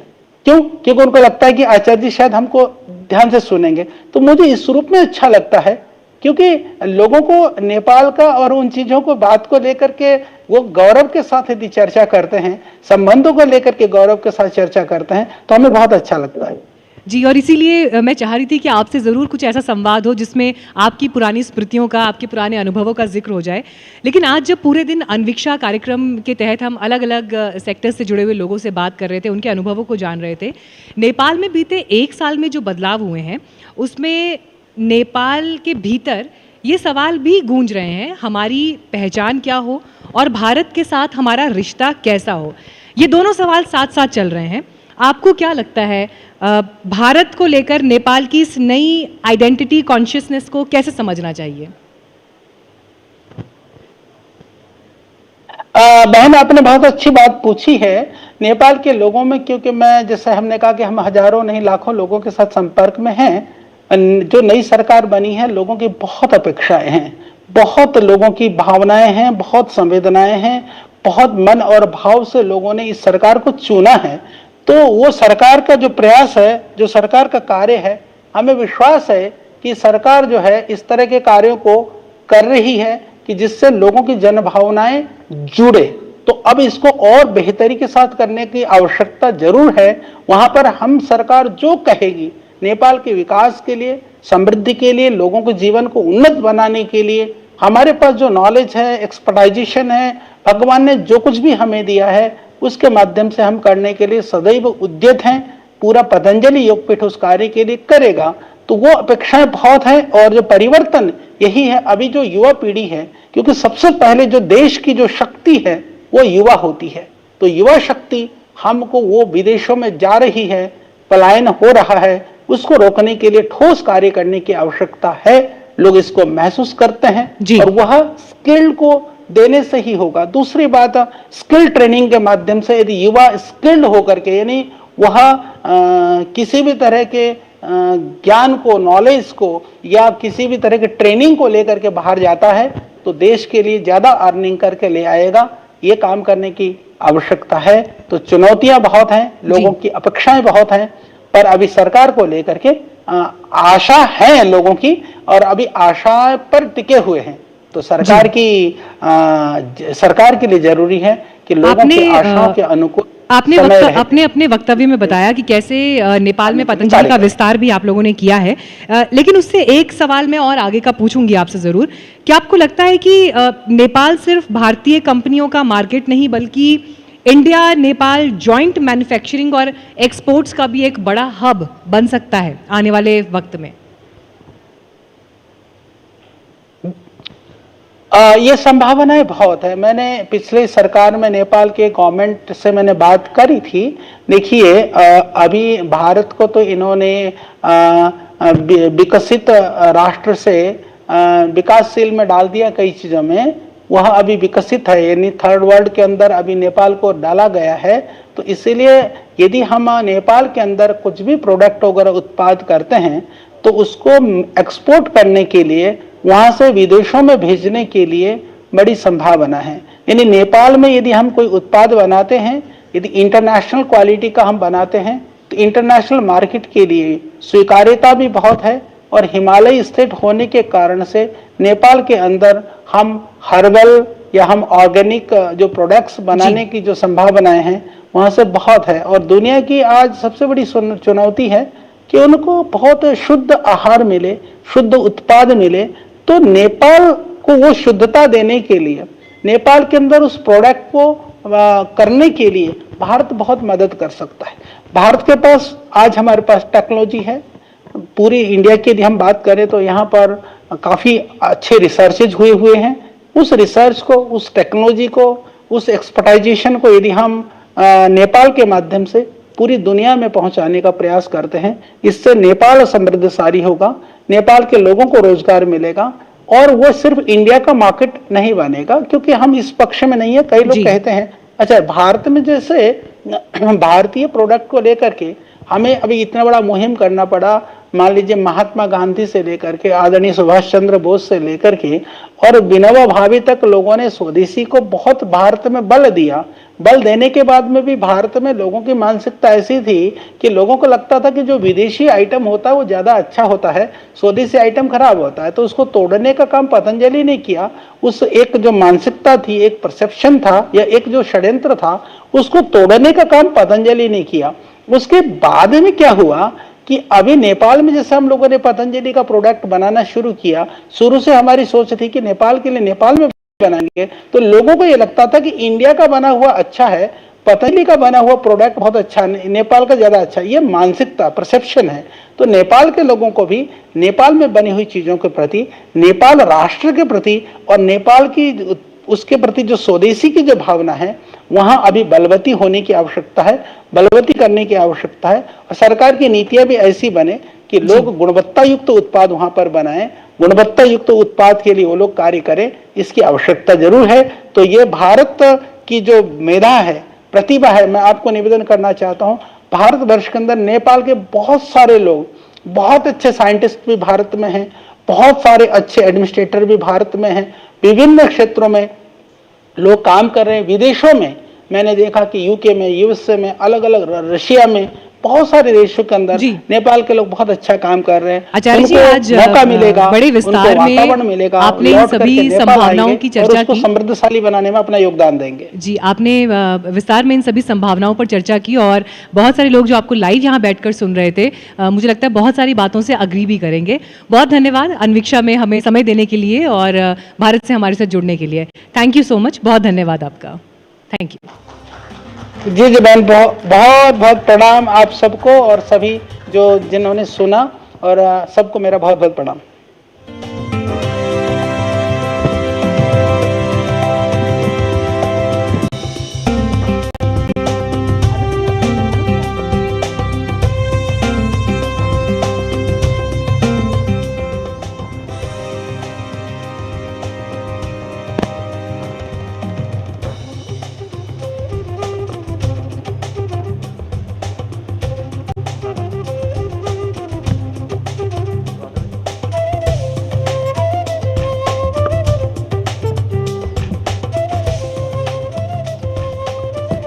As we head into our final sessions, we bring together leading strategic minds to synthesize the past, present, and future of bilateral ties between two countries. For the next session, please welcome Dr. Vijay Chothaiwale, in charge of Foreign Affairs, BJP India, Major General Binoj Basant, Nepalese Army and Strategic Analyst, Ambassador Manjeev Singh Puri, former Ambassador of India to Nepal, Dr. Nishchal N. Pandey, Director, Center for South Asian Studies, Kathmandu.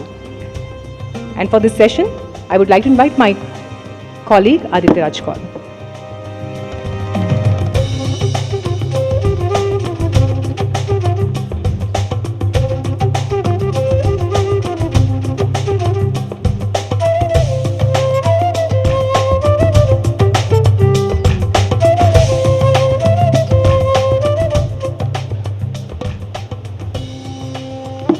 Well, it's been an incredible day discussing diplomacy, politics, but more so the India-Nepal story, the next chapter. The foundation in many ways is being laid out by the speakers, more than 40 of them who spoke all through the day. And of course, this will result in a lot of transformations in future as well. But to discuss the past, present and future of India-Nepal relations, we have an incredible panel. Because India and Nepal have never lacked history, geography, or the people-to-people contact. The civilizational ties is something that we speak about often, but now with the new Balenshaw government, there's a new opportunity of creating a new political and economic architecture. All through the day today, from the foreign minister to the Indian ambassador to other prominent speakers, spoke about this new vision of Balenshaw government and the Modi government speaking to each other, and perhaps that handshake moment that could happen in the next few weeks. But to begin with, Major General Binod Basyant, if I can speak to you first, you know, we are still coming to terms with what happened 24 hours ago.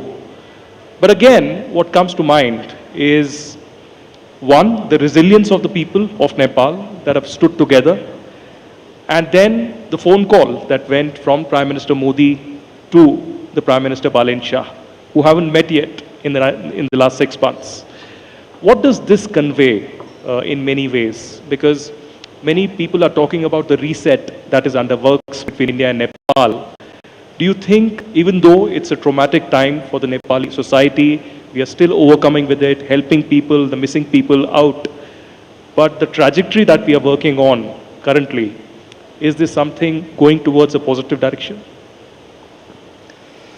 Well, thank you for having me here first, but let me just confess that whatever I talk about or whatever I say is very personal. It is an independent thought. And Ayataji, thank you for the question. But at the outset, I must say that the incident that took place is very sad indeed. But the other part is, I think we're in a post operations. At the same time, I think there is another one that may be coming. So how that will hit is another thing that we have to really think about. But regarding the messages that Prime Minister Modi has talked with our Prime Minister Balenshaw, I think these are the closeness that we have, which also reflects on the help that India had given us during the 2015 earthquake. But overall, I think when we look at the disasters that happen, and when we look at the responses, and when we look at the preparations, these all counts, you know.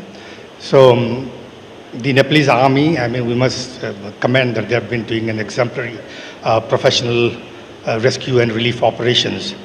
And the credit just doesn't go to the army. I mean, it's because of the defense diplomacy that we have had is also a credit that goes to the Indian army, who has been so close with the Nepalese army. You know, on working together, we have had joint exercises on HADR operations, which has helped us to know each other, which has also taught each other on the best practices that so the coordination between two forces is another example of diplomacy that works in times of needs. So, but I would also see the recent floods not just as a simple, actually natural disaster. And I think it's also a strategic warning, a warning that tells us to collaborate through nature, through ecology, or through institutions, either to respond or to prevent. To prevent, when it triggers in the Tibetan plateau, it hits Nepal, then it spills over to India. So a trilateral mechanism, at the same time, a regional mechanism at what is needed. I think nature doesn't have borders. We do have borders, but a collaboration, a strategic warning means a collaboration, a trilateral collaboration, or or regional collaboration, maybe through a BIMSTEC. If there is a blue economy, maybe you can have an ecological prevention mechanisms that we can develop. Thank you, Adiji. Dr. Chothaiwale, Prime Minister Balen Shah is a very different political phenomenon from the kind of traditional leadership that you have, dealt with in Nepal. How does the BJP or the government really look at the new government in Nepal? Because already there's been an invitation that has been extended to the Prime Minister. Last night, Prime Minister Modi was perhaps the first global leader to speak with the Prime Minister Balen Shah. Also, do you see this, an opportunity for a reset, the big handshake that takes place in New Delhi? And what would the Indian government really want to achieve from this particular visit? So, first of all, thank you NDTV and all the colleagues of Rahul for arranging such a wonderful symposia. Also, my heartfelt condolences for those who have suffered in yesterday's tragedy. And as you all know, and it has been repeatedly said here, that India is fully behind the people of Nepal in such a contingency and is willing to do whatever it needs to do. So, first of all, Aditya, we need to understand that this government is democratically elected government. Vast majority of Nepalis have supported it, and we respect it as much as any other sovereign government in the world. And therefore, no one should have this doubt that we are treating Nepal like a younger brother or whatever it is, or we want to dominate. Those who have read or seen or listened to Prime Minister Modi ji's first speech in 2014 in Parliament, he has said that we are here to support and not to interfere. And India's foreign policy towards Nepal remained like that on this steadfast principle. And there were so many changes of the government in last 12 years since Modi ji has come to power. But we have dealt with every government with equal respect and equal desire to work with them. So, Mr. Balen Shah's government is not going to be any different than this. And it has been seen now, yesterday also, when Modi ji called Mr. Balen, about the visit, etc., all these logistic details will be worked out at a diplomatic level. But as the indications are that the visit will happen sometimes in this calendar year, it will also impact a lot. But before that, many people have visited India, many ministers, including the foreign minister, army people have visited India. From our side, BJP has invited Shri Ravi Lamechhane a couple of months ago, and he has spent a lot of good time with our party president. He met Dr. Jaishankar, he met Home Minister Shri Amit Bhai Shah, and also Prime Minister, which was quite a rare phenomenon. If you allow me, I want to butt in here, because the kind of reception that Ravi Lamechhane received in Delhi, it's been unprecedented. Global leaders come to Delhi usually, but the kind of reception that was given to him at the BJP headquarters, then with the Home Minister, with other ministers and leaders as well, was this one would assume that this was a strategy, but was this really a warm reception planned to convey a message that India is an equal partner? Yes, your second assumption is correct. It was very well planned and thought that we should give him a message, and to not only to him personally, but also to entire Nepal, that we have not changed. We are very much with you when there are democratic changes in the country. But again, I want to take you back to the history, that he was not the first party president from Nepal whom we have welcomed in BJP headquarters.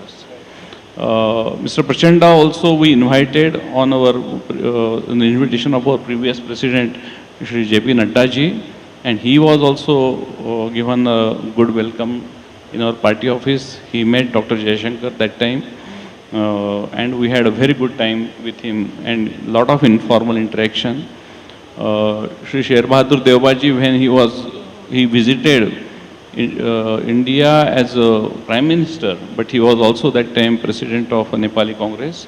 So we invited him in his capacity as a President of Nepali Congress, and he was generous enough to come, and we gave him warm welcome.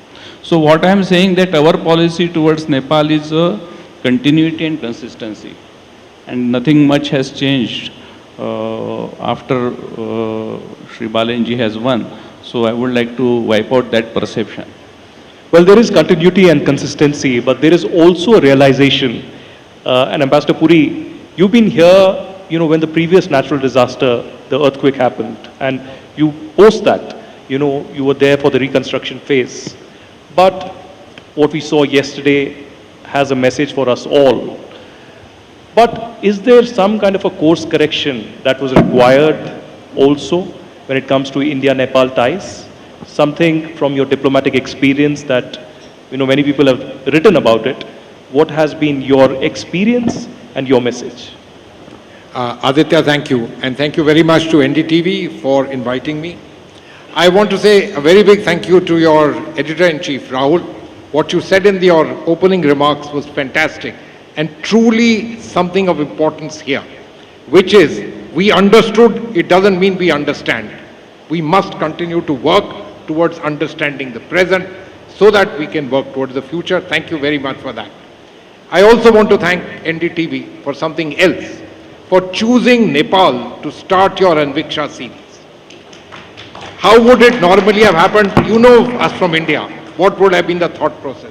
You chose, in my opinion, and not only because I was ambassador here, in my opinion, the country that matters most for us in terms of India and its perceptions in the world.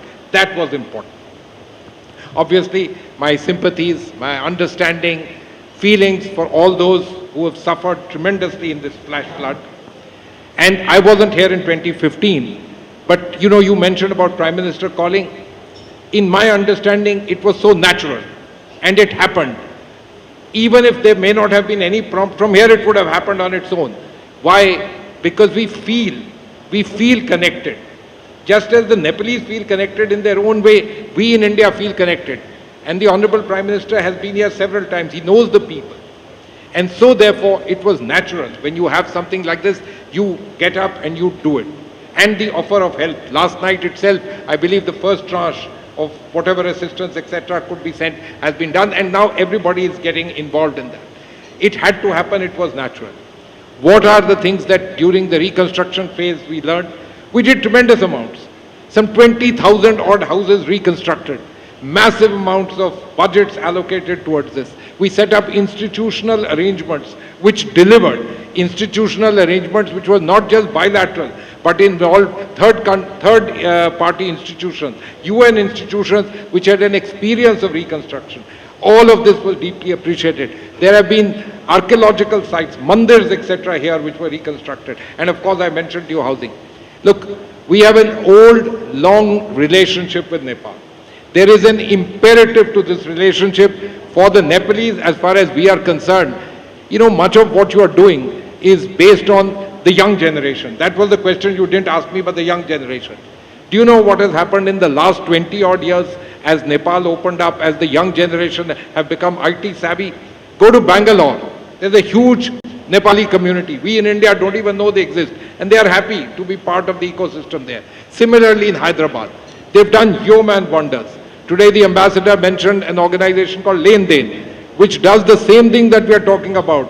Digitally doing lending and doing this kind of financial services. And these are Nepali boys and girls. These are the kind of things that have happened.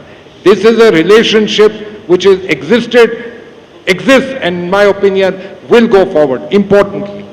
Now let me come to the current thing. There's been a generational change in Nepal. In my understanding, from 1990 onwards, politically constitutional monarchy, but actually in the world, Nepal opened up to globalization. It was not a country under the monarchy which had really seen globalization, other than a few people like General Saab here and a few others. Most people didn't. Today, some third of Nepal's population is overseas, and not just in India, across the world. In terms of remittances to GDP, one of the highest in the world. It's a country which has imbibed globalization. And so therefore, these changes were in a sense symptomatic. The trigger resulted in what happened, including the Gen Z things of September, the monarchy leaving in 2008. All of these things are in that sense. In a sense, it's Nepal's modernization, becoming more into the modern world, the professional world that we all know, which we in India, you know, I am hesitant to say this, but colonization got us into this modern world. You and I are having this discussion in English, feeling perfectly comfortable in it. And that's the nature of this particular change. And this, Rahul, takes me to your point, and I'll stop there. We understood, and of course, our relations on religion, our relations on people, our relations on roti beti, what we like, what we do, none of these will change, they haven't changed. But in terms of understanding, we need to understand it isn't the country that my parents kind of knew, and do they know the changing India? They also need to do. And so therefore, the most important thing is dialogue, interaction. Business, particularly important. People at their own level do things. Can governments facilitate it? And very, very important, keep up the dialogue at the highest levels in politics, in military, in bureaucracy, in the police services. All of that is important. It's this particular connect which, believe me, in terms of the relationship that we have, the geography that we have and the history that we have, allows many things to be done without it being the set course in a standard operating procedure. What needs to be done gets done. Thank you. No, I must confess, those were very important recommendations, perspectives, and speaking from experience, what is really required on ground. And I'm pretty sure that the government, the private sector, individuals who are invested deeply will take this forward. And also, every second question today has been about the Gen Zs and the youth, and we'll take that thread forward to Dr. Pandey, who's been invested in this Nepal-India ties as well. What are the structural and policy changes that you really feel? Because the foundation has been set, the meeting will happen now, to really embark on this new chapter of Nepal-India ties, because a lot of expectations are there, but there needs to be some structural and policy changes which you can possibly recommend. Thank you, Aditya. I think what has come out pronounced since morning here is that there has been a generational change in Nepal. Foreign policy is successful when there is a government backed by the people. And I think we have that government today here in Nepal. You know, there was a time when, as Varun Chaudhary just mentioned, there was a musical chair. Coalitions would be formed and coalitions would be dismantled. But there would be the same people coming in and getting out of power, the same persons. We have a complete different change in this context. And the youth did not even feel that politics would lead them to anything positive. And therefore they migrated in mass numbers. The ambition of a young person of Nepal till last year was to go into Australia, Canada, United States and get a PR. That was his sole ambition in life. Now for the first time, look at the cabinet today in our country. We have a Prime Minister who studied in Bengaluru, returned back to serve his country. We have a Finance Minister who studied in Australia. He could have got a job anywhere in the world. He returned back to serve his country. We have a Foreign Minister who studied in the United States, returned back to serve his country. So there is a generational phenomenon change that has taken place in our society. I think we must be proud of it. India needs to embrace this change, not only in Nepal, but entire South Asia. This will give you long-term dividend. This will give you benefits in the future. I think the best days of Indo-Nepal relations is yet to come. Well, certainly it's yet to come, and you know, sky's the limit. But if there is a realization, then certainly we will head towards a positive direction. Major General Basneyat, I want to also understand from you, recently we had the Indian Army Chief as a tradition, you know, come here, get the honorary rank, and that's been followed for years together. But there's also been this debate around the contribution of the legendary Gorkhas in the Indian Army. And we saw some visuals of the Gorkhas also saluting the Indian tricolor during the Independence Day. Is there a conscious decision or a kind of a conversation that's happening in Nepal around the Agniveer? And what is your opinion around that? Yes, I think, I believe Nepal and India can. and should separate the larger strategic relationship from Agnipath disagreement. But separation doesn't mean that is ignoring the issue. I think it is putting it in the right compartment. So it actually reminds me of a statement by Prime Minister Modi at the Constituent Assembly in 2014, and he said, quote, Hindustan ने कोई भी लड़ाई ऐसी नहीं जीती है जिसमें किसी नेपाली का रक्त न बहा हो, जिसमें किसी नेपाली ने भारत की रक्षा के लिए शहादत नहीं दी हो, unquote. So the shared sacrifice of Nepali soldiers, as applauded by Prime Minister Modi, and the sacrifice for democracy by the political leaders from both sides, ensures that while Nepal-India ties have an enduring space in the hearts of the people and a rock foundation on defense diplomacy. So the Nepal and India military relationship is actually a very deeper than recruitment. But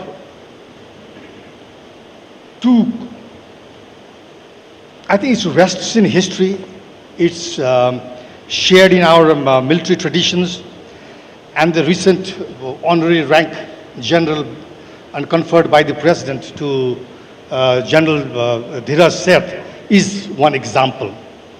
And so I would also call Agnipath a crisis in defense. I wouldn't call it a crisis. I think I would call it a transition that is taking place in Nepal-India relationship. Like Aditya ji, you use the word reset in the relationship. I would use the word revisit in the relationship. Nepal and India never has had, it has had ups and downs in relationship, but we have always had sound relationship. So I think it is revisiting the relationship rather than resetting.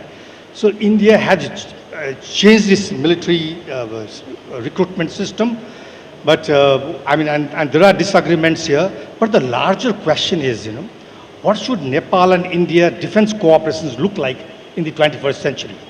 So I believe we need to move from a recruitment-centered relationship to a capability-built relationship. This means expanding what we possess now, whether it is military educations, whether it is joint military exercises, whether learning from each other, whether it is United Nations peacekeeping operations.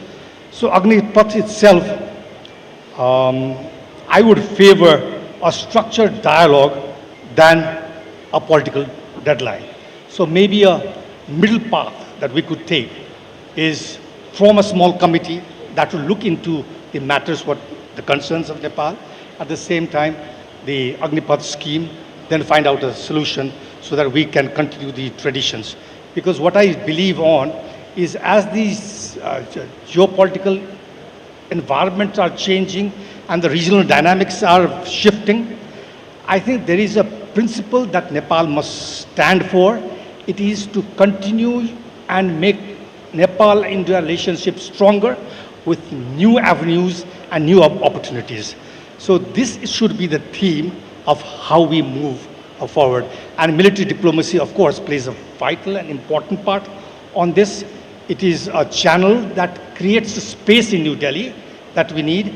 It's a platform that we have hearts in the hearts of the people of both our countries. Dr. Chothawale, India and Nepal have had, of course, civilizational ties that we have been speaking on, but India is also the biggest economic and development partner of Nepal. Now, traditionally, the diplomacy has been around, grants for roads and infrastructure, the line of credit, and also better connectivity. Do you think we need to move beyond that as well? Because when I was interviewing the Foreign Minister Shishir Khanal, one thing he admitted and confessed was that in the last 10 years that there's been a technological advancement in India, there's been a missed opportunity for Nepal. So could this be a growth story, not just of India, but Nepal and India together? And is the Indian government, the BJP as well, ready to offer any kind of that support, that infrastructure, and that guidance in that direction? I think what we have seen in last 10 years is just a beginning. For example, it has been repeatedly said even on this platform that there is a potential of generating 10,000 megawatts hydropower from Nepal, and a lot of that will be consumed by Indian customers. Right now, we are buying only, I guess, close to 1,500 megawatts. So there is huge potential in that sector. Similarly, on the rail link, road link, and better communication, physical communication, that's another area where both the countries can work together. Third aspect is, of course, the digital connectivity. And that has, you also had a session about it. And a very seamless transaction through the digital interfaces will be a great opportunity for several hundred thousands Nepalis who are staying in India, as well as several thousand Indians who visit Nepal every year, and also for business-to-business transactions. So these are kind of some of the low-hanging fruits which we should work upon, and then we should go at a high-tech area where India has now tremendous stride, especially in the banking system, etc., where we can have a knowledge sharing with Nepal and continue to work with them. Master Puri, you know, a panelist earlier in the day from the Surya group here spoke about how there are several opportunities that lie in the Indian industry. A very small example is the destination weddings that happen, and you know, that could happen in Nepal. The second point is also a very natural that comes from the civilizational roots is the pilgrimage corridor.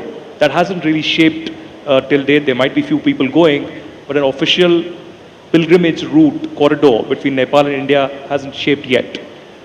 Your advice, your points on in that direction? Aditya, let me quote you what the foreign minister said at the opening session. A record number of people from India came to Nepal in the month of July. Yes. Believe me, these things have happened. When Prime Minister Modi went to Muktinath, everybody in India started going to Muktinath. The problems now are they're somewhat different. It's going to be the young fold mountains and their abilities to be able to hold this kind of, let me say, pilgrimage tourism. Otherwise, let me give you so many examples. If any of you had come by road, the best place to cross over is near Gorakhpur, and you come across to this place called Bhairava. There's this massive, lovely, palatial hotel out there. For the last 10 odd years that I know, they are packed to capacities. And who are there? Good Indians coming across the border. In fact, the more our states become restrictive on sale of alcohol, the better it is out here. Life's like that. And let these things happen. In the old days, people used to come because the casinos were available here. They still do come, nothing wrong in that. They come for pilgrimage. People know this. They come for destination weddings. We are sitting in a hotel owned by the Hyats. Their own hotel, the Hyatt Hotel, is the #1 wedding destination hotel in this country. And so people do come. That's happening. What we need to do as governments is to facilitate and make that easier if we can. People know all about that. Nepal has some infrastructural limitations. It's very easy to say you do it. For example, you want to do, what should I say, the most well-known weddings which we talk about in India. You would need to bring 10, 15, 20 aircraft here. Where are you going to land them here? So, keeping in mind the geography of this area, there's something pristine about the geography, there's something delicate about it. So we need to understand this. But the fact of better connectivity, the roads that are being built up to the border and beyond that in Nepal, it's changing this immensely. And believe me, actually, if you ask the people who are in the business, they'll tell you, I won't like to say the word, it's rocking, but it's doing well. So the last word is to Dr. Pandey, and taking cue from what Puri said, should we begin with the infrastructure? Is infrastructure something that needs a complete overhaul, and India-Nepal partnership can shape that, you know, from the government to the business houses to the private sector and investing in a new Nepal?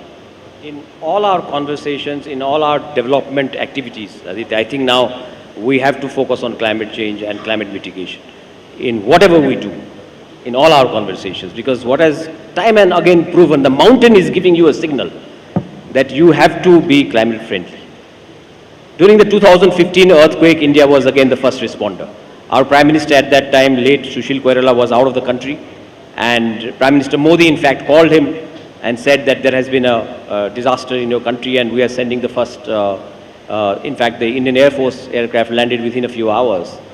During the COVID-19 pandemic, India was again the first responder with the vaccines. And yesterday we have seen that India is the first responder. Not only the first responder, India has also been the shock observer of Nepali economy during disasters. So I think this partnership should continue.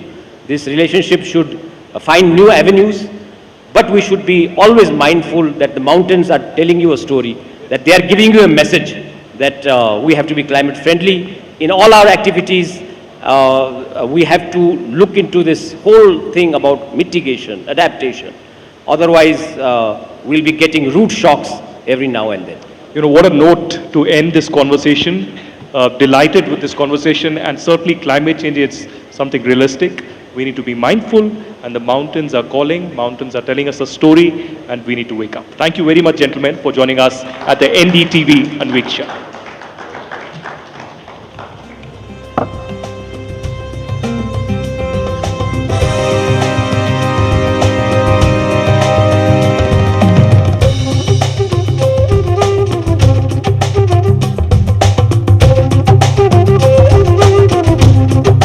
Thank you to our panel for framing the past, present and future of our two nations. Thank you so much. Thank you, Aditya.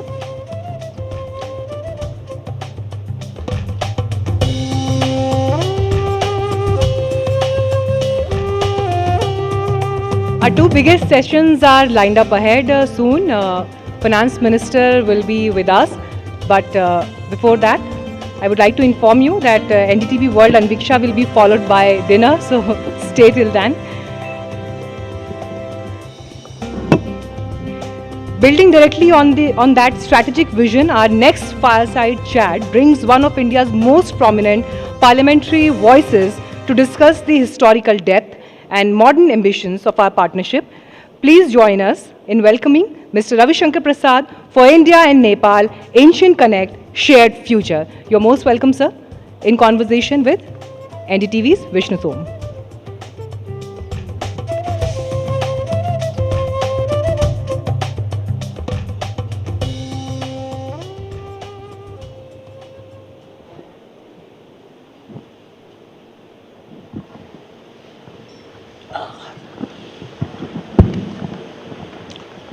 For the last 3 decades, I've had the privilege of interacting every now and again with Ravi Shankar Prasad ji.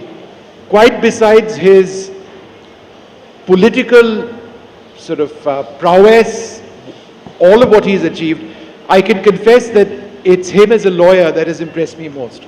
There are few people in this country, in our country, India, with a sharper legal intellect, and it's something which has been a source of constant admiration, which is why it's a great privilege for me to welcome him over here to NDTV Anviksha and have him on this panel for this conversation on the future of the relationship between India and Nepal. Raviji, it's a difficult day today. I wish the circumstances had been different. India and Nepal have so much in common, and it's a shared grief, isn't it, at this hour? I totally agree with you, Vishnu. Yesterday, I was in two minds, whether I should come or not. Then I talked to the Foreign Secretary, and he said, "Sir, you must go and convey in unmistakable terms, India stands firmly with Nepal in this hour of grief." And he also told me that India's assistance is all in way.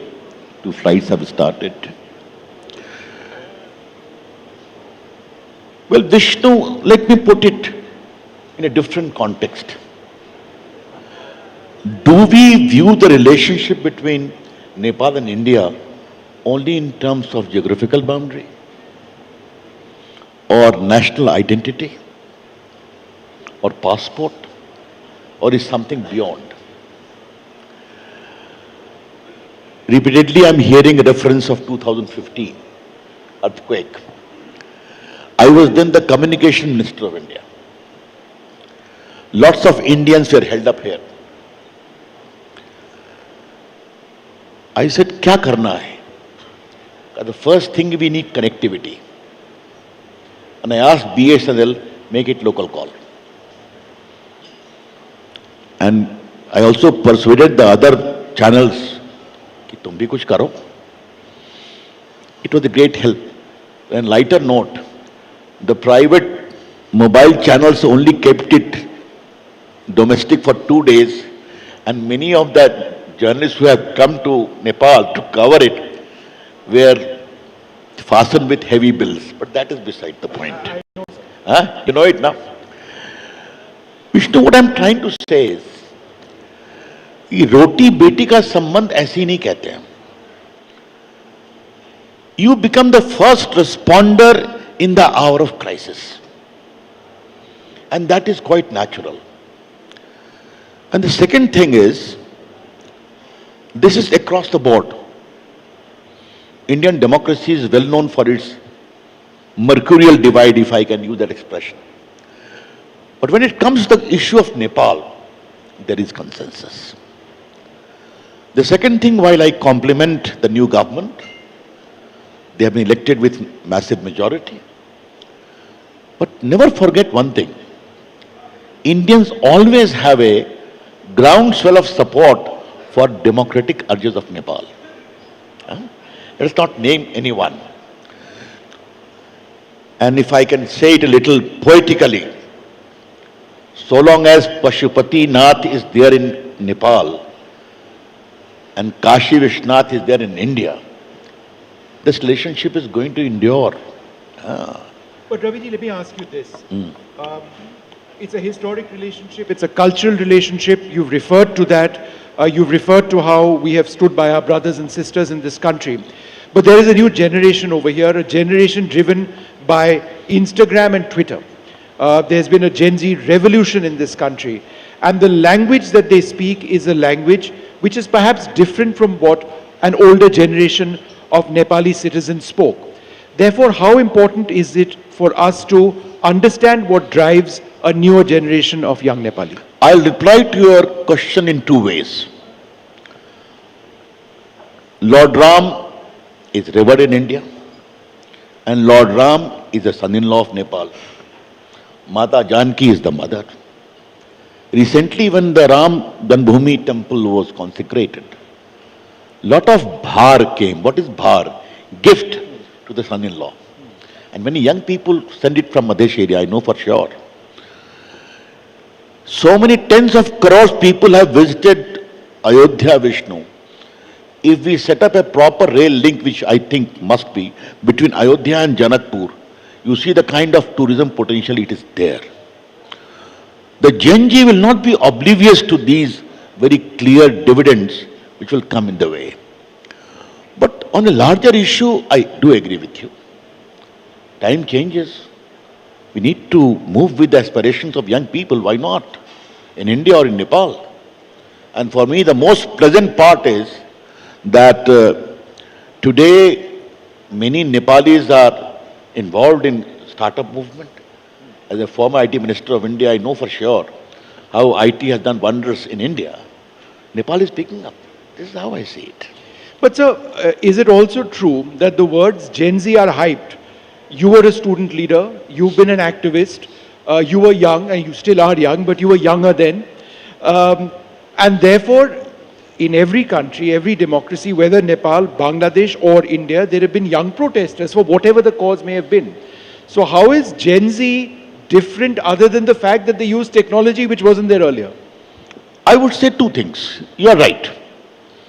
Technology is easy reach, what is happening. But remember one thing, some degree of young protest is always integral to a democracy. But the maturity of the country depends upon how you handle it. That is very important. And the Gen Z understands that things are being handled. And if they are not being handled, I can tell you my own days of JP movement fighting against the emergency. Huh? No, there was a famous comment, you being a journalist recall that, what Advaniji said during emergency, when they were asked to bend, they were prepared to crawl. Yeah. Huh? Today we hear a lot of Godi media, and what kind of media we are saying that, we know it very well. But the point is, the world has changed, and let us appreciate and respect the urge of younger people. This is how I feel. And I always trust the maturity of younger people. And I can tell you, having handled the IT department for close to 7.5 years, the way India has changed is truly remarkable. Therefore, trust them. They'll give results. But Raviji, this is a bit of a conspiracy theory. It's not mine. It's been stated by others. Before you say, Vishnu, what on earth are you suggesting? There's a Gen Z movement here, that's clear.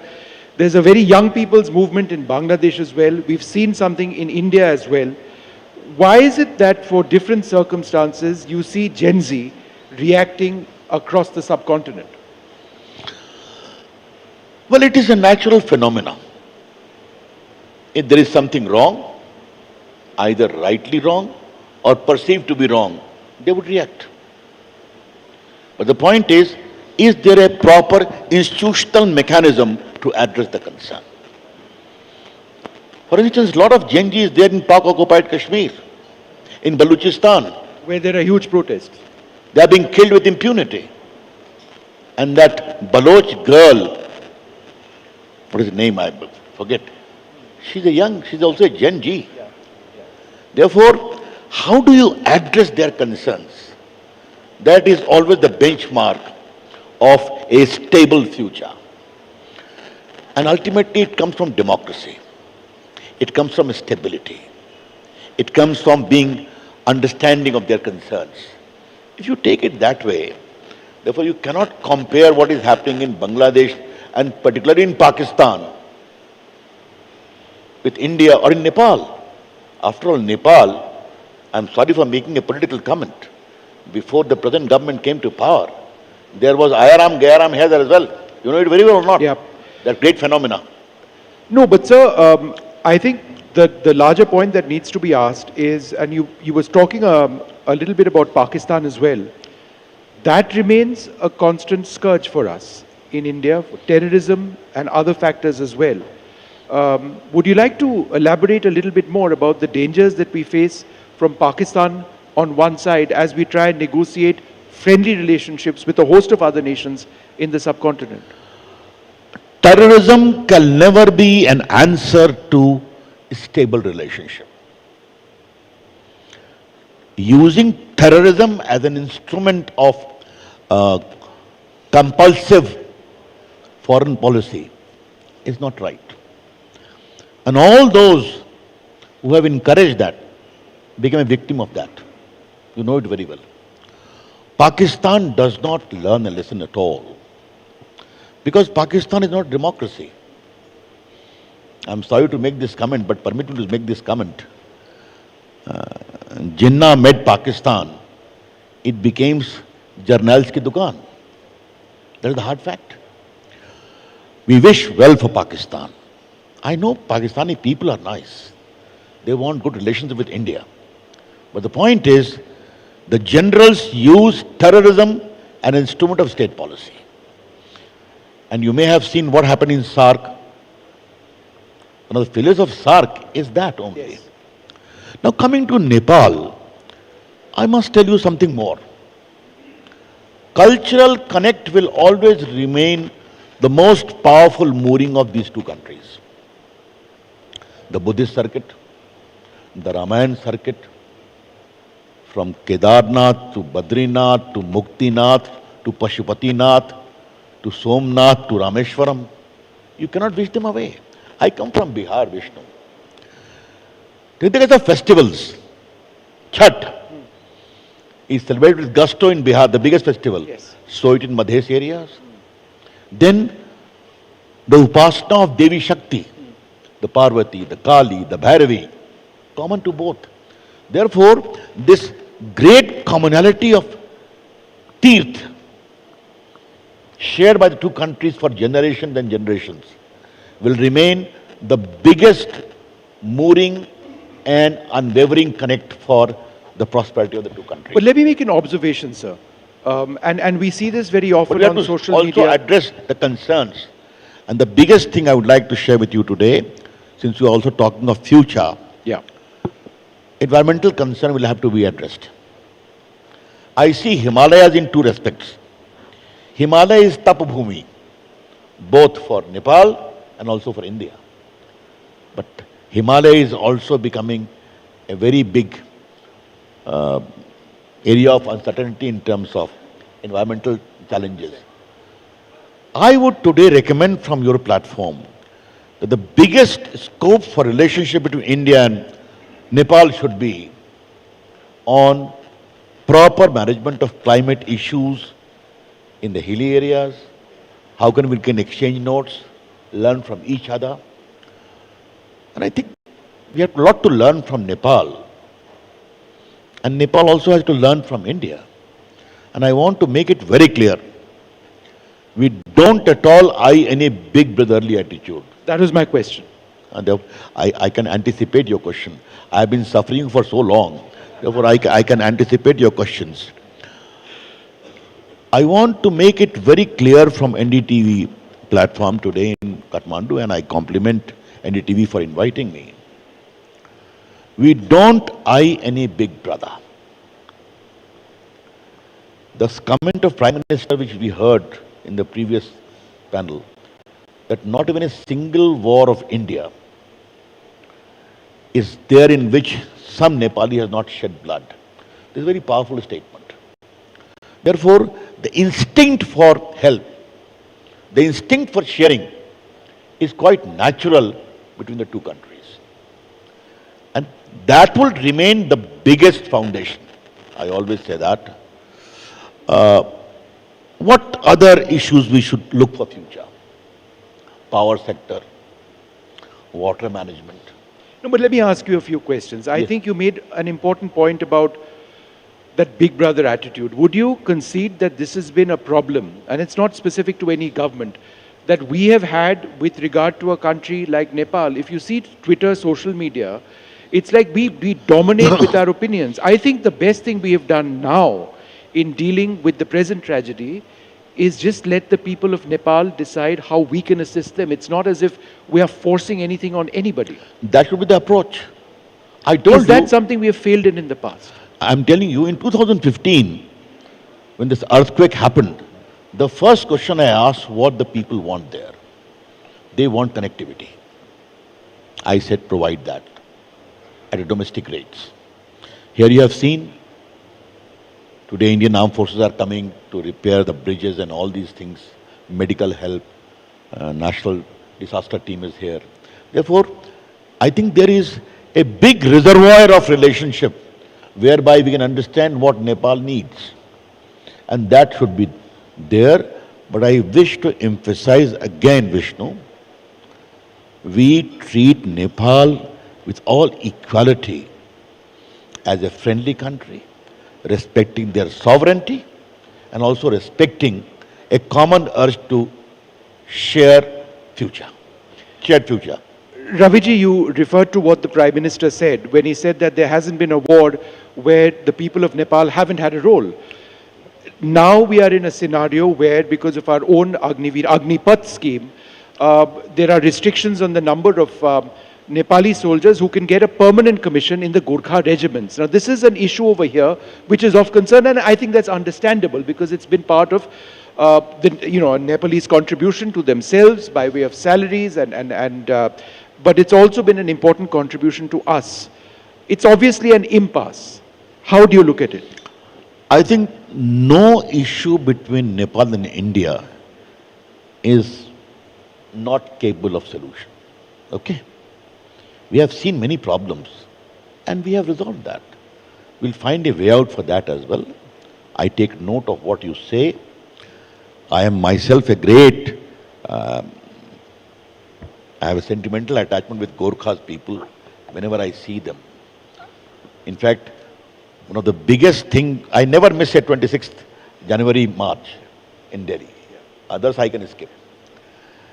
And whenever the Gorkha brigade marches, my feet start tapping with them. That's smart. That is the connect we have. Okay. Therefore, this can be, we can find a way out for it. That's no problem. That is a very small issue. But the larger issue are basically strategic, connectivity, roads, power. How many rivers originate from Nepal? From Bagmati to Gandaki to others, Koshi. And all of them, when they became furious, they trampled upon my state of Bihar. Okay? Yes, yes. Don't you think there is a need that those reservoirs should be properly harnessed for energy? There is abundance of scope available. This is how I see it. You know, Raviji, as we begin to wrap this up, I think one of the points you said which really resonated with me was the need for Nepal and India to work together to manage the Himalayas. We are dealing with a tragedy now, but it's fairly clear that there was a massive avalanche, which resulted in the blocking of the river. River waters rose, a narrow river valley, and we've seen inundation, which has caused countless deaths. As climate change becomes a real reality, as avalanche melt is a reality, as crevices are formed, how much of management of our shared Himalayan ecosystem is it imperative upon India and Nepal to deal with? It is very much imperative. In fact, I see it in two ways, Vishnu. Speaking in civilizational terms, so many sannyasis have dubbed up on the holy precincts of Himalayas for the last thousands of years. Okay. At times their soul also says, enough is enough. Let Himalayas be a place for not only pilgrimage, but also for redemption through our tap. That is one significant aspect they are conveying. Means don't overexploit. To undertake optimum use, but don't overexploit. That's how I see it. And the future of the relationship, and this is my sort of final question to you, is it based on that cultural connect, or do you see it increasingly based on greater economic engagement? As I said at the very outset in the beginning, you cannot conceive of Indo-Nepalese relationship based upon conventional nuances of foreign policy diplomacy. Culture, civilization, festivals, food habit, language, worship, all will always form an important ingredient for that. But having said that, what is important is to build upon that for sound economic progress. Well, I think that's such an important sort of assertion that everything we talk about now, whether it's the ecology, whether it's jobs, whether it's education, whether it's communication, it's based on a shared heritage at so many levels. Raviji, it's always been a privilege for me to speak to you. This conversation is at a difficult time, and hopefully the people in Nepal who we sort of feel for in this hour of need can overcome this incredible tragedy. Thank you, sir. Well, my very sincere condolence. We all share their agony. Let me conclude during this somber moment. We in India stand firmly with the pains of Nepalese people. And as balm has come about in the previous disasters, surely it will come with a bright future assurance as we see it. Thank you, Raviji. Thank you.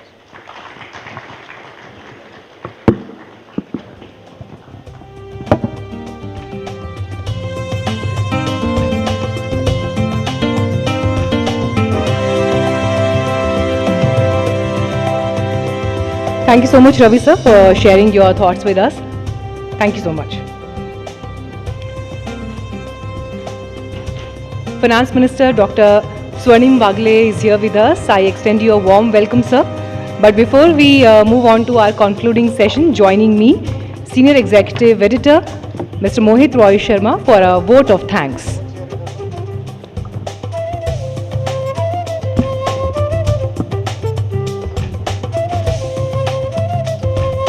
Thank you, Meenakshi.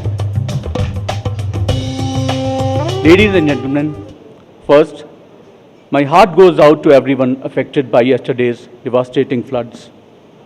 The fact that so many people still chose to be here with us in such a difficult moment means a great deal.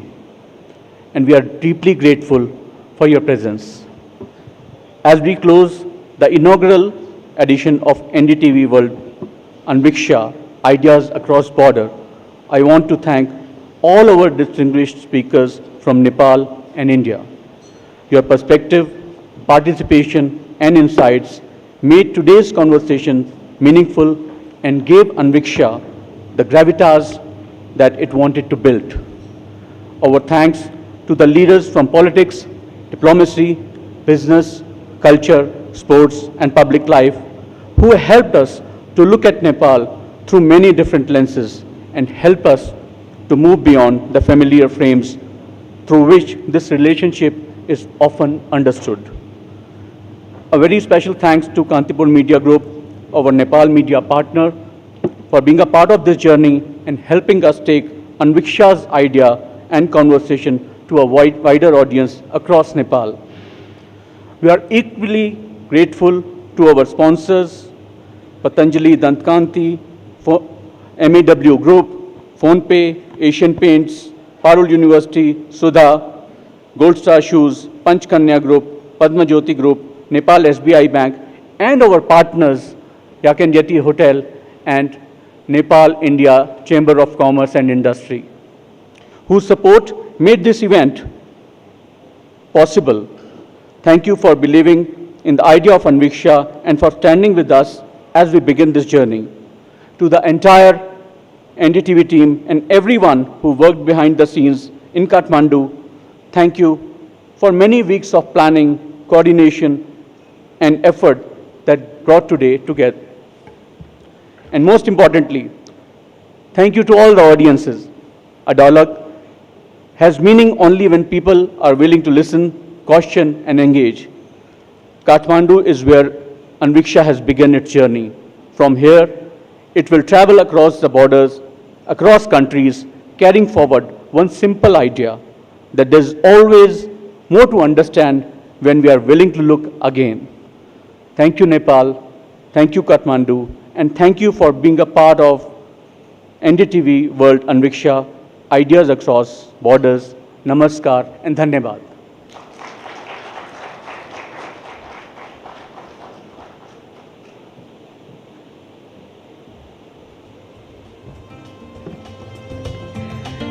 To wrap this extraordinary summit, we turn to the economic bedrock powering Nepal's next decade for our culminating session at NDTV World Anviksha, Ideas Across Border.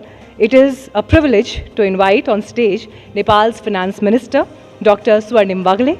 He is in conversation with NDTV's Editor-in-Chief, Rahul Kanwal, and Aditya Raj Kaur.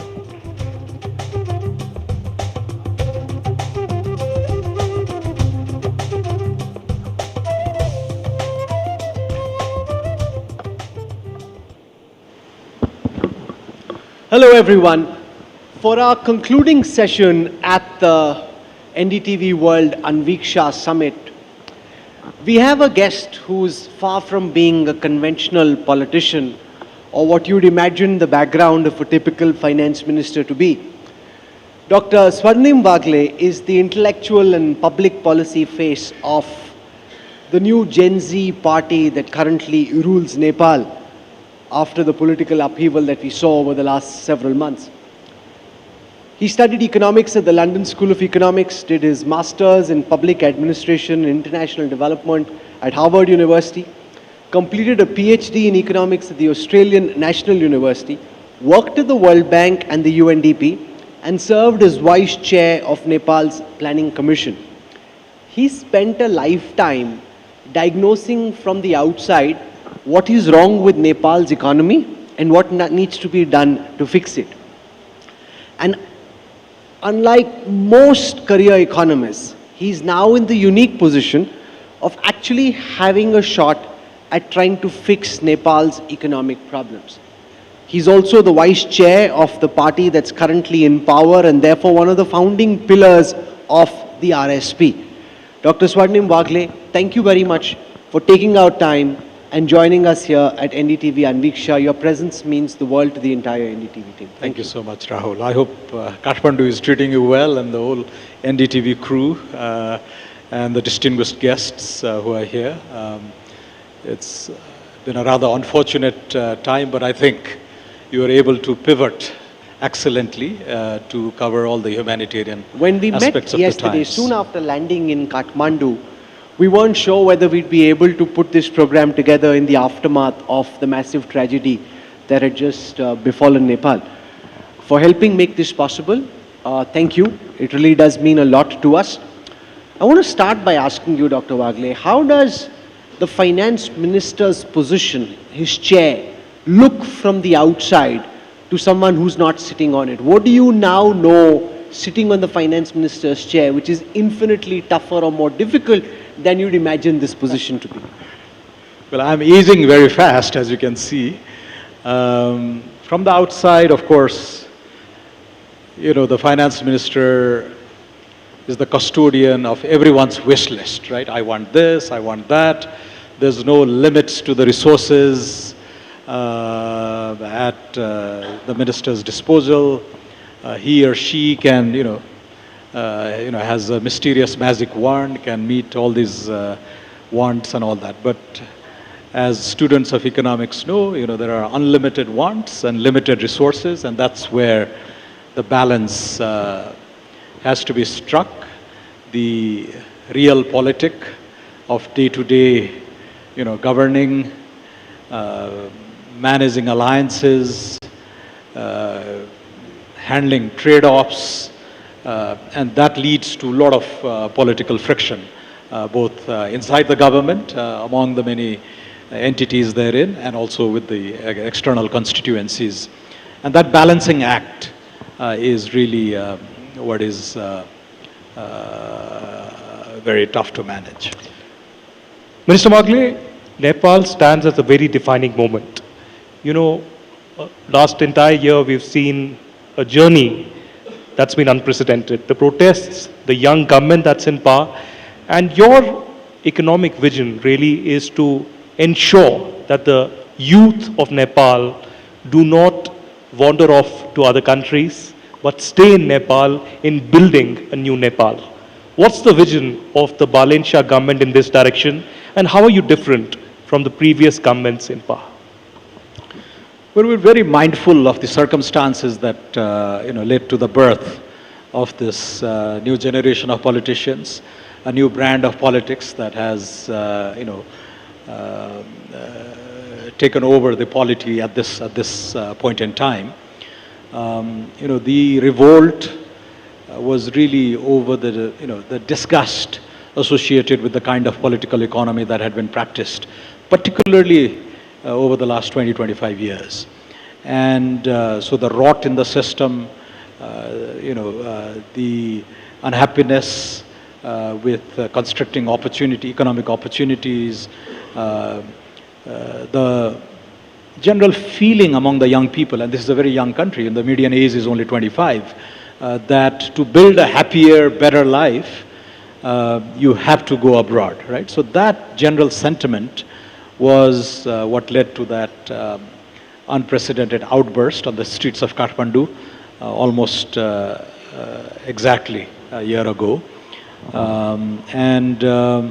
So we're mindful of what led to the electoral outcomes, what led to the demand for people like Balen Shah, Ravi Lami Chhane, and a very new outfit like the RSP, which is barely 4 years into existence, to command 52 lakh votes, almost 48% of the electorate. 1 in 2 voters, voted us in. So we're mindful that this is a thirst, a hunger for an aspirational society, that a young Nepali can, actually fulfill his or her dreams right here in the country. That migration need not be a compulsion; it could be a matter of choice. I went abroad and studied and worked and came back, so it could very well be a matter of choice, but it need not be a compulsion. And the circumstances, the ambience that we build here, the economic opportunities that we create here, have to be of such quality that people are, hopeful and optimist about, living right here in the country, and even if they are global in the way they are seeking opportunities, they don't give up on the opportunities, on the life that they can build right here in the country, right? So that's the sort of the amorphous vision that we have, but concretely, so what are those engines of growth that Nepal can power itself on? And that's where we're trying to open up, be very liberal, attract investment, create a level playing field for young entrepreneurs. And to do all that, you need not be associated with any political party. You don't need your uncle to be the minister. This is, you can just pursue your dreams, and the laws of the land will be there to buffet those dreams and aspirations. And that's the kind of society that we have in mind. Dr. Bagley.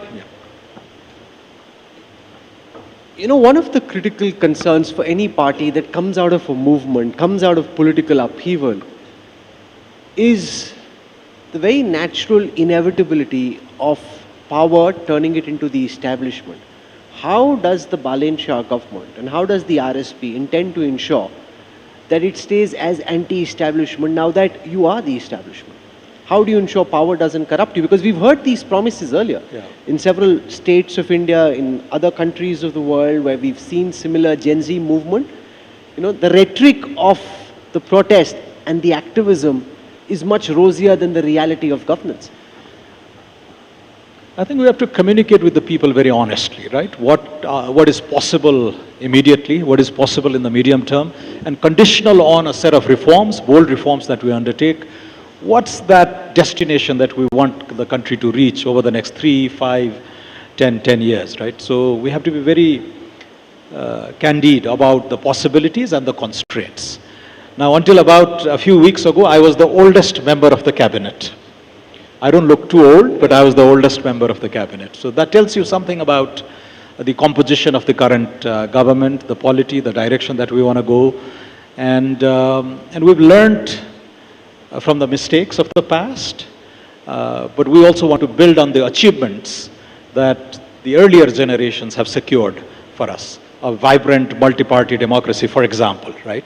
But we want to clean up the mess from within, right? So there's a lot of talk about amending the constitution, etc. And I keep telling my own friends and allies in the party that, whatever you need to amend in the constitution, it's already enshrined in it. You step on the articles therein to revise the constitution and take it in the direction that you want. You don't need to do away with the current constitutional order, because this has been secured rather painstakingly over the last 50, 60, 70 years. And many older politicians actually sacrificed a lot to give this platform to us, and the polity that we are functioning in was hard-earned. The remaining achievement is on the economic front, and that's where we're focusing on. The economic momentum, the economic acceleration that we want to secure has to be on the bedrock of good governance. And that's been our solid commitment, that's been our pledge during the elections. I think that's why the people of Nepal voted us in. The RSP has been championing the governance cause. The current Prime Minister, when he was Mayor of Kathmandu, he had a record of sorts to go on.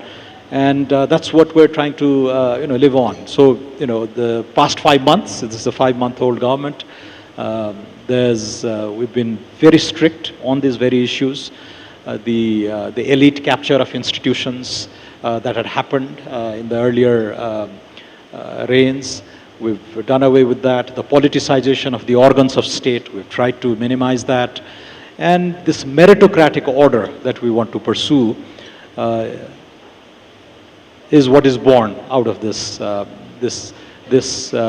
search for an aspirational society. Economic catch-up with very strict zero tolerance to corruption, and overall building the foundations for good governance. And on those, the challenges, sometimes even if the intent is very clear and very noble, our inexperience may show.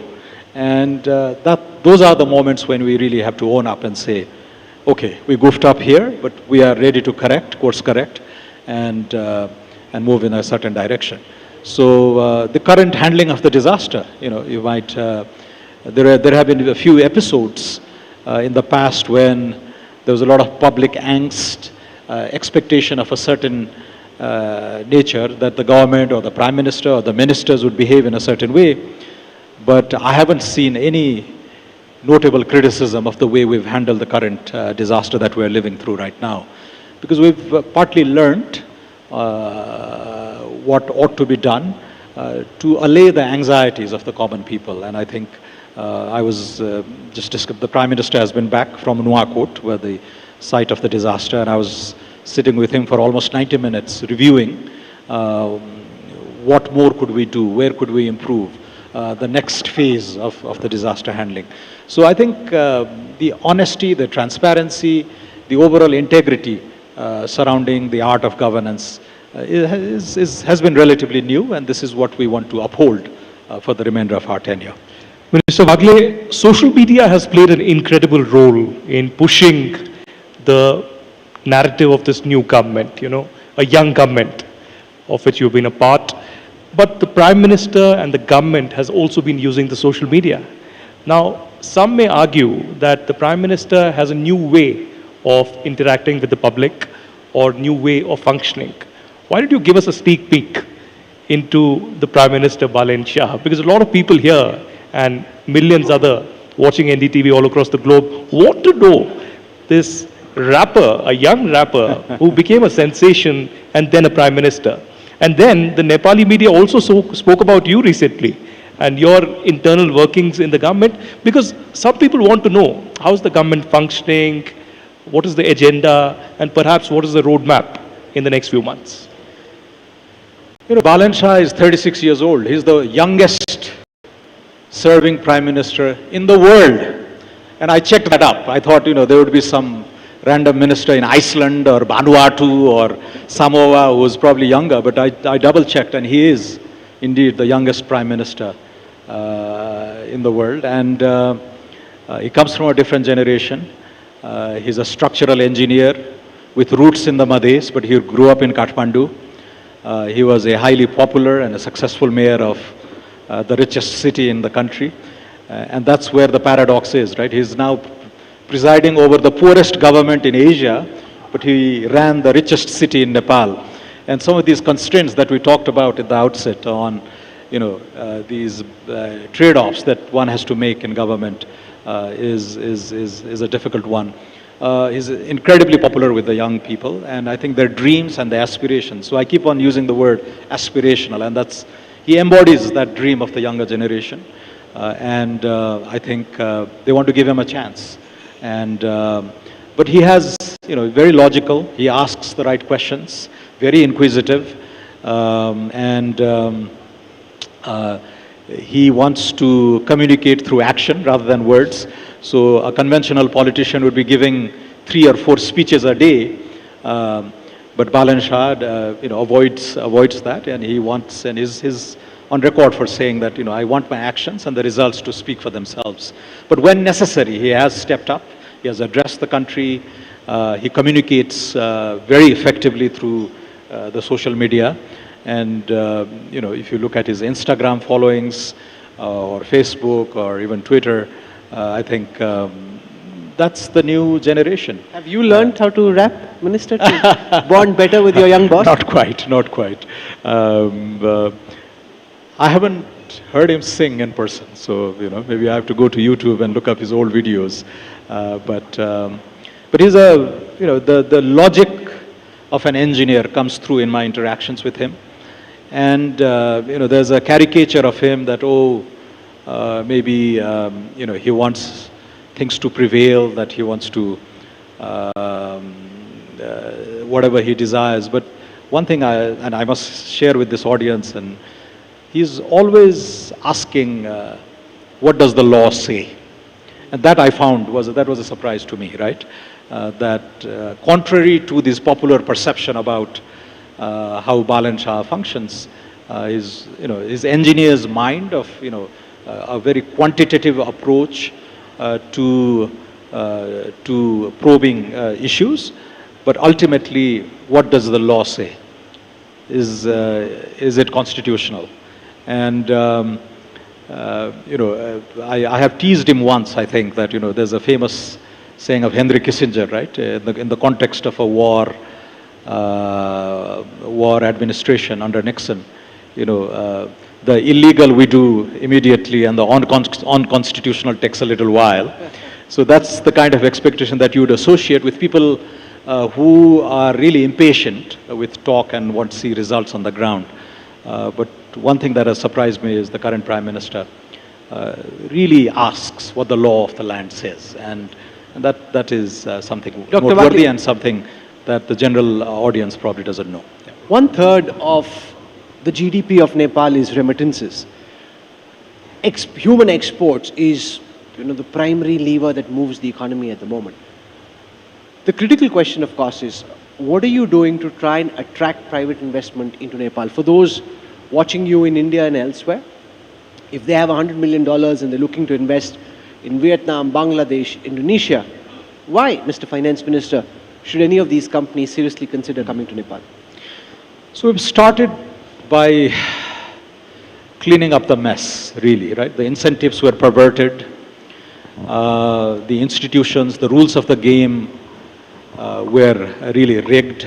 So we're trying to open up and make the playing field even for both domestic and foreign entrepreneurs. So in this year's budget, we've talked about amending 27 acts, so it's a legislative exercise, enforcement of contracts, honoring of private property, and the level playing field between, domestic investors, diasporic investors, and foreign investors. That would be absolutely key. So we've started with rules of the game, right? Cleaning up the system. Then we want to identify those 5 or 6 durable sources of economic growth for this country. So clean energy, you've talked about that. Tourism in all its dimensions. The green revival of manufacturing along the border and us being part of the regional and global value chains in areas where we have an edge. High value agriculture, and to retain many of our young people, the immense hopes and possibilities that lie in digitalization, right, for the young people. And that, once we identify these sources of economic growth, where we're really good at, where we'd be able to compete with our neighbors and peer countries, and that's where we want to really open up for different sources of investment. And I think once investors see possibilities, and it's not just risk, but they also calculate the returns, I think we would be able to tempt them. And one fact that we're really aware of is, rather than going and attracting investment in very abstract terms, we want the lived experience of current investors to really communicate and, through word of mouth, say that, it's a wonderful experience. So 2 weeks ago, I convened the largest taxpayers of Nepal, many of which are foreign FDI companies. Many of them are Indian, actually. So from Unilever to ITC to lots of others. All of them pledged, rather informally, that they plan to double their investment here. And some were unconditional. Against all odds, they've done reasonably well. But others conditional on reforms that the government plans to undertake. They are willing to augment their investment here. And I think that will be the most credible way to spread the word. I see Dr. Shashi Tharoor sit in the audience, and I must tell our viewers who are here in person and watching across our platforms that one of the things that popped in my inbox when we were coming to Nepal was this meme which was going viral, which had bombastic words used by you, and you were squaring off in that meme with Dr. Shashi Tharoor. And I heard from people as I came here कि आपको यहाँ का नेपाल का शशि थरूर कहते हैं? No, not at all. You also use these words. I'm a big fan of Shashi Tharoor, and it's a great inspiration, and there's a lot to learn from him. And the career path that he has taken, I think the UN, the distinguished stint at the UN, a young PhD from Tufts, isn't it? Fletcher School.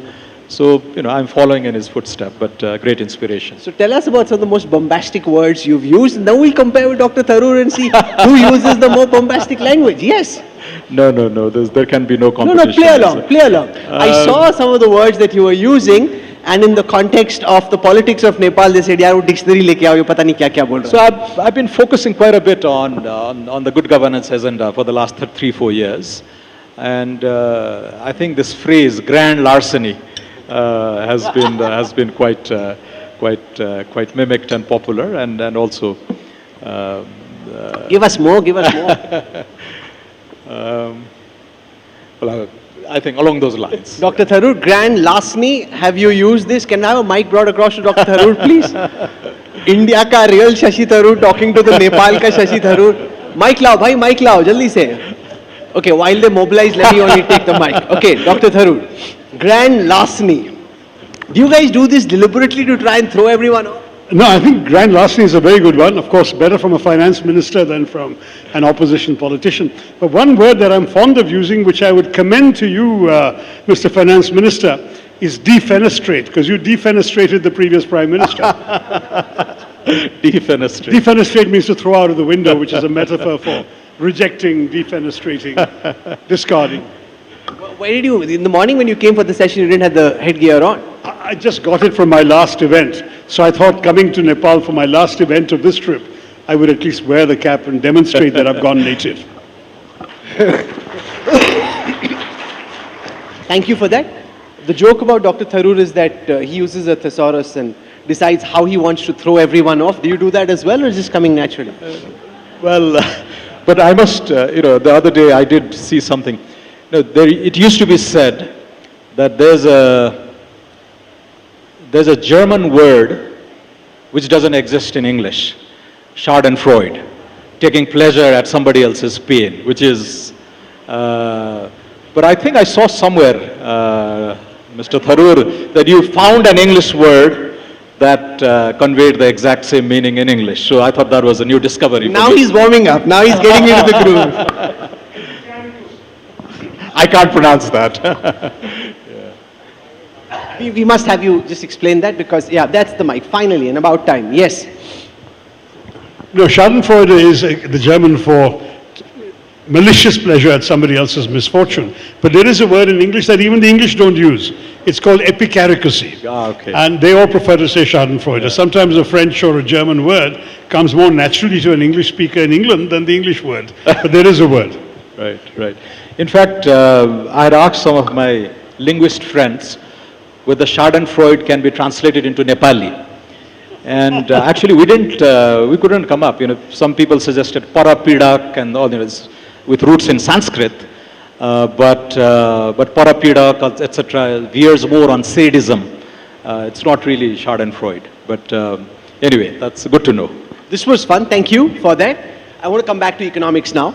Because one of the things, Finance Minister, in your manifesto, which you took to the voters, is that you wanted to revisit the currency peg with the Indian rupee. I'm wondering how you're seeing this now that you're in government. 1.6 Nepalese rupee to 1 rupee is the way it's been for a very long time. In opposition, while you were canvassing, you wanted to change that. You still want to do it. What are the risks? What are the rewards? How do you see it now that you're sitting on the hot chair? No, it was just a topic mentioned in the manifesto that we may need to review. We didn't pledge to change it. We said we would conduct a study to review. And the Rashtra Bank has actually, the Central Bank of Nepal, has undertaken a few studies. And at any point in time, you would have a dozen PhD students working on this topic. What I was pointing at was basically, we haven't changed the peg since 1993. So it's been 33 years.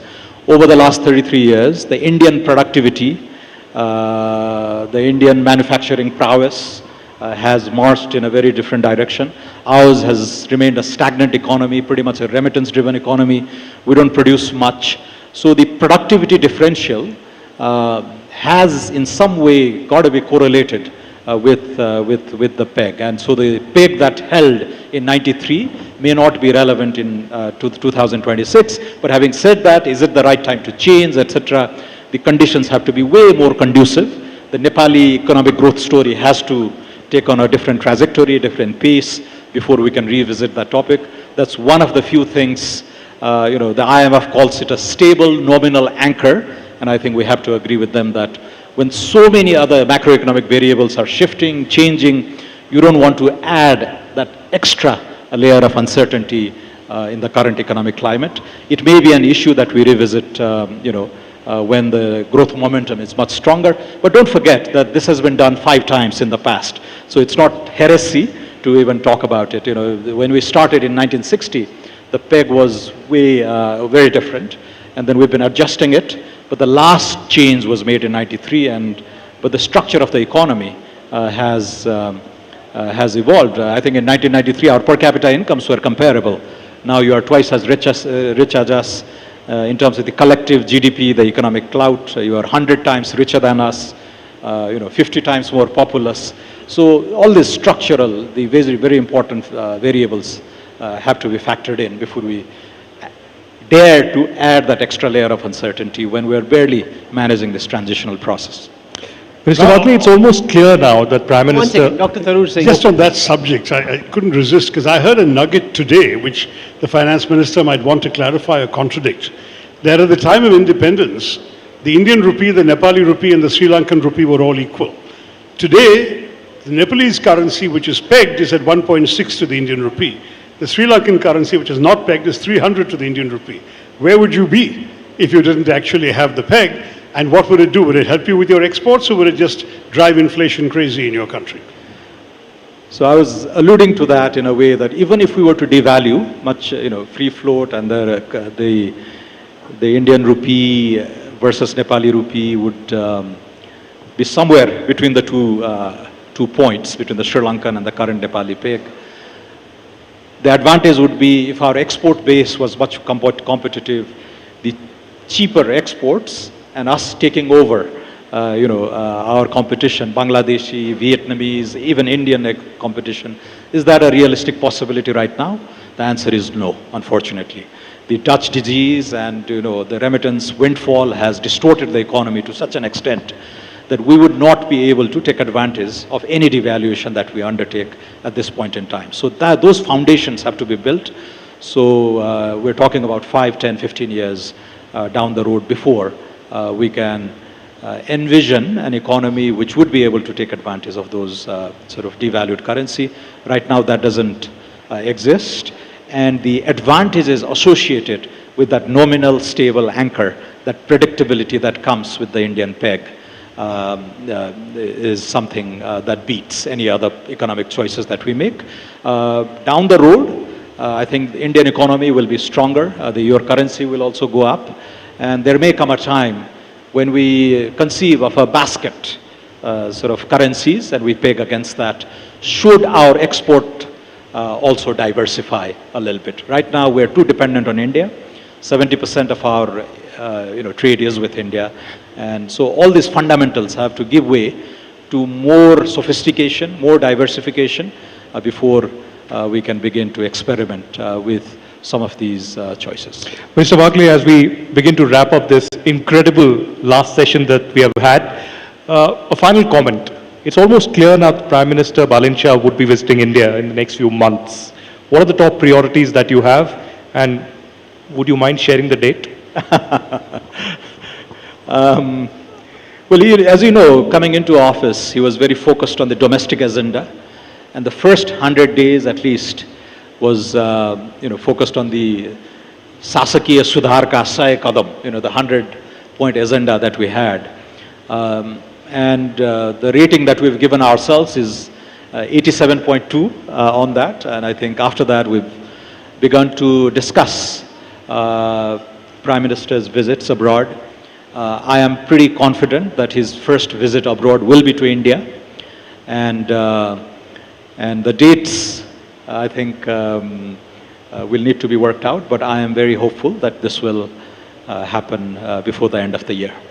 One of the senior-most leaders of the ruling Bharatiya Janata Party in India, Ravi Shankar Prasad ji, is with us in the audience. If the mic can just be sent across to him, please.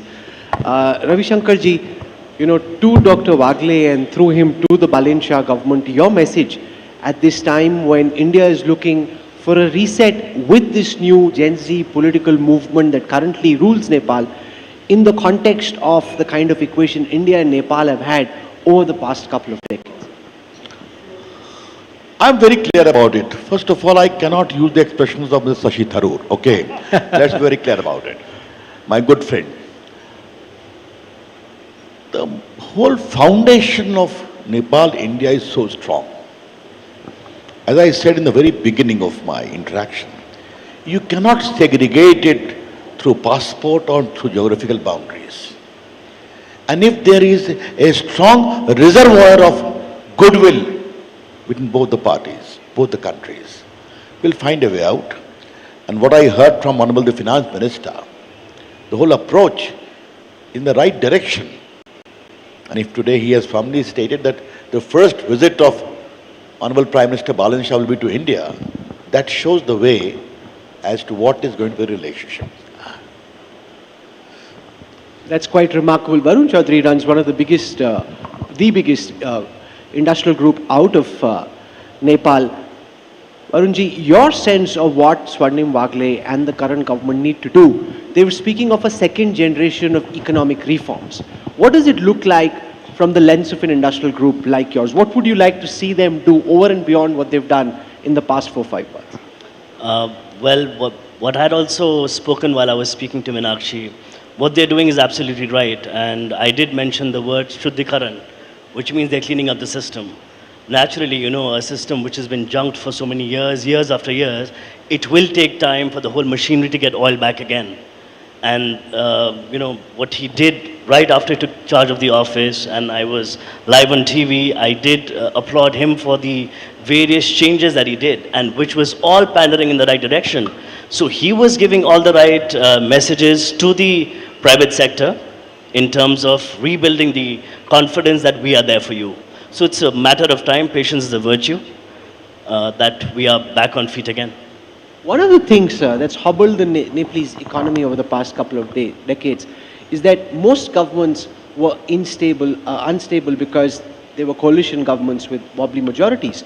You have an overwhelming majority. What does success look like 5 years from now? When your tenure as finance minister is assessed in an Anviksha that we do, say, 5 years from now, what does success look like according to you? I think the great unfinished agenda in Nepali politics is the economic catch-up, right? So 1980, per capita income of India, China and Nepal was almost identical at $200 per capita. India today is close to $3,000 per capita. China is at 13,000 and Nepal is under 1,500. So that pace of catch-up is really what we want. But what we've realized, and you're correct, that this economic dream or aspiration is not possible when the polity is very unstable and policies are unpredictable, and the private sector, many of whom are represented in the room today, are unsure of where you are headed. So that is what we want to work on. Our manifesto talks about becoming a $100 billion economy over the next 5 to 7 years. So that demands a pretty ambitious economic growth rate of at least 7% in real terms. The 100 billion target is in nominal terms. But this is not unusual. You know, countries at low levels of development, if certain things are aligned, particularly with respect to incentives for investment, you can secure that pace of economic change. And becoming a respectable middle-income country over the next 5 to 10 years. And young people can begin to see opportunities right here in the country. And their decisions to migrate and seek opportunities abroad is a matter of choice and not compulsion. That's the overarching vision that we have. And but all that cannot be secured without good governance in place. So we've been very religious in the pursuit of clean, good governance, and I hope if we sustain this for the next few years, the economic incentives will also be forced to align with the political incentives that we are trying to embed in the current polity. Dr. Swarnim Wagle, for taking out time and joining us on what's been a very long day for you. Thank you very much. And with that, ladies and gentlemen, we come to the end of the first ever NDTV World Anviksha. Ideas across borders will travel across the world, but this will always be a very memorable day for the NDTV team because we started in a place very close to our hearts. We started from Kathmandu, and this day will remain etched in Anviksha's journey. For having taken out time, for joining us, and for helping make this possible, Dr. Swarnim Wagle, thank you very much. Can we have, ladies and gentlemen, a very warm round of applause. We wish you all the best. And I invite you all to join us for dinner, and thank you for being such a fantastic audience and for being so alert, so alive and so awake all through the sessions. We've had a long day, Your participation means the world to us. Thank you. Thank you very much, sir.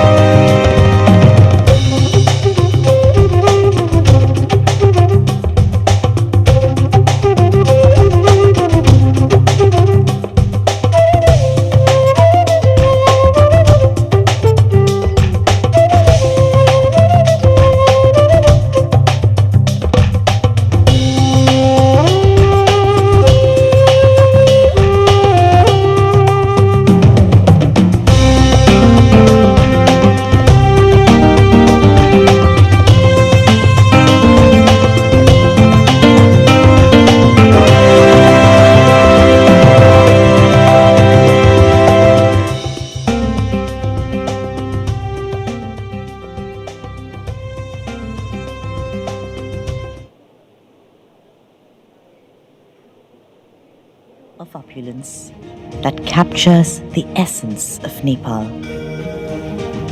Vibrant colors weave a tapestry of refined elegance. A festival of shades brought to life by Royale. Regal hues to transform your home. The timeless grandeur of living history. A fiery beauty that radiates grace. Songs from the valleys of Nepal, a symphony of promise and optimism. A delicate dance of fragility and wonder. The language of the universe. Rebirth, renewal, the blooming of a new season that awakens joy. The majestic Himalayas, meditative, reflective, a surrender to silence. An exquisite palette of colors for your home, echoing the spirit of Nepal's landscape. Royale by Asian Paints. क्यों हो गया आज झूठ से सामना? कौन सा झूठ? जो इतने सालों से आपके झूठ पेस्ट ने ओरल केयर के बारे में बताया है। तो फिर सच क्या है? ट्रूथ पेस्ट, पतंजलि दंत कांति, आयुर्वेद और साइंस ने मिलकर बनाया है इसे। इसकी 16 जड़ी बूटियों से मिले आपके दांतों और मसूड़ों को कंप्लीट ओरल हेल्थ का सच। In this revolution, we unveil